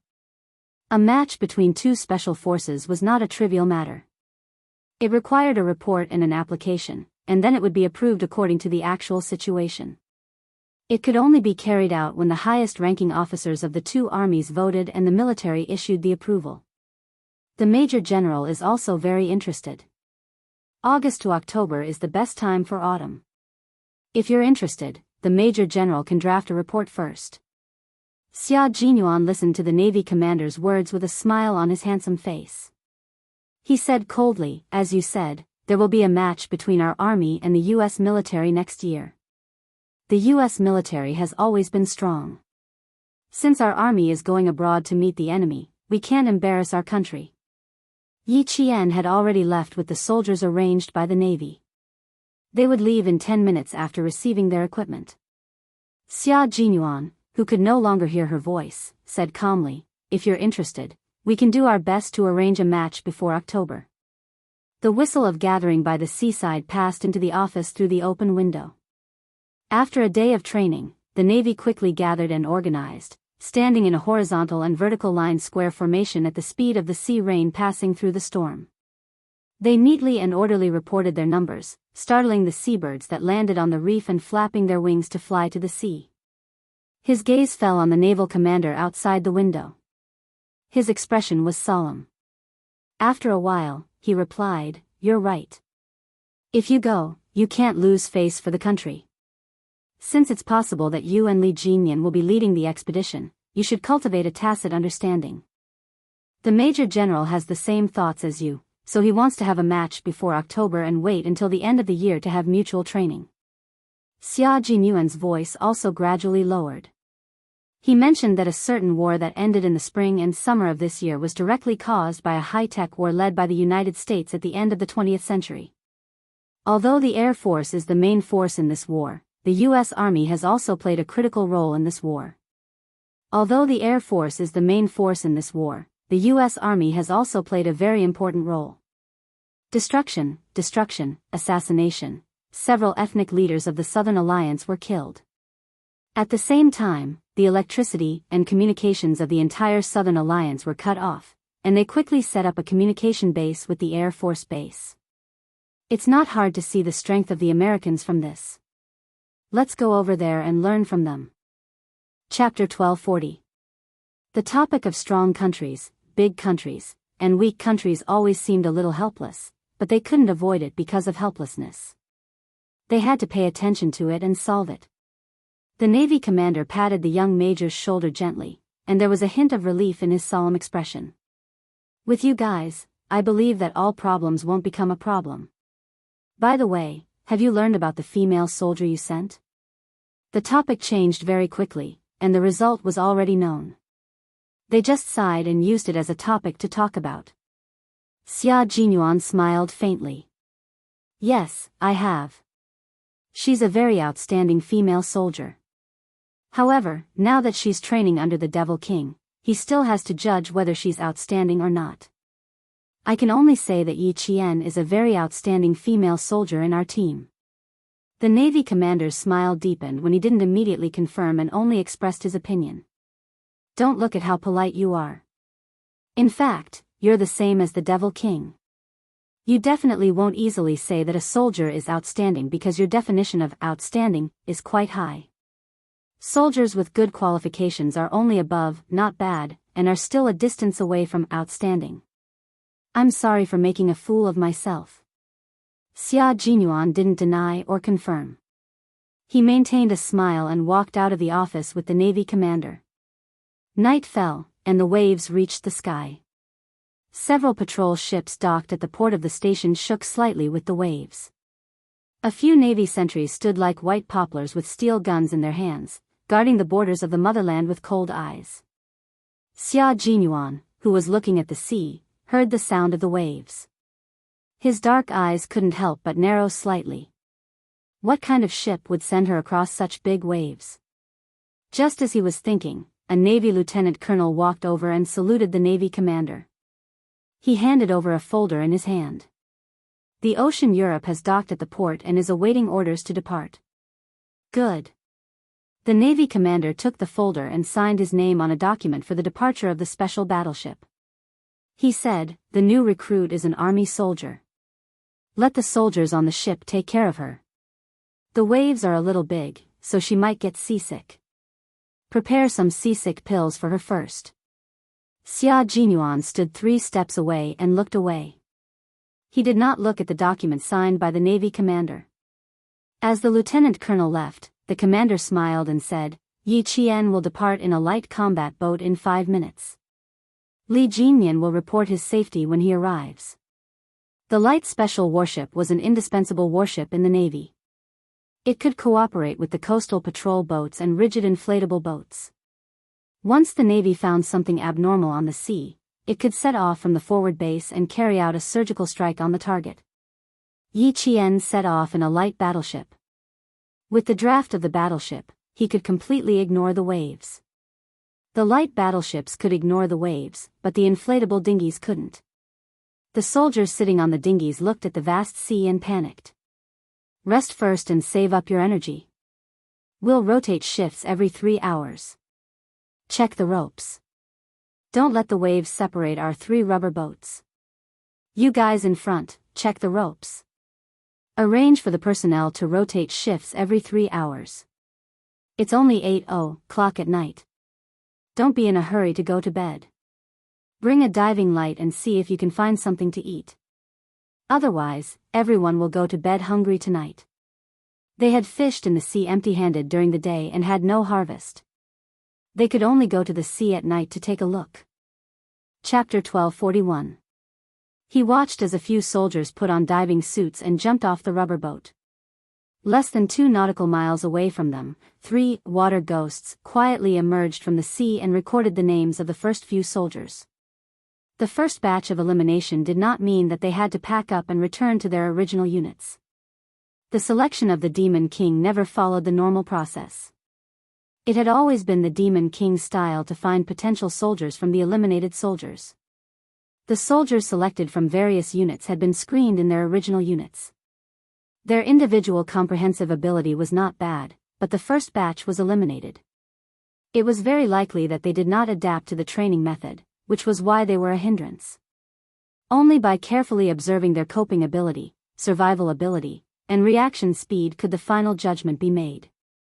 It was like panning for gold in the sand. One needed to be careful.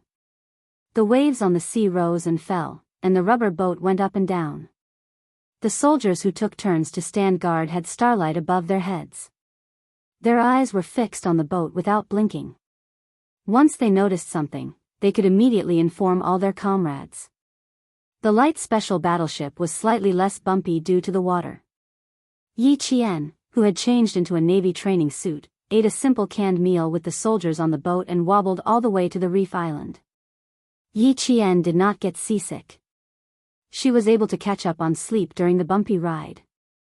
Her situation was unexpectedly good. The light special battleship docked 15 minutes earlier than expected. Li Jinyan, who was standing by the sea and waiting, suddenly turned around and said to his teammate named Big Whale, "Observe her first. Then take her to a single tent to rest. If necessary, test her in the water first. Let me know what's going on." "That's not very nice. She's a female soldier after all. How can you give her a show of strength?" Big Whale was a little surprised. He softly advised, "Let's be gentle first. The people sent by the army may have some status." Li Jinyan twitched the corner of his mouth and smiled. "No status. I've seen the information.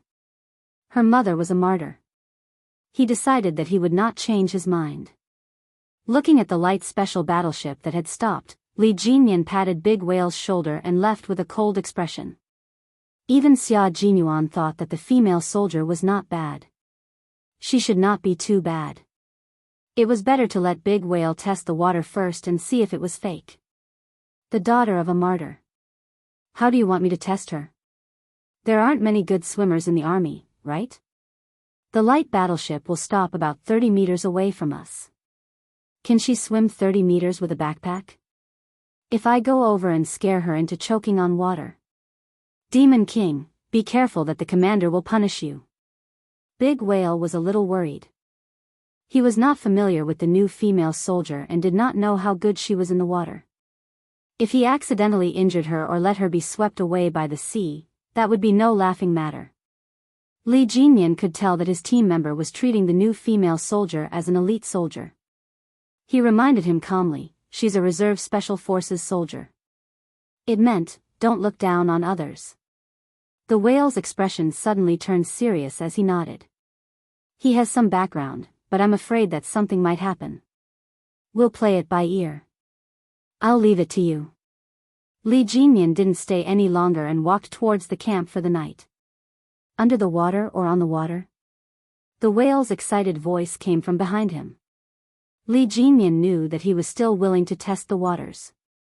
Walking under the starry sky, Li Jinyan made a hand gesture, and the whale took off his training uniform. It was as if he had become invisible. Under the starlight, they could only see a vigorous figure plunging into the water.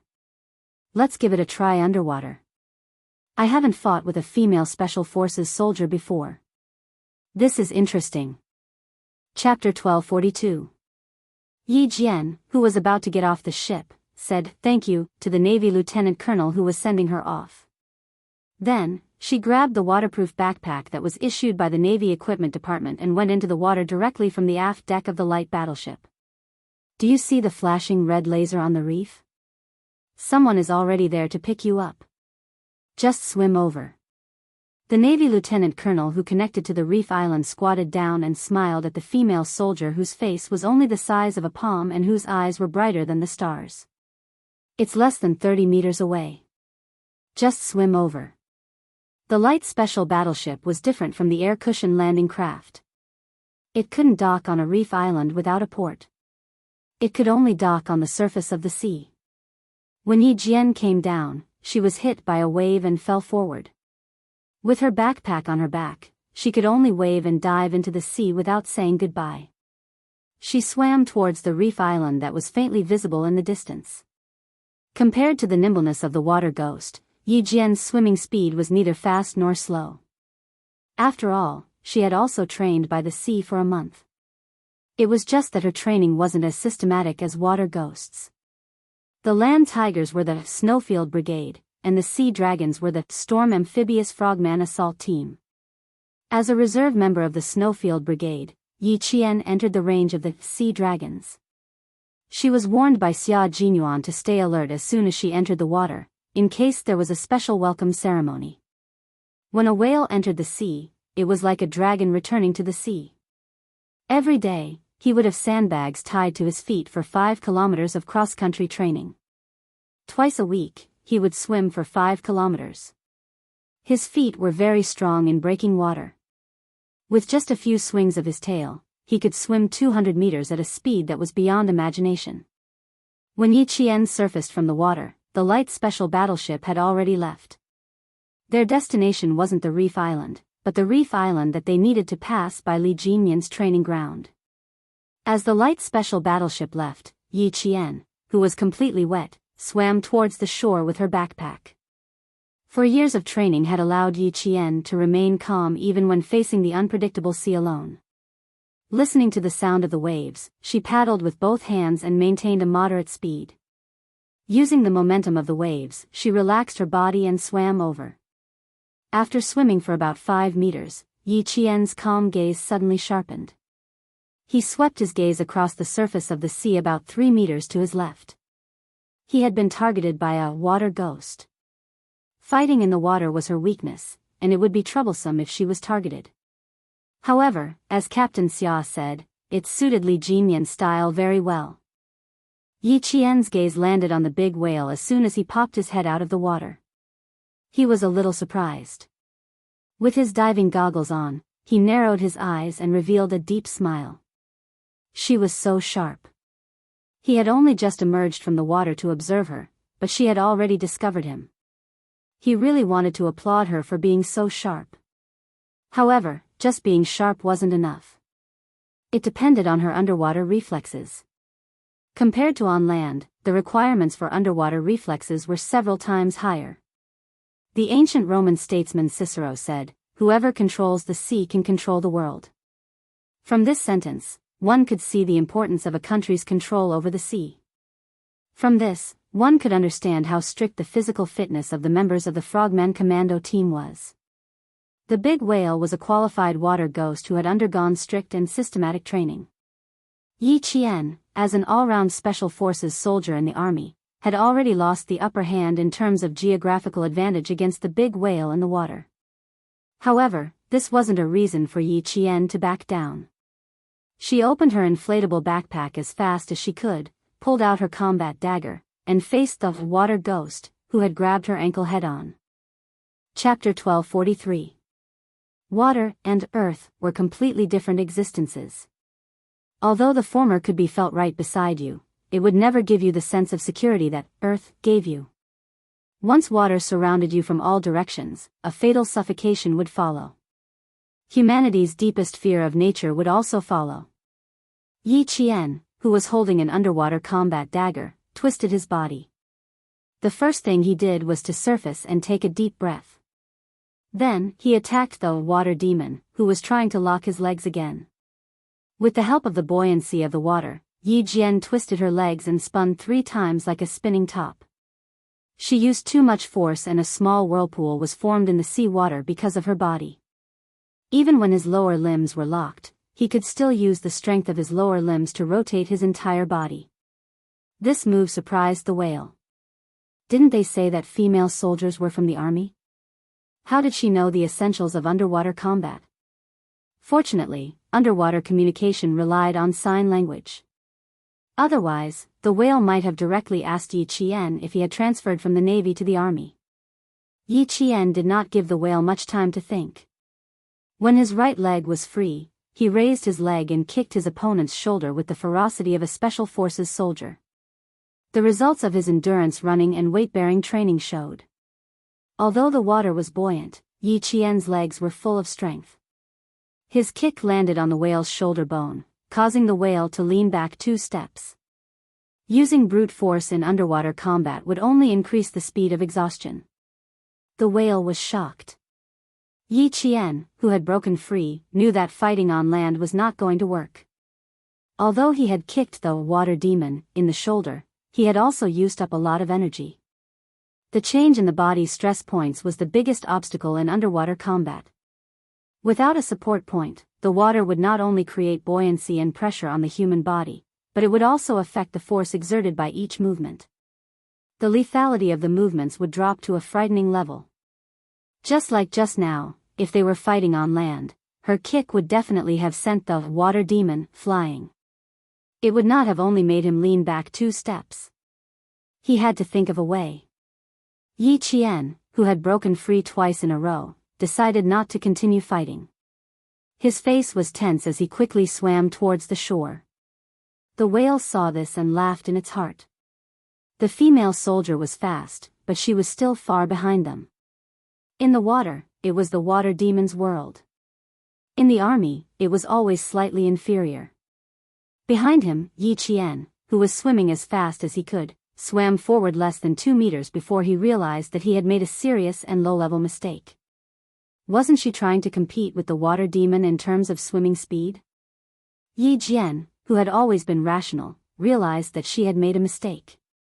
She quickly came up with a countermeasure. Since she couldn't escape, she could only strike first. When fighting underwater, most of the time, the body would be in a supine or prone position. When fighting with a water ghost that was familiar with underwater combat, the first reason was to quickly change the body's state. Then, how could he change the body's state and find the best point to withstand the force? Yi Qian opened his inflatable backpack and dove into the water, temporarily hiding from the water demon's pursuit. He had no advantage in the water. If he wanted to escape, he needed to fight and retreat quickly. Yi Qian, who was hiding and thinking, started playing hide-and-seek with the whale. The other party did not have any diving equipment. Like him, he could not stay underwater for too long. Also, he had used the lock move just now, which meant that the essentials of underwater combat included a lock. Chapter 1244. This way, Yi Qian could extend to hug An. Starting from the whale's lock technique, Yi Qian's lips curled into a smile as he grasped another technique, grab. Hug the water ghost from behind, lock the opponent, and then grab the attack. On land, there were a series of complicated and changeable moves such as striking, hitting, kicking, locking, and so on. Since he couldn't get hurt in the water, the underwater moves couldn't be complicated. They had to be simple. Once complicated, the consumption of his physical strength would only be greater.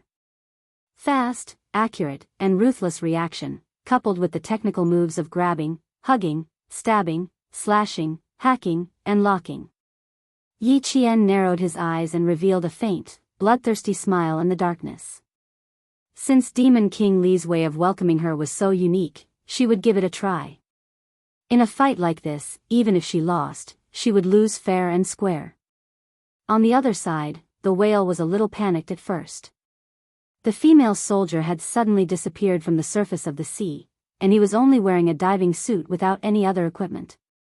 If the waves really swept the female soldier away, he would really be a sinner.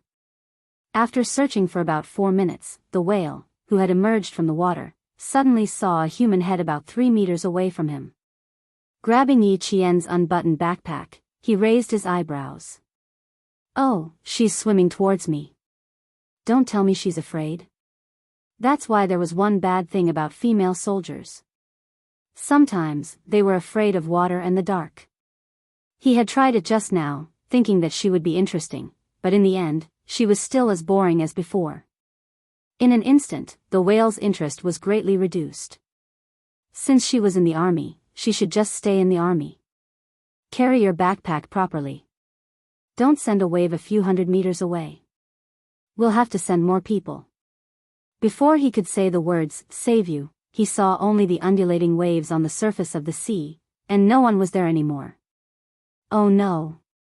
The whale, who suddenly felt a sense of danger, hurriedly threw his backpack aside and dove into the water like a fish. His reaction was fast enough, but he was still one step slower than Yi Qian, who had a plan in mind. His neck was suddenly locked, and the combat dagger, which was still in its scabbard, stabbed towards his spine. The great whale raised his hand and elbowed Yi Qian's waist. Then, he grabbed Yi Qian's arm with one hand and quickly adjusted his balance in the water with his feet. As soon as Yi Qian saw him retaliate, he knew he was no match for him. When he tried to grab his neck, Yi Qian adjusted his balance and reached out to grab Water Ghost's face. "If I can't win, then I'll leave a mark." In the cold seawater, the whale felt cold sweat dripping down its back. In just 4 or 5 minutes, she had switched from simply kicking to hugging, grabbing, slashing, and stabbing. He had only managed to escape after a few consecutive counterattacks by relying on the water demon's advantage. Even so, her lumbar spine was still blocked by her unsheathed combat dagger. Sensing Yi Qian's murderous aura, the whale swam back about a meter and said loudly, "Stop, stop, stop.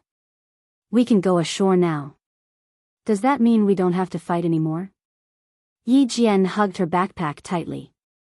Her voice was as cold as ice as she said in a deep voice, "I didn't lose just now, did I?" The whale wiped the seawater off its face and chuckled. It stretched out its clenched fingers and said with a smile, "No, no. I've offended you on our first meeting. Please forgive me. I'm the great whale. The Demon King sent me to bring you ashore." How was that a loss? Even he was scared witless. Chapter 1245. "Hello, I'm Yi Qian." Yi Qian smiled and extended his hand. After a brief introduction, he fastened his backpack and swam towards the shore. It had only been 10 minutes of combat, but his stamina was depleted as if he had run for hours. Even his breathing was a little unstable. On the other hand, the frogman codenamed Big Whale beside him was breathing steadily. Although he had won twice, he would definitely lose in a long battle. Yi Qian narrowed his eyes, but his eyes were full of interest. Captain Xia was right. He could learn a lot by following Demon King Li. Even though it had been less than 2 months, he had benefited greatly. When he reached the shore, the salty sea breeze blew. Yi Qian, who was completely soaked, did not feel cold. Instead, he felt quite comfortable. The feeling of stepping on solid ground and no longer being surrounded by pervasive water was great. Big Whale, who habitually came ashore, pointed at the dark reef in front of them and smiled. "The camp is in front. The conditions are not very good. Please excuse us when you see them later." He knew how to be polite. Was it because she was a female soldier? Would you say something like that when you see other recruits? Yi Qian asked with a smile. His military boots stepped on the soft sand as if he was walking on clouds. Or is it because I'm a female soldier? She had a murderous aura, her movements were murderous, and she could react quickly in the water. She could catch the enemy off guard. Such a female soldier, even if she was a female soldier, was still a character. Big Whale bent down and picked up the training uniform he had taken off before entering the water. He laughed and said, "No, no. You are a female soldier, but you are definitely not an ordinary female soldier. I've seen it for myself just now." Not an ordinary female soldier? Li Jinyan narrowed his eyes and looked at Big Whale, who had returned to report to him. There was a hint of darkness in his cold voice. Other than her quick reaction, what else is different about her? The male soldiers did not live in tents. Even Li Jinyan lived in a simple shed built with plants growing on the reef island. When the solar lights were turned on, it was as bright as day inside. The shirtless whale sat on a rock. His tanned face looked serious as he answered, "She has the same murderous aura as us. I'm sure she must have carried out a secret mission." Not only was her reaction fast, but when I sent her to the tent, I asked her how she thought of hugging my neck from behind. Guess what she said? He wanted to keep Li Jinyan in suspense, but to his surprise, Li Jinyan gently raised his cold eyes. The whale rubbed his nose awkwardly and quickly answered, "She said that it was because I locked her legs tightly." She also thought about the problem of underwater strength. She thought that the biggest difference between fighting in the water and fighting on land was that it was mainly simple. She could use hugging to lock her legs, and after hugging her, she still had to grab her. I guess that's the basic point of underwater fighting. He had only locked her legs, but she had thought of many things at once, and she had even hit the nail on the head. Smart. The expressionless Li Jinyan raised his eyebrows slightly. After a while, he said faintly, "No wonder the army insisted on sending her here. I think this female soldier is interesting. Didn't you say that she's not even 19 years old? Why do I feel like she has a few years of experience in the army?" Big Whale finally asked the biggest question he had after the fight with Yi Qian. She might have carried out a life-or-death mission. Why does it sound a little? Big Whale deliberated for a while before saying the last word softly, "That's ridiculous." Li Jinyan, who had seen Yi Qian's personal information, did not know what kind of life-or-death mission she had carried out, but with her 4 years of Special Forces training, it was not ridiculous at all. Chapter 1246. After a moment of silence, Li Jinyan, who had been judging Yi Qian in his heart, asked again, "Did she have any expression after reading the training plan tomorrow?" The great whale thought for a moment and shook his head. No expression. She only replied, "Got it." Other than that, she didn't say anything else. Yi Qian, who had undergone strict training, had long been accustomed to military orders are as important as mountains. Even if she had any objections to the training plan, she would not change it at all. At this point, Li Jinyan's cold handsome face finally showed a hint of a smile, like a gorgeous rosy cloud floating across the top of a snowy mountain. It was so beautiful that it actually gave birth to a gorgeous color. Fortunately, the great whale did not look up. Instead, he lowered his head and guessed Yi Qian's origin. The rosy smile on Li Jinyan's face was like a snowy wind blowing past. In less than a second, it returned to its original expression, no longer showing any trace of it. Yi Qian, who was in the middle of their discussion, had already changed her clothes. She zipped up the tent and looked up at the night sky, where she could touch the bright stars just by reaching out her hand. She looked, and after a while, she closed her eyes. When she opened her eyes again, it was already 5:00 in the morning. There was no whistle, no call sign, and she had to wake up on her own.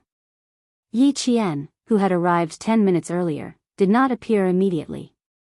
She hid behind the reef and observed in the faint light. Last night, the great whale's meaningful gaze before he left made her feel that the morning assembly would not be too simple. Someone stood on the beach with his hands behind his back. Standing in the faint light, his figure was vague and mysterious. He was very tall, at least 185 meters. His limbs were slender and well-proportioned. He stood motionless, as if he had been standing there for thousands of years. What surprised Yi Qian was the aura emanating from his body. It was different from Xia Jinyuan's mountain-like aura, which made her feel at ease at first sight. His aura was turbulent and cold, as if a snowy mountain was about to collapse. It was a powerful aura that could devour everything in its path. Yi Qian immediately averted his gaze to avoid being discovered by Li Jinyan. His intuition told Yi Qian that the figure standing in front of him must be Li Jinyan. 3 water ghosts swept across the beach like ghosts. They hugged the nameless tree with their hands and climbed up the tree in the blink of an eye without the help of any climbing tools. The sound of seagulls could be heard from the trees. It was a signal for each other. Yi Qian perked up. As expected, the assembly in the morning would not go smoothly. At 5:07, 5 silhouettes jogged out from the left side. The line was neat and tidy, and there were even chants of 1, 2, 1. They looked quite neat and energetic. Li Jinyan's gaze suddenly darkened. He raised his hands slightly, and several figures suddenly rushed out from all directions. They piled on top of a few people at lightning speed. Are you kidding me? A sneak attack so early in the morning. Do you still want to train? Is it interesting? Is it interesting? 2 people in front were still able to resist. They said a few words before their mouths were covered. The other 3 Navy soldiers were directly pressed down on the beach. A murderous roar came from above them. Shut up, all of you. Otherwise, you'll eat a mouthful of sand. Yi Qian, who had witnessed everything, sighed softly. Suddenly, his hair stood on end. He rolled forward twice in a row to avoid the sneak attack from the people on the reef. Eh. The water ghost leaped down from the reef and let out a small cry of surprise, expressing all sorts of meanings. Chapter 1247. First, what a fast reaction speed. Second, the figure was unfamiliar. Third, female soldier. Fourth, female soldier from the army. The water ghost smiled when he sensed a female soldier hiding in the dark. The Demon King said that you can watch from the sidelines for the time being. There's no need for you to participate. With that, he disappeared from Yi Qian's sight with one hand on the reef. Yi Qian, who was kneeling on the ground with one hand on the beach, pursed his lips tightly. He had only glanced at him for a moment, and he had noticed it in less than a second. There were still 4 minutes before the assembly at 5:00. The first batch of 24 Navy soldiers was treated to an early morning appetizer by a group of water ghosts. One by one, they were cleaned up neatly. Within 10 minutes, all 24 soldiers were piled on top of each other. One by one, they crawled up with their heads covered in dust, puffed out their chests, and gathered quickly. Yi Qian had already blended in and was standing at the very end of the first row. She was a new recruit, so there was no mistake in standing there. Li Jinyan's gaze slid past her face. His icy cold voice pierced through the sea breeze and reached Yi Jian's ears clearly. What are you talking about? Warm-up exercise is over. Let's start the formal training. He really didn't have any superfluous words. He didn't even think about introducing Yi Qian. He pointed at the equipment 3 meters away. Equipment, 2 points. They only had 2 minutes to change their equipment. After a month of hellish elimination training, the remaining 24 soldiers rushed over without panting. They began to change their equipment, and put on their shoes. The shoes weren't ordinary shoes. They were specially made for frogmen with iron sand added to their feet. Put the shoes on. A water ghost wearing a training uniform reminded them and retreated to the side. He stared at the stopwatch, ready to shout for them to stop at any time. Yi Qian put the shoes on and realized that there was something wrong with the shoes. He tied the laces and lifted one foot to test the weight. One shoe was about 2 kilograms. 2 shoes weighed 4 kilograms. Wearing a pair of shoes that weighed 4 kilograms and had to run 5 kilometers around the reef island cross-country. The cruelty of the frogman training was evident. The situation is not bad. For the time being, his speed seems to be on par with the male soldiers. However, in terms of endurance, I'm afraid that he is slightly better. The water ghost, who had been observing along the way, reported the situation to Li Jinyan. Most of the time, his gaze was on Yi Qian. The frequency of his breathing is maintained well. There's not much sluggishness in his knees when he bends and raises his feet. As a soldier who was suddenly parachuted in, and a female soldier at that, Yi Qian did not undergo the first few basic PST screening tests for the Storm Commandos. Naturally, she became the focus of observation. Li Jinyan's understanding of Yi Qian came from the army's written information. To him, this information was only about her personal performance in the army. No matter how outstanding her performance was, it didn't mean that she would be outstanding in the Frogman unit. Even after listening to the Great Whale's report last night, Li Jinyan still maintained his original attitude. He had to go through training before he could confirm whether Yi Qian was qualified and whether he could stay. Demon King, there's news from Big Eel. 3 soldiers can return to the selection competition. A soldier wearing a navy uniform walked over and saluted with a smile. Big Eel and the others have brought them back. However, the rubber dinghy drifted a little too far away. They need to be brought back by the patrol boat. The main thing is that they have to bring back Big Eel and the others, who are fully equipped. Otherwise, it will take them a day to swim back. Chapter 1248. Li Jinyan looked at his watch and said to the comrade who reported the situation to him, check her physical condition at the port first. Send her back to the Reef Island before 8:00 tonight. Okay, I'll contact Big Eel right away. The comrade with the code name Big Shark stood on his tiptoes and glanced at the folder in Li Jinyan's hand. He asked with a smile, last night, Big Whale came back and told me that the female soldier from the army has some skills. How do you plan to train her? Female soldier? Didn't our team say that we don't recruit female soldiers? Why did the commander agree? Did they sign a life and death contract? Our team has been established for less than 2 years. Demon King, you have to take it easy. He was afraid that he would be too ruthless and accidentally kill her. After all, everyone knew that female soldiers had weaker resistance to pressure than male soldiers. Their body and bone endurance were also worse than male soldiers. Especially in deep diving areas that were more than 100 meters deep, the difference between the psychological quality of men and women was even more obvious. Female soldiers often had huge psychological pressure due to the special underwater environmental factors. Their emotions would become unstable, and once they panicked, serious diving accidents would occur. It wasn't that such a thing hadn't happened before. It was precisely because there were real cases around that the Great Mermaid was worried. Li Jinyan simply handed the folder to his comrade so that he would not have cramps. After the morning training, take her for a checkup to see if there are any problems with the ventilation function of the eustachian tube. Also, check her tolerance and adaptability to hypoxia and high C02. After the morning training? Big Shark did not refuse. He took the folder and looked at it.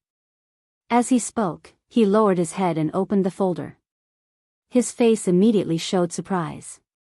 Wow, this resume is beautiful. She started training in the 2nd year of junior high. She still played special forces training. When I was in the 2nd year of junior high, I was still thinking about how to climb a tree and dig out a bird's nest. Huh? Why didn't it say who trained her? How could she do special forces training without the guidance of an expert? Went abroad to participate in the Mathematical Olympiad, individual gold medal. Wow, high IQ. Familiar with all kinds of guns and ammunition, blindfolded and reassembled all kinds of guns, sniper background. Big Shark's eyes widened as he read. When he reached the last paragraph, he closed the folder and stuffed it back into Li Jinyan's hands. He pretended to wipe his cold sweat and said with lingering fear, what a scary resume. What was even more frightening was that he was the nation's top science scholar. After all this time, she was still a student. No wonder you didn't want to show it to us. Just looking at it makes me feel weak. She didn't study for the 1st year of high school and went straight to training. Plains, snowy mountains, deserts, oceans, jungles. Oh my God, there wasn't a place that she hadn't been to. She had walked further than him. How valiant and strong this female soldier must be. Could it be that her gender was female, and her height and appearance were both male? Looking at such a frightening resume, it was not impossible. Somehow, the big mermaid was a bit worried. Female soldiers who looked like men would easily forget her real gender. What if they forgot her gender one day and took off their clothes in front of her? Wouldn't that be too awkward? After thinking about it, he wiped his face and said, "It seems that the army is focusing on grooming her, which is why they sent her to you. Demon King, we can't serve such a person in our team." It was obvious that the army wanted to train Yi Qian, but what the army wanted to do had nothing to do with Li Jinyan. He only knew that she could only listen to the Navy's arrangements. Chapter 1249. Her CV is beautiful, but that's only because of her performance in the army. Now that she's in the Frogman unit, no matter how complicated her previous experience is, she'll have to start all over again. Li Jinyan looked at the time again. He turned on his earpiece and took over the water ghost's communicator. "How's the situation, Big Shrimp?" After the electromagnetic buzzing sound came from the earpiece, a rough voice said, "She's maintained her original speed. Her breathing rate is normal. She doesn't feel any sluggishness when she raises her feet. Demon King, why didn't you tell me that Yi Qian is quite beautiful? We met face to face a minute ago. I was dazzled. She's even more gorgeous than a coral reef." It was a characteristic of the water ghosts to be able to describe a person's beauty with the colorful color of a coral reef. Li Jinyan had never cared about whether a woman was beautiful or not. Before the army sent the information over, there wasn't even a picture. When they gathered, it was still dark, so he couldn't see what she looked like. He only felt that she was too slender and didn't match the experience on her CV. Keep a close eye on her. We'll see if she's good or bad today. If she doesn't succeed, send her back to the base tonight. It was still the same sentence. The good ones should stay, and the bad ones should leave. They should stay in their original units and be honest soldiers. Don't even think about joining the Frogman assault team. Li Jinyan's requirements for selecting his teammates were absolutely harsh. He wasn't deliberately making things difficult for them. He was being responsible for the responsibility on his shoulders. It was also being responsible for the lives of his teammates. He didn't want to see any sacrifices. Even if he knew that sacrifices were inevitable, he would do his best to prevent his comrades from being sacrificed so that they could continue to serve their country in the future. He also didn't want to see anyone take advantage of the situation. That was blasphemy to the country, disrespect to the army, and contempt for life. Yi Qian knew that she was being watched closely by the water ghosts. Wearing the special shoes filled with iron sand wasn't a difficult task for her. From the first day of sniper training, she had a metal ball hanging from her hands and sandbags tied to her legs. In the end, she had to run back and forth around the training ground of Fujian Town's recruit camp. She had to stand still under the scorching sun, heavy rain, and snow for 4 hours while holding a sniper rifle. However, the feeling of jogging with sandbags tied to his feet was different from jogging with the special shoes. The biggest difference was that the soles of the special shoes were very hard.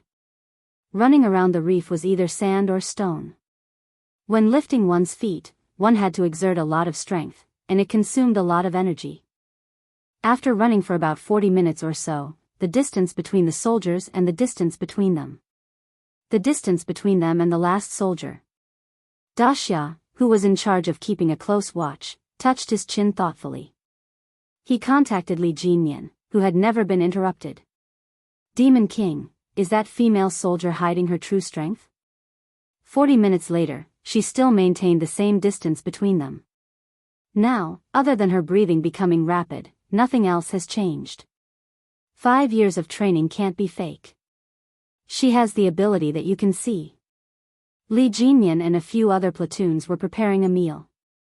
There was only seafood around the island, and the meal they prepared was a seafood feast. According to the price outside, a meal would cost at least 2,000 RMB.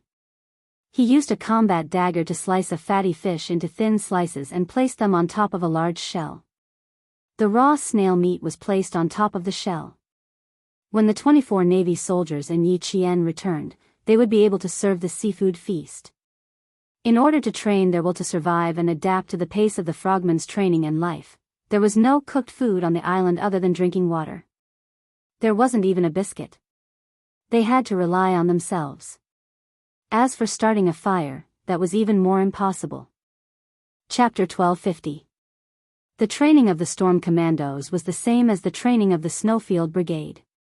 It was top secret from its formation to its establishment. Even this batch of Navy soldiers only knew that they would become frogmen and that they would be trained under Li Jinyan, who was known as the Demon King in the Navy. They did not know that once they stood out, they would become the sharp knife of the Navy. Our country's military power had always been discreet and would not easily reveal its strength. Especially after the Southern Alliance War this year, we once again learned of the military power of the Western countries. Our country did not dare to let down our guard. The Western countries had the SEALs, so our country needed the Storm Commandos. The Western countries had the Alpha Special Warfare Special Forces, so our country had the Snowfield Brigade. How many other unknown special forces did the Western countries have? Our country also had unknown special forces. Everything was done in secret. Even if it was just a selection, it was done in secret. For example, the Storm Commandos had 3 meals a day made from local ingredients. When they left, they cleaned up quickly and did not leave any traces. Before they left the reef island, they wouldn't be able to do anything big like starting a fire. Time ticked by, and a red sun slowly rose from the horizon. Its radiance illuminated the entire surface of the sea, and the blue waves connected to the sky. White waves chased after the clouds. This was the sea region of our country. Just like the mainland, it also needed to be protected and could not be invaded by other countries. The morning breeze blew across the surface of the sea. Before the first wave subsided, the waves kept crashing against the black reef that had stood there for God knows how many years. At the end of the reef, a figure jogged over. With tenacity, she gradually appeared in front of the water ghosts who were preparing breakfast. The water ghost who was on sentry duty at the front softly exclaimed. He pressed on his earpiece and quickly reported, "There's an unexpected situation. Demon King, the female soldier who came last night, was first on the first day without saying a word." As soon as he finished speaking, Prawn, who had been secretly observing, said excitedly through the earpiece, "Demon King, did you see the female soldier over there? Amazing. She left the male soldiers a few hundred meters behind in an instant. 5,000 meters with 4 kilograms of weight on her feet in 50 minutes. She only used 5 minutes to catch up with the male soldier running at the front. She used another 5 minutes to completely overtake all the male soldiers. Demon King, this female soldier is not only beautiful, but her skills are also beautiful." Li Jinyan, who was slicing sashimi, paused. He immediately looked forward. His cold expression changed slightly. A hint of surprise flashed across his cold black eyes. She was 10 minutes earlier than he had expected. She was only 15 minutes slower than the water ghost's training speed. Yi Jian's training speed was only 15 minutes slower than the water ghost's. One should know that before this, Yi Jian was an army soldier. All her training and equipment were related to the army. She had nothing to do with the Navy at all. Moreover, the water ghosts had already undergone 1.5 years of training. It only took them 35 minutes to run a 5-kilometer, 4-kilogram, 2-footed cross-country run. It was her first time here, yet she could achieve such a result. It was indeed impressive of N. Finally, I didn't hear you say you wanted to chase her away. The big shark laughed. He even whistled happily. He had said last night that the female soldier sent by the army was not bad. See, he was right. Chapter 1251. The slender figure was getting closer and closer. Her facial features gradually became clearer, until she stood straight in front of Li Jinyan. She raised her hand and saluted. Yi Qian, reporting. Completed the 5,000-meter cross-country run. The group of rough-sitting water ghosts looked at each other. Then, they slightly closed their legs together in a reserved manner. A faint smile appeared on their faces as they lowered their heads and silently prepared breakfast for the soldiers who hadn't arrived yet. Dozens of men had an unusually large appetite. They did not have rice, noodles, or dumplings to fill their stomachs. They only had sashimi and snail slices. It was easy for them to get hungry and feel nauseous. Li Jingyan's first reaction when he saw Yi Qian was not to answer. Instead, he glanced at all the water ghosts like a cold arrow. When he saw that they were all obedient and did not look straight at her, he calmly retracted his gaze. Just as De Xia had said, the new female soldier Yi Qian was indeed beautiful. The most beautiful thing about her was her eyes, which were as bright as the morning star. He raised his hand and saluted Yi Qian back. His voice was cold and monotonous. "Return to the team and rest."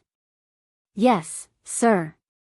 Yi Qian, who had been staring straight at him, simply turned around. She changed her special shoes to one side and looked around. When she saw a familiar figure, she walked over with a smile. "Big Whale, is there anything I can help you with?" After breakfast, they rested for a certain amount of time before diving into the 500-meter deep water. The water ghosts, who were all wearing tight black rubber diving suits, saw Yi Jian walking straight to the whale from the corner of their eyes. A few of them coughed a few times as if their throats were itchy. Li Jingyan's cold gaze swept over them. When he saw the fake coughing water ghost, he shrunk his neck and silently stared at the task at hand, preparing breakfast. "You know me? How did you know?" The big whale was no less surprised than his comrade. Hearing the meaningful fake cough, he hurriedly stood up. It was broad daylight, and he didn't know where to put his hands and feet. In the end, he put them on his lower abdomen. Cough, at least he could block it. When the female soldiers arrived, for the first time, it was not the female soldiers who were embarrassed. Instead, it was the male soldiers who were wearing tight-fitting diving suits. The suits showed off their figures too much. All the men were embarrassed. With a slight smile on his face, Yi Qian did not seem to notice De Whale's movements. He smiled and said, "Judging from your figure and the way you looked at me when I came over just now, it was as if you were looking at someone familiar. So, I guess you must be De Whale. Have a seat. If you need anything from me, just let me know." As he spoke, he pulled out a combat dagger from his waist and pointed at the giant clams that had not been pried open. "Do we need to pry open these too?" "Oh, yes, yes. If you're hungry, you can eat first." As expected of a female soldier with a high IQ. She did not even see De Whale's face last night, but today she could tell that he was De Whale based on his figure and eyes. Her observation skills were very strong. De Whale watched as Yi Qian skillfully cut open the giant clams. She did not peel off the whole clam to remove the inedible parts, leaving the white and fresh clam meat. She slowly cut the clam meat with the dagger in her hand. Then, she cut off the bottom of the clam meat horizontally. A giant clam was finished in less than 2 minutes. This method of cutting is rare. De Whale thought it was interesting. There was no need to cut it into slices. Instead, she cut it into circles. When she ate, she could lift one end of the clam meat and eat it like noodles. "I want to learn this method too. It can be useful in the future." "Where did you learn it?" Don't underestimate the conversation. At this moment, De Whale had already started to ask questions. Chapter 1252. The best and most direct way to understand a person's situation was to chat. It seemed like a normal conversation, but as long as the other party could answer your question, even if the other party only said a few vague words, you could get the information you wanted. Without a doubt, the great whale was a water ghost who was good at chatting. He first praised Yi Qian to create a kind impression. Then he laughed and changed the topic to why Yi Qian was so good. It must be because he had similar training in the past. Otherwise, how could he handle these giant clams? Most importantly, his questions were rough but detailed. He only asked how Yi Qian was able to handle the giant clams and didn't mention training at all. It was impossible to tell that he was asking about Yi Qian's personal situation. When Yi Qian heard this, his eyes narrowed slightly, but the smile on his face didn't change. He answered casually, I used to play by the sea for a while and stayed on a deserted island for a few nights. The calm answer made the great whale laugh. The female soldier was very alert. Her answer was the same as not answering at all. She even told him that she knew what he wanted to ask. Forgive me, I'm used to it. As he spoke, his laughter became softer. He moved closer to Yi Qian and said softly, we can find out whatever we want from that group of soldiers who ran over. Our captain was so angry. I don't know how they were taught in the original army. They don't have any sense of confidentiality. Unlike you, you know what I want to do the moment I open my mouth.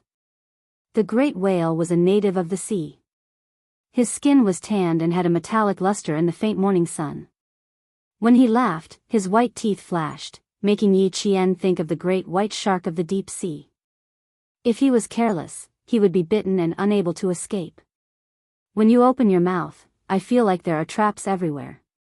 Yi Qian, who was slicing the fish quickly, cut the white and tender fish slices until they were as thin as cicadas' wings. He didn't even have to look at the fish. When he raised his head and spoke, the fish slices were cut and his words were finished. The dagger used in combat inadvertently swept past the great whale's eyes, leaving only a faint smile in her eyes. The great whale suddenly felt a chill in his heart. It was true that the female soldier was beautiful, but she was a poisonous flower with thorns. He couldn't touch her. There was no point in continuing to ask. He believed that he wouldn't be able to get anything out of him. The whale, whose intentions had been exposed, did not look embarrassed at all. He replied calmly, not at all. I just wanted to know more about you since we'll be training together in the future. Yi Qian smiled but did not say anything. Coincidentally, the male soldiers who had fallen behind her came back one after another. The great whale stood up and said, I'll go over and take a look. You don't have to finish everything by yourself. Ask them to come back and get some.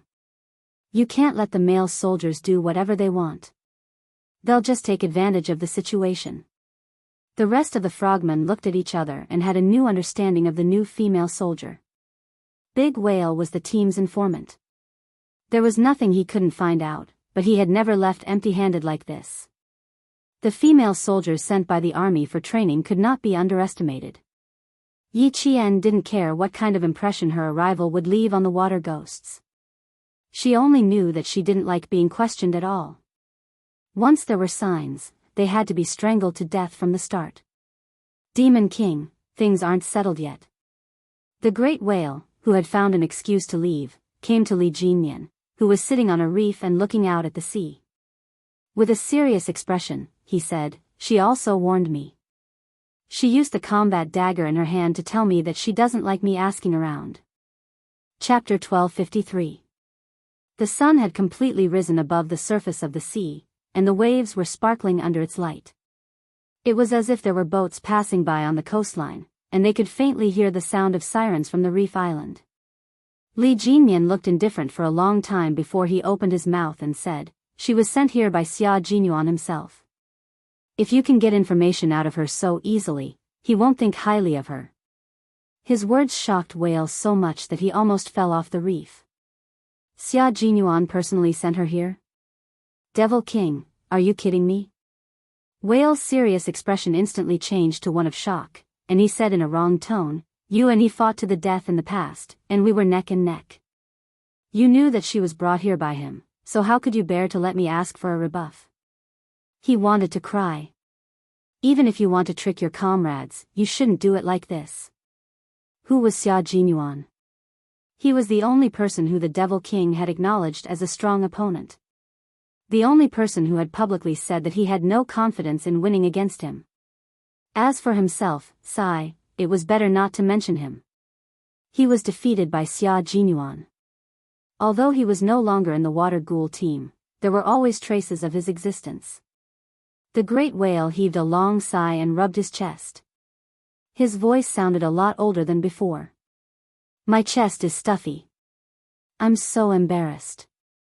I don't have the face to see her. Last night, he had volunteered to find out if there was anything about the female soldier that wasn't written in the information. He had even thought that he was smart enough to ask her about her skills in cutting giant clams, and whether she knew a high-ranking naval officer.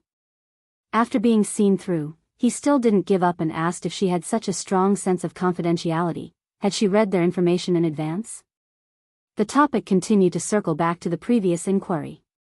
Because of the female soldier who could see the information of the Storm Amphibious Frogman assault team, even if the information said that her mother was a martyr and her background was nothing special, he would not believe it was true.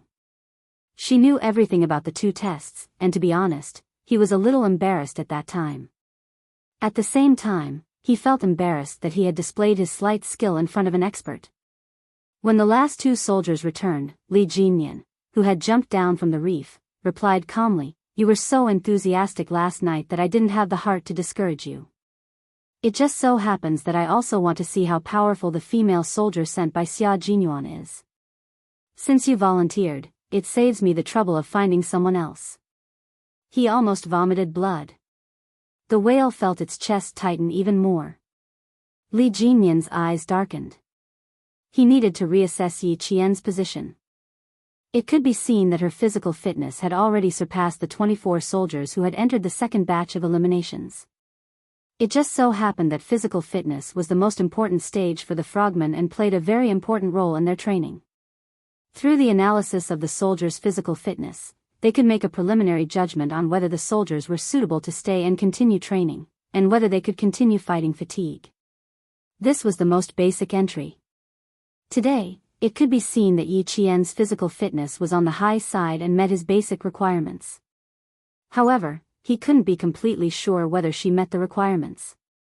After all, it was only her first day of training, and her body was in an excited and energetic state, while the male soldiers had been training for more than a month. De Shrimp, who was in charge of observing, trotted over. He was also cross-country with the frogmen, and his face was very inconspicuous. He looked a little like a fisherman who made a living out of the sea. When he ran up to Li Jinyan, his calm eyes suddenly changed. From an ordinary fisherman, he became a real naval soldier. Camouflage was also a skill that all water ghosts had to know. Chapter 1254. Li Jinyan stopped in his tracks when Prawn came over. He glanced coldly at Yi Qian, who was chatting with his teammates, and signaled for Prawn to follow him to a secluded area to talk. "Demon King, I suspect that Yi Qian has undergone very strict training. I'm afraid that none of the 24 soldiers are her match," Prawn said in a deep voice. "Her stamina is very good. She didn't even stop to rest for a second during the cross-country run." Prawn said in a deep voice, his admiration for Yi Jian was evident in his tone. "Also, she is very familiar with the terrain and landscape. She knows very well which way is the fastest and which way is likely to take a detour and waste her time. My opinion is that she shouldn't be a burden. She might even be able to surpass the 24 recruits." A 5,000-meter cross-country run had once again shown one of the water ghosts how strong Yi Qian was. Li Jinyan's cold and handsome face revealed a hint of contemplation. He said to Prawn, "We can't rush to a conclusion yet. Later, we still have to do a hypoxia and high C02 endurance test. After these two tests, we can decide whether she can stay or not. It's better to play it safe. After all, she's a living person in our team. We can't let anything happen to her." Yi Qian, who was chatting with the water ghosts, didn't know that she had become the topic of conversation for the Storm Amphibious Frogman assault team. At this time, she was answering a question from a marine. "I'm not a recruit. I often train with weights on my legs, so I don't feel much when I run." Didn't they want to know where she came from and who she was trained under? Then she might as well tell them openly and let them guess for themselves. Whale, who had already walked over, happened to hear this sentence. He stopped in his tracks and smiled bitterly. This was great. For the rest of the training, he wouldn't be able to talk much in front of Yi Qian. "Why aren't you going over? Are you done eating?" Big Shark, who had come to Yi Qian for hypoxia training, patted his comrade's shoulder. When he saw the bitter smile on his comrade's face, he asked, "You don't look too good. What problem did you run into? The Great Mermaid was the team's instructor. She observed every word and action of her comrades and solved any potential problems at any time. He was the only one in the team who could give his opinion to Li Jinyan at any time and had the right to make decisions. I thought I was smart in front of Yi Qian. I feel a little embarrassed. The great whale sighed and shook his head. Great Mermaid, do you think I should apologize to her? The Great Mermaid raised her eyebrows and asked him calmly, do you still have any thoughts of looking down on her now? No, not even a little bit. I was scared by her. His words made the Great Mermaid laugh. That's right. If you don't agree with her, you can test Yi Qian's strength yourself. Otherwise, I'm afraid you'll have to discuss her background again. The Demon King deliberately arranged it because he heard you, Prawn, and the others say something you shouldn't have said. It just so happens that he also wants to know Yi Qian's strength, so he sent you guys there. She's strong, so it's good that you guys don't look down on her. If she's weak, you can ask her to go back. Whale's face was red as he scratched his head. His face was full of embarrassment. I have to apologize to her. Otherwise, I'll lose the integrity of a soldier. You're a soldier who dares to take responsibility for your actions. It's only right that you apologize. But let me tell you first. Big Shark was only a few meters away from Yi Qian when he spoke. When he looked over, he saw that she was already looking in his direction. Chapter 1255. Yi Qian had already stood up. Her instincts told her that the middle-aged man walking towards her could be one of the people in charge of the team. His position in the army was second only to Li Jinyan. Otherwise, the whale would not have consciously fallen half a step behind her. When the water ghosts who were talking to the whale saw the Great Mermaid coming over, they quickly lowered their heads. Their expressions were especially serious. They did not remind Yi Qian of the Great Mermaid's identity. The Demon King did not introduce Yi Qian this morning. There seemed to be a deeper meaning behind it. Even when they were chatting just now, they did not mention their code names. The soldiers who had eaten a mouthful of fish stood up and smiled. Vice Captain, do you have any orders for us? Vice Captain, I'm panicking when I see you smiling so happily. Just say what you want to say. Don't make me laugh in the middle of it. I really can't take it if you suddenly magnify it, said a soldier from the northeast. He was also the only northerner in the team. The Great Mermaid patted him on the shoulder and laughed. Good. Don't change the training later. 500 meters armed swim.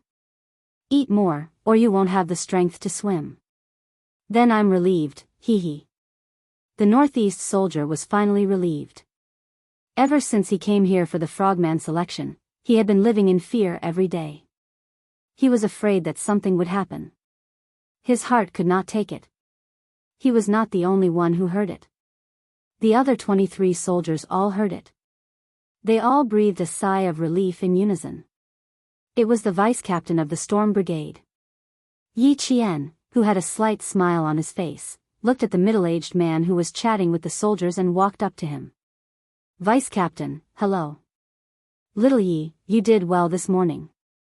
The Big Mermaid, who looked more mature and capable than the group of young soldiers, looked at Yi Jian with a pair of bright eyes. She didn't lose her friendliness at all as she said, what you did has truly stunned us. Very few female soldiers are as capable as you. Vice Captain, you flatter me. I just started a few years earlier, so I have the advantage in terms of time. If I only had half a year, I wouldn't have been able to run even if I wanted to. As soon as he finished speaking, the soldiers and water ghosts who were chatting with Yi Qian just now all laughed kindly. Vice Captain, the female soldier has arrived. You can't be biased because of this. Shoo. Does Yi Qian need to be biased? She's been in the army longer than us. Amazing. You guys better hurry up and eat your fill. The Demon King is waiting for you in front. The Great Mermaid, who was usually kind, smiled. After she finished speaking, she saw a hint of respect on the faces of the soldiers. She couldn't help but smile even more. Yi Qian, on the other hand, found it interesting. His vice-captain had an amiable personality, which complemented the cold-faced Li Jinyan. "Little Yi, come here for a moment. There's something I need to discuss with you." After talking to the soldiers, the Great Mermaid lowered her voice and said to Yi Qian, "You can't directly participate in water-related training for now. Come with me to do 2 tests first." Yi Qian, who was mentally prepared, nodded slightly and left with the Big Mermaid. "Hypoxia and high CO2 are essential tests for us. Before you came here, you should know that the danger of frogmen is different from that of the army. We're carrying out a mission in the water. The moment we enter the water, it's the same as having 1 foot in the door of hell. While we're diving in the deep sea, there's the danger of crushing our lungs and drowning at any time. If the soldiers have outstanding hypoxia and high CO2 resistance, even if it's only for 30 seconds, there's still a chance of survival." As she spoke, she brought Yi Qian to the back of the reef island. They stepped onto a small path that led to the other side of the island. Chapter 1256. The two in front talked as they walked. They didn't seem to notice that there was a living person following them. They didn't even look back as they walked from the front to the back of the reef island. When they reached the back of the reef island, the vice-captain pointed at a black reef island that extended into the sea. She smiled at Yi Qian and said, "We have to go to the front. We need to wade in the water. Be careful when you go in. Be careful not to slip." "Okay." Yi Qian knew that he was undergoing a training test. He didn't ask any questions and just followed the vice-captain. As for what he said, she just needed to listen and do as she was told. The Great Mermaid was a little surprised. This girl who wasn't even considered a female soldier always gave people surprises. Just like now, when the male soldiers who were selected from the Navy came back here, they couldn't help but ask questions like, "Why are you going into the water?" But she didn't seem to be curious at all. She completely followed the saying, "A soldier's duty is to obey orders." She didn't reject the arrangements made by the higher-ups. It wasn't that he didn't read her information. Like the Demon King, he was also suspicious of the female soldiers that the army suddenly sent over. Even before this morning, he was wondering if he should arrange a ship in advance to send the female soldiers back. Who knew that reality would teach him a lesson that left a deep impression on him and made him realize that he was too narrow-minded. Before seeing it with your own eyes, you shouldn't jump to conclusions easily. The Great Mermaid looked at the 2 people in front of her who seemed to have forgotten about her. She was so embarrassed that she wanted to carry the oxygen tank and dive as far away as possible. However, he still understood why the vice-captain did this. She wanted him to lower his head first so that Yi Qian would feel better. In fact, Yi Qian didn't take the Great Mermaid's probing to heart. She had warned him and the other party immediately stopped. The matter at that time was already resolved. She wasn't petty enough to make her comrade lower his head and apologize to her. Seeing the vice-captain wading into the water with her shoes on, Yi Qian, who was about to take off his shoes, smiled and followed her. The whale didn't get the order from the mermaid to leave. Seeing this, he smiled bitterly and followed the mermaid into the water. It seemed that if the mermaid didn't talk to him, the mermaid wouldn't let him leave. Their comrades naturally knew what each other was thinking. In fact, the Great Mermaid was also anxious. He didn't expect that Yi Qian hadn't said a word to the great whale even though the 3 of them had been walking for more than 10 minutes. It was obvious how angry she was. When the Great Mermaid saw this, she sighed softly in her heart. Standing in the cool seawater, she said to Yi Qian, "Little Yi, this morning the great whale tested you with my intentions. He was just following my orders. I know you are angry. Vice-Captain, are you mistaken about something?" Yi Qian did not let him finish. She already knew what he was going to say halfway through. She said helplessly, "I didn't take what happened this morning to heart. If you didn't mention it, I would have already put it aside. Also, I need to make it clear to you that I am not angry about this matter, and there is no such thing as anger." Her gaze was honest and there was nothing strange on her face. Her eyes were as clear as the surrounding seawater, and she could even see her own reflection in them. That magnanimity instantly made the Great Mermaid realize that she had once again misunderstood. The Great Mermaid, who had been in the military for so many years, had never been embarrassed. But now, she was blushing. Chapter 1257. Yi Qian then said, I came from the army, and I'm a female soldier. Suddenly coming under Demon King Li's command for training will indeed surprise everyone, because everyone knows how strict Demon King Li's training is. The difficulty is so great that even the male soldiers' expressions change. Vice Captain, I understand that you all have certain concerns. Because I understand, I've never asked what kind of training you all need me to do, or where you're taking me. I'll obey whatever arrangements the team has for me, and try my best not to bring unnecessary trouble to the team. Just like when you said that you still need to give me a test, I immediately came with you. I think I've already used my actions to tell you that my arrival won't cause any trouble to the team, nor will it cause any trouble for the team. Whatever arrangements the team has for the male soldiers, they can make the same arrangements for me. Ever since I knew that I needed to train with the amphibious frogmen, I've never thought of doing anything special in the team, and I've never thought of leaving so easily in the face of difficulties. In my heart, I've always believed that as a female soldier, I can do the same thing that the male soldiers can do. Furthermore, I'll strive to be the best, and I'll definitely not be a burden to the team, nor will I embarrass the team. After saying so much in one breath, Yi Qian's meaning was very clear. She hoped that in the upcoming training, the male soldiers in the team wouldn't look at her as if she were a female soldier. She also hoped that she wouldn't always think that she was weak because she was a female soldier, and that she needed the male soldiers to give in and take care of her. The big merman naturally understood. As Yi Qian spoke, his expression became more and more serious.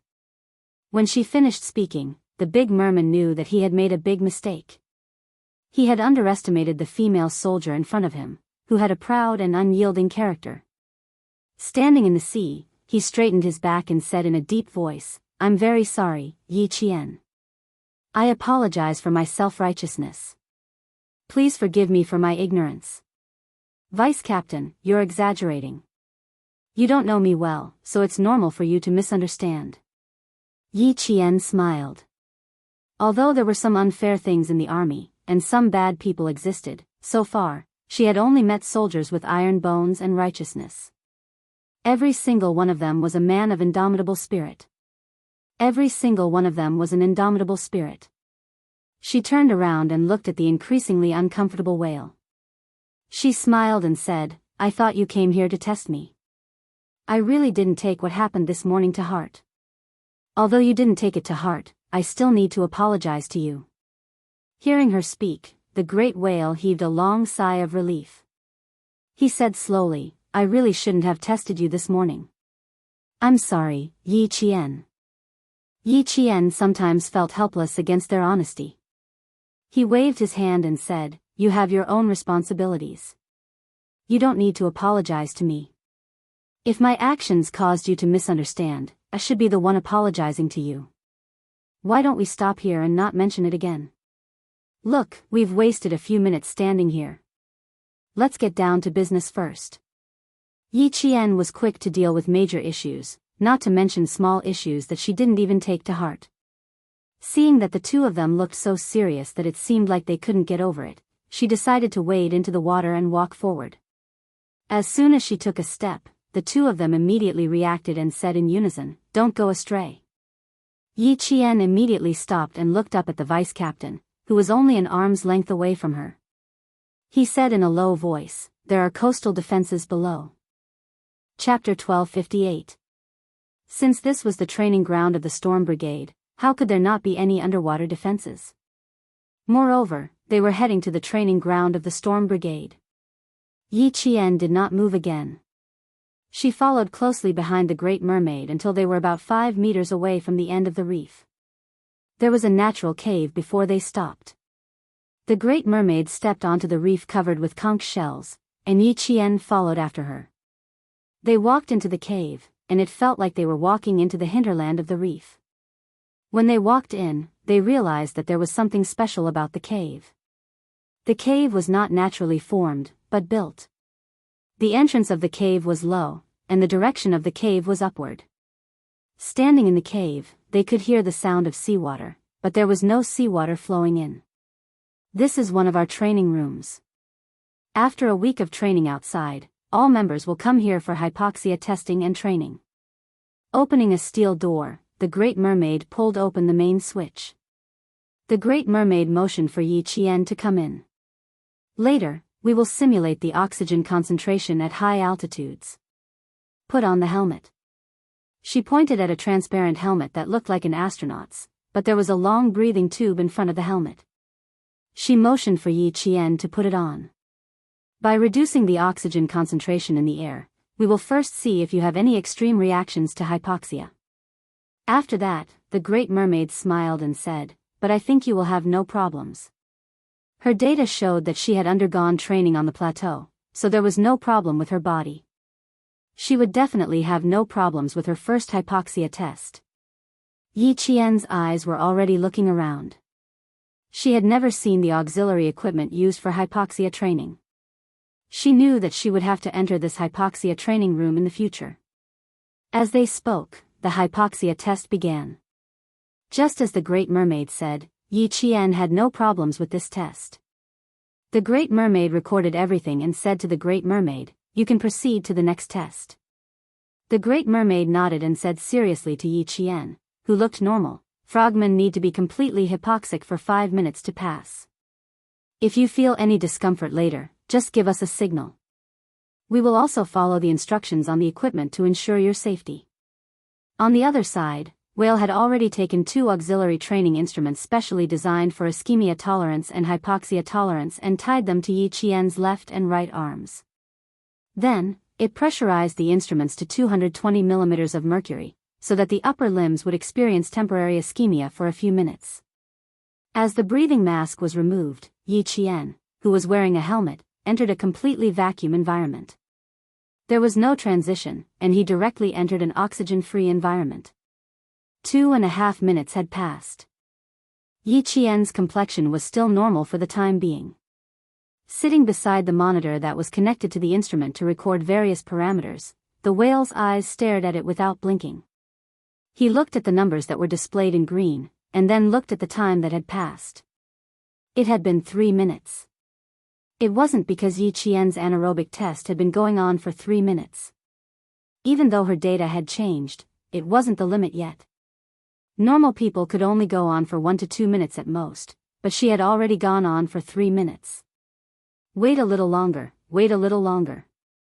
If it was still the same after 4 minutes, then she would be the one with the best results among this batch of soldiers. Someone pushed the door open and walked to the side of the whale, who had a solemn expression and a hint of excitement. "How many minutes has it been?" It was Li Jinyan's voice. The parameters only started to change after 3.5 minutes. Even though the whale spoke in a low voice, it wasn't difficult to hear the excitement in his voice. "Demon King, I bet that Yi Qian can definitely last for more than 4 minutes." Chapter 1259. Li Jinyan was a lot calmer in the face of the whale's excitement. Although his expression was still indifferent, from the way he stared at the various parameters, it was more or less obvious that his heart wasn't as calm as his expression. Hypoxia could cause headaches, fatigue, difficulty walking, panic, shortness of breath, chest tightness, and pulmonary edema. In severe cases, it could even lead to death. Regardless of whether it was high altitude or underwater, hypoxia was a problem that humans had been unable to overcome since ancient times. And the frogmen mostly carried out underwater missions. In the selection competition, the duration of hypoxia tolerance played an extremely important role in the selection competition, and it could even decide whether to stay or leave. Li Jinyan stared at the gradually rising numbers and calmly glanced at the time. A dark light gradually condensed in his cold eyes, and finally converged into a stream of light that was as bright as a winter night. Almost there, almost there, almost there. Whale did not notice the change in his expression. His eyes were fixed on the display screen, and his expression was so nervous that it was as if he was in the selection competition himself. The first beep sounded at the set time, and Whale was so excited that he almost jumped out of his chair. Li Jinyan, who was standing behind him, raised his hand and pressed on his shoulder. Only then did he not lose his composure. 5 minutes, Demon King. She did it. The numbers haven't turned red yet. Whale said excitedly, as if he had discovered a treasure. His eyes were shining, as if they were bursting with light. She has surpassed the soldiers we left behind. Very good, 5 minutes had passed. Just as Whale said, she had indeed surpassed the 24 soldiers left behind. The numbers are starting to rise. Remove the device. Li Jinyan's expression did not change at all, but when he put one hand on the table, his slender fingers tightened slightly. Give me the results after the high CO2 reaction test. Keep an eye on it. When the numbers turn red, immediately turn off the device. Whale saw that the captain, who was younger than him, was still calm. He realized that he had lost his composure, so he cleared his throat and whispered, "It's rare to meet someone who can withstand hypoxia for 5 minutes. I will definitely be careful." As the device on his arm was removed, Yi Qian, whose upper limbs had been freed, immediately felt the locked blood rush to his arm. The heavy feeling of having a few mountains on his left and right shoulders, as well as the separation of his upper and lower limbs, instantly disappeared. Taking off her mask, Yi Qian, whose face was as red as the sunset, did not immediately open her mouth to take deep breaths. Her delicate lips slightly pouted, and she slowly and rhythmically took deep breaths. Then, she let her whole body breathe in and out in sync with her breathing, and slowly relaxed. The lack of oxygen for 5 minutes was like walking back from the gates of hell. Large droplets of sweat were still dripping from his back. The sweat on his forehead had gathered into small streams, dripping down his chin and onto his lapels. The big mermaid, who had been keeping watch, took a deep breath before breaking the silence in the room. Not bad, 5 minutes and 24 seconds. Although its voice was soft, there were obvious fluctuations. It could be seen that the big mermaid was a little excited. 5 minutes. A qualified frogman's hypoxia training lasted 5 minutes. How could he not be excited? But she quickly sobered up. No matter how excited she was, she belonged to the army. Yi Qian had been counting the time in her heart. When she heard the big mermaid's words, she smiled and said, "My arm is tied to the device. Otherwise, I could have lasted 6 minutes. 6 minutes is my limit." When she was training with Principal Chen at the beach, she could only hold her breath for 2 minutes at first. Later on, when she was training at the altitude, Uncle Chen made her wear a mask for morning exercises. She wore a mask when she went down to the lake on the plateau. Even when she slept, he asked her to wear a mask. That was how she achieved her current results. Chapter 1260. 6 minutes was Yi Qian's limit, but for many people, 6 minutes of lack of oxygen underwater was enough to kill them.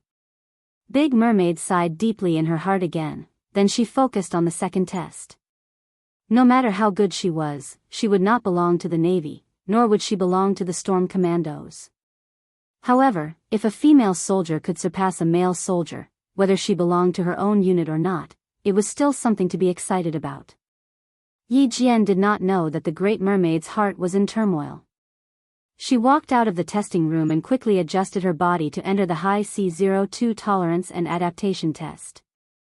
This was a compulsory training for the frogmen, and also one of the tests for the Storm Commandos. This is our C02 tolerance training form, take a look. Big Mermaid, who accompanied and recorded the whole process, stood in the clear water and said to Yi Qian, who was already prepared, "Your breathing time will decrease by 15 seconds, but the time you can hold your breath will remain the same. We have 30 minutes of testing, you may feel a little uncomfortable, and you may even experience nausea and vomiting. There is a coral archipelago below, you need to dive to the bottom of it, which is about 15 meters from the surface. Remember, Yi Qian, we need to record your best personal score and your worst score. In 30 minutes, I want to know if your average score is passing." High CO2 was a dangerous test for diving underwater without any air source. When Yi Qian held her breath and dove to the bottom of the sea, she closed her eyes and kept her breathing tight, swimming like a fish to the bottom of the sea. The oxygen content in her blood began to decrease, and the high concentration of CO2 gradually made her body uncomfortable. Her diaphragm muscles began to twitch, telling Yi Qian that she needed to breathe, needed to rise to the surface to get oxygen. Relax, relax, the body must relax. Let the body and mind not be afraid of the gradually increasing CO2 content in the body. Listen to the sound of the water, feel the joy of the fish swimming by, and avoid being disturbed by fear and other factors. When the oxygen content in her blood reached the limit, Yi Qian quickly rose to the surface. Don't rest for too long, otherwise the CO2 accumulated will be expelled from the body because of the long rest, and you won't be able to accumulate high CO2. Once you float to the surface for more than 30 seconds, the cumulative effect of CO2 will be very bad. Yi Qian, you need to take a breath within 20 seconds and dive back into the sea. Big Mermaid's strict voice kept reminding Yi Qian. He held a timer in one hand, waiting for Yi Qian to take a breath and dive back into the sea, and his expression would become more serious. 20 seconds for breath was actually quite harsh for a recruit, but he really wanted to know if Yi Qian could surpass a recruit, so he took the risk of taking a breath in 20 seconds. To the recruits, taking a breath in 20 seconds was a little dangerous, but to the storm commandos, taking a breath in 20 seconds was a long time. During the whole breathing process, every breath would exchange the air in the lungs. The frogmen rested for 15 seconds and immediately entered the next round of high CO2. Giving Yi Qian an extra 5 seconds was what Big Mermaid finally found to be feasible and conservative after a few rounds of testing. Yi Qian dived 15 meters into the sea in one breath, held his breath for 2 minutes, and then rushed back up to rest for 15 seconds.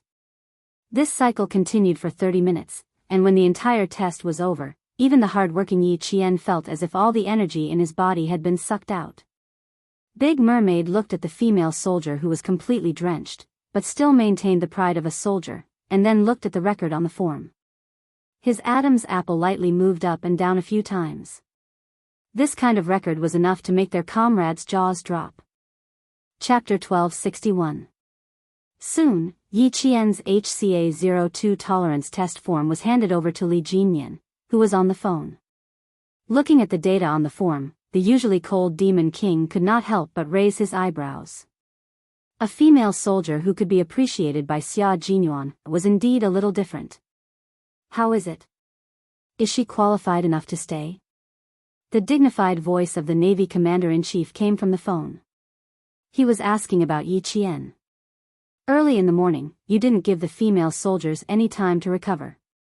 Instead, you ran with the male soldiers while carrying weights and then started a high-pressure test. Li Jinyan, you're too bold. The physical fitness of the female soldiers was already worse than the male soldiers, and the test was arranged so closely. When the Navy Commander-in-Chief heard about it, he was so scared that he broke out in cold sweat. Putting aside the hypoxia test, they even had to do a half-hour HCA02 test. Did they treat the female soldiers as members of the Storm Commandos? How audacious. Didn't I tell you? Since the army is determined to send her over, you don't have to care if she's good or not. Just keep her. You have to give face to the army. Since she's here, we'll take her in. As for the results of the training, that's not your problem. It's up to the female soldiers to see if they put in the hard work. Don't be so strict with your requirements. She's a female soldier after all. Could it be that you expect a female soldier to be able to transform into a dragon in the sea, just like you? Wake up, Li Jinyan. No matter if she's good or not, whether she can keep up with your training, you have to fucking keep her. In short, she had to stay.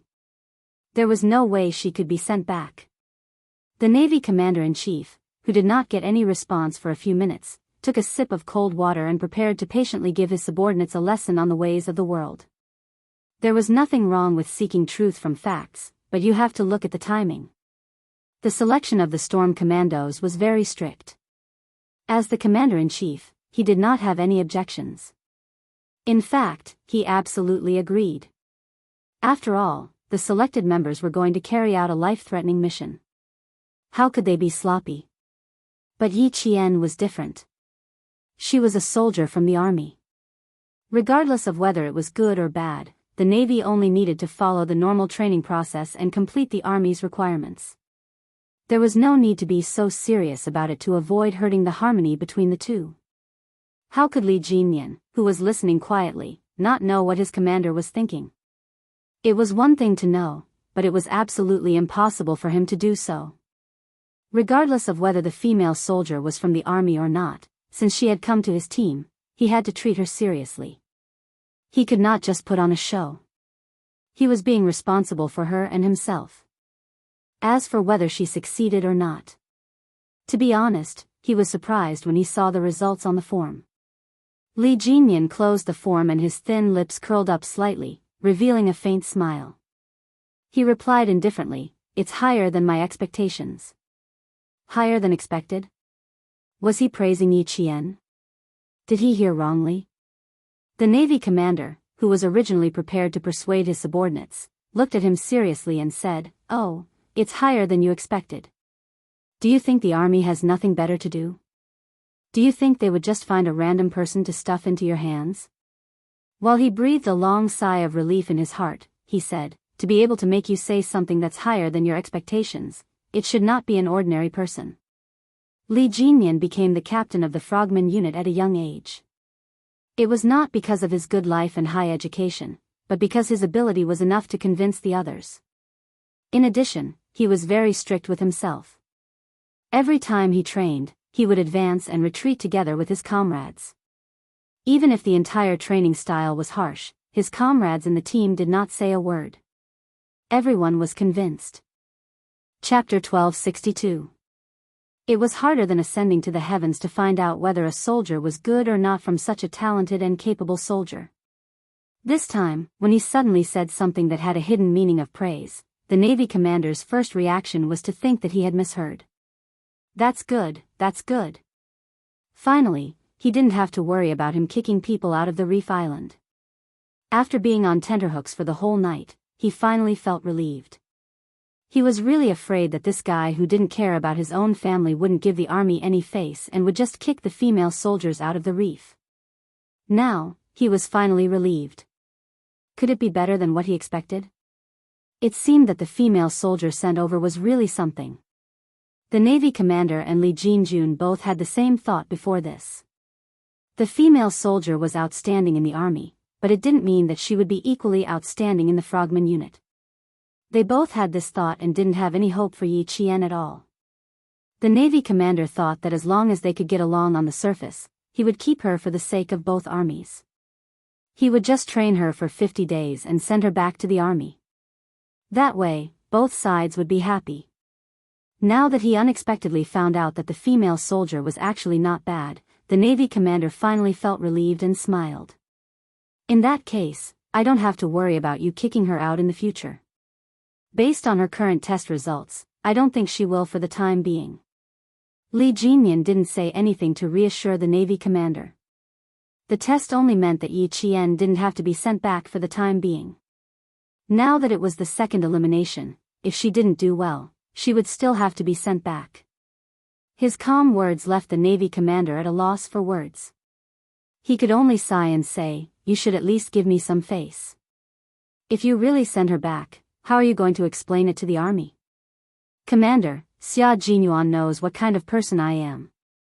You don't have to worry." Li Jinyan only said this one sentence and the Navy commander's heart calmed down a little. He then said calmly, "I will send you Yi Qian's test results later." After the Navy commander received Yi Qian's test results, he took a while to recover from his shock. With this kind of result, it was no wonder that Jinyan said it exceeded his expectations. What a pity, what a pity, it was a pity that it was someone from the army. Thanks to this achievement, the Navy commander no longer paid attention to Yi Qian. He no longer had to worry about whether she would be invited back by Li Jinyan. At noon, Yi Qian, who was not invited back, was finally officially introduced to the members of the Storm Commandos by Li Jinyan, as well as the Marine soldiers who had entered the second round of elimination. Last night, they were forced to float on the sea for a night. In the end, the 3 Marines that returned had already returned to the team. So far, including Yi Qian, a total of 28 soldiers had officially entered the 4-week, Hell Week, training. In the Hell Week, there was another week of extreme training. This was also a round of elimination.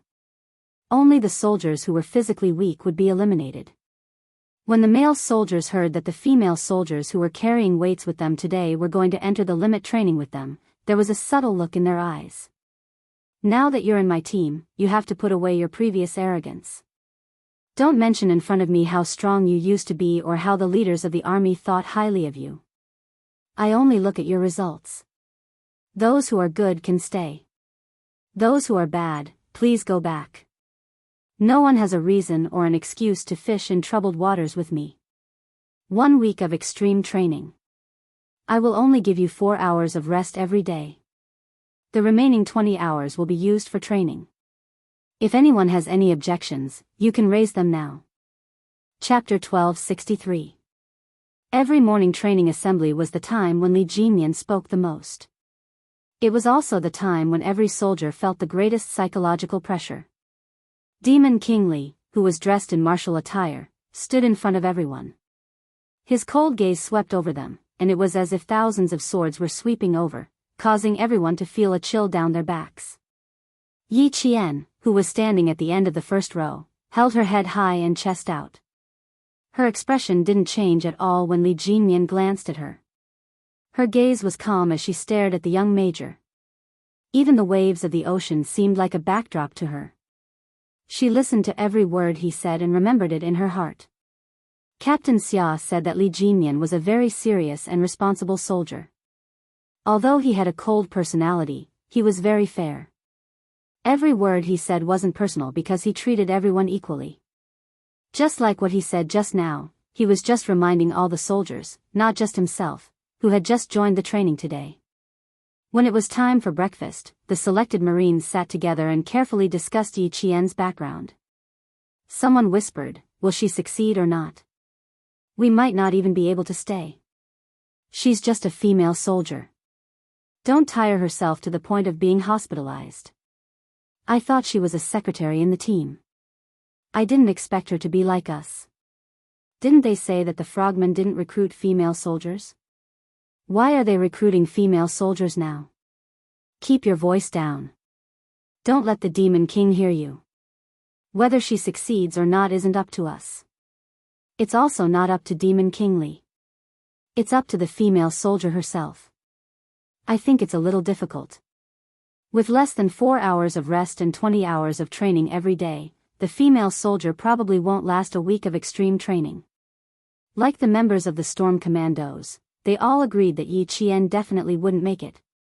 Yi Qian also knew that she had become the topic of discussion among the male soldiers. Standing in front of Li Jinyan, she said calmly, "I don't have any special requests. I'll do whatever the team arranges. I'll only ask once." Faced with Yi Qian's calmness, Li Jinyan nodded slightly in secret. No special requests, and she didn't take the opportunity to make any requests. It was easier than expected. As long as it was easy, it was fine. He also didn't like having a delicate female soldier in his team who would make requests and cause trouble every other day.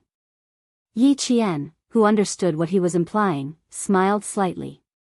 Looking at the young major who was praised by Xia Jinyuan, he said slowly, "I'll also only say this once. Not only was it easy, but also capable and experienced." Li Jinyan really didn't say another word. He gestured for Yi Jian to return to the team and turned to leave. He was responsible for himself and every recruit. He's his heads he was very well. He was responsible. He was responsible for himself and every recruit. A responsible man. No matter how cold he was, he wouldn't make people feel disgusted. He would only make people admire him. The male soldiers not only respected Demon King Li, but they also feared him. Yi Qian, who was always calm, didn't fear him. She didn't even look at Li Jinyan's face in the next week's extreme training. She didn't have much time to pay attention to him. The Navy's extreme training was related to water. There were too many things to learn. Even if she trained for more than 20 hours a day, she still felt that there wasn't enough time. From the obstacle course training to the boat training to the surfing training on the last day, Yi Qian wished that she could break 1 minute into 2 minutes.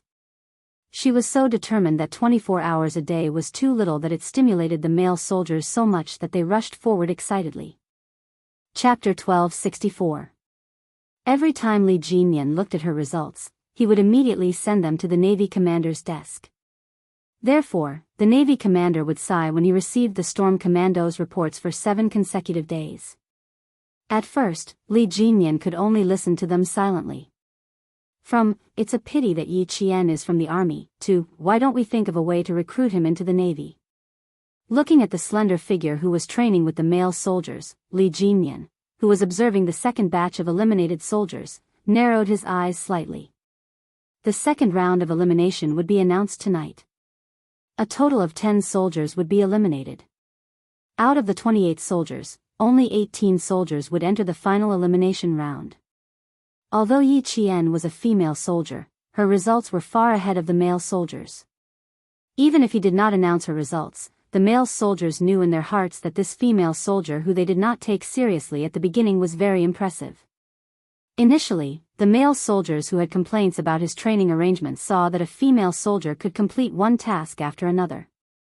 In less than 3 days, they did not hear a single word of complaint. As a female soldier, she could complete the tasks and even did it better than the male soldiers. As male soldiers, what right did they have to complain?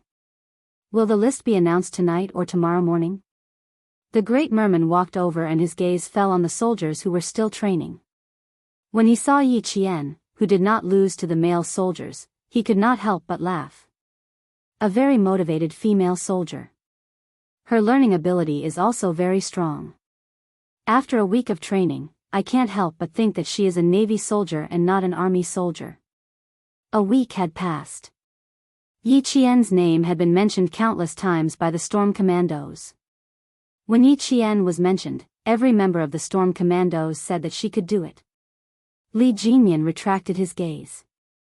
His handsome face was cold as he said, "Announce it tonight and send her away tonight." Excluding Yi Qian, we only have 27 soldiers left.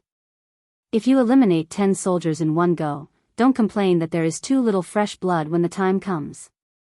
The great merman frowned slightly and reminded, "If you continue to eliminate soldiers like this, I'm afraid that the soldiers who leave will complain again." Now that Yi Qian's results are out, they can only blame themselves for being unworthy of being a man if they have any complaints. Li Jinyan's slightly cold voice came along with the sea breeze. Although it sounded indifferent, it was as cold as winter. If they really want to talk, just show them Yi Qian's report card. This move was a little too ruthless.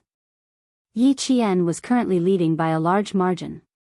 Any male soldier who saw this would feel ashamed. Big Shark, who had been worried that it would affect Li Jinyan's promotion, finally laughed. "I think we don't have to wait for them to complain before we bring out Yi Qian's results. When we announce Yi Qian's results at night, we'll just bring them out and talk about them for a few minutes. Then, they'll have to shut up." It had to be said that having a female soldier who was stronger than the male soldiers not only made the entire team easier to manage, but also stimulated the male soldiers' fighting spirit. All of them were afraid that they would be outdone by the female soldier. Li Jinyan was surprised by the results. After 2 weeks of training, not only did he not see Yi Qian tired, but he also showed everyone her perseverance that was as deep as the sea and her tenacity that refused to admit defeat. Although he could not be sure if the female soldier could last until the end in a week, 1 week was enough for him to see clearly that she had a fierceness that even the male soldiers could not compare to.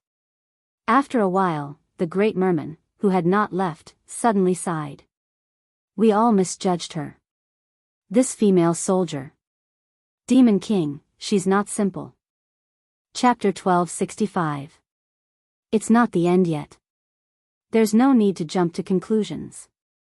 Li Jinyan, who had remained clear-headed the entire time, did not think that Yi Qian would definitely be able to stay just because of her outstanding results. Without seeing the final results, no matter how outstanding her results were, they were only temporary. "You've always been strict. I'm only asking for trouble by discussing the issue of staying or leaving with you." De Xiao took the initiative to end the topic and changed the topic to boat training. Early in the morning, the boat surfing training lasted for 2 hours. They kept lifting the rubber boat ashore and pushing it down to compete with the waves, rushing ashore as fast as they could. De Xiao looked at Yi Qian, who had become the leader of Team 1, and the smile on his face deepened. On the first day of training, as a female soldier, Yi Qian had indeed suffered a lot. The male soldiers thought that she was just there to join in the fun. Furthermore, they were all angry at being trained by the Devil King. When they spoke to Yi Qian, their words were somewhat reckless. He saw this but did not step in to stop them. He wanted to see how Yi Qian would handle it. The way to handle it was very simple. She would use her strength to speak. That night, Yi Qian made all the male soldiers shut their mouths. None of them dared to say anything bad about her. She had fought against 4 soldiers alone. She had held each of their necks with a military dagger. How could the male soldiers, who could not win even when they fought 4 against 1, still have the face to say that a female soldier was not good enough? If they had succeeded, they would not have had a military dagger held to their necks by a female soldier. She did not argue. She used her strength to stand firm. Who would dare to say that a female soldier was not good enough? Yi Qian did not know that Li Jinyan was secretly observing her. She, who was wholeheartedly focused on training, lifted the rubber boat with the male soldiers and walked towards the beach. After 2 hours of training, everyone's mouth was washed by the salty seawater until it tasted bitter. When they reached the shore, they pounced on the water bottle and gulped down water to wash away the salty taste in their mouths. 6 days of the week-long extreme training had passed. Perhaps everyone knew that the second elimination list would be released at any time. Every male soldier's expression became more and more solemn. Even when they spoke, there was a hint of ruthlessness. There's still 1 more round of surfing training. Let's rest after that. Otherwise, when the Demon King comes, we'll have to stay in the sea for half a day like the 3rd team. A male soldier said with lingering fear. He hurriedly drank a few mouthfuls of water and didn't dare to stay any longer. He asked his teammates to hurry up and finish the last set of surfing training.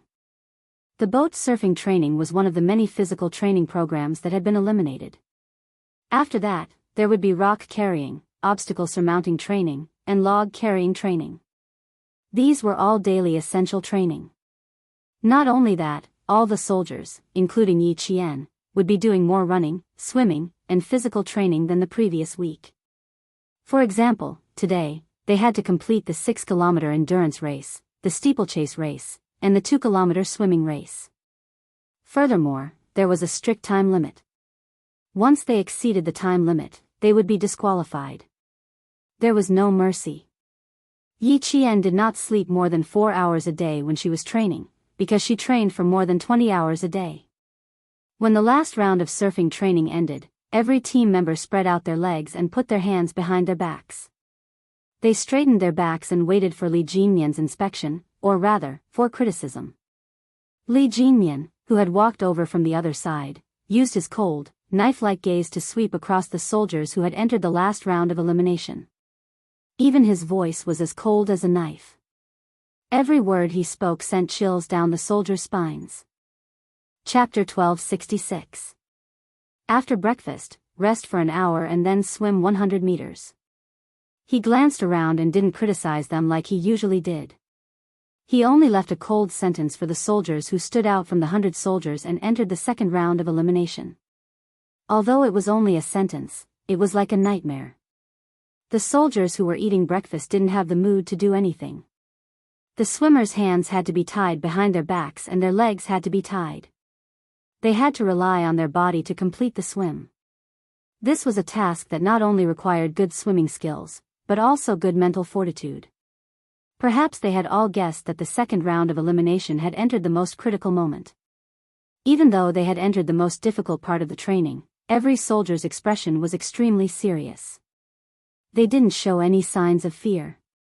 Their faces didn't show it, but when they stood on the water's surface, the corners of 2 male soldiers' mouths twitched fiercely. Their small bellies and legs also began to tremble slightly. This scene was recorded by the members of the Storm Commandos and included in their individual scores. Relax your body. Just like when you swim without moving your hands and legs.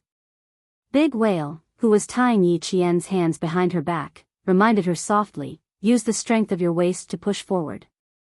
You have to be fast. Don't relax halfway. Yi Qian smiled and joked, fortunately, it's only 100 meters. If I had to do 200 meters like you guys, I wouldn't have much confidence. Although Yi Qian trained with the soldiers, her identity was still special. She knew the uniqueness of Li Jinyan's team, so she could joke around with the members of the Storm Commandos. The members of the Storm Commandos also liked to chat with Yi Jian, who was stronger than the male soldiers. She was a proper female soldier from the Special Forces. Hearing this, Big Whale chuckled and replied, "You're swimming well." Our Navy's commander sighed for a long time, lamenting that you're not from the Navy. The 28 soldiers had their hands and legs tied. They were waiting for the whistle to blow before diving into the water one by one and diving for 100 meters. It was time to test their swimming skills and mental fortitude. A sharp whistle sounded. Yi Qian turned into a fish. Her speed was extremely fast, and her diving posture was extremely graceful. She dove into the water without any hesitation. The entire surface of the water began to boil, and a series of plop sounds could be heard. 28 figures jumped into the water. The Storm Commandos who were holding stopwatches had already started counting down.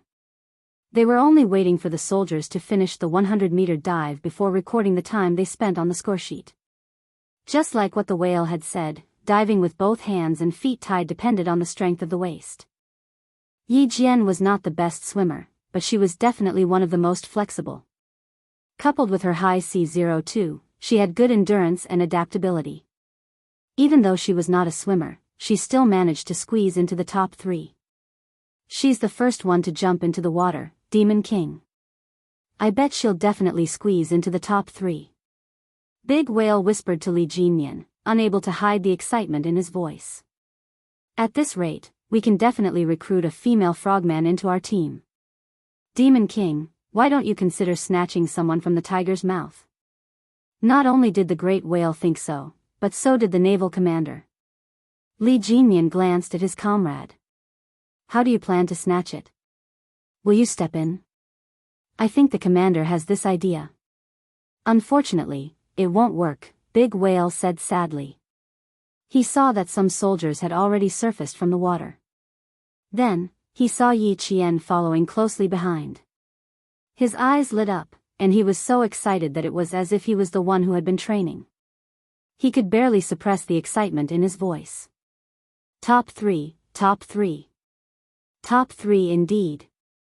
Chapter 1267. Yi Qian did not know that she had won second place. She only knew that if she did not swim with all her might, she would probably sink to the bottom of the water and would not be rescued in a short time. If she wanted to survive and not be drowned by the water, she had no other choice but to swim with all her might. At the same time, she had to thank Demon King Li for being merciful and not letting them swim in the seawater filled with seaweed. Otherwise, it would have been even more dangerous. When she could finally emerge from the water and breathe heavily, Yi Qian had a lingering fear that she had escaped death. After a few years of training, this was the first time she had felt this way.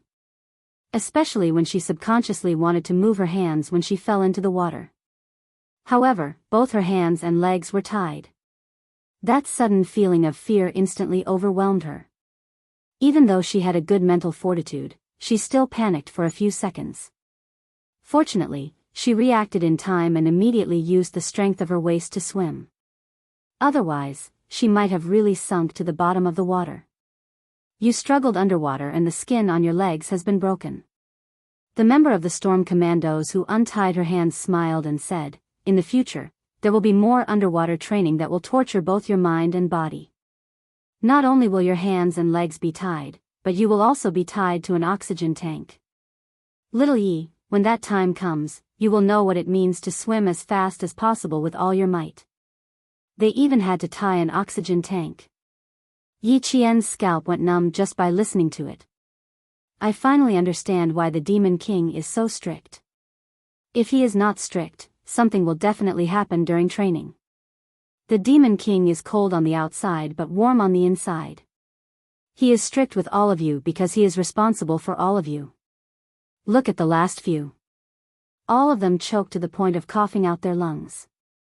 If he is not strict and something happens to them, he will feel worse than anyone else.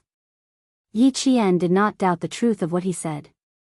After a week of training, she could indeed see that Li Jinyan was a cold on the outside but warm on the inside.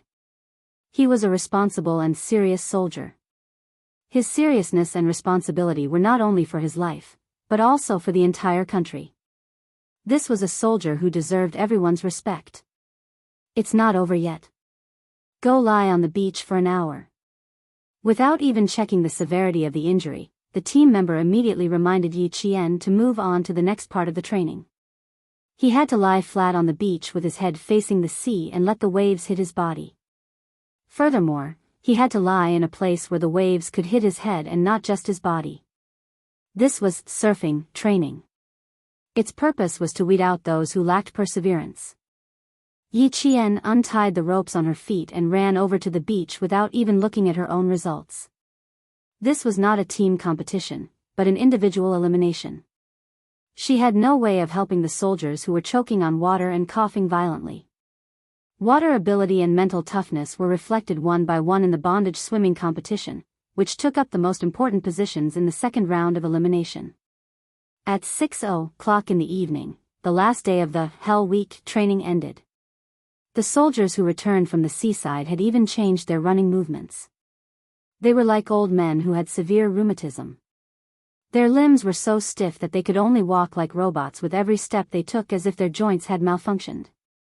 Yi Qian knew that there was not a single part of her body that was unharmed.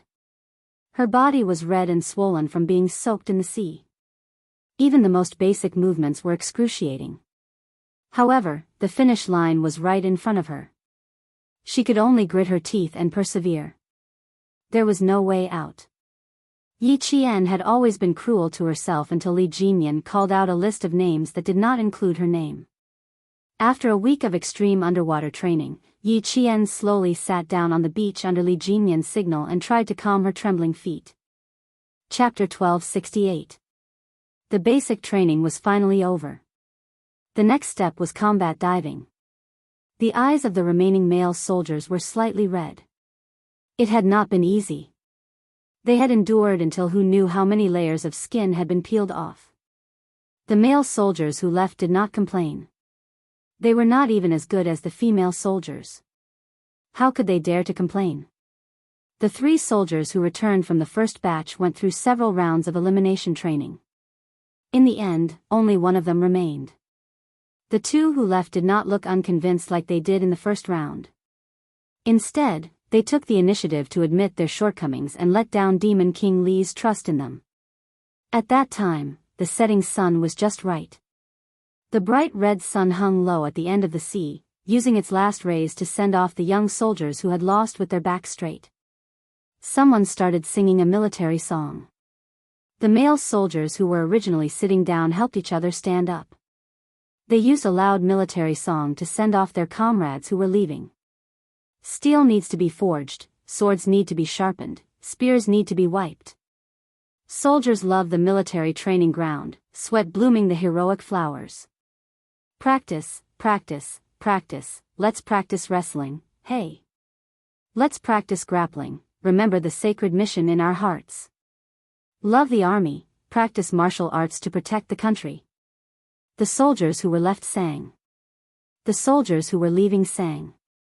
The Love the Army, practice martial arts song accompanied the most beautiful sunset to send off their beloved comrades. While Yi Qian was singing the military song, Yi Ying in the provincial capital was also making use of the time to sing the military song. She had made up her mind to join the army. Under Yi Jifan's selection, she decided to enlist in the military arts. She had a foundation in singing and dancing. She could also play the piano well. In addition, she was 165 centimeters tall. Her temperament and appearance were not bad. As long as there were no accidents, enlisting in the army would not be a big problem. In order to let his daughter Yi Ying enlist in the army, Yi Jifan, who wanted her to enter the capital's political group, had already started to run around. He was trying to make arrangements for his daughter to have a good future. Ying, are you done? Sun Dongqing's urging voice came from outside the room. Tonight, the family of 3 had invited a guest whose family had connections in the capital for dinner. As the main character, Ying was still tidying up her room and had not come out. Sun Dongqing saw that it was already 6 o'clock. She was afraid of being late and leaving a bad impression. She could not help but urge her daughter. Hurry up, it's already 6 o'clock. We're supposed to arrive at 7 o'clock, so we have to be there 10 minutes earlier so as not to be rude. In the room, Ying looked at herself in the mirror. She nodded in satisfaction as she looked at herself in the mirror. She was wearing an aqua blue knee-length princess dress. She smoothed her beautiful black hair before opening the door. My family has a daughter who has just grown up. The 19-year-old Ying is indeed a pretty girl in terms of appearance and temperament. Sun Dongqing couldn't stop smiling when she walked out after tidying herself up. Yes, my Ying is so beautiful. Look at her small mouth and big eyes. She's really beautiful. Ying smiled and twirled in front of Sun Dongqing. She raised her chin and said arrogantly, "How can I embarrass you and Dad?" She heard that the guests tonight were not ordinary people. There was even a diplomat in the family. If she didn't clean herself up, how could she be worthy of her family's painstaking efforts? Once she entered the army, she would definitely let that wretched girl Yi Qian have a look. Ying, who left home with great ambitions, followed her parents to the most famous restaurant in the provincial capital. She stood upright and had a smile on her face. She was reserved and polite as she waited for the guests to arrive. Come. Brother Qin, this way please, this way please. Someone outside the private room pushed open the half-closed door. Then, the person who spoke walked in and said to Yi Jifan, who had already stood up, "Director Yi, the guests are here. You have to treat them well." Chapter 1269. When the door was fully opened, Yi Jifan saw a young man in a suit and leather shoes walking in with the middleman. Old Jiang, the head of an industrial company in the provincial capital. "Director Yi, this is the son of the Qin family in the capital. You know the Qin family, right? Brother Qin is the son of the Qin family." Old Jiang respectfully invited Mr. Qin over and only introduced him to the Qin family. He did not mention anything about Mr. Qin himself. Old Jiang was in his early 30s and met Yi Jifan at a banquet. He inadvertently found out that Director Yi wanted to send his daughter to the Beijing government regiment to be an art soldier. He remembered that he had heard rumors that Director Yi was likely to be promoted to be the second in charge of the provincial construction. He wanted to enter the real estate business, so he took advantage of the opportunity when the Qin family came to the provincial capital to celebrate grandfather Chao's birthday to act as a middleman. As for whether or not he could persuade the Qin family to help him, it was not up to him alone. It depended on the progress of the banquet. But old Jiang secretly glanced at the corner and felt that there shouldn't be a problem. Director Yi had a beautiful daughter and Qin Yi was famous for being a womanizer. If he really took a fancy to Director Ye's daughter, wouldn't it be a piece of cake for him to get her into the Beijing political group? Yi Jifan clearly saw the young man that old Jiang had brought over. Not only was he too young, he even had a frivolous look on his face. Before he even opened his mouth, Yi Jifan's heart sank. Ying stood up and looked at the so-called nobleman. She could not help but frown. A diplomat? Is this what a diplomat looks like? Why does he look so unreliable? Ying looked at the so-called young diplomat and the diplomat, Qin Yi, did not avoid looking at Ying. Brother-in-law Jiang really didn't lie. The little girl looked fresh and lively. Her almond-shaped eyes were big and bright, revealing a charming charm. Also, with that slender waist, she was worthy of being a dancer. At first glance, one could feel her tenacity. In the capital, Qin Yi was famous for being a playboy. He was proficient in eating, drinking, and playing. His appearance had inherited the Qin family's usual gentle and handsome appearance. His clothes and speech were all good. Therefore, he was particularly popular with women. When Ying first met Qin Yi, she was also deceived by his gentle and handsome appearance. She thought that he was really a gentle diplomat. When she saw him looking at her with a slight smile, she hurriedly returned a smile with her face burning hot. She then shyly lowered her head, her actions revealing the coquettishness of a girl. Unknowingly, Qin Yi's heart felt as if it was being scratched by a cat's paw. "Brother Qin, this is the Director Yi that I mentioned to you before." Old Jiang was seriously trying to pull strings. From his words, one could tell that he was very respectful to this young Master Qin from the capital. Qin Yi, who had been arrogant and haughty just a second ago, suddenly smiled and said politely, "Nice to meet you, Director Yi. I'm Qin Yi." As he spoke, his eyes never left Yi Ying. "Hello, young Master Qin.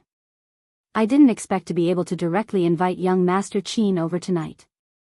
Old Jiang really gave me a big surprise." Qin Yi took the initiative to stretch out his hand. Yi Zhifan hurriedly stretched out his hand as well. He did not want to be impolite. He also happened to block Qin Yi's gaze from the corner of his eye. He smiled and said, I'm sorry. Please take a seat." No matter how big the other party's background was, or whether the matter entrusted to him was reliable or not, he could only take one step at a time. Old Jiang would not dare to casually find someone to pretend to be young Master Qin to deceive him. Chapter 1270. Qin Yi, whose line of sight was blocked, curled up the corners of his mouth and quickly warmed up to Yi Zhifan. The smile on Sun Dongqing's face was a little forced.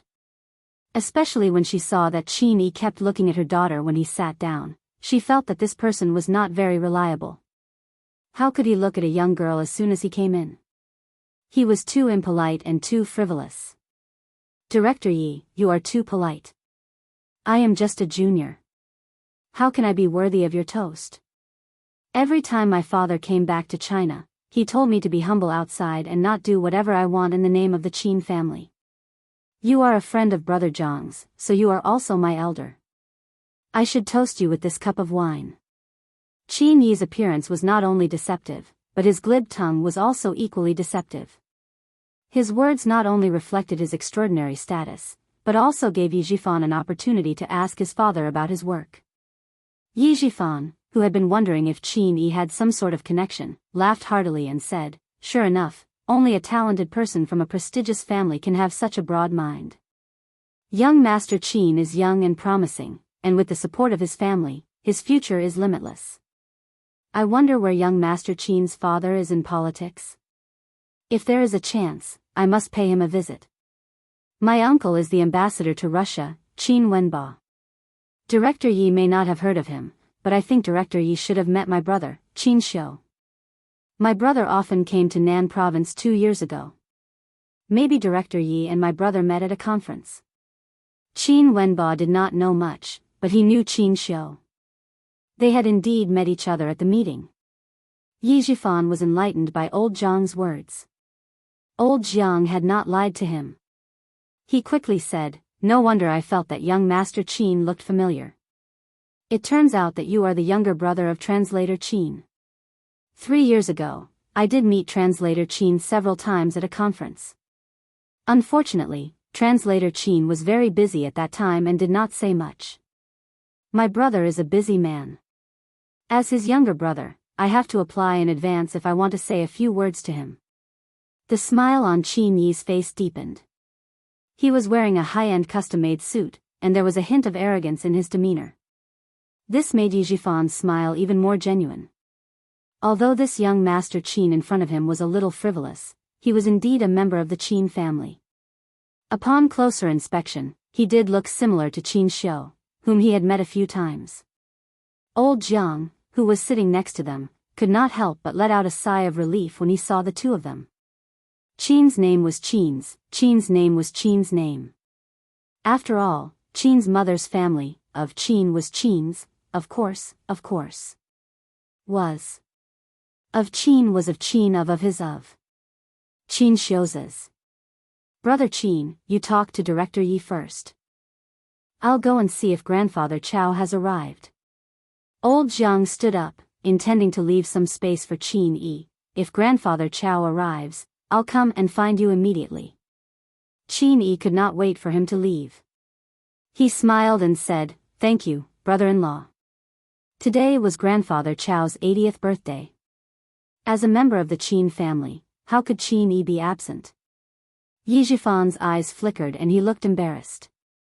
He apologized, "I've troubled young Master Qin to take the time out of his busy schedule to come here. How about this? If young Master Qin is still in the provincial capital tomorrow night, I'll host another banquet to thank young Master Qin. The first time might not work, but the second time would be more likely to make it happen." Chapter 1271. Old Jiang was amused when he heard this. Officials were different. They knew how to make dinner parties better than businessmen. He laughed and tried to pull the strings again. "Brother Qin, you can have some fun in the provincial capital. You don't have to rush back to the capital." He had already opened the door of the private room. Yi Jifan, who had stood up to send him off, walked over. "Thank you for your hard work, old Jiang. If Elder Chao hasn't arrived yet, you'll have to come back and have a few drinks with us." As he spoke, he approached old Jiang and whispered, "Thank you, old Jiang. Director Yi, you're being too polite." The bald old Jiang touched his forehead out of habit. He looked at Qin Yi, who was chatting with Sun Dongqing, and quickly reminded him, "Director Yi, Mr. Qin's family is a big shot in the capital. Our Jiang family and the Qin family are in-laws. Otherwise, we wouldn't have been able to invite him. He's also a forthright person. I think you can talk to him. Why don't you strike while the iron is hot and tell him that your niece wants to enter the capital's political regiment? To tell you the truth, although the Qin family is a diplomatic family, they know only high-ranking military officers. If the Qin family agrees, you can enter any regiment you want." The reason why Yi Jifan chose such a high-end place to entertain guests was naturally because he had investigated the situation of old Jiang's family. At this moment, he naturally understood that old Jiang was telling the truth. Yi Jifan glanced at Qin Yi, who was speaking politely to his wife. His smile deepened as he said, "Old Jiang, if my daughter's matter is settled, your matter will also be settled." On the other side, Sun Dongqing flattered, "Mr. Qin is young and promising. As expected of a noble family. Only the Qin family can cultivate such a talent like Mr. Qin. Unlike us small families, we don't have the ability to send our children to higher places. We can only be anxious." Sun Xueqing didn't have so many scruples when speaking. After 3 rounds of wine and 5 dishes, she still hadn't mentioned her daughter's matter. She couldn't help but feel anxious. She simply said it directly. Anyway, the other party knew why she invited him.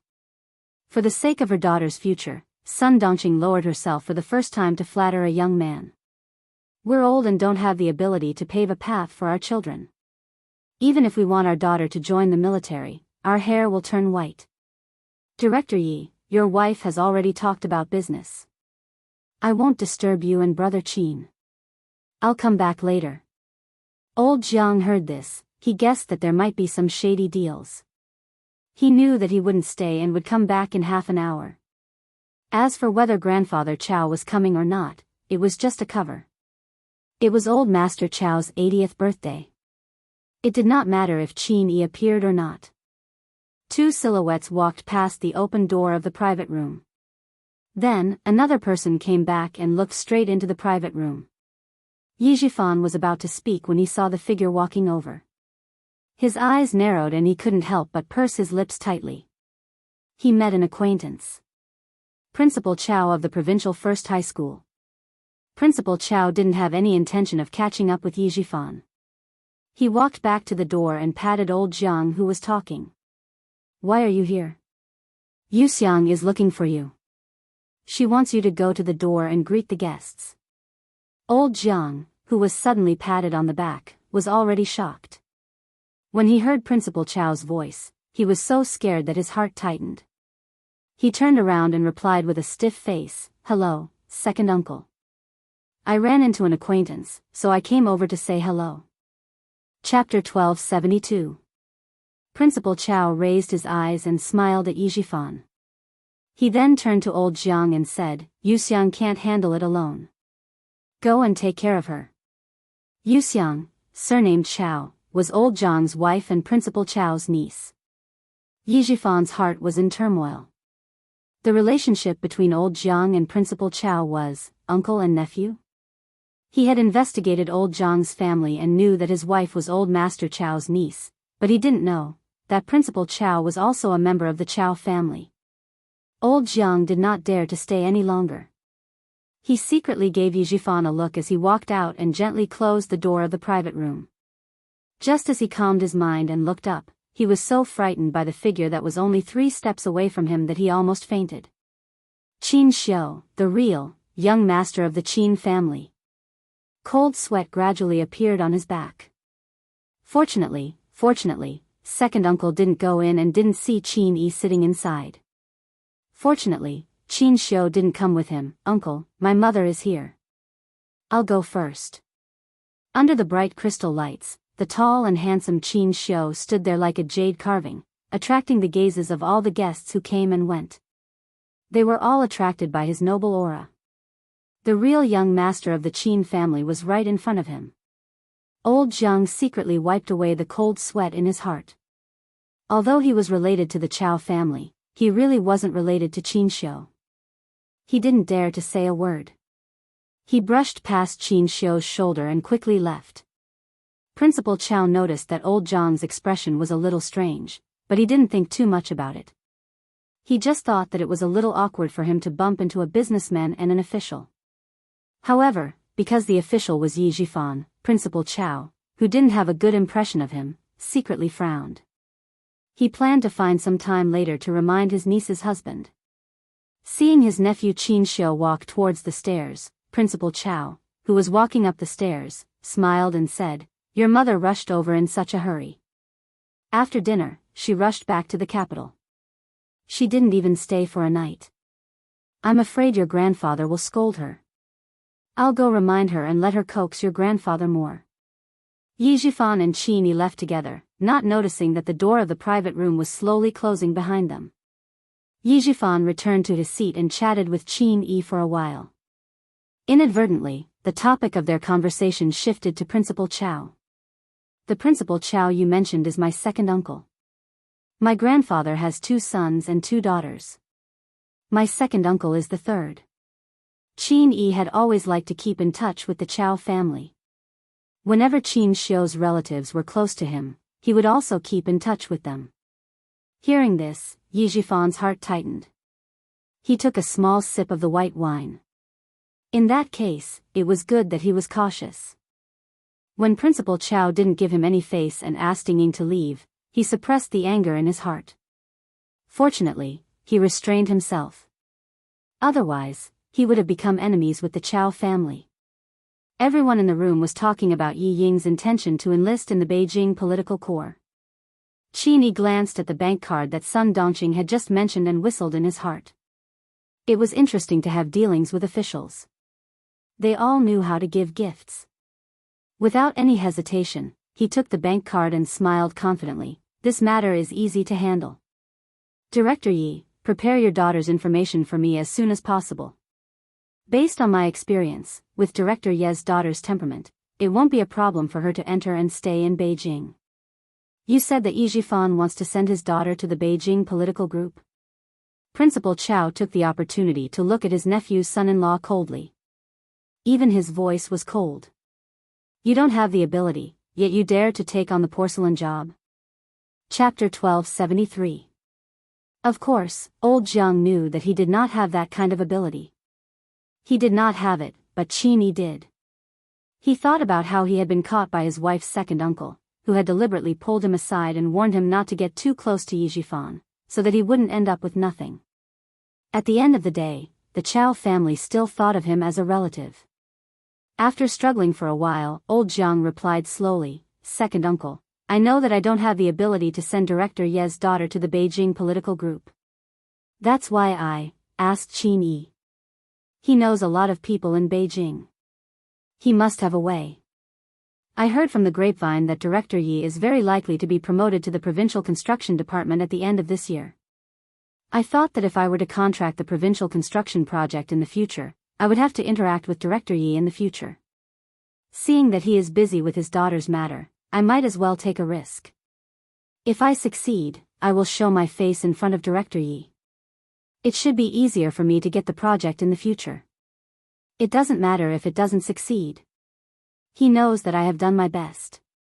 You know that we are businessmen. We must be careful. I took advantage of the old man's 80th birthday to arrange a meeting between Director Yi and Qin Yi. After listening to his explanation, Principal Chow slightly narrowed his eyes. Director Yi is a provincial official. He doesn't need to rely on his connections to send his daughter to the army. It is not difficult for his daughter to enter the Beijing political group. Why does he need to rely on his connections? With his influence in the southern province, he can write a letter of recommendation and bring it to the army. The army will consider or prioritize it. There is no need for him to rely on his connections. He paused for a moment and asked old Jiang, Zhengyan, are you close to Director Yi? Old Jiang, full name, Zhengyan. Second uncle, if I want to be close to him, why would I need to go through so much trouble to ask Qin Yi to help me? I'm just trying. I won't lose anything anyway. Jiang Zhengyan smiled embarrassedly. Although he had a small achievement, he was still far from the real big boss. Now that he finally had the opportunity to double his business, even if there was only a slim chance, he wanted to try. Principal Chow didn't blame him. Jiang Zhengyan was considered a promising person among his nieces and nephews, but he didn't use the Chow family's name to expand his own network. Today, he said that businessmen should know how to be careful, know how to curry favor, and know how to have a good relationship with the government. These were all right. Every profession had its own rules for survival, and Jiang Zhengyan was still considered to be abiding by the rules.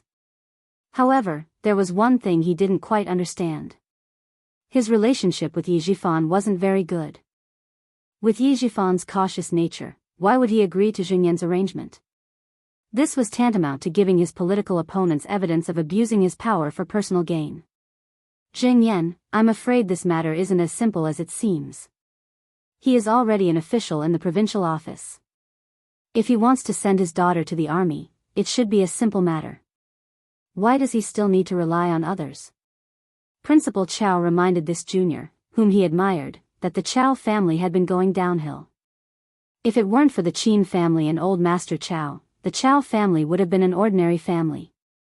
He didn't want his nieces and nephews to go down the wrong path.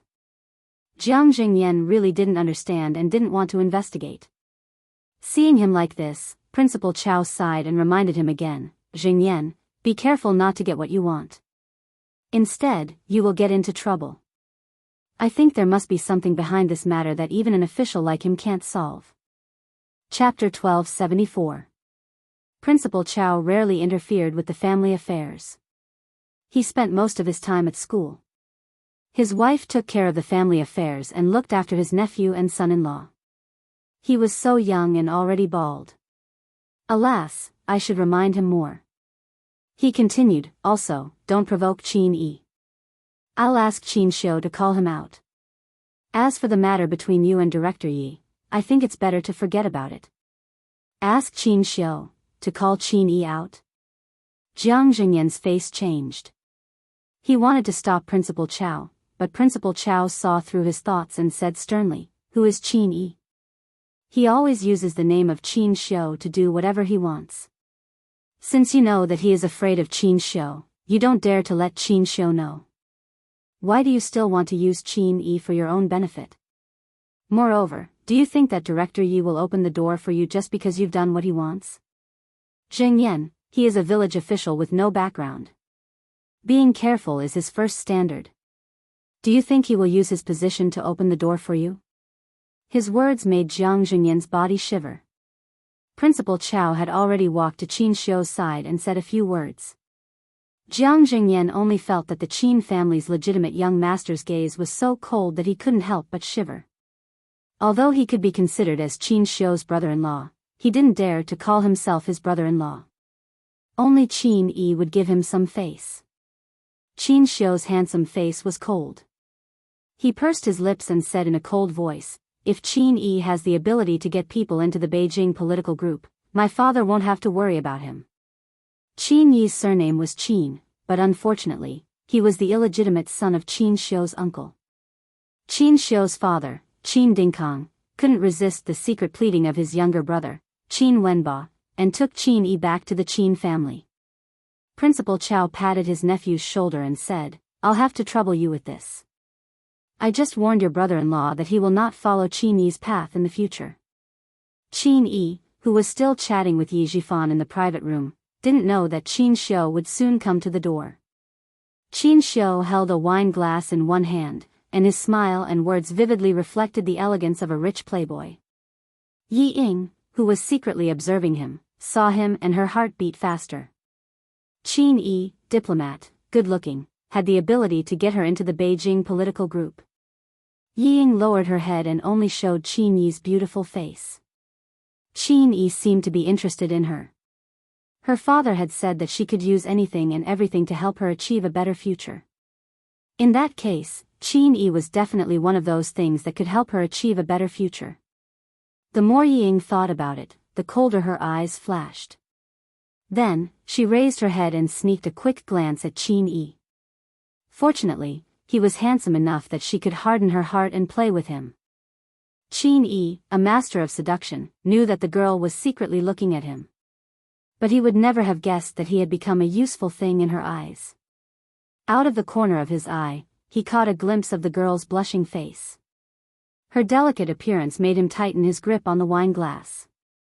She was really a stunner. Look at those almond-shaped eyes. The charm in them made his whole body heat up. Yi Zhifan didn't like the way Qin Yi secretly looked at his daughter. As a man, how could he not know what was in those eyes? Chapter 1275.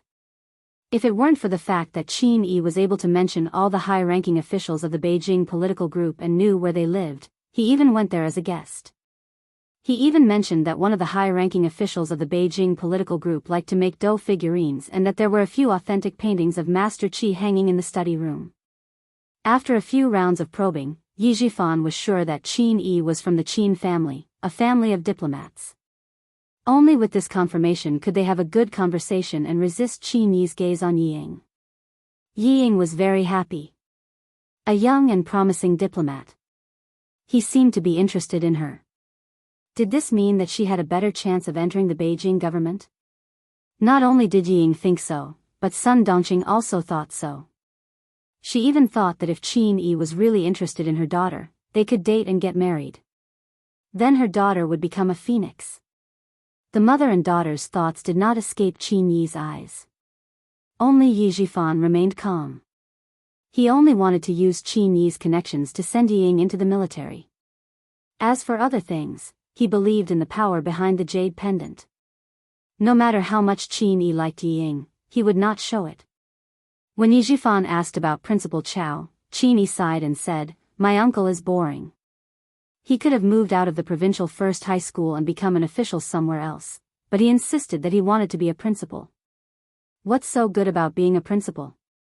He has worked hard all his life and I feel sorry for him. Fortunately, the students of the provincial first high school are good.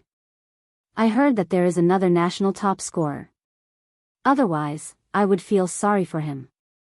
National top scorer, Yi Ying, who had been listening obediently, narrowed her eyes. She lowered her eyebrows and her beautiful almond-shaped eyes flashed with deep hatred. "Yi Qian, just you wait. As long as she enters the army, even if you get into the military school, you will never be able to compare to her." The national top scorer not only provoked Yi Ying, but also Sun Dongqing. She said sharply, "What national top scorer?" She even said that she got into the military school. "I don't even know if it's true. What does it have to do with you?" Yi Zhifan had already confirmed that Qin Yi was indeed acquainted with the officials of the Beijing government. He was afraid that his wife's jealousy would leave a bad impression on him and ruin his daughter's future. After scolding in a low voice, he said helplessly to Qin Yi, "Recently, there is a rumor that the national top scorer is our niece. She has some conflicts with my family and had done something that hurt Yi Ying. My wife is still unwilling to forgive her." The reason why Yi Zhifan was because he was afraid that Qin Yi would secretly investigate. It was better to say it himself. However, Qin Yi did not care about these things at all. What did it have to do with him whether or not the national champion was the niece of Mrs. Yijifan? It was none of his business. However, in order to get Yi Ying, who was as beautiful as a flower bud, into his hands, Qin Yi pretended to be cold and said, Director Ye's daughter looks like an obedient and sensible girl. It seems that the national top scorer is just a so-so. Yes, yes, yes. Mr. Qin is right. For the past few weeks, Sun Dongqing had heard the most about Yi Qian. She wanted to laugh at him but could not find a friend who could agree with her. Now that she heard Qin Yi say that Yi Qian was Estes, she immediately agreed. She said angrily, that stupid girl. If it wasn't for Ying Ying's help in school, she would have gotten a 0 in her exams. Chapter 1276. She's the top scorer in the country. I'm starting to suspect that she cheated. Mr. Qin, do you know anyone in the Education Bureau? Could he check to see if her results were real? I'm starting to suspect that she's faking it. Qin Yi had no idea what was going on. His life was filled with nothing but eating, drinking, and having fun. He had never cheated in the college entrance examination. He had been living a carefree life in the capital with the help of the Qin family. He was very happy. Sun Dongqing wanted him to investigate the top scorer in the country. Qin Yi knew that this was related to the reputation of the Chao family. He had to agree even if he didn't have the ability to do so. If Qin Xiu found out about this, he would be punished. I think it's hard for Madame Ye's resentment to dissipate. Once Ying Ying enters the capital, I think the resentment in Madame Ye's heart will disappear. He didn't know what Sun Dongqing wanted him to do if he continued this conversation. He had taken the money and the beauty had taken the bait. It was time for him to leave. Qin Yi pretended to look at his phone. He frowned and said, I should go back too. I'm afraid Grandfather Chao has already arrived. He placed his hand on the folder containing Yi Ying's personal files and bank cards. Just as he was about to speak, someone knocked on the door. Yi Jifan thought it was Jiang Zhengyan. He quickly stood up and laughed, I'll open the door. Maybe it's Jiang Zhengyan asking Mr. Qin to go back and celebrate Grandfather Chao's birthday. Qin Xiu, who was knocking on the door, heard the laughter inside. His usually gentle eyes flashed with a cold light. He said, Qin Yi, it's time for you to come out. Qin Yi was so shocked that he didn't even take the folder with the bank cards. He stood up and hurriedly said to Yi Jifan, Excuse me, Director Yi. Qin Xiu. How did Qin Xiu know that he was here? Oh no. Could it be that the principal of the Chao family saw him and told Qin Xiu? Thinking of this, Qin Yi did not dare to stay for even a second. He anxiously walked over and opened the door. Hey, Mr. Qin, I forgot to take Ying Ying's files. Sun Dongqing's eyes were sharp. She saw the folder containing her daughter's files fall to the ground. She quickly got up and handed it to Qin Yi. Mr. Qin, please take care of Ying Ying. The envelope was stuffed into Qin Yi's hands without any explanation. Just then, the door of the box opened and Qin Xiu appeared in the line of sight of the Yi family. Brother, why are you looking for me?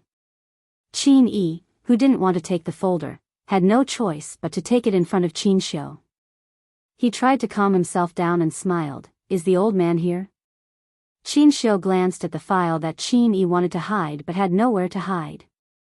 He glanced at Yi Jifan with his seemingly gentle but indifferent eyes. Then, he slowly glanced at Sun Dongqing and asked, Did I interrupt your plans? No, no. Qin Yi denied.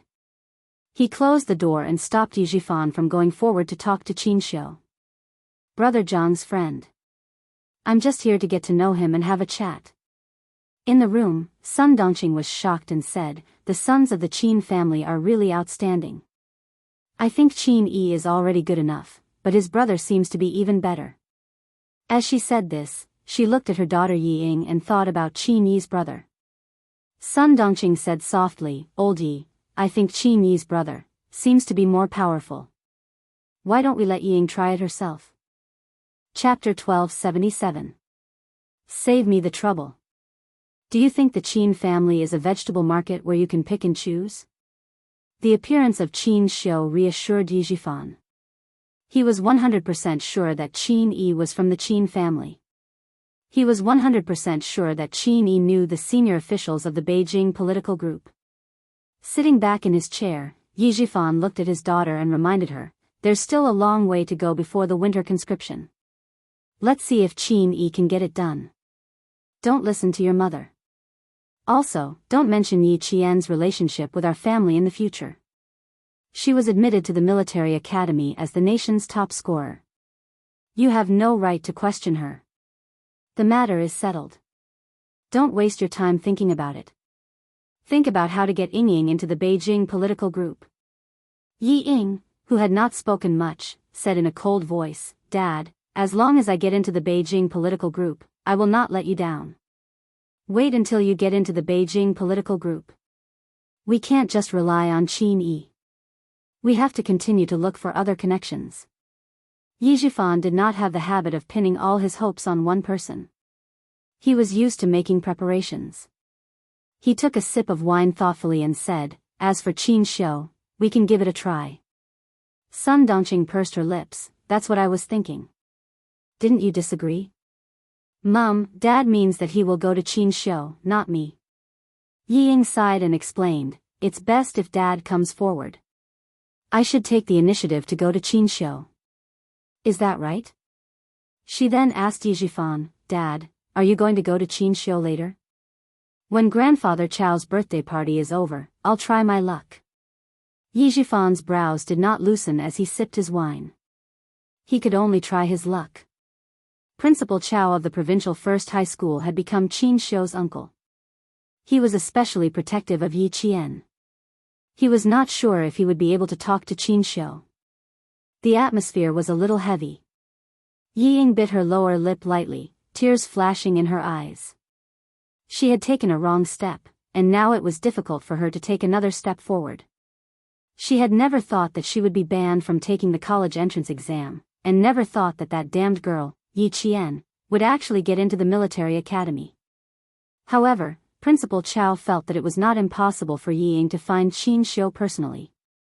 He opened the file that Qin Xiu had placed on the table and skimmed through it. Then, this principal who had always been kind to his students revealed a cold smile.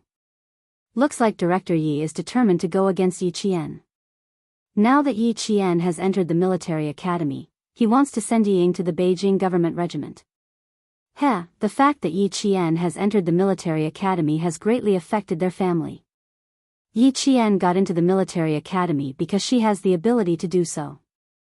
Even if she didn't get into the military academy, she would still have a bright future if she joined the military. Qin Xiu secretly added in his heart. He picked up a page of Yi Ying's personal file. When he read a certain part, his elegant brows raised, and a faint smile appeared on his face. I think I've found the reason why they're looking for connections.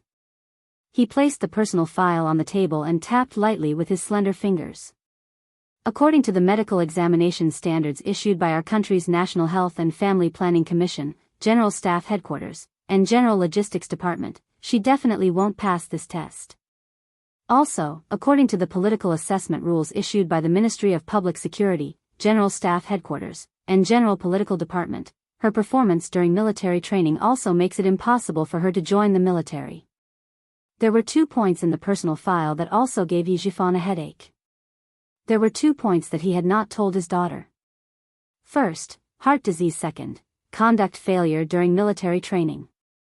Chapter 1278. It was the 2 points written on the file that made Yi Zhifan's heart turn cold when he inquired about the application conditions. He also thought about deleting the file or disguising it, but he rejected all of them.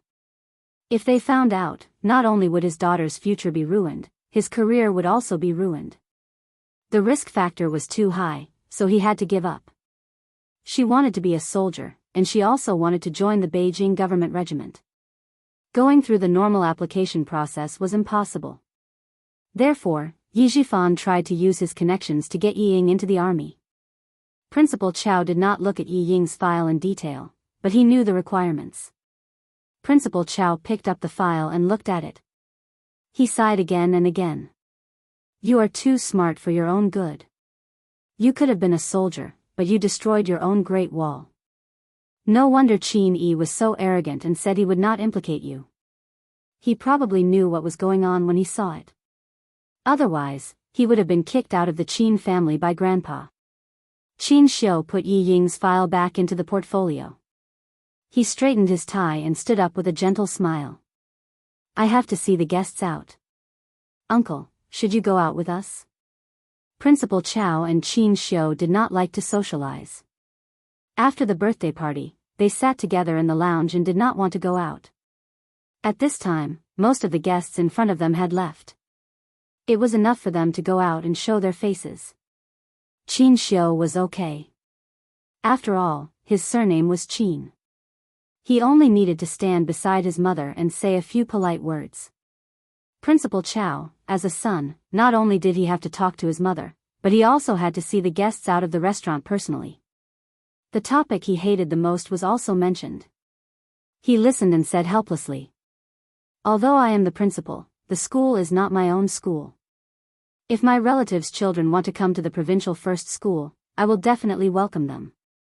As long as they can pass the exam, no matter which class they are assigned to, it will be a good class. No exam? Aren't you making things difficult for me? They all passed the exam. Even my son passed the exam. This year, there was a national champion in the provincial first school. Principal Chao almost lived a life isolated from his relatives. Now that he caught them at his father's birthday party, he realized that all the people who stayed were their children just happened to pass the exam. Yi Zhifan looked at Principal Chao from afar, who was surrounded by people. His mouth was cold. His eyes fell on Qin Xiu, who was leaving alone. Here was his chance. The restaurant was so clean that even the washroom was spotless. There wasn't even a hint of odor. Qin Xiu, who was carefully washing her hands, didn't look up when she realized that someone had come in. After washing her hands meticulously, she took out a tissue to wipe her hands. Then she heard a slightly surprised voice behind her. Isn't this Interpreter Qin? Was there a need to be so surprised?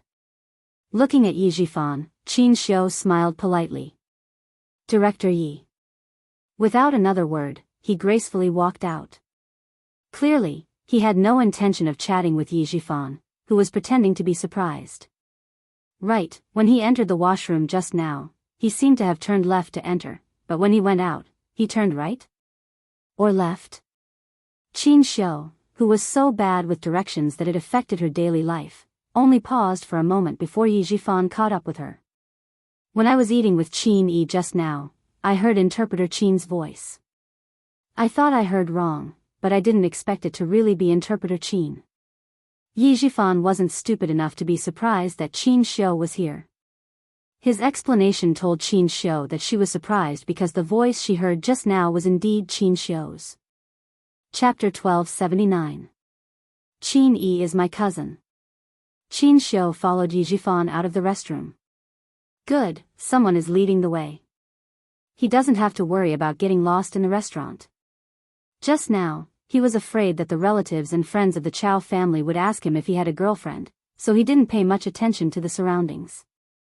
It was not impossible for him to get lost in the restaurant. Yi Zhifan, who had no idea that he had become a compass, was elegant and dignified as an official. He maintained his identity and said casually, "So, Mr. Qin is the grandson of Mr. Chao. I know a person in charge of a company. His wife's surname is Chao, and they say that she is Mr. Chao's niece. I wonder if you know Jianghu." Yi Zhifan, who was well versed in the art of making friends, seemed to be talking casually, but in fact, he had a certain purpose in mind. He had to find an opportunity to get close to Qin Xiu. He couldn't be too anxious. He had to get closer to him first. He calculated step by step, but Qin Xiu didn't give him any chance. He walked out of the restroom as if he didn't hear anything. He said politely, "Director Yi, I have something to deal with here. Goodbye." After finding Qin Yi, he found him. No wonder Uncle said to be careful of him. This person really knows how to curry favor. Qin Xiu left without giving him any face. Yi Zhifan, who had hit a wall, almost couldn't maintain his expression. He stared at Xianxia's back as he left. His eyes were dark. He left because he had something to do. Why did it look like he deliberately avoided him? Did Qin Yi tell Xianxia about his request? Or did Principal Chao say something to Xianxia? Thinking of this, Yi Zhifan raised his hand and rubbed his aching temples. Heart disease could be checked in the hospital to prove that there was no heart disease. But Yingying's performance in the military training. How to deal with it? Yiying didn't know that she couldn't even join the army. The next day, the whole family was preparing to go to the hospital to visit old Madame Yi. Qin Yi, who they met last night, came to visit. I've already asked a friend to bring the file back to Beijing. I'll find an opportunity to send it to the head of Beijing's political group. I'm here to inform Director Yi. Even though Qin Yi was here for Yiying, he knew his limits. He finished telling Yiying about the things that he had not done at all and said, "Please wait for a moment, Director Yi. I will inform you as soon as I receive any news. Regardless of whether it succeeds or not, I will tell Director Yi." Since he had taken the money, he had to give the other party some hope, right? Hearing this, Yiying was overjoyed. Yi Zhifan, on the other hand, was worried. Did Qin Yi not read his daughter's file carefully? Did he not show it to Xianxia either? Forget it, I won't bring it up for the time being. Let's see how far I can go first. If even the Qin family could not help, his daughter would not be able to join the military. Yi Zhifan was anxious to create a path for Yiying to suppress Yi Qian and not let the person behind the jade pendant give up on him. For the first time, Qin Yi stumbled. If he was not so anxious and afraid that the person behind the jade pendant would support Yi Qian, with Yi Zhifan's shrewdness, he would not have stumbled. The jade pendant made Yi Zhifan's career bright, but it also became the source of his greatest fear. The whole family politely sent Qin Yi off. Sun Dongqing was so happy that her eyes narrowed. This is good, this is good. With Mr. Qin's help, it will definitely succeed. Hearing this, old Madame Ye's crooked mouth smiled even more crookedly. She said vaguely, "Good, good, good, our Yingying is promising. She doesn't have to be afraid of that little bitch anymore." Chapter 1280. After the treatment in the provincial capital, old Madame Yi, who had a strong will to live, was finally able to speak. However, her body did not improve and she could only lie on the bed. "My Yingying has never been afraid of that little bitch. Mom, just you wait. Even if Yingying is not a boy, he will still be better than my sister-in-law's 2 sons. Sun Dongqing would poke at old Madame Yi every time she came back to the hospital. Otherwise, she would feel uncomfortable. Every dog has its day. Now it was her turn to hold her head high. If she did not vent all the grievances she had suffered over the years, her surname would not be Sun. Old Madame Yi was not in the mood to quarrel with Sun Dongqing. She was anxious. When she thought of Yi Qian entering the military academy and becoming a soldier like her mother, she thought of the past. She thought of her daughter and son-in-law. Other than anxiety, she was also afraid. If she had known, she would have thrown that little bitch to death. She stared at Yi Zhifan with her cloudy eyes. Her mouth seemed to be filled with water as she mumbled, "We must not let her climb over our heads. We must not. That bitch, I don't know. I don't know where that bitch came from. Yingying, you don't have to be afraid. That bitch can't do it, she's not as good as you. If there's a chance, help me teach her a lesson." Even though his words were vague, the viciousness in his tone made people's hearts tremble. Yiying did not want to come at all. However, everyone in the province knew that Director Ye's old mother was paralyzed in bed. They had no choice but to come to the hospital and pretend to be filial. Yi Zhixiang, the one who started it, would always tell the hospital how filial her brother was. Even the people in the hospital knew that Director Yi was filial. In order to gain a good reputation, the whole family had to come even if they did not want to. Yi Ying, who was standing beside the bed, did not even look at it. She said softly, "Grandma, take care of yourself. I will do my best." Teach Yi Qian a lesson? What ability did she have to teach Yi Qian a lesson now? Even if his good grandma was lying in bed, she was not restless at all, just like what his father said. Yi Zhifan was too lazy to say anything more. He couldn't move. No matter how much he wanted to stir up trouble, he was powerless. He was only thinking about when Qin Yi would give him a clear answer. Yi Qian knew that Yi Ying wanted to join the Beijing political group in the middle of August. There was still half a month before her reporting date. The last batch of eliminated navies will take the patrol ship back to the port tonight, and the rest of the soldiers will be formally trained as frogmen. As the Big Mermaid announced the names of the last batch of eliminated soldiers, the only sound on the beach was the sound of waves. They stood in the sunset like tall pine trees. After several months of elimination matches, they were deeply influenced by Li Jinyan and would never lower their heads even if they bled. Even if they lost, they had to maintain the iron bones of a soldier. In the end, 9 people, including Yi Qian, were left. Out of more than 100 navies, only a few were left. It was enough to show how strict Li Jinyan's selection of frogmen was. Just like the Snowfield Brigade, every member of the frogman team was a 1 in a million elite soldier. After sending away the eliminated soldiers, Yi Qian officially joined the training on how to become a combat diver, and how to use open and closed diving equipment. To officially become a frogman, the navies had to show a high degree of adaptability underwater. They had to be able to complete the training under great pressure and in a murky environment. This made Li Jinyan, who always had a cold expression on his face, reveal a faint smile that was rarely seen in a year in front of all the navies.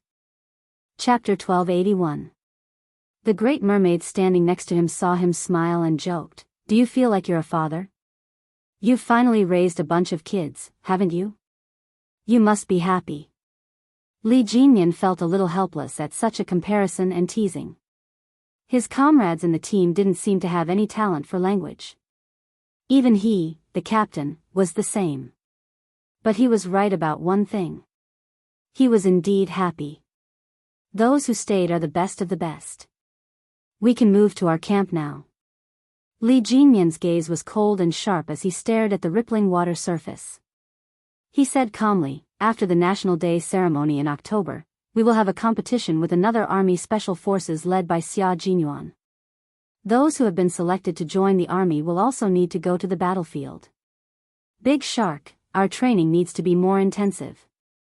The military had already agreed to the joint application of the Navy and Army for the competition to be held immediately after the National Day celebration. It was the middle of August and there were less than 2 months left. The Great Mermaid's expression turned cold. Time is indeed tight. What about Yi Qian? She probably won't participate. Participate. Participate? The Great Mermaid's reaction was slow for 2 seconds. She immediately asked, "Which camp does she belong to?" "Our army." "Army?" There was a night diving equipment exchange training under the water. The training required 2 soldiers to enter the water and wear masks to exchange diving equipment. It was 6:50 in the evening and there were still 10 minutes until the end. The underwater frogmen's activities caused the ripples in the water to deepen. Amidst the undulating waves, 2 soldiers in diving gear were the first to surface. Li Jinyan looked at the time. "Yi Jian, Lu Zhen, first. She belongs to our camp." "Our camp?" "Lu Zhuanhai." "Demon King, you're not joking, are you?" The Great Mermaid's attention was not affected by the Demon King's jumping thoughts. She was still focused on which camp Yi Qian was in. "She was brought here by Xia Jinyuan. She will become one of our people in the competition." "Demon King, we can't let this be one-sided." Yi Qian, who had changed her scuba equipment underwater, swam to the reef covered in barnacles. She came out of the water and high-fived her soldiers to celebrate. She couldn't take off her breathing mask so she could only high-five her soldiers to express her joy. 3 minutes in advance. Yi Qian glanced at his waterproof watch and made a 3 gesture with his thumb up. They were communicating with simple gestures. The soldier pointed at the reef and climbed up first. He then pulled Yi Qian up with him. The equipment on both of them weighed 8 kilograms. When they reached the bottom, they would be able to increase their weight and quickly dive underwater. When they reached the shore, their movements would be more or less affected. This was also the reason why the daily training of the frogmen was permanent. From not being used to carrying more than 10 kilograms of equipment, to being able to move agilely even when carrying it onto the shore, the amount of effort that frogmen put into amphibious warfare was something that ordinary soldiers couldn't compare to. When Li Jinmian saw Yi Qian come up, he didn't stand on the reef anymore. He stepped down from the reef and said to the Great Mermaid, now he is still in the Navy, so naturally he belongs to the Navy. Furthermore, the Army needs to test his results. The competition will allow the Army to see Yi Qian's results. His explanation made the Great Mermaid laugh. Interesting. Yi Qian is Xia Jimuan's person. We have a comrade in our team who knows our enemy well. We have a slight advantage in the competition. Chapter 1282. But the competition will not only involve underwater activities, but also land activities. Explosives, rappelling, and ground navigation will all be used together. I don't know if Yi Qian will have any problems. Look at the Army's attitude. You can tell if she will have any problems. Under the reef, the team members who were exchanging diving gear came out of the water one after another. Amidst the sound of the waves, Li Jinmian's indifferent voice seemed to be so soft that it was almost inaudible. Will there be any problems? Would there be any problems with someone who was chosen by Xia Jinyuan and valued by the Army? If Yi Qian, who was born in the Army, was on land, her comrades in the Storm Commandos would probably be slightly inferior to her. After more than a month of training, Li Jinmian already had an idea of Yi Qian's abilities. She was outstanding, brave, meticulous, and fearless. How could there be any problems with a female soldier whose blood was as cold as a soldier's? From what you've said, there shouldn't be any problems. But she will be leaving the team on August 29th, Demon King. Shouldn't we reduce her training schedule? The Great Mermaid's voice gradually lowered. She has to go through basic combat diving at least once. There's too much to learn about frogmen. She has only learned the basics in the 2 months she's been here. She hasn't even gone through helicopter launching or sniping training. The official members of the Storm Commandos had to go through 18 months of basic underwater training and professional qualification training, followed by a 6-month deployment period. Yi Qian had only been here for less than 2 months, and all she had learned was basic underwater training and some basic training subjects for professional qualification training. Yi Qian did not touch on professional training such as naval combat, combat swimming, communications, close-range combat, ground combat, airborne operations, combat techniques, evasion, and so on. That was why Yi Qian had only learned the basics in the past 2 months. To Li Jinmian and the others, what she had learned was just the basics. But to the normal soldiers, Yi Qian already knew a lot. She had touched on both land and sea. But the Great Mermaid felt that Yi Qian had learned too little. Unfortunately, she still has about 10 days before she leaves. Now that she's resting for 3 days, in the remaining 11 days, she can only touch on a few of our training subjects. They will rest for 3 days. Yi Qian will continue. Li Jinmian had other plans for Yi Qian's 3-day break. Big Mermaid felt that Yi Qian had learned too little, but he wanted to see how tough she was.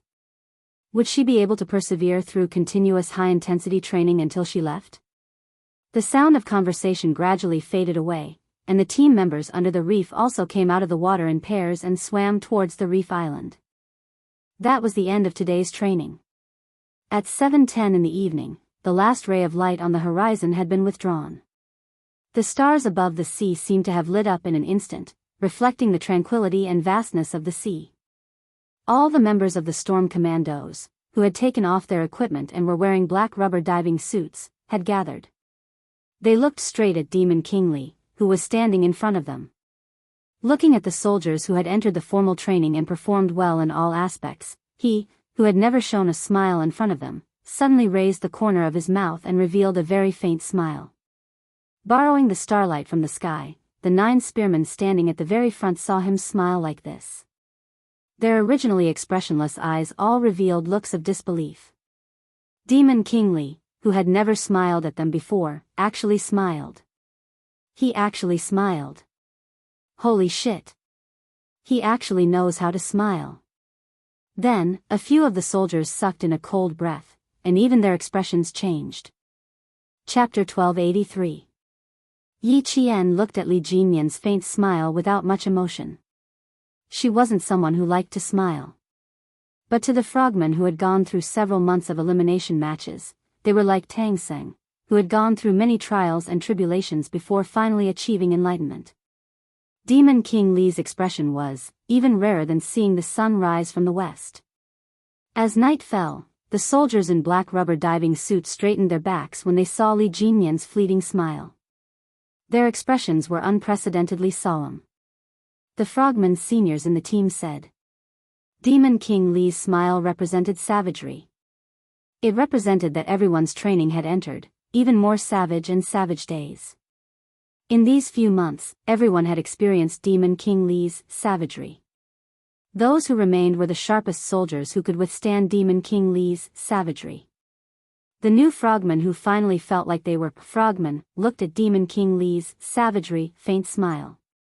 It was as if a snowflake wind was blowing in their hearts, causing everyone's hearts to turn cold. It had been 3 days since the last batch of eliminated soldiers left. Those who remained had also begun 3 days of combat diving training. Demon King Li suddenly smiled, causing everyone who remained to feel a chill in their hearts. At the same time, they also felt uncertain. Would they continue to be eliminated? Was someone going to be sent back today? Even Yi Qian, who usually didn't think too much, couldn't help but think too much at that moment. His cold gaze swept across the patrol ship that was about 100 meters away from the beach. His gaze lightly swept across the 5-starred red flag fluttering in the wind, and then he quietly retracted it. Could someone really be eliminated? Yi Qian thought silently. Li Jinyan seemed to know what they were thinking. After his smile, he didn't speak for a long time. His cold gaze swept across the 9 new soldiers, including Yi Qian, and then looked at the row of veterans behind them who were trying their best to hold back their laughter. His expression was indifferent as he slowly said, "You have 3 days off." Before she could finish her sentence, Yi Qian heard a sound that sounded like air leaking out of rubber. Even she gently exhaled a mouthful of salty, turbid air. Fortunately, they were not eliminated. The toes in the rubber fins loosened a little, and all the soldiers relaxed their stiff backs a little. Everyone is to leave the island tonight and complete your transfer procedures. In the face of the soldiers' reaction, Li Jinyan's expression remained as cold as ever, without the slightest bit of awkwardness. You will have a certain understanding of our frogman unit during the 3-day holiday, and you will also understand why our selection is so harsh. The soldiers who stayed behind did not transfer their files from their original unit to the Storm Amphibian Frogman Commandos, so they could not be considered as official commandos. During the 3-day holiday, the original unit would send a document to complete the transfer procedures with the Storm Commandos. Their glorious deeds, other than their military merits and medals, would all be cleared. Once again, the newly enlisted soldiers were not surprised by the sudden holiday. From their serious expressions, one could vaguely find a trace of strangeness. They felt that it was impossible to give them a holiday so easily. They had a feeling that something was going to happen. They felt that Demon King Li wouldn't give them a holiday so easily. Too many feelings made the soldiers feel uneasy. The sudden holiday didn't feel real at all. Chapter 1284. Li Jinyan, who had seen their reactions, did not explain further. He was also wearing a rubber diving suit, and his slender limbs exuded the strength of the sea. He raised his wrist and said, "It's 7:15 p.m. now. The patrol ship will leave at 7:40 p.m. Dismissed." "Captain, are we really on vacation?" "Captain, just give us a quick death.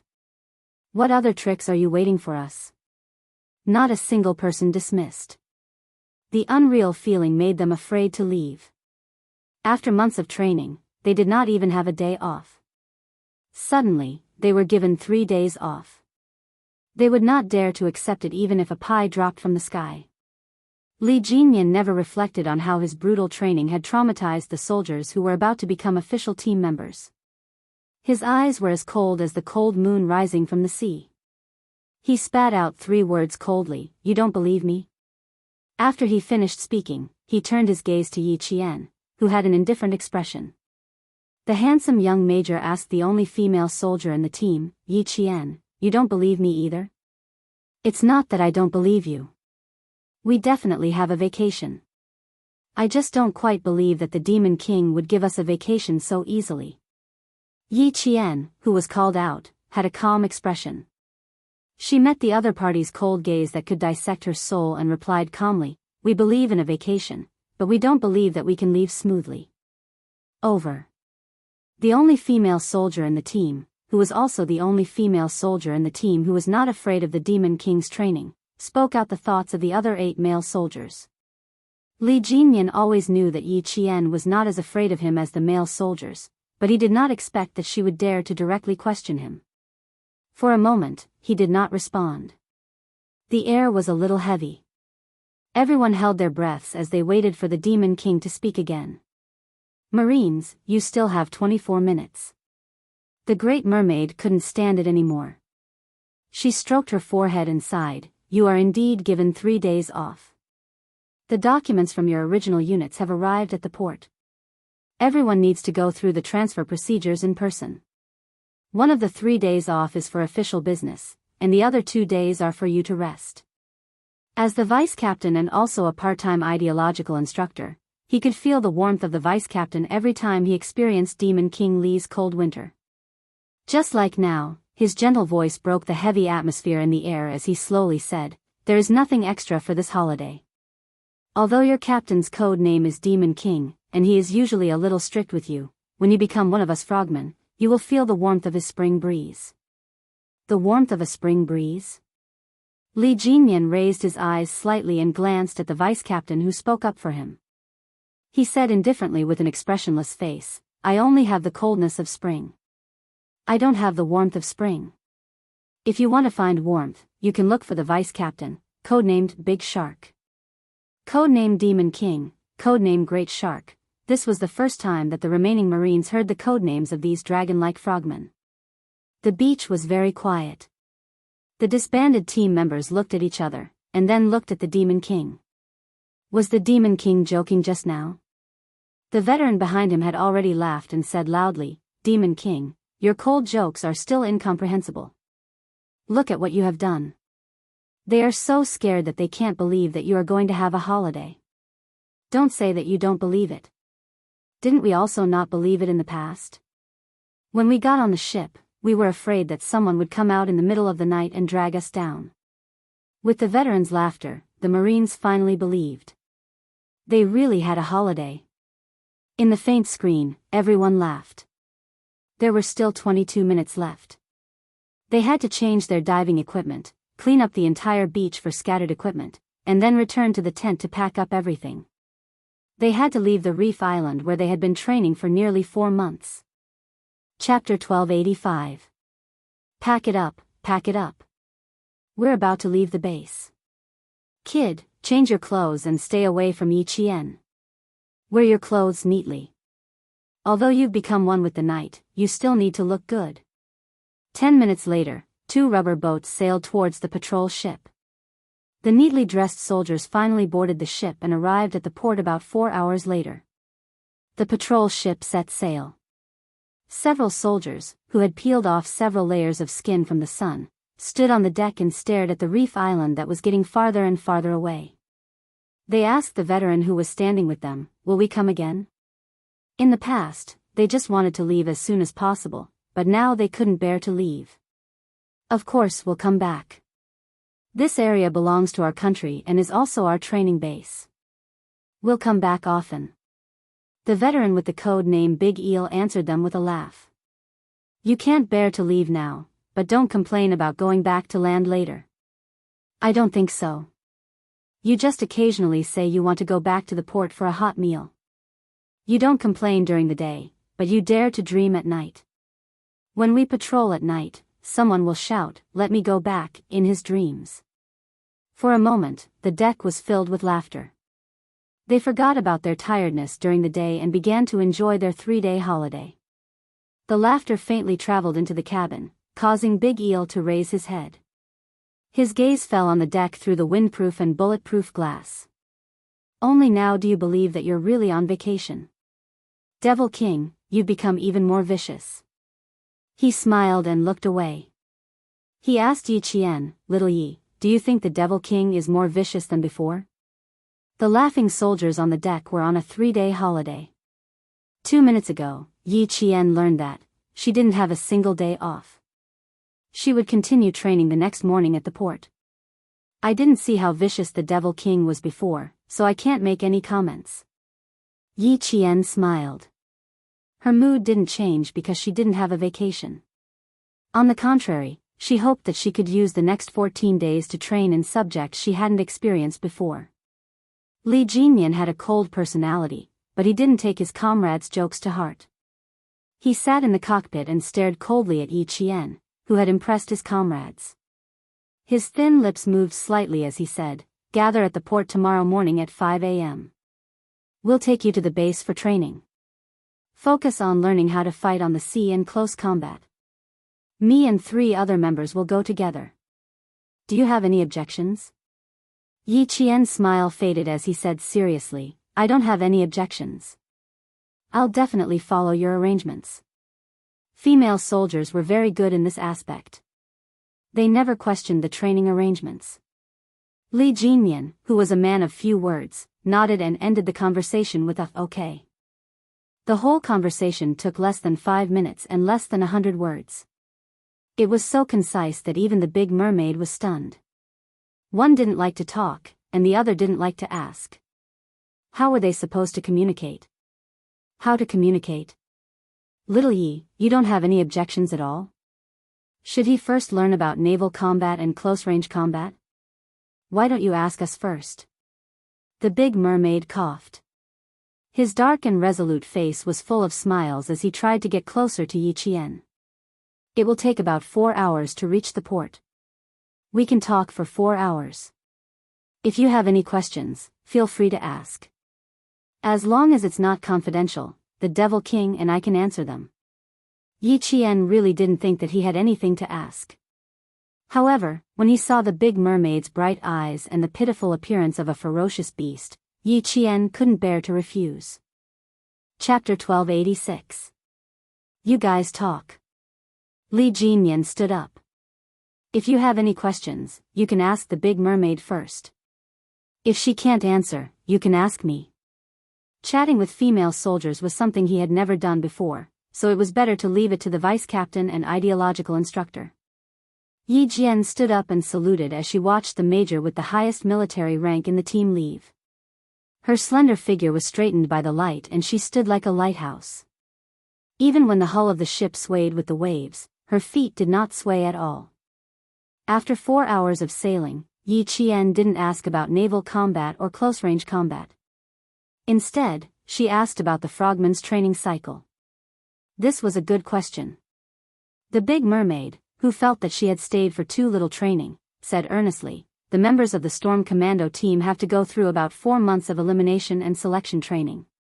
Those who can pass the selection process can't immediately carry out missions.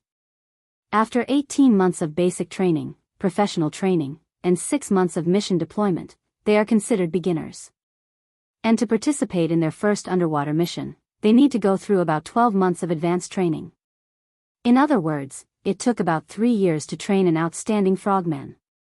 Yi Qian was in awe. Completing our first mission well doesn't mean that we will be outstanding in the future. We still need to constantly learn and strengthen new skills. We need to always be in peak condition. If we can fight, we must win. Our country's first amphibious frogman commando team is our Storm Commando team. It's also the only special force that doesn't belong to any military region. It's a true independent special force. The force has only been established for a short period of time. There's too much to learn. Take the recent Southeast Asian countries for example. The 126th Assault Team Concord's elite frogman team can stay silent underwater for more than 20 hours. In this aspect, we can't compare to them. Because we were established late, we need even more rigorous training. A strong country has no weak soldiers. Only a strong army can make a strong country. A country can only stand proudly in the world if its military strength are improved. She didn't ask about naval combat or close-range combat. Instead, she gained a deeper understanding of the storm. Then she learned about the frogman forces of Western countries and the gap between their country and theirs. It was also a reward for Yi Qian. She knew that even though she had gone through hellish training, what she had learned was just the tip of the iceberg. If she wanted to learn more and become an excellent frogman, she would need at least 2 years. If she could, she wanted to come to the frogman unit to study every winter and summer vacation. At 11:00 in the evening, Yi Qian, who had just woken up, saw the lighthouse that guided all the ships. They had arrived at the harbor. Disembarking from the warship and stepping on the thick cement floor, she looked at the brightly lit Yi Qian, who had been accompanied by the sea for more than a month. Her eyes curved into crescents as she revealed a bright smile. The feeling of stepping on solid ground was very solid.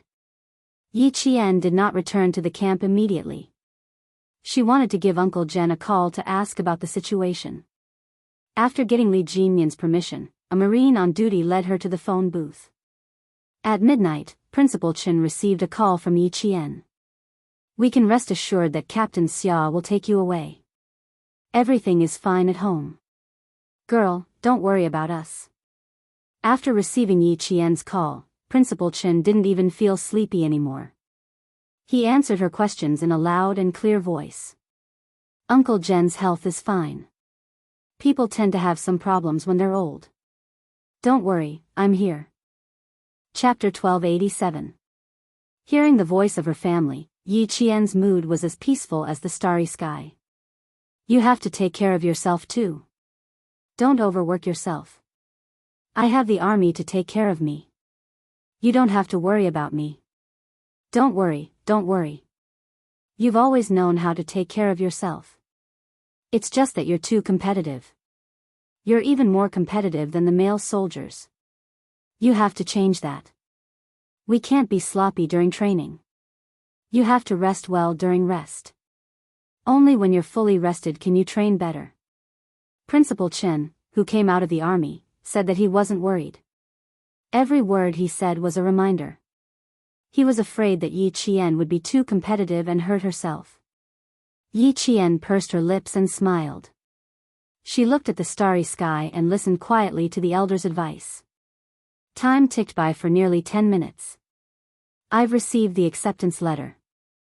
The village chief said that he wanted to celebrate, but my uncle rejected it. Everyone in the surrounding villages knows that there's a top scorer in Shuku village. Some parents even came here to buy your old teaching materials." Speaking of the village, Principal Chen's smile deepened. "Thank goodness you don't have a photo. Uncle said that if you did, people would take it back and paste it on the children's bookcases." Yi Qian also smiled. When she was in the province's number 1 middle school, her exam papers and teaching materials were all kept by Teacher Tong. Some students left with 2 big boxes of books and exam papers, but she didn't have a single book or exam paper except for a few sets of clothes. "You didn't disturb your uncle, did you? If people keep coming, you might as well stay in the army for a while." Yi Qian's eyebrows were quiet. She lacked the sharpness of training during the day. She was like an ordinary girl who had left home. Her words revealed her attachment to home. "After we received your acceptance letter, we stayed in the army for a week before coming back. Because of your influence, a few high school graduates in our village have plans to become soldiers. Even Yi Ying, who has heart disease, said that she wants to become an art soldier." At the mention of Yi Ying, Principal Chen's expression dimmed. "Your aunt said that Yi Ying wants to be an art soldier in the Beijing government regiment. She's already handed in her files and is waiting to enlist. Yi Ying wants to be an art soldier? Is that possible?" Hearing this, Yi Qian directly laughed. "We all know that she has heart disease and her military training files. Isn't she afraid of being happy for nothing if she wants to be an art soldier in the Beijing government regiment?" The matter of Yi Jifan's family was brought up after a few words. Whether or not Yi Ying could become an artistic soldier did not affect Yi Jian. If she really joined the army, Yi Jian felt that she would have another evidence of Yi Jifan's bribery. The news of Yi Ying joining the military had already spread throughout the village. It even overshadowed Yi Jian's entrance into the military academy. Sun Dongqing's gloominess was swept away. Wherever she went, she would happily talk about her daughter joining the military. At this time, Yi Jian was already sitting on the helicopter with a sniper rifle in her hand. She aimed at the floating object on the sea and completed the sniping. Frogmen often use platforms on the sea to provide cover from the air. After sniping the target, the sniper needs to jump into the sea to support his teammates. He is 57 meters away from the sea and 241 meters from the target. As Li Jinyan reported a set of precise numbers, Yi Qian, who was wearing a diving suit without any oxygen equipment, half-squatted at the door of the helicopter. He used his hands to steady the sniper rifle. His black eyes were as cold as ice as he aimed at the floating target. He calculated the effects of wind and air flow in his mind. His slender finger was on the trigger. 1, 2, 3, a precise shot. Bang! The object on the sea was shattered into pieces by a 7.62 bullet made by the North Korea. Chapter 1288. Yi Qian had a certain level of confidence in her sniping skills. She had gone through all kinds of training under Principal Chen, a world-class sniper. She had already begun the platform instability training in the first year of the 4-year plan. That was why she had cooperated with Xia Jinyuan for the first time, racing in the rain, to capture criminals who sold military intelligence. Although it was her first time sniping from a helicopter, it did not affect her in any way. During the altitude training, Principal Chen rowed a wooden boat on the lake, while she sat in the wooden boat and sniped floating objects from 200 meters away. This kind of training method was called unstable platform sniper training. What was different from this training method was that the rotating propellers of the helicopter brought about a series of unstable factors to the sniper parameters. Yi Qian was very confident that she could accurately calculate the range, wind speed, influence of the airflow, and bullet trajectory. Even though she was sniping from a helicopter, she was still very confident. After the bullet left the barrel, Yi Qian put down the sniper rifle in a few seconds. The helicopter pilot quickly turned sideways and flew away from the target area. The pilot's steady voice came through the earpiece. 40, 30, 20 meters away from the sea, complete dive. As the pilot's voice fell, Yi Qian took off the earpiece. Without hesitation, she transformed into a black fish from the cabin, which was about 15 to 18 meters above the sea, and dove into the sea. White waves gradually appeared in the sea. A wave surged over, but Yi Qian's figure was no longer on the sea. From sniping to diving, it took 2 minutes and 41 seconds. The helicopter took 2 minutes and 7 seconds to turn. De Xiao, who was sitting on the Special Forces inflatable boat, recorded the time Yi Qian took to snipe from the air to diving. His eyes were full of shock as he watched the figure disappear from the sea. Even his voice was trembling. She took 34 seconds alone. Devil, I'm shocked. If there were more female soldiers like her, the male soldiers would have to face the wall and reflect on their mistakes. It's a pity that our Storm Commando unit doesn't recruit female soldiers. Otherwise, I'd want to snatch her away. After recording the data, De Xiao looked at the sparkling sea and let out a long, melancholy sigh. I can only watch. It's a little depressing. If she can stay in our team for 1.5 years, I dare say that she will be an outstanding amphibious frogman. I can't keep good soldiers, and I can't keep them. My heart doesn't feel good. Turning his head, he saw Li Jinyan checking the diving equipment. His expression was so cold that it did not change at all. As the vice captain, the Great Mermaid felt even more suffocated. He asked in a muffled voice, I say, Demon King, why aren't you tempted? Only Li Jinyan and the Great Mermaid were on the boat. The other team member was working with Yi Qian to complete the sea battle and the infiltration mission. Demon King Li, who was checking the equipment, had a cold expression on his handsome face. His thin lips curled up slightly, and he looked at the vice captain with a smile that was not a smile in his eyes. He slowly and calmly answered, firstly, the Storm Commandos clearly stated that they do not recruit female soldiers. Secondly, the army will not agree.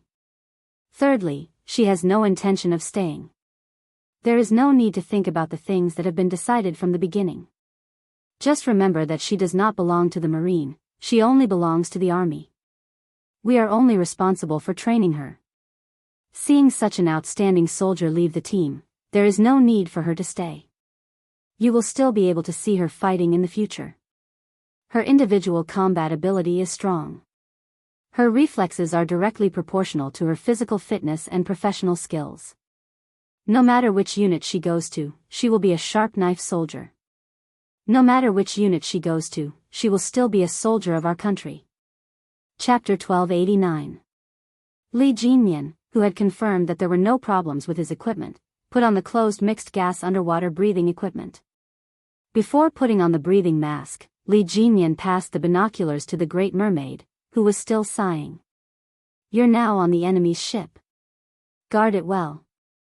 The equipment that was pulled out for Yi Qian's naval combat training was not lacking. Boats, helicopters, diving equipment, guns, and ammunition were all fully equipped. It was a naval combat training with only 4 people.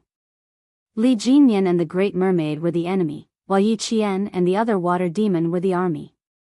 One was attacking, and the other was defending. It was a mock battle so that Yi Qian could master the skills of naval combat faster. He could only master and understand, but he could not become a professional. Even if it was just to master and understand, a mock battle training was enough to broaden Yi Qian's horizons and benefit a lot. The Great Mermaid raised her thick eyebrows and smiled with interest. To tell you the truth, I'm looking forward to her arrival very much. Let's see if she can break through your defense line and install the magnetic mines on the inflatable boat. Don't underestimate her. Li Jinmian, who had repeatedly reminded her, pulled on his diving suit and put on the breathing mask. He picked up the new underwater rifle specially equipped for the frogmen and made an "okay" gesture at the Great Mermaid. He then flipped over from the side of the boat and entered the water. Ripples spread out on the surface of the sea. In the blink of an eye, Li Jinmian disappeared into the vast sea. As an enemy, the Great Mermaid quickly gathered her thoughts and quickly operated the Special Operations hard-shelled inflatable boat to hide behind a nearby reef. One of the naval operations, underwater demolition, required the cooperation of at least 2 frogmen. This training was destructive. It required the frogmen to deal with reefs, rocks, shoals near the landing beach that could cause the landing ship to run aground, as well as shore or underwater obstacles set up by the enemy to prevent the landing force from reaching the shore. After 2 hours of sea clearing was completed, the next step was underwater demolition, the placement of the magnetic mines on the enemy's ship, and the identification and marking of the mines. Yi Qian was responsible for placing the magnetic mines on the Special Operations hard-shelled inflatable boat operated by the Great Mermaid, clearing the landing obstacles, and completing the beach immersion training. The other teammate was responsible for reconnaissance, inspection, luring, and other frontline combat tactics. Yi Qian, who had his back against the reef, quickly put on the circulating diving equipment. The water demon in charge of vigilance stared at the surface of the sea with a burning gaze to prevent the enemy's Li Demon King from launching a sneak attack. There were 2 types of diving suits, light diving suits and heavy diving suits. The light diving suits were further divided into 2 types, dry and wet diving suits. The battle at sea this time did not require a heavy diving suit. Therefore, Yi Jian was wearing a light and dry diving suit that did not allow the diver to come into contact with the water. They jumped down from the helicopter and quickly found their team members. They changed their normal rubber diving suits into light diving suits. The whole changing process took less than 5 minutes. Yi Qian had a survival knife, a strong flashlight, a diving instrument, a backup breathing apparatus, and an ultrasonic signal processor. There were no problems with the diving suit's charging equipment, and the buoyancy control vest's shoulder vent valve was sealed properly. Yi Qian, who looked like he was in a sci-fi movie, used a total of 4 minutes and 31 seconds to finish changing. The water demon in charge of vigilance heard the TSS sound coming from behind him. Based on the sound alone, he knew that she was only wearing a mask and headgear. The water demon, who only revealed her head and the new waterproof rifle, shortened the distance between her and Yi Qian to less than 30 centimeters. Although her voice was low, she said each word coldly, "The Demon King likes to attack. Let's dive deep first and take care of the Great Mermaid." Chapter 1290. At this time, the water ghost looked like he was really going to fight at sea. His eyes were full of murderous intent and vigilance. "I'll be in charge of luring them. You'll be in charge of installing the magnetic mines. Try to reach the enemy's sea area within 3 hours." Yi Qian looked at the most advanced underwater breathing equipment on his body. His eyes were as bright as stars and cold as ice. His lips curled into a sharp smile as he said slowly, "I'll cut in from the back. Otherwise, it'll be a waste of this diving equipment." Her words made the water ghost chuckle. "That makes sense. This equipment is most suitable for infiltrating the enemy's rear area. You'll have no problem cutting in from the back." The diving equipment on the two of them was specially designed for combat frogmen. It allowed the frogman's exhalation to not be discharged into the water, but to be stored in a breathing bag after being processed. It would then enter the equipment for recirculation. Through chemical filtration, the carbon dioxide in the exhaust gas would be filtered out, and the oxygen consumed would be refilled. This was the purpose of long-term, long-distance diving. In addition, there were two major features. First, no air bubbles were produced during the breathing process. This greatly improved the concealment of frogmen on special operations missions. Second, the backpack design was more suitable for underwater combat and increased the sensitivity of underwater combat. Yi Qian put on his helmet and mask. He gestured to his team members to dive at the same time. Two dark figures disappeared from the surface of the sea along the reef. At the Frogman training base about 100 miles away from this area, the Navy commander and the Army commander, Jun Weha, sat in front of a row of surveillance screens. The top 4 surveillance screens were monitoring the sea area where Yi Jian and the others were in 360 degrees from the east, west, south, and north without any blind spots. The 4 surveillance screens in the middle showed that Yi Jian not only had to deal with the underwater obstacles, but also had to avoid the anti-diver equipment set up. The bottom 4 screens showed the landing point on the beach and the final assembly point. "Old Yang, the female soldier you sent over is this." The Navy commander watched Yi Qian complete a precise sniper shot from the helicopter and then dive from a high altitude. He sighed and gave Yi Qian a thumbs up. "I've been in the army for 34 years, and this is the first time I've met such an outstanding female soldier." Every time the vice captain called, he mentioned that it's a pity that our frogman unit doesn't recruit female soldiers. Otherwise, he would really want to force her to stay in our navy. "Old Yang, you're lucky you acted early. I dare say that as long as she attends the military academy and her overall results are out, all the major military regions will fight to recruit her." With a slight smile on his face, the Major General replied politely, "In this line of work, you have to be fast and decisive. Once you find a good seedling, you should grab him from a young age." He didn't sound polite at all. "This time, you really won."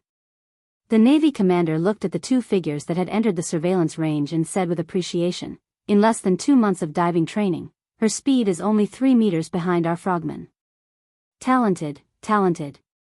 The water ghost in front of him didn't slow down just because he was followed by a recruit. A simulated naval combat training mission was all about realism. Yi Qian didn't ask him to stop and wait for her either. He kept a distance of about 3 meters behind her as he dove into the underwater obstacles that needed to be dealt with. Alert, 20 minutes, complete. As they entered the sea, the water ghost in front gestured at Yi Qian. He pulled out his life-saving knife and started to be in charge of keeping watch in an area about 10 meters away from Yi Qian. He also activated the ultrasonic detector to detect if there were any intruders 10 meters away. Chapter 1291. The seawater of the base's naval combat zone was a little turbid due to the undersea currents. Yi Qian turned on the flashlight and dived into the water with her head down and her feet facing upwards. Time ticked by. Yi Qian cleared the 2 underwater obstacles. She didn't even have time to surface to change her position. She immediately met up with the water ghost codenamed Big Eel and entered the next zone. The seawater was not only dark but also very turbid. Big Eel, who was leading the way, held a diving board to navigate. This time, it slowed down and stealthily moved with Yi Qian. The diving board was a type of handheld equipment. It had a graphical compass and underwater depth display function. It could help the diver navigate accurately underwater and wouldn't get lost due to the dark environment. The two of them kept groping and moving forward at the bottom of the sea. From 5:00 in the morning to 8:00 in the morning, Yi Jian did not come out of the water for 3 hours. She had been in the water all the time, and under the guidance of the Big Eel, she completed combat training and subject tasks one after another. Big Eel covered and guarded. Yi Qian completed the tasks and took action. After 3 hours, they finally infiltrated the enemy's boat. Yi Qian began to circle around and cut in from the back. The cooperating water ghost was in charge of luring them. The naval combat training had entered the most crucial moment. Li Jinmian, who had been lurking in the water, was like a sea monster hiding in the depths of the sea, quietly waiting for his prey to arrive. He was waiting for Yi Qian. He wanted to personally test the results of this female soldier's less than 2 months of underwater training. However, Yi Qian didn't want to face Demon King Li at all. She was confident that she could fight Demon King Li on land, but underwater, Yi Qian knew her own limits and didn't dare to face him carelessly. She carefully avoided the detection range of the ultrasonic waves. She swam with her feet and headed straight for her target. She doesn't plan to face the enemy. 3 hours later, the naval commander, who had been sitting in front of the surveillance screen, pointed at the figure that had been submerged in the sea for 3 hours and said proudly, "Li Jinmian, the sharp knife of the team, is neck and neck with Xia Jinyuan." Major General Lu was a little overprotective. "Your Li Jinmian is not bad, and our Xia Jinyuan is not bad either. Now that we have Yi Qian, old Dong, I can rest assured." The Navy commander's surname was Dong. "That's why I said you really won this time. In the past, you even wanted to win over Li Jinmian. You were so ruthless that you didn't leave a single one for the Marines. Old Yang, after so many years, I still remember." The Navy commander laughed. This old Yang was still the same as before. Whenever he saw a good soldier, he would want to recruit him to the army. Who wouldn't want that? Everyone wanted to. It was undeniable that there were more elite soldiers in the army than in the navy. Major General Lu adjusted his military cap. He felt that the topic needed to be changed. He restrained his expression and said solemnly, "I'm very grateful for your care for Yi Qian. I knew that her training time was short, so I specially arranged 3 days of private training for her. Old Dong, I'm very grateful to you for supporting the army's work all this time. Thank you very much. I won't stand on ceremony. The most important thing is that Yi Qian is indeed a good seedling. Even if she becomes a soldier of the army in the future, she will still be a soldier of our country." On the surveillance screen, Li Jinmian suddenly turned around like a sea monster pouncing on its prey. Even through the screen, his ferocity could be felt. In an instant, he dashed forward a few meters. The naval commander who was speaking immediately cut off the topic. He found the target. Chapter 1292. Everyone in the control room turned their attention to the screen that had the best view of Li Jinmian's movements. The Navy commander ordered the technical lieutenant, "Monitor from all directions." "Yes, sir." The technical soldier's first lieutenant's fingers pressed rows of buttons, and after a series of commands were output, the 2 screens that originally only showed Li Jinmian's movements became 6 screens with the top, middle, bottom, and middle screens showing him in all directions. Not only could they see Li Jinmian's movements in the water without any blind spots, but Yi Qian's figure also appeared on the screen as the underwater probe rotated. Yi Jian was looking for cover. The sense of crisis that made her feel as if she was going to be suffocated by the seawater suddenly surged.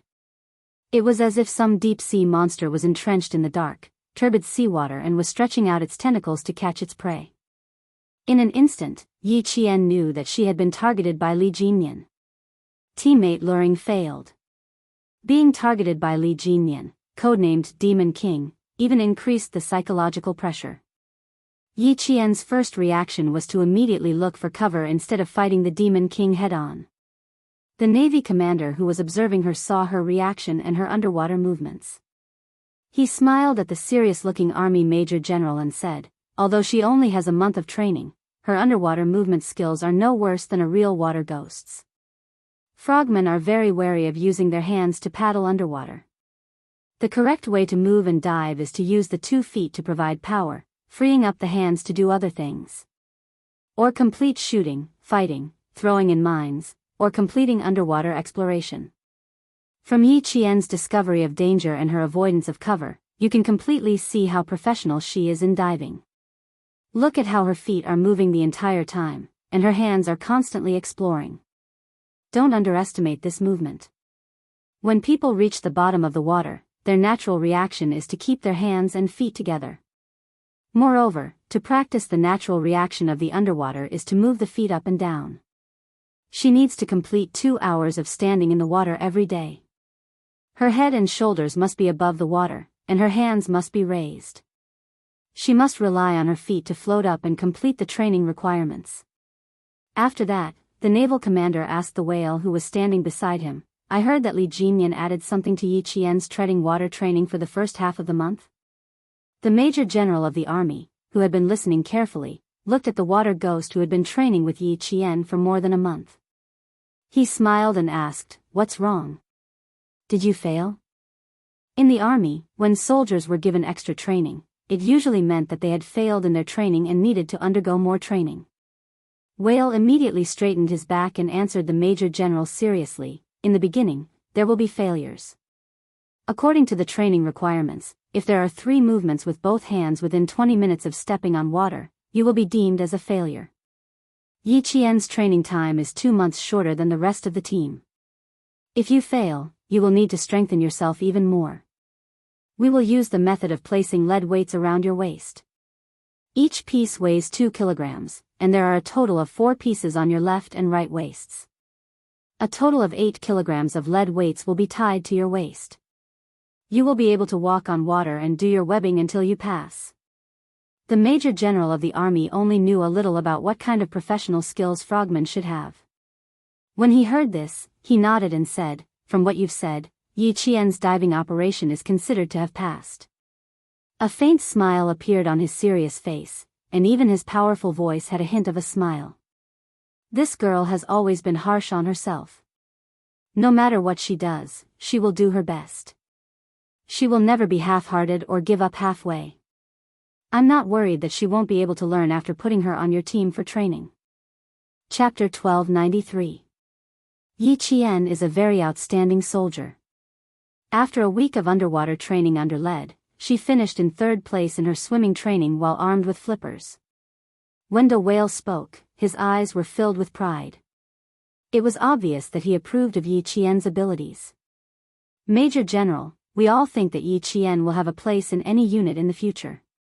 She will be looked up to by all the male soldiers.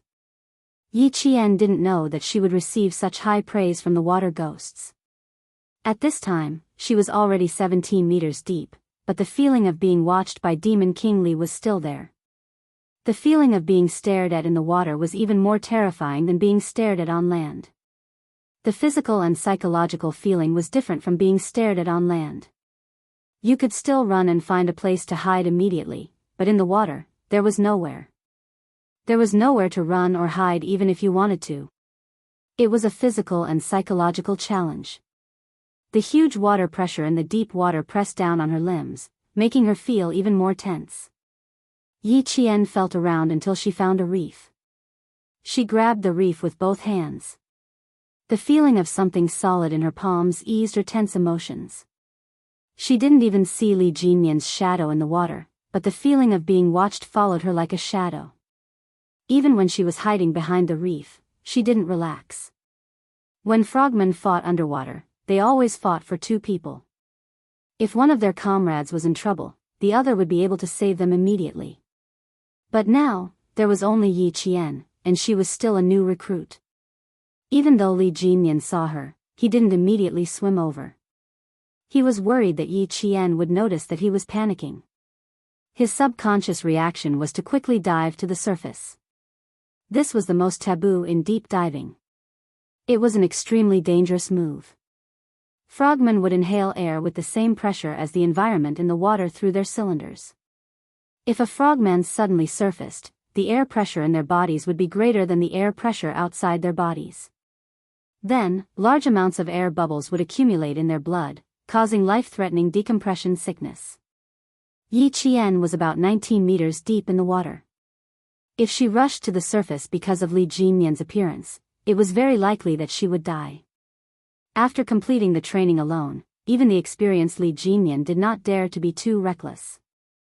After Yi Qian swam out of a certain range, Li Jinyan swam towards the inflatable boat that the Great Mermaid was on. The fact that Yi Qian was able to escape from him so quickly and immediately find an underwater cover meant that he had already explored this area and memorized the position of the people in the water. His reaction is fast, and his foundation is solid. Although he is bold, he is disciplined. The naval commander, who had been sitting in front of the surveillance screen all this time, once again commented on Yi Qian's underwater performance. Also, she was able to dodge Li Jinyan's attacks so quickly. Old Yang, if you hand her over to our team for another 2 years, I'll give you an excellent underwater frogman. There were a total of 7 people in the surveillance room. Everyone's eyes were fixed on Yi Qian and Li Jinyan's figures. Even though 3 hours had passed, no one felt bored or wanted to leave the surveillance room. Major General Yang of the army had specially come over to watch Yi Qian's training. He was willing to stay for another 3 hours. Seeing Yi Qian's quick reaction to avoid approaching danger, the Major General, who had watched countless drills and participated in countless actual combat exercises, let out a sigh of relief. We have high expectations for her. We hope that she can immediately join the army to carry out missions after entering the military academy. The Major General's serious voice was low and restrained, as if it weighed 1,000 pounds. Our country's special forces still need to be improved. We urgently need a comprehensive talent like Yi Qian to join us. Chapter 1294.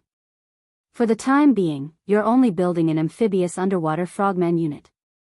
Old Dong, the task on my shoulders isn't any lighter than yours. With just one sentence, the Navy commander seemed to have guessed something. Surprise flashed across his face, and a hint of seriousness appeared. Amphibious unit? I see. I understand now. No wonder they had to send Yi Qian over. It turned out that her future in the military had already been determined. You see further than I do. She has already been training for 5 years, plus 4 years of military school. A soldier with 9 years of special training under your command, and she's still so young. Old Yang, you really have great foresight. You make me feel ashamed of myself. There were only 4 people in the surveillance room. One of them was a lieutenant of operations, and the other was a great mermaid. The Navy commander's words would not be leaked, and this kind of conversation would not cause any leaks. Li Jinyan seemed to have sensed that his prey had swam away. He slowly turned his back to the surveillance screen and faced it directly. His expression couldn't be seen clearly because he was wearing a breathing mask, but from the way he swung his slender legs, it was easy to tell that he was in a good mood. The undersea airflow blew past the breathing mask in front of him, and a few unknown fish swam leisurely with the airflow. Yi Qian, who was holding onto the reef with both hands, focused his gaze and swam in the opposite direction of the airflow. However, the inflatable boat was deeper in the water than the rubber boat. There was a group of reef islands nearby.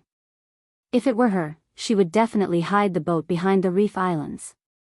Since Li Jinyan had his eyes on her, the task of installing the magnetic mines could only be given to her partner, Big Eel. Under the guidance of the diving board's navigation system, after 20 minutes, Yi Qian and Big Eel met underwater. The two of them kept their heads facing up, and they communicated with hand signals at the water level about 50 centimeters below the surface.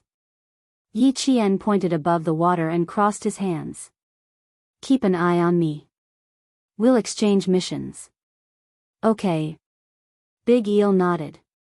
It seemed that Demon King Li intended to fight with Yi Qian underwater, so he naturally had to cooperate. After the mission exchange, the two of them separated again. From the deep water level, Yi Qian slowly approached the boat when they were about 3 meters above the water level. It was the first time she was acting alone underwater. No matter how brave she was, she didn't dare to act as freely as she did on land. She remembered the key points of underwater activities and didn't make any mistakes. Not far away, Li Jinyan, who was defending, floated to the surface. A thin smile flashed across his cold eyes as he said to the Great Mermaid on the ship, "She's coming over. I'll fight her underwater first." Big Eel, Yi Qian. Big Eel didn't persuade Li Jinyan to give up, but she reminded him again. Yi Qian, Eel, Big Eel's, Big Eel, Big Eel, Big Eel, Big Eel, Eel, Big Eel, SA's twos to Eel. To S Eel, of T of them Eel. Don't let anything happen. Li Jinyan understood even without Big Eel's reminder. He made an okay gesture, put on his breathing mask again, and slowly sank to the bottom of the sea to intercept Yi Qian. The entire training was centered around Yi Qian. Li Jinyan wanted to test Yi Qian's underwater combat skills. Big Eel wanted to see if she could successfully clear the boats that were preventing them from landing and seizing the beach. The Navy commander and Major General of the Army wanted to see the results of her more than a month of training to see if she met the standards. The murky water stirred, and danger suddenly arrived. Seeing the figure approaching silently like an electric eel, Yi Qian turned her body and swam 1 meter toward the surface. She lowered the water pressure first before facing Li Jinyan head-on. Chapter 1295. The murky water was so quiet that he could hear the sound of his flippers moving up and down. Listening to the sound of the water not far away, Yi Qian's first instinct was that Li Jinyan had already caught up to him. As he swam to the surface, Yi Qian pulled out his frogman dagger. The frogman dagger was a special weapon that was rust-resistant and magnetic-resistant. Even if it encountered the electromagnetic fuse of underwater explosives, it would not trigger an explosion. With the dagger in hand, Yi Qian used his body as bait and swam around the boat. Firstly, he wanted to buy time for Big Eel. Secondly, he wanted to attract all the underwater dangers to himself. Li Jinyan used a forced attack to force Yi Qian into the underwater obstacle course at the base. There was seaweed and ropes hidden in the seaweed. If he was not careful, he would either be entangled by the seaweed or be caught by the ropes. Is the Devil King crazy? He's forcing Yi Qian into the underwater obstacle course. Big Eel, who was swimming towards the boat, looked at the disappearing figure in the water. There was a hint of surprise in his eyes. Does he really want to spread the name of the Devil King throughout the 3 armies? All the water ghosts knew how difficult the underwater obstacle course was. There were old materials, fishing nets, ropes, and deliberately cultivated seaweed. These could easily get entangled with the frogman's breathing apparatus and other equipment. Even veterans like them had to be extra careful when they entered. The Big Eel was worried for Yi Jian, and so was the big whale who was watching from the monitoring screen. It quietly glanced at the Navy commander's face from the corner of its eye. As soon as it glanced at the commander's face, the big whale was frightened by the coldness on the commander's face, and its heart skipped a beat. Oh no. The Navy commander seemed a little angry. How many water ghosts are there at the base now? The Navy commander's eyes were serious. Li Jinyan was too bold. He actually led Yi Qian into the underwater obstacle course that required at least 8 months of basic training to pass. Did he not want his own future anymore? If something happened, the army would lose a general, and so would the Navy. In the end, it would harm the country and waste the country's efforts. Big Whale immediately replied, "There are 11 water ghosts in my team at the base. There were also 16 combat frogmen and scout frogmen. A total of 27 soldiers. Send 4 combat frogmen over there to keep an eye on the situation. If anything happens, send reinforcements immediately." The Navy commander immediately issued the order. As the commander, he had the responsibility to protect the safety of all the soldiers. He also had the responsibility to prevent possible dangers in advance. Yes. The Great Merman immediately carried out his orders. He was also afraid of accidents. Although Major General Yang of the Lu army did not know much about underwater warfare, when he saw Yi Qian's unhurried swimming posture, he vaguely felt that Yi Qian was deliberately swimming towards the danger zone ahead. Not for the time being. Let's observe first. He stopped the Great Mermaid from leaving. Yi Qian has never done anything rash. Just now, she used the diving board to navigate and swam east. Based on my understanding of her, she's swimming east with a purpose. In other words, they were not forced by Li Jinyan to the east-facing underwater obstacle. Major General Yang had known Yi Qian for 3 years. He usually paid attention to her training. In addition, Yi Qian had carried out several military missions, so Major General Yang was very reassured by her combat stability. Therefore, Major General Yang thought that she was doing it on purpose because she wasn't in a hurry. The Great Merman received the Navy commander's nod and returned.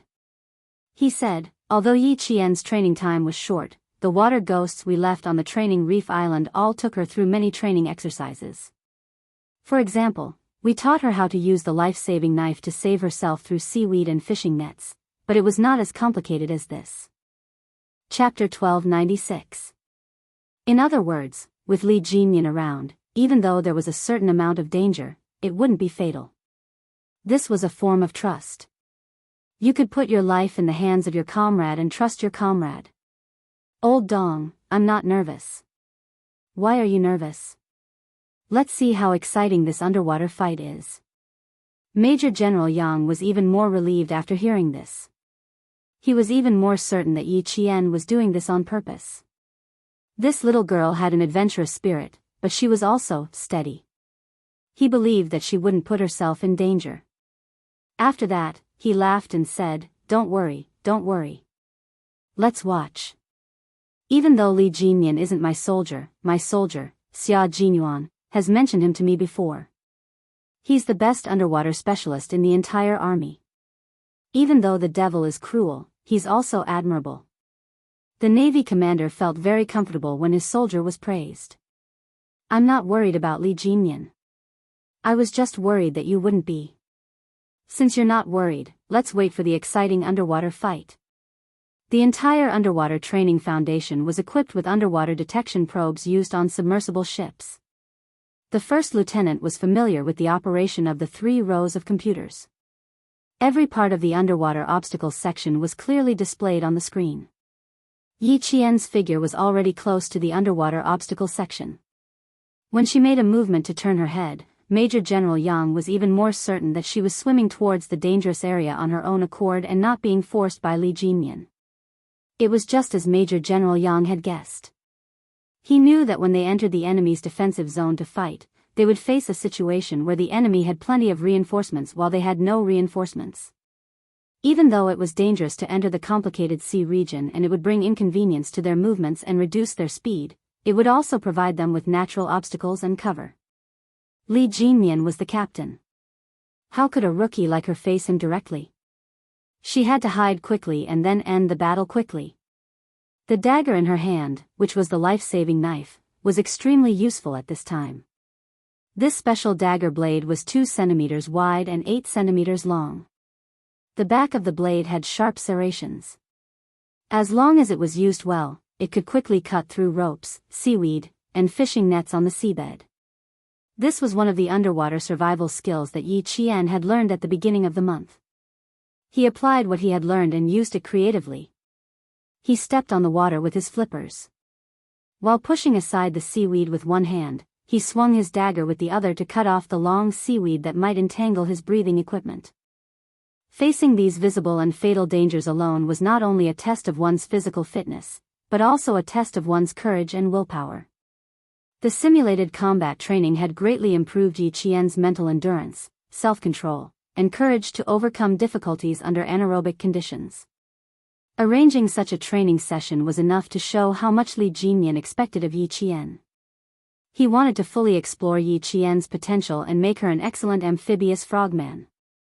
Li Jinyan scooped up a floating seaweed with one hand, and the handsome face under the mask held a trace of a smile. He thought that he was the one who forced her into the water hazard, but in reality, she was the one who lured him over. Good job, Yi Qian. This was the first time he participated in a simulated combat training, and he immediately knew how to use underwater obstacles to seize the opportunity. In such an environment, when frogmen and anti-frogmen met, it was very likely that both sides would be too close for them to draw their guns. At that time, the performance of underwater combat skills would greatly affect the outcome of the battle, so it was necessary to quickly attack and retreat as quickly as possible. Chapter 1297. Yi Qian. She wanted to lure him in, observe him in secret, and then finish the fight and retreat quickly. Visibility was low underwater, and the situation underwater was complicated. Yi Qian, who was holding onto a rope with one hand, looked around calmly, quietly waiting for Li Jinyan to approach. 1, 2, 3. She silently counted to 8 in her heart. A black figure that looked like a swordfish swept past a clump of seaweed. It had begun. The underwater combat had begun. The people in front of the monitor held their breaths when they saw Yi Qian suddenly attack. The ripples in the water expanded, and Yi Qian used the dagger in her hand very flexibly, directly attacking Li Jinyan's air supply system. The air supply system was the focus of the frogmen's attack and defense in underwater combat. Once the air supply was cut, the frogmen would lose their oxygen supply, and the consequences would be obvious. Li Jinyan's eyes darkened.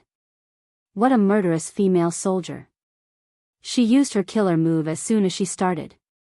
Discover the enemy first, seize the opportunity to defeat the enemy, hit the enemy in one hit, end the battle quickly. These were all underwater combat tactics, and Yi Qian remembered them well and used them flexibly. Yi Qian, who had taken the initiative, knew very well that she didn't have the ability to fight Li Jinyan for too long. How could she beat Li Jinyan? First, she would help Big Eel install the magnetic mine, then use the complicated terrain to escape. Escape was Yi Qian's main tactic. Li Jinyan raised his hand and used his elbow to block Yi Qian's dagger attack. Yi Qian didn't resist his move at all, and immediately withdrew her right hand that was holding the dagger. Then an unbelievable scene happened. The dagger in her right hand was suddenly in her left hand, so fast that the Navy commander and the big whale couldn't react in time. Major General Yang knew Yi Qian's ability. She was twice as fast as others when she fired a gun. Switching between her right and left hand was a piece of cake for her. She hasn't shown this move before. The big whale sighed softly. Fast, too fast. Fortunately, the one facing her was Li Jinyan. He had to attack the air supply system twice in a row to avoid her. Major General Yang smiled reservedly and said, Yi Qian has a very special ability. She can pull the trigger first and then shoot. What? Hearing this for the first time, the Navy commander felt that it was a little unbelievable. Everyone knew that accurate shooting required precise aiming, and then quickly pulling the trigger. How could she do the opposite? It did not conform to common sense, nor did it conform to science. When Major General Yang heard it for the first time, he thought it was unbelievable, but it was the truth. When I heard that, I was just like you. I was so shocked that I thought it was impossible. But it's true. I've seen her shoot with my own eyes. She picked up the gun in 2 seconds. Her reaction speed is beyond ordinary. Major General Yang said proudly with a deep smile on his face. She's familiar with every type of gun. She told me that as long as I hold a gun in my hand, the blueprint of the entire gun will appear in my mind. The moment I raise the gun and shoot, the blueprint will come alive. I can even feel the movement of the bullet. The big whale sucked in a breath of cold air. This was too unbelievable. What a powerful special ability. In the water, Yi Qian attacked with all her strength. She focused on attacking Li Jinyan's mask, air supply, throat, and ears. Her moves were fast and ruthless. Although her skills were not as good as Li Jinyan's, she adhered to the strategy of making weapons before making people. She used everything she had learned to find opportunities to attack. At this time, Li Jinyan was completely faced with Yi Qian's strategy. He realized that the female soldier who dared to face him acted like a seasoned water ghost, not like a new recruit at all. Chapter 1298. To be able to reveal her murderous intent in such a unique underwater environment without a trace of fear, it was obvious that her mental fortitude was no worse than a veteran. He did not pull out his dagger. Every time Yi Qian attacked, he would quickly block. Moreover, he deliberately slowed down his movements so that Yi Qian could see clearly how he should defend himself when facing an attack. Yi Qian quickly realized his intentions, and his admiration for this young major grew. He and Xia Jinyuan were the same type of people. They were both willing to guide and give pointers to their comrades who fought side by side with them. They were not afraid that their opponents would become stronger and suppress them. It was precisely because they were the same type of people that Xia Jinyuan had such a high opinion of Li Jinyan. The dagger in his left hand cut horizontally with a barb, and a string of bubbles flew towards the shoulder vent valve on Li Jinyan's buoyancy control vest. Even though Li Jinyan was only defending, Yi Qian felt that it was a little difficult for her. With the mask covering her face, Yi Qian did not see Li Jinyan's satisfied smile at her every move. Even if it was just a slight twitch of his thin lips, it was like a sudden spring breeze that melted the ice on his face. When Li Jinyan didn't smile, he had the imposing aura of a towering iceberg that made people revere him. However, once his handsome face smiled, the spring breeze blew gently, and peach blossoms bloomed everywhere. Even his cold eyes seemed to be covered with 10 li of flower brocade, so handsome that it made people blush. "Are you thinking of running away?" Li Jinyan asked softly as he held Yi Qian's left hand. Unfortunately, the water and the mask blocked out their voices. Yi Qian could not hear him at all. In underwater combat, you either fight or die. There is no such thing as running away. Knowing that she could not hear what he said, Li Jinyan used his actions to tell Yi Qian that there was no other choice but to fight. Defense became offense, and the roles of the two sides changed. Underwater demons Li Jinyan directly suppressed Yi Qian and pressed him against the fishing net. At the same time, he extended his right hand and attacked Yi Qian's breathing tube. Seeing this, Yi Qian loosened her grip on the dagger in her left hand. Her right hand quickly reached out and snatched the dagger back into her own hand. Her movements were so fast that, even Li Jinyan was extremely surprised. What a bold female soldier. He was already fighting her face to face, yet she still dared to let go of the dagger. Wasn't she afraid that the dagger would fall into his hands? Yi Qian had already made up his mind before he let go. After exchanging blows with Li Jinyan a few times, he had a better idea of what to do. He would only let go when he still had enough stamina.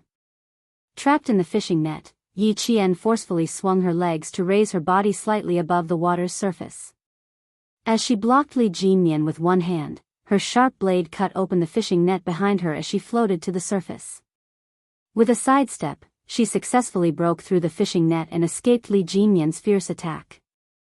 In the water, the broken fishing net swayed gently. Yi Qian, who had escaped, did not leave. Instead, she took the initiative to attack. There was a certain degree of difficulty in moving backward, forward, and sideways. Since they were already facing each other, Yi Qian did not hesitate to choose a frontal attack. Even if her movements were limited, she had to fight to the end. Yi Qian lasted for 5 minutes. The great whale stared closely at Yi Qian's defensive moves. Even if she was forced into the fishing net, the great whale was still excited. Demon King Li's moves were all sure-kill moves, but Yi Qian was able to block them. The truth would be revealed underwater. The Navy commander nodded lightly. The admiration in his eyes deepened. To be able to last more than 5 minutes against Li Jinyan, old Yang, you can continue to send her for training next time.